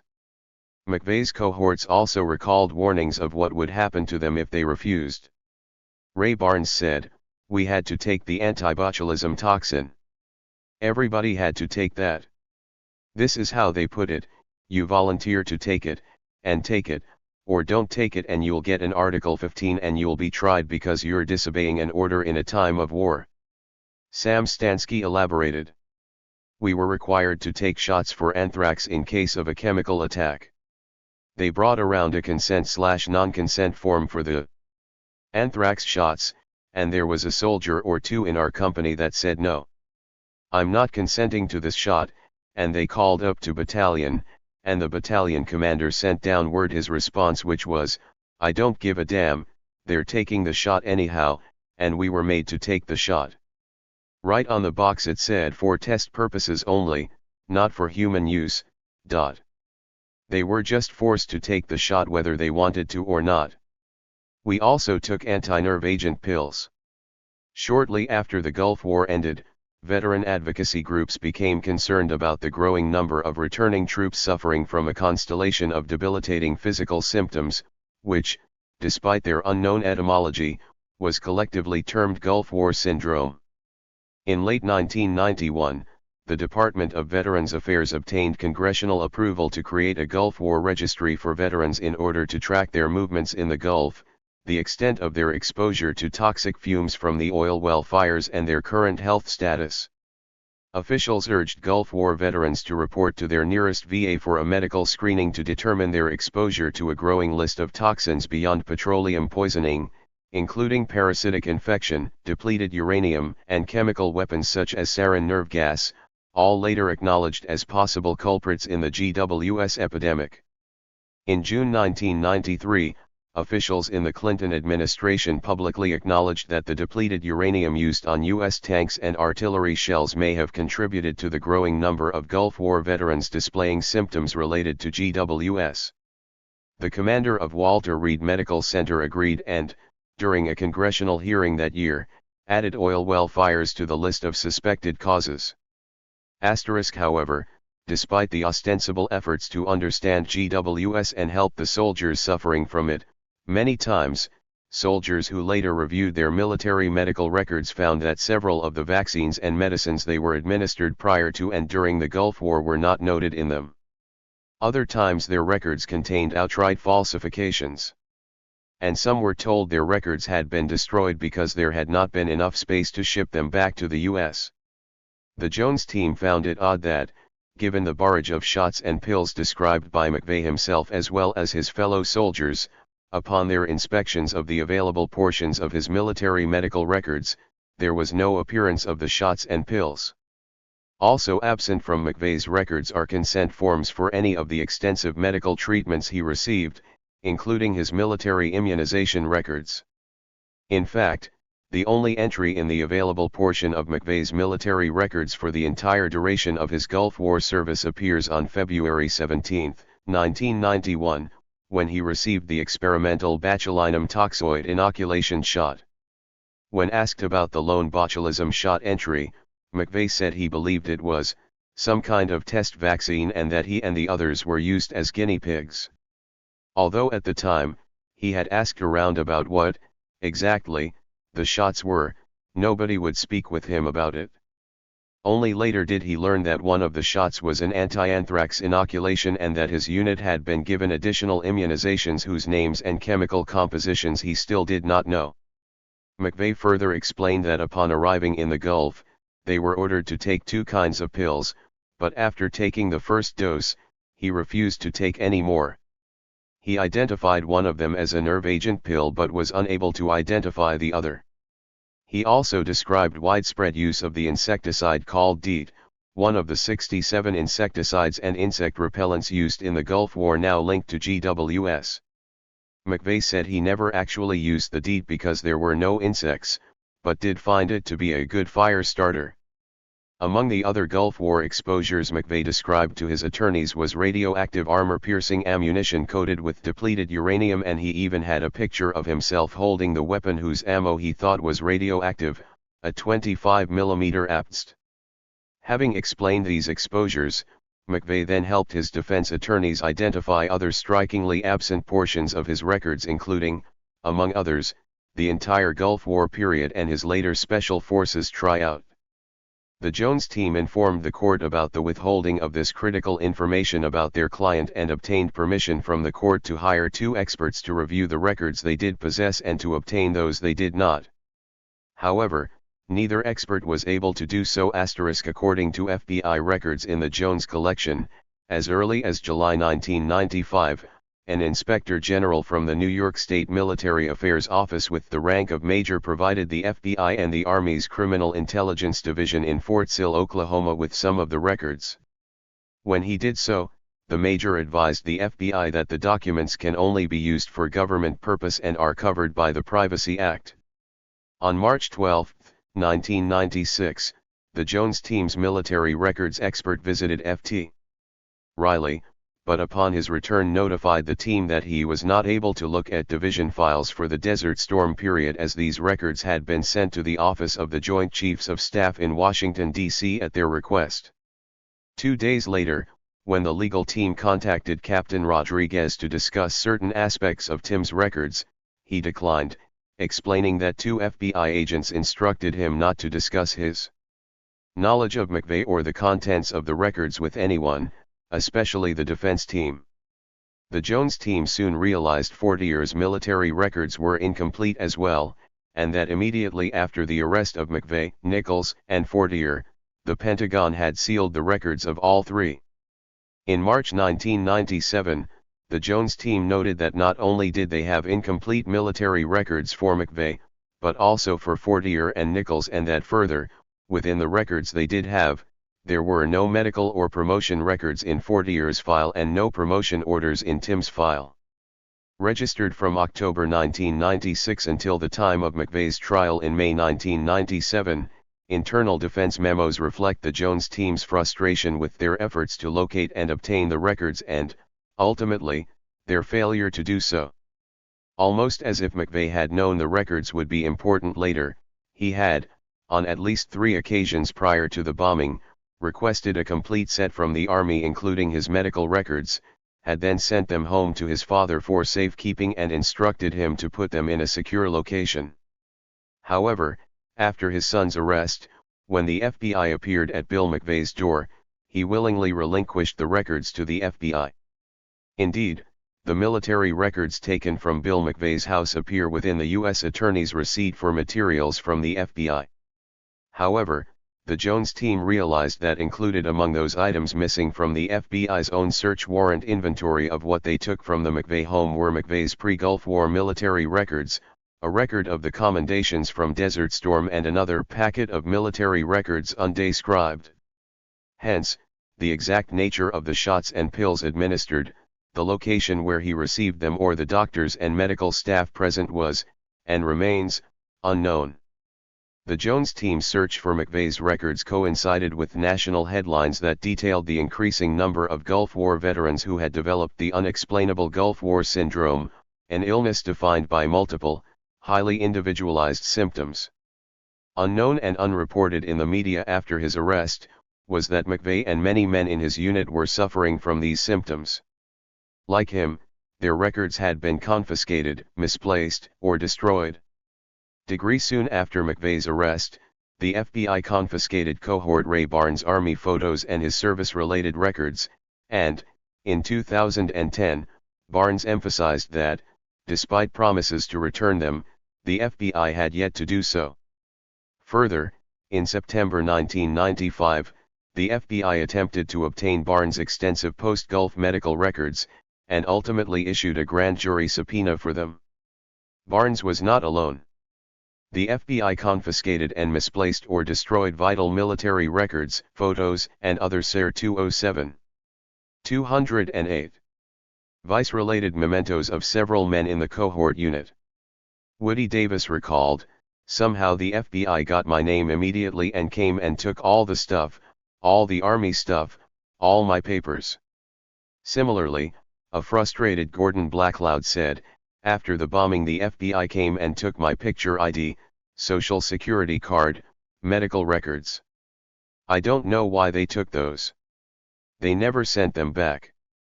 McVeigh's hidden medical narrative continued after his return from the Gulf War and discharge from the military.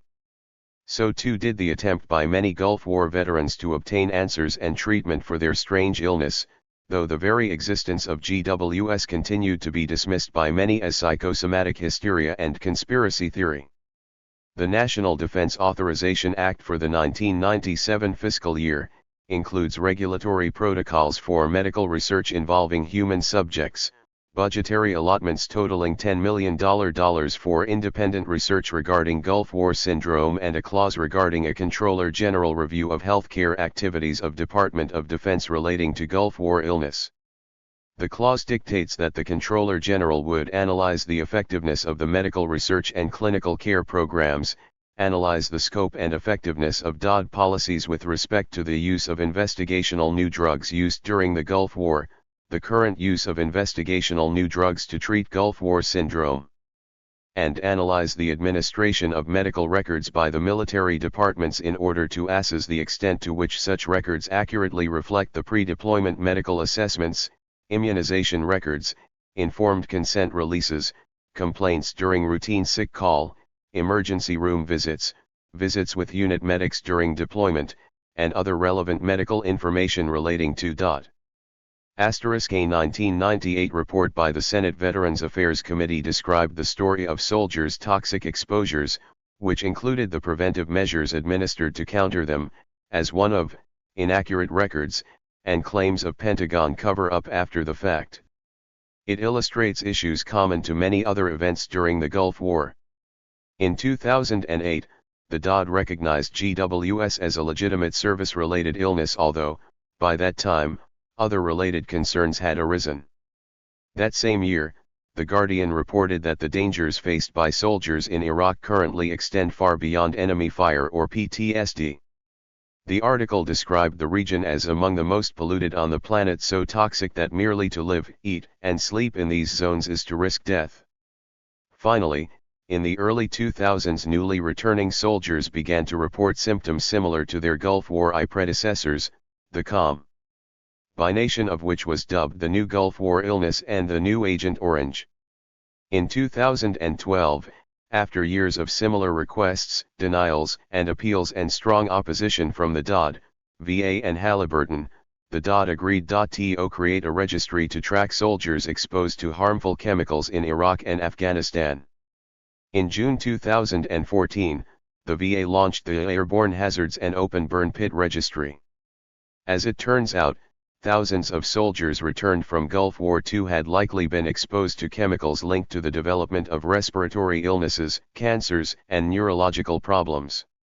Medical studies have recently begun to link increasing incidences of Iraqi cancers, birth defects, infant mortality, and multi-symptom toxic exposures to the same neurotoxins that affected veterans of Gulf War I. Degree. The invisible Gulf War spectacle and the many narratives told by McVeigh about events throughout his life, corpses appear, disappear, and reappear, a pattern best illustrated, and perhaps rooted, in his experiences during the Gulf War, a war whose carefully constructed spectacular prime-time entertainment value qualified it as the first hyper-real post-modern info war. The mass-mediated murderous extravaganza masked its manager's surreal and brutal genocidal, ecocidal, and homicidal New World visions. It is difficult, if not impossible, to know exactly what occurred during the war, including who fired at whom, when and under whose orders Iraqis were buried with bulldozers, and how many met their deaths in this manner. Further, the unspeakable actions taken by McVeigh and his cohorts on the highway of death, or the details of the nightmarish visions they observed, are unknowable, as are the impact these had on them. Finally, among those things impossible to determine about the Gulf War is who, exactly, received the ostensibly preventive experimental shots and pills, who administered them, and when. Truth and consequences. The opaque nature of the Gulf War should not lessen perception of its relevancy or relationship to McVeigh's role in the bombing of the Murrah Federal Building on April 19, 1995. Surely, the traces of the Gulf War and the ghosts accompanying and perhaps driving him the morning he parked the deadly Ryder truck next to the building and walked away, heedless of the collateral damage, should not be ignored. During his 1997 sentencing hearing, when asked if he had anything to say for himself, McVeigh, in yet one more act of appropriation, quoted a statement made by Supreme Court Justice Louis D. Brandeis, explain. 209. 210. In his dissenting vote in a 1928 case that normalized the use of wiretaps in criminal investigations. Our government, he said, is the potent, the omnipresent teacher. For good or ill, it teaches the whole people by its example. And then McVeigh added, that's all I have. While he prepared for his execution, McVeigh explained to his biographers that the Gulf War had left him feeling as if he had become just like the bullies he despised growing up. Worse, he had done so on behalf of his country, whose actions he came to see as the epitome of hypocrisy. In 1998, McVeigh wrote a piece entitled Essay on Hypocrisy, that he sent to media outlets. He described it as admittedly provocative, and said that it had only created further public outrage towards him. In it, he compared the Oklahoma City bombing to the U.S.'s actions in Iraq. The U.S., he said, set the standard when it comes to the stockpiling and use of weapons of mass destruction. He noted that U.S. officials had explained the presence of any daycare located inside Iraqi government buildings as an Iraqi shield. How was it then, McVeigh asked, that the one in the Murrah, a government command and control center, was any different? In fact, he continued, the U.S. acknowledged it knew about children in or near Iraqi government buildings but bombed them nonetheless, dismissing any non-military deaths as collateral damage. He pointed out that, although after the bombing the public lamented over the casualties and the media ceaselessly replayed images of dead children, both had failed to afford the Iraqi civilians who died during the Gulf War the same attention and respect. Whether you wish to admit it or not, when you approve, morally, of the bombing of foreign targets by the U.S. military, you are approving of acts morally equivalent to the bombing in Oklahoma City. Who are the true barbarians? In a letter written to Gore Vidal in April 2001, months before his execution, McVeigh explained further. Borrowing a page from U.S. foreign policy, I decided to send a message to a government that was becoming increasingly hostile. Bombing the Murrah was morally and strategically equivalent to the U.S. hitting a government building in Serbia, Iraq, or other nations. Based on observations of the policies of my own government, I viewed this action as an acceptable option.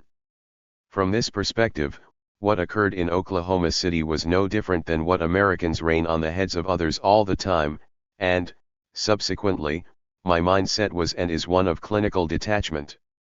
Was not personal no more than when Air Force, Army, Navy, or Marine personnel bomb or launch cruise missiles against government installations and their personnel. Asterisk. Part 3. The Illpolitical Anti-McVeigh. Introduction.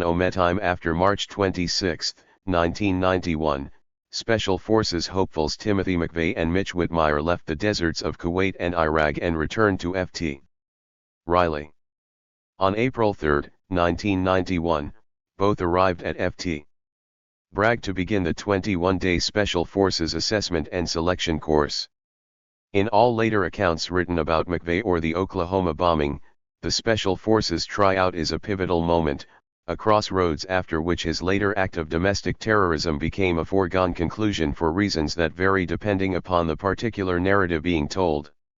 From this point forward, the story of Timothy McVeigh branches off on a number of different, highly conflicting trajectories, determined by one's conclusion about what happened at the tryout and McVeigh's reaction to it. The Special Forces washout. He most commonly told and widely accepted version of McVeigh's Special Forces tryout appeared in early news reports, unauthorized biographies, and was told in the courtroom by prosecutors at McVeigh's criminal trial.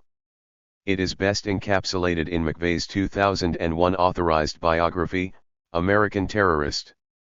In this story, only hours after arriving at Ft. Bragg, both McVeigh and Whitmire very quickly realized how out of shape they had become while in the Gulf and the negative impact this was having on their performance there. In addition, as the story goes, on the very first day, McVeigh, who was breaking in a new pair of combat boots, developed a blister on his foot during a rucksack march. The blister plagued him so terribly that he privately concluded he could not realistically complete the course. Later that afternoon, he and Whitmire discussed their situation and both decided to voluntarily withdraw from the course, agreeing between themselves to try again later after getting back in shape. Thereafter both returned to Ft. Riley. When the rest of Charlie Company returned from the Gulf, they were surprised, even shocked, at finding McVeigh at the base and not secreted away on a covert Special Forces mission, a goal he had obsessively prepared for throughout the time they knew him. The majority of Ode. 22. Interviews conducted by the defense team or FBI reflect that McVeigh had told most people at Ft. Riley the same story he later told the authors of American Terrorist. He wasn't prepared, wasn't ready, not at his physical peak, and the course was just too physically demanding. Indeed, several soldiers emphasized that many of those returning from the Gulf were out of shape and had lost weight, up to 30 or 40 pounds, as much weight as was commonly lost during the SFAS itself, and added that, according to McVeigh, the CO instructed him to go back to Ft. Riley, rest, and return later. On its face, the story appears plausible. In his book, Lt. Col. Grossman described the physical effects of combat on soldiers. According to Grossman, the continued production of adrenaline and arousal of fight or flight responses during combat, the aggregate loss of sleep, lack of food and weathering of the elements induce an intense and prolonged state of fatigue that begins as soon as the action stops. Grossman observed that the physiological effects of combat are very similar to the level of physical exhaustion experienced during the 8-week SFAS course, which is designed intentionally to overtax both the body and mind of recruits. SFAS hopefuls undergo a series of physical challenges including, obstacle courses, 50-meter swims wearing full battle dress uniforms, marches of more than 150 miles while carrying rifles and 50-pound rucksacks, and regular intervals of sleep and food deprivation for up to 5 days at a time. The rate of attrition is high and over half of those who attempt the Cs do not complete the course. Although those attending the SFAS course have been selected to do so based, among other things, on their exemplary physical condition, at the conclusion of the course, many are in a state of total starvation, enhanced exhaustion, and near madness. Some even experience repeated realistic hallucinations, and most have shed over 20 pounds. In 1998, Richard Serrano wrote that McVeigh felt he should have been given more time to recuperate from the war before being sent to the tryout, and blamed the Army for his failure to pass the one test that really mattered. In fact, the majority of accounts contend that McVeigh's failure to make the Army's Elite A team sent him into a psychic tailspin, rendered his life a living nightmare, and initiated his descent into hell, within the depths of which he transformed from the boy next door into the demonic face of American terror. Jones' team attorney Randy Coyne said that, in one sense, the Oklahoma City bombing can be attributed to a blister that ultimately left him deeply disenchanted and profoundly depressed. Initial media reports that appeared immediately after the bombing quoted a number of cohorts who said that after returning from Ft. Bragg, McVeigh was angry, upset, and just not the same person they knew before. Interviews conducted by the Jones team and FBI reflected the same. One soldier, with whom McVeigh briefly lived, told the Jones team that, his whole life shattered, he washed out and had to come back and face us. It was at this time that McVeigh became noticeably disillusioned. It just got ugly, he crumbled, just fell apart. Others said McVeigh was embarrassed, angry, very upset, very disappointed, let down, and pissed off, although to what extent varied depending on who was speaking.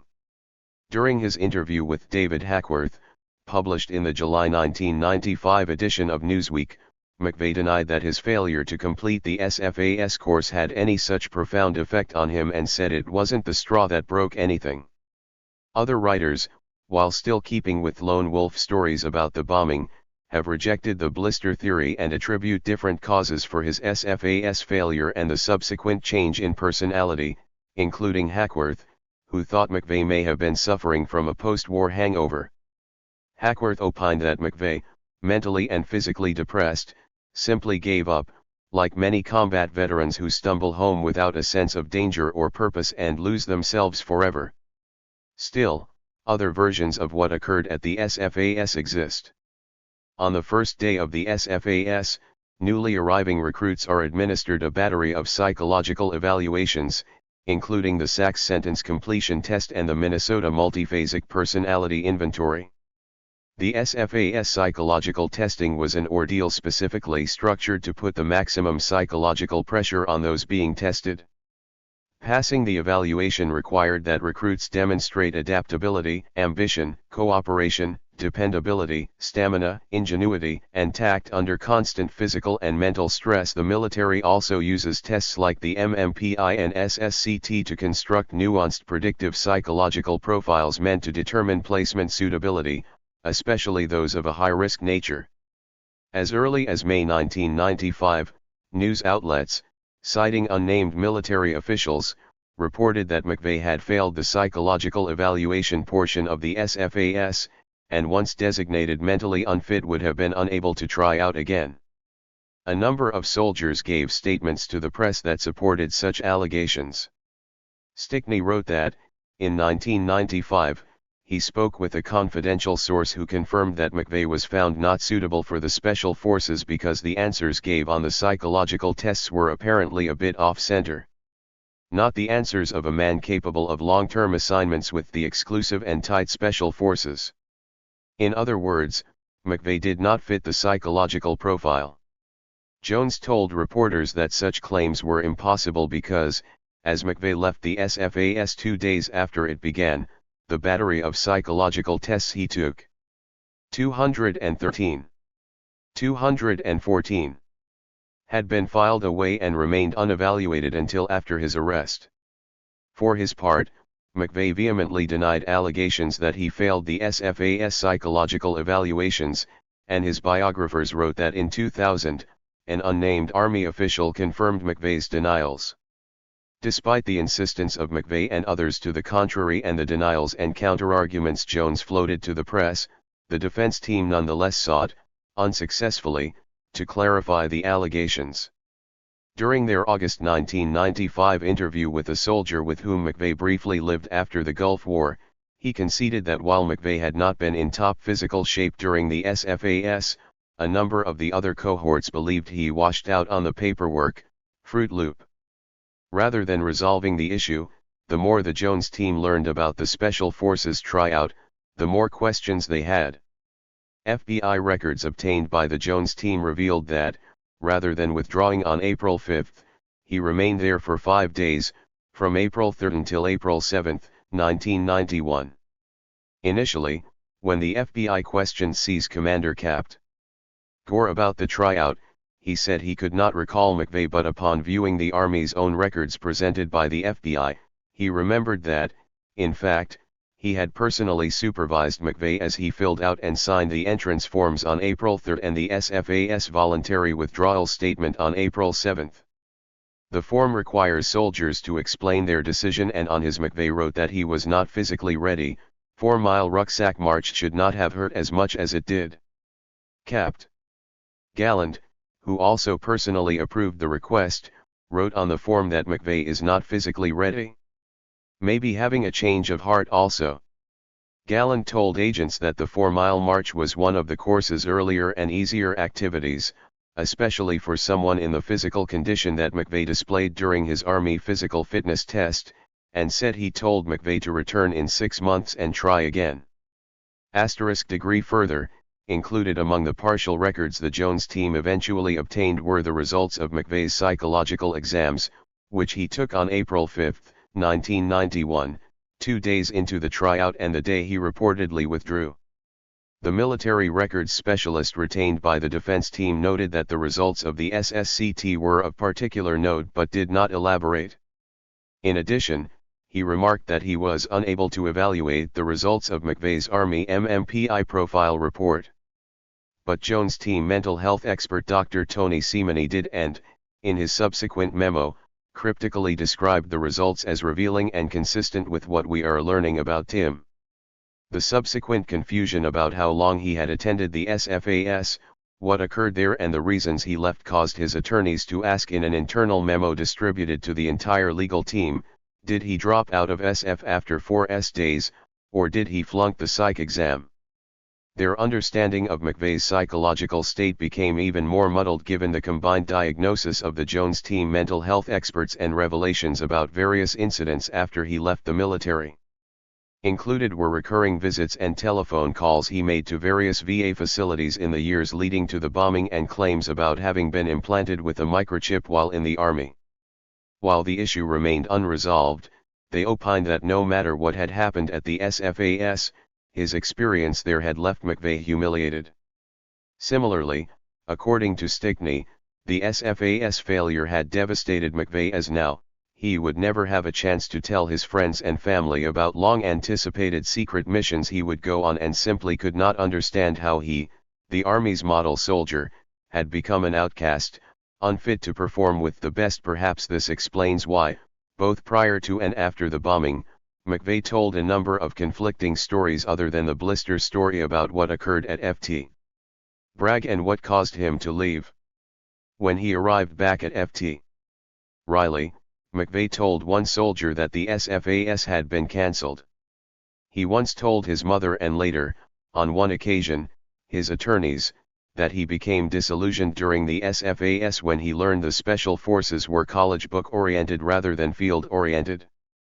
To others, however, he painted another, much stranger portrait of events, the details of which vary slightly depending on who he told it to and when. These stories form the basis for many of the early and still circulating alternate narrative variations, most notably those of the guilty agent and experimental variety, although, as seen in the Jones collection, McVeigh articulated variations of this story to others earlier. A letter written to his sister Jennifer in October 1993 best encapsulates the story he would tell in its most enduring form. McVeigh told her that his disillusionment all revolves around my arrival at FT Bragg. The 400 new recruits had all taken a number of intelligence, psychological, adeptness and a whole battery of other tests. Although not specifying exactly when, he said that, one day, SFAS officers called 10 E5 sergeants with secret clearances, including himself, out of formation, separated them from the others and made them feel special by telling them that they had been handpicked based on their test results, intelligence physical makeup. After receiving a classified intelligence briefing, they were asked to volunteer for a special covered assignment in which they would act as military consultants to domestic and international civilian police and intelligence agencies. Although the exact nature and extent of the assignment remained undisclosed until they accepted the mission, it could involve a number of unsavory tasks including drug smuggling and assassinations. 215.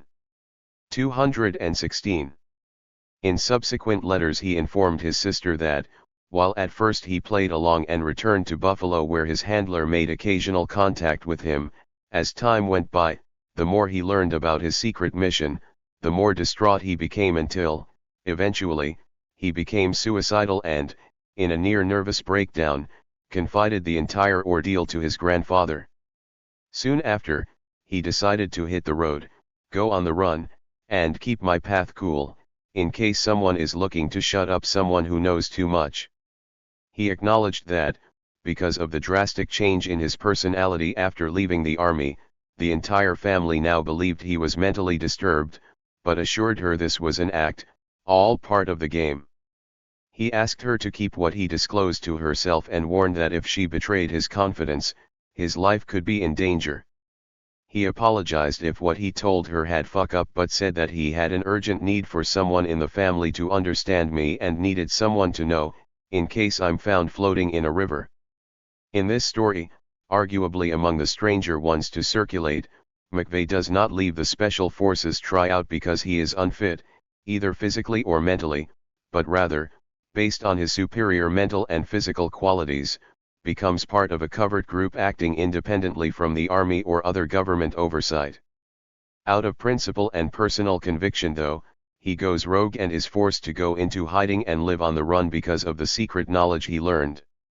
Whether told in deception or delusion, or true, partially true, or wholly fabricated, McVeigh's stories sound similar to the popular 1980s television series, The A-Team, the crack commando unit framed for a bank robbery and, having escaped, must live underground on the run and hunted by the army. His defense team was unable to make heads or tails of such claims but did not think they had been written disingenuously, and Jones' team attorney Rob Nye, referring to the letters, noted, "If Tim is lying, he's one good liar."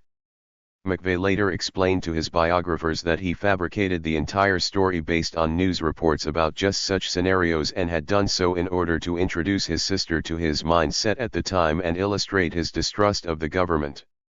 He emphasized, however, that the story in the letter was completely plausible and within the realm of possibilities, as these things go. Herbeck and Michelle wrote that because 19-year-old Jennifer was impressionable, she believed her brother's fairy tale, was certain something terrible had happened in the military and figured someone in the military had deceived her brother, and when he learned the truth it had changed him forever. His biographers conclude this discussion by opining that McVeigh's rambling letter to his sister conjure up a fantastic scenario to justify his outrage and disappointment. Registered indicative of other lone wolf accounts, the authors say nothing more about the strange letter, which, in their book, exists as the only acknowledgement of any alternate account offered by McVeigh about the SFAS. Over the years, various writers have likewise briefly touched on and then summarily dismissed the claims McVeigh made in the letter as expressions of his fantastical imagination and further evidence of his deceptiveness and manipulations. Like the psych test story, however, other published works, in combination with oral and archival documentation, offer the possibility of a number of conflicting but parallel readings of McVeigh's Special Forces stint and subsequent downward spiral. Even if McVeigh made up the story, his mother and sister seemed to believe it, as evidenced by FBI recordings of their conversations obtained through bugs hidden in a motel room furnished by the FBI for their protection shortly after McVeigh's arrest, as well as telephone wiretaps of the McVeigh family's incoming and outgoing phone calls. In one such conversation that occurred just days after his arrest, Jennifer spoke with her mother about how heavily the entire Special Forces ordeal had weighed on her brother, so much so that it led him to consider suicide, but ultimately, he had simply refused to carry out his orders, thereby making himself a target. Mickey's responses to Jennifer during the conversation indicated that she had heard parts of this story from her son previously. Jennifer then went on to express her growing frustration with the FBI because, she explained, the agents continued to deny that her brother had actually been accepted into the Special Forces, fortuitously adding that, although she provided the FBI with records that proved it, she feared they had destroyed them. Finally, McVeigh told another particularly intriguing version of this story during his first meeting with John Coyle and Susan Otto, the public defenders originally appointed to represent him. To them he said, he had been operating within the confines of the United States government when he did what he did, recruited by the government while serving a 4 to 5 month period in the National Guard. Duties were to search for neo-Nazis and other problem troops within the National Guard. The operation had gone well, and eventually his handlers instructed him to participate in the brewing plot to bomb the Murrah, but to make sure the bomb only blew out a few windows of the building. He now suspected someone had switched either the truck or the explosives in it without his knowledge. Otto and Coyle, both of whom had offices in Oklahoma City, subsequently recused themselves from the case, citing conflicts of interest. When the Jones team asked McVeigh about what he had told Otto and Coyle, McVeigh became very angry and began yelling, cursing, exclaiming that Coyle had no business discussing their private conversations with anyone, and that while some parts of the story were true, some were not. 217. 218. For the remainder of his life, McVeigh continued to both affirm and deny to the Jones team and others, the covert operation story, telling it a bit differently each time. While on death row in Terre Haute, Indiana, McVeigh met David Paul Hammer, another prisoner awaiting execution. In 2004, after McVeigh's execution, Hammer published his first book, Secrets Worth Dying For, Timothy James McVeigh and the Oklahoma City Bombing, based on alleged conversations between the two, followed by an updated version, Deadly Secrets, in 2010. According to Hammer, McVeigh told him a remarkable story. While at the SFAS, McVeigh encountered a high-ranking official whom he referred to only as the Major, a man he said had befriended him during the Gulf War. The Major, who McVeigh said was dressed in civilian clothing and had an unkempt appearance in general, pulled him aside and told him he was currently working for the Department of Defense on ultra-secret, need-to-know Black Ops, whose agenda was primarily domestic intelligence gathering and internal threat evaluations with an emphasis on direct counter-action operations. The Major then described a right-wing militancy spreading rapidly throughout the United States that threatened to rip the country apart. He offered McVeigh a position in a secret unit, adding that he would be working alone for the most part but could recruit people of his own choosing as needed. When he accepted, the Major instructed McVeigh to wash out of the Special Forces, tone down his hotshot performance in the Army, and quit the Army altogether by the end of the year. In the meantime, in order to infiltrate the far right-wing paramilitary underground, McVeigh was to become familiar with the rhetoric and literature of the extreme right, create a plausible aura of a disgruntled soldier, await further instructions. McVeigh obeyed the orders and began immersing himself in right-wing literature, something that came easy to him because, Hammer said, of the beliefs and knowledge that already existed inside him.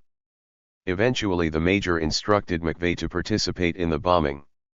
Hammer said, true or not, McVeigh believed the story and, in the final days of his life, became preoccupied by the idea that, somehow, through one ruse or another, the Major would prevent his execution at the last minute, perhaps by faking it, and he would be given reconstructive surgery, sent away and rewarded for his service. For obvious reasons, it is easy to dismiss this as a fantastical tale woven by Hammer, a desperate death row inmate. In fact, prior to his execution, McVeigh expressed his dislike of Hammer and warned more than one person that, after his death, Hammer would publish a book, which, McVeigh said, would be full of lies. Still, while Hammer's account must be read with a healthy dose of skepticism, it relayed details of conversations and claims McVeigh made in private, some prior to the bombing, that were not known publicly and therefore could not have been known by Hammer unless McVeigh told him. For instance, although attributing the SFAS withdrawal to McVeigh's blister, Randy Coyne, who continued as one of McVeigh's lawyers until his execution, relayed a story McVeigh sometimes told, which Coyne referred to as the Bourne scenario, alluding to the recent popular movie series about Jason Bourne, a rogue former CIA agent, released only after McVeigh's execution. Coyne explained that, until his dying day, McVeigh entertained the idea that rather than being executed, his former handlers might intervene, whisk him away and reward him for completing his mission and keeping his mouth shut. Degree in 2007, Terry Nichols signed an affidavit stating that, prior to the bombing, McVeigh confided that a high-ranking FBI agent had recruited him to participate in undercover operations and at some point had instructed McVeigh to participate in the bombing. Nichols said McVeigh became visibly enraged during their conversation and ranted about how his handler changed the original target of the planned bombing, directing him to bomb the Murrah instead. While the court sealed Nichols' 2007 affidavit and supporting documents, in them he disclosed the identities of other alleged government informants and conspirators within the bombing plot and wrote that they were being protected by in a cover-up to escape its responsibility for the loss of life in Oklahoma. Degree with the exception of the letters to his sister, which became known to the public early on, and without knowing how often McVeigh told such stories, who he told them to or that he told them at all, various commentators have advanced several possible scenarios. In his 1998 book purporting various conspiracy theories or alternate narratives about McVeigh and the bombing, David Hoffman considers some possible explanations for the appearance of what he calls the two McVeighs. Hoffman suggests that perhaps someone working for the government had duped McVeigh into believing a false cover story that he was on an important top-secret mission. Indifference to his arrest may simply have been indicative of his understanding that he was working for a government agency. Thus, McVeigh was telling his sister the truth about his induction into a covert operation and had been sheep-dipped and ordered to play the part of a disgruntled ex-military man. McVeigh then carried out the bombing as part of this mission or, alternately, became disenchanted, refused and was therefore targeted for termination by setting him up as a fall guy, which, Hoffman adds, is standard protocol for those who try to break from the shadowy world of deep intelligence. Asterisk. 219. 220. A noble Liz. Coming home after McVeigh's brief and mysterious SFAS tryout at FT Bragg, he returned home to the Buffalo area several times on leave.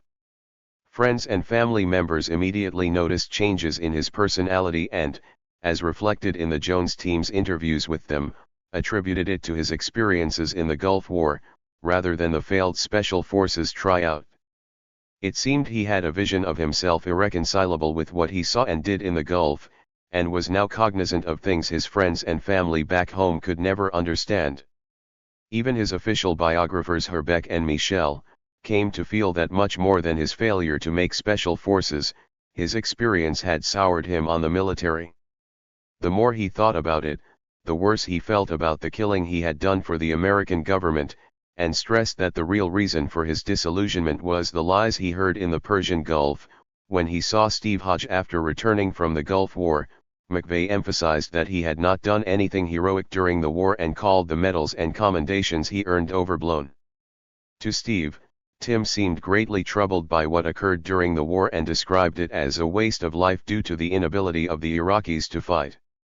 When he did have to fight, McVeigh said, the fighting had been terrible. He told Steve about the friendly fire, the people he killed and the murder of surrendering Iraqis who, McVeigh said, would pop down in their trenches, wait for the firing to stop, pop back up and continue their attempts to surrender. It seemed like a cycle to Tim and Steve could tell it bothered him a lot. I think seeing people suffer hurt him and he had had his fill of fighting. Although he had always wanted to help people, to play the hero, Steve reflected that when the war ended, Tim turned his attention to pointing out the injustices in the world. His maternal cousin and godmother told the Jones team that McVeigh appeared bitter and disappointed. I think he tried to be a good soldier, he wanted to be number one, but experiences had a negative effect on him. His aunt said she could tell immediately that it had been an overwhelming experience for him. To her he confided, I had never known death before. I saw bodies lying around. After a while it began to get easier, it didn't hurt as much. Jennifer noticed that her brother was more restless, nervous, and appeared confused. His mother also observed a change in him. He told her about having to kill Iraqis and how bad he felt about it. She later said, he did what he had to do, but it hurt him. Former neighbors Dan and Linda Dangler recalled he was somber as he recounted to them witnessing death and shooting people. They noted that when he did talk about it, he seemed odd, straight-faced, he didn't have much emotion, as if it was hard for him. The following records do not exist. To remember. Mrs. McDermott, his former neighbor, could tell the war deeply affected him, especially the starving Iraqi children. Similarly, she observed a stark difference in the way he spoke of his general experiences in the Gulf as opposed to those involving combat, and recounted one conversation they had over dinner. Talked about the war as if he was numb. There was no emotion in his voice as he described an incident where their jeep had gotten stuck in the sand and some Iraqis came out and got them out and then surrendered to them. He talked as if he was pulled away from it all, as if he was there but not here.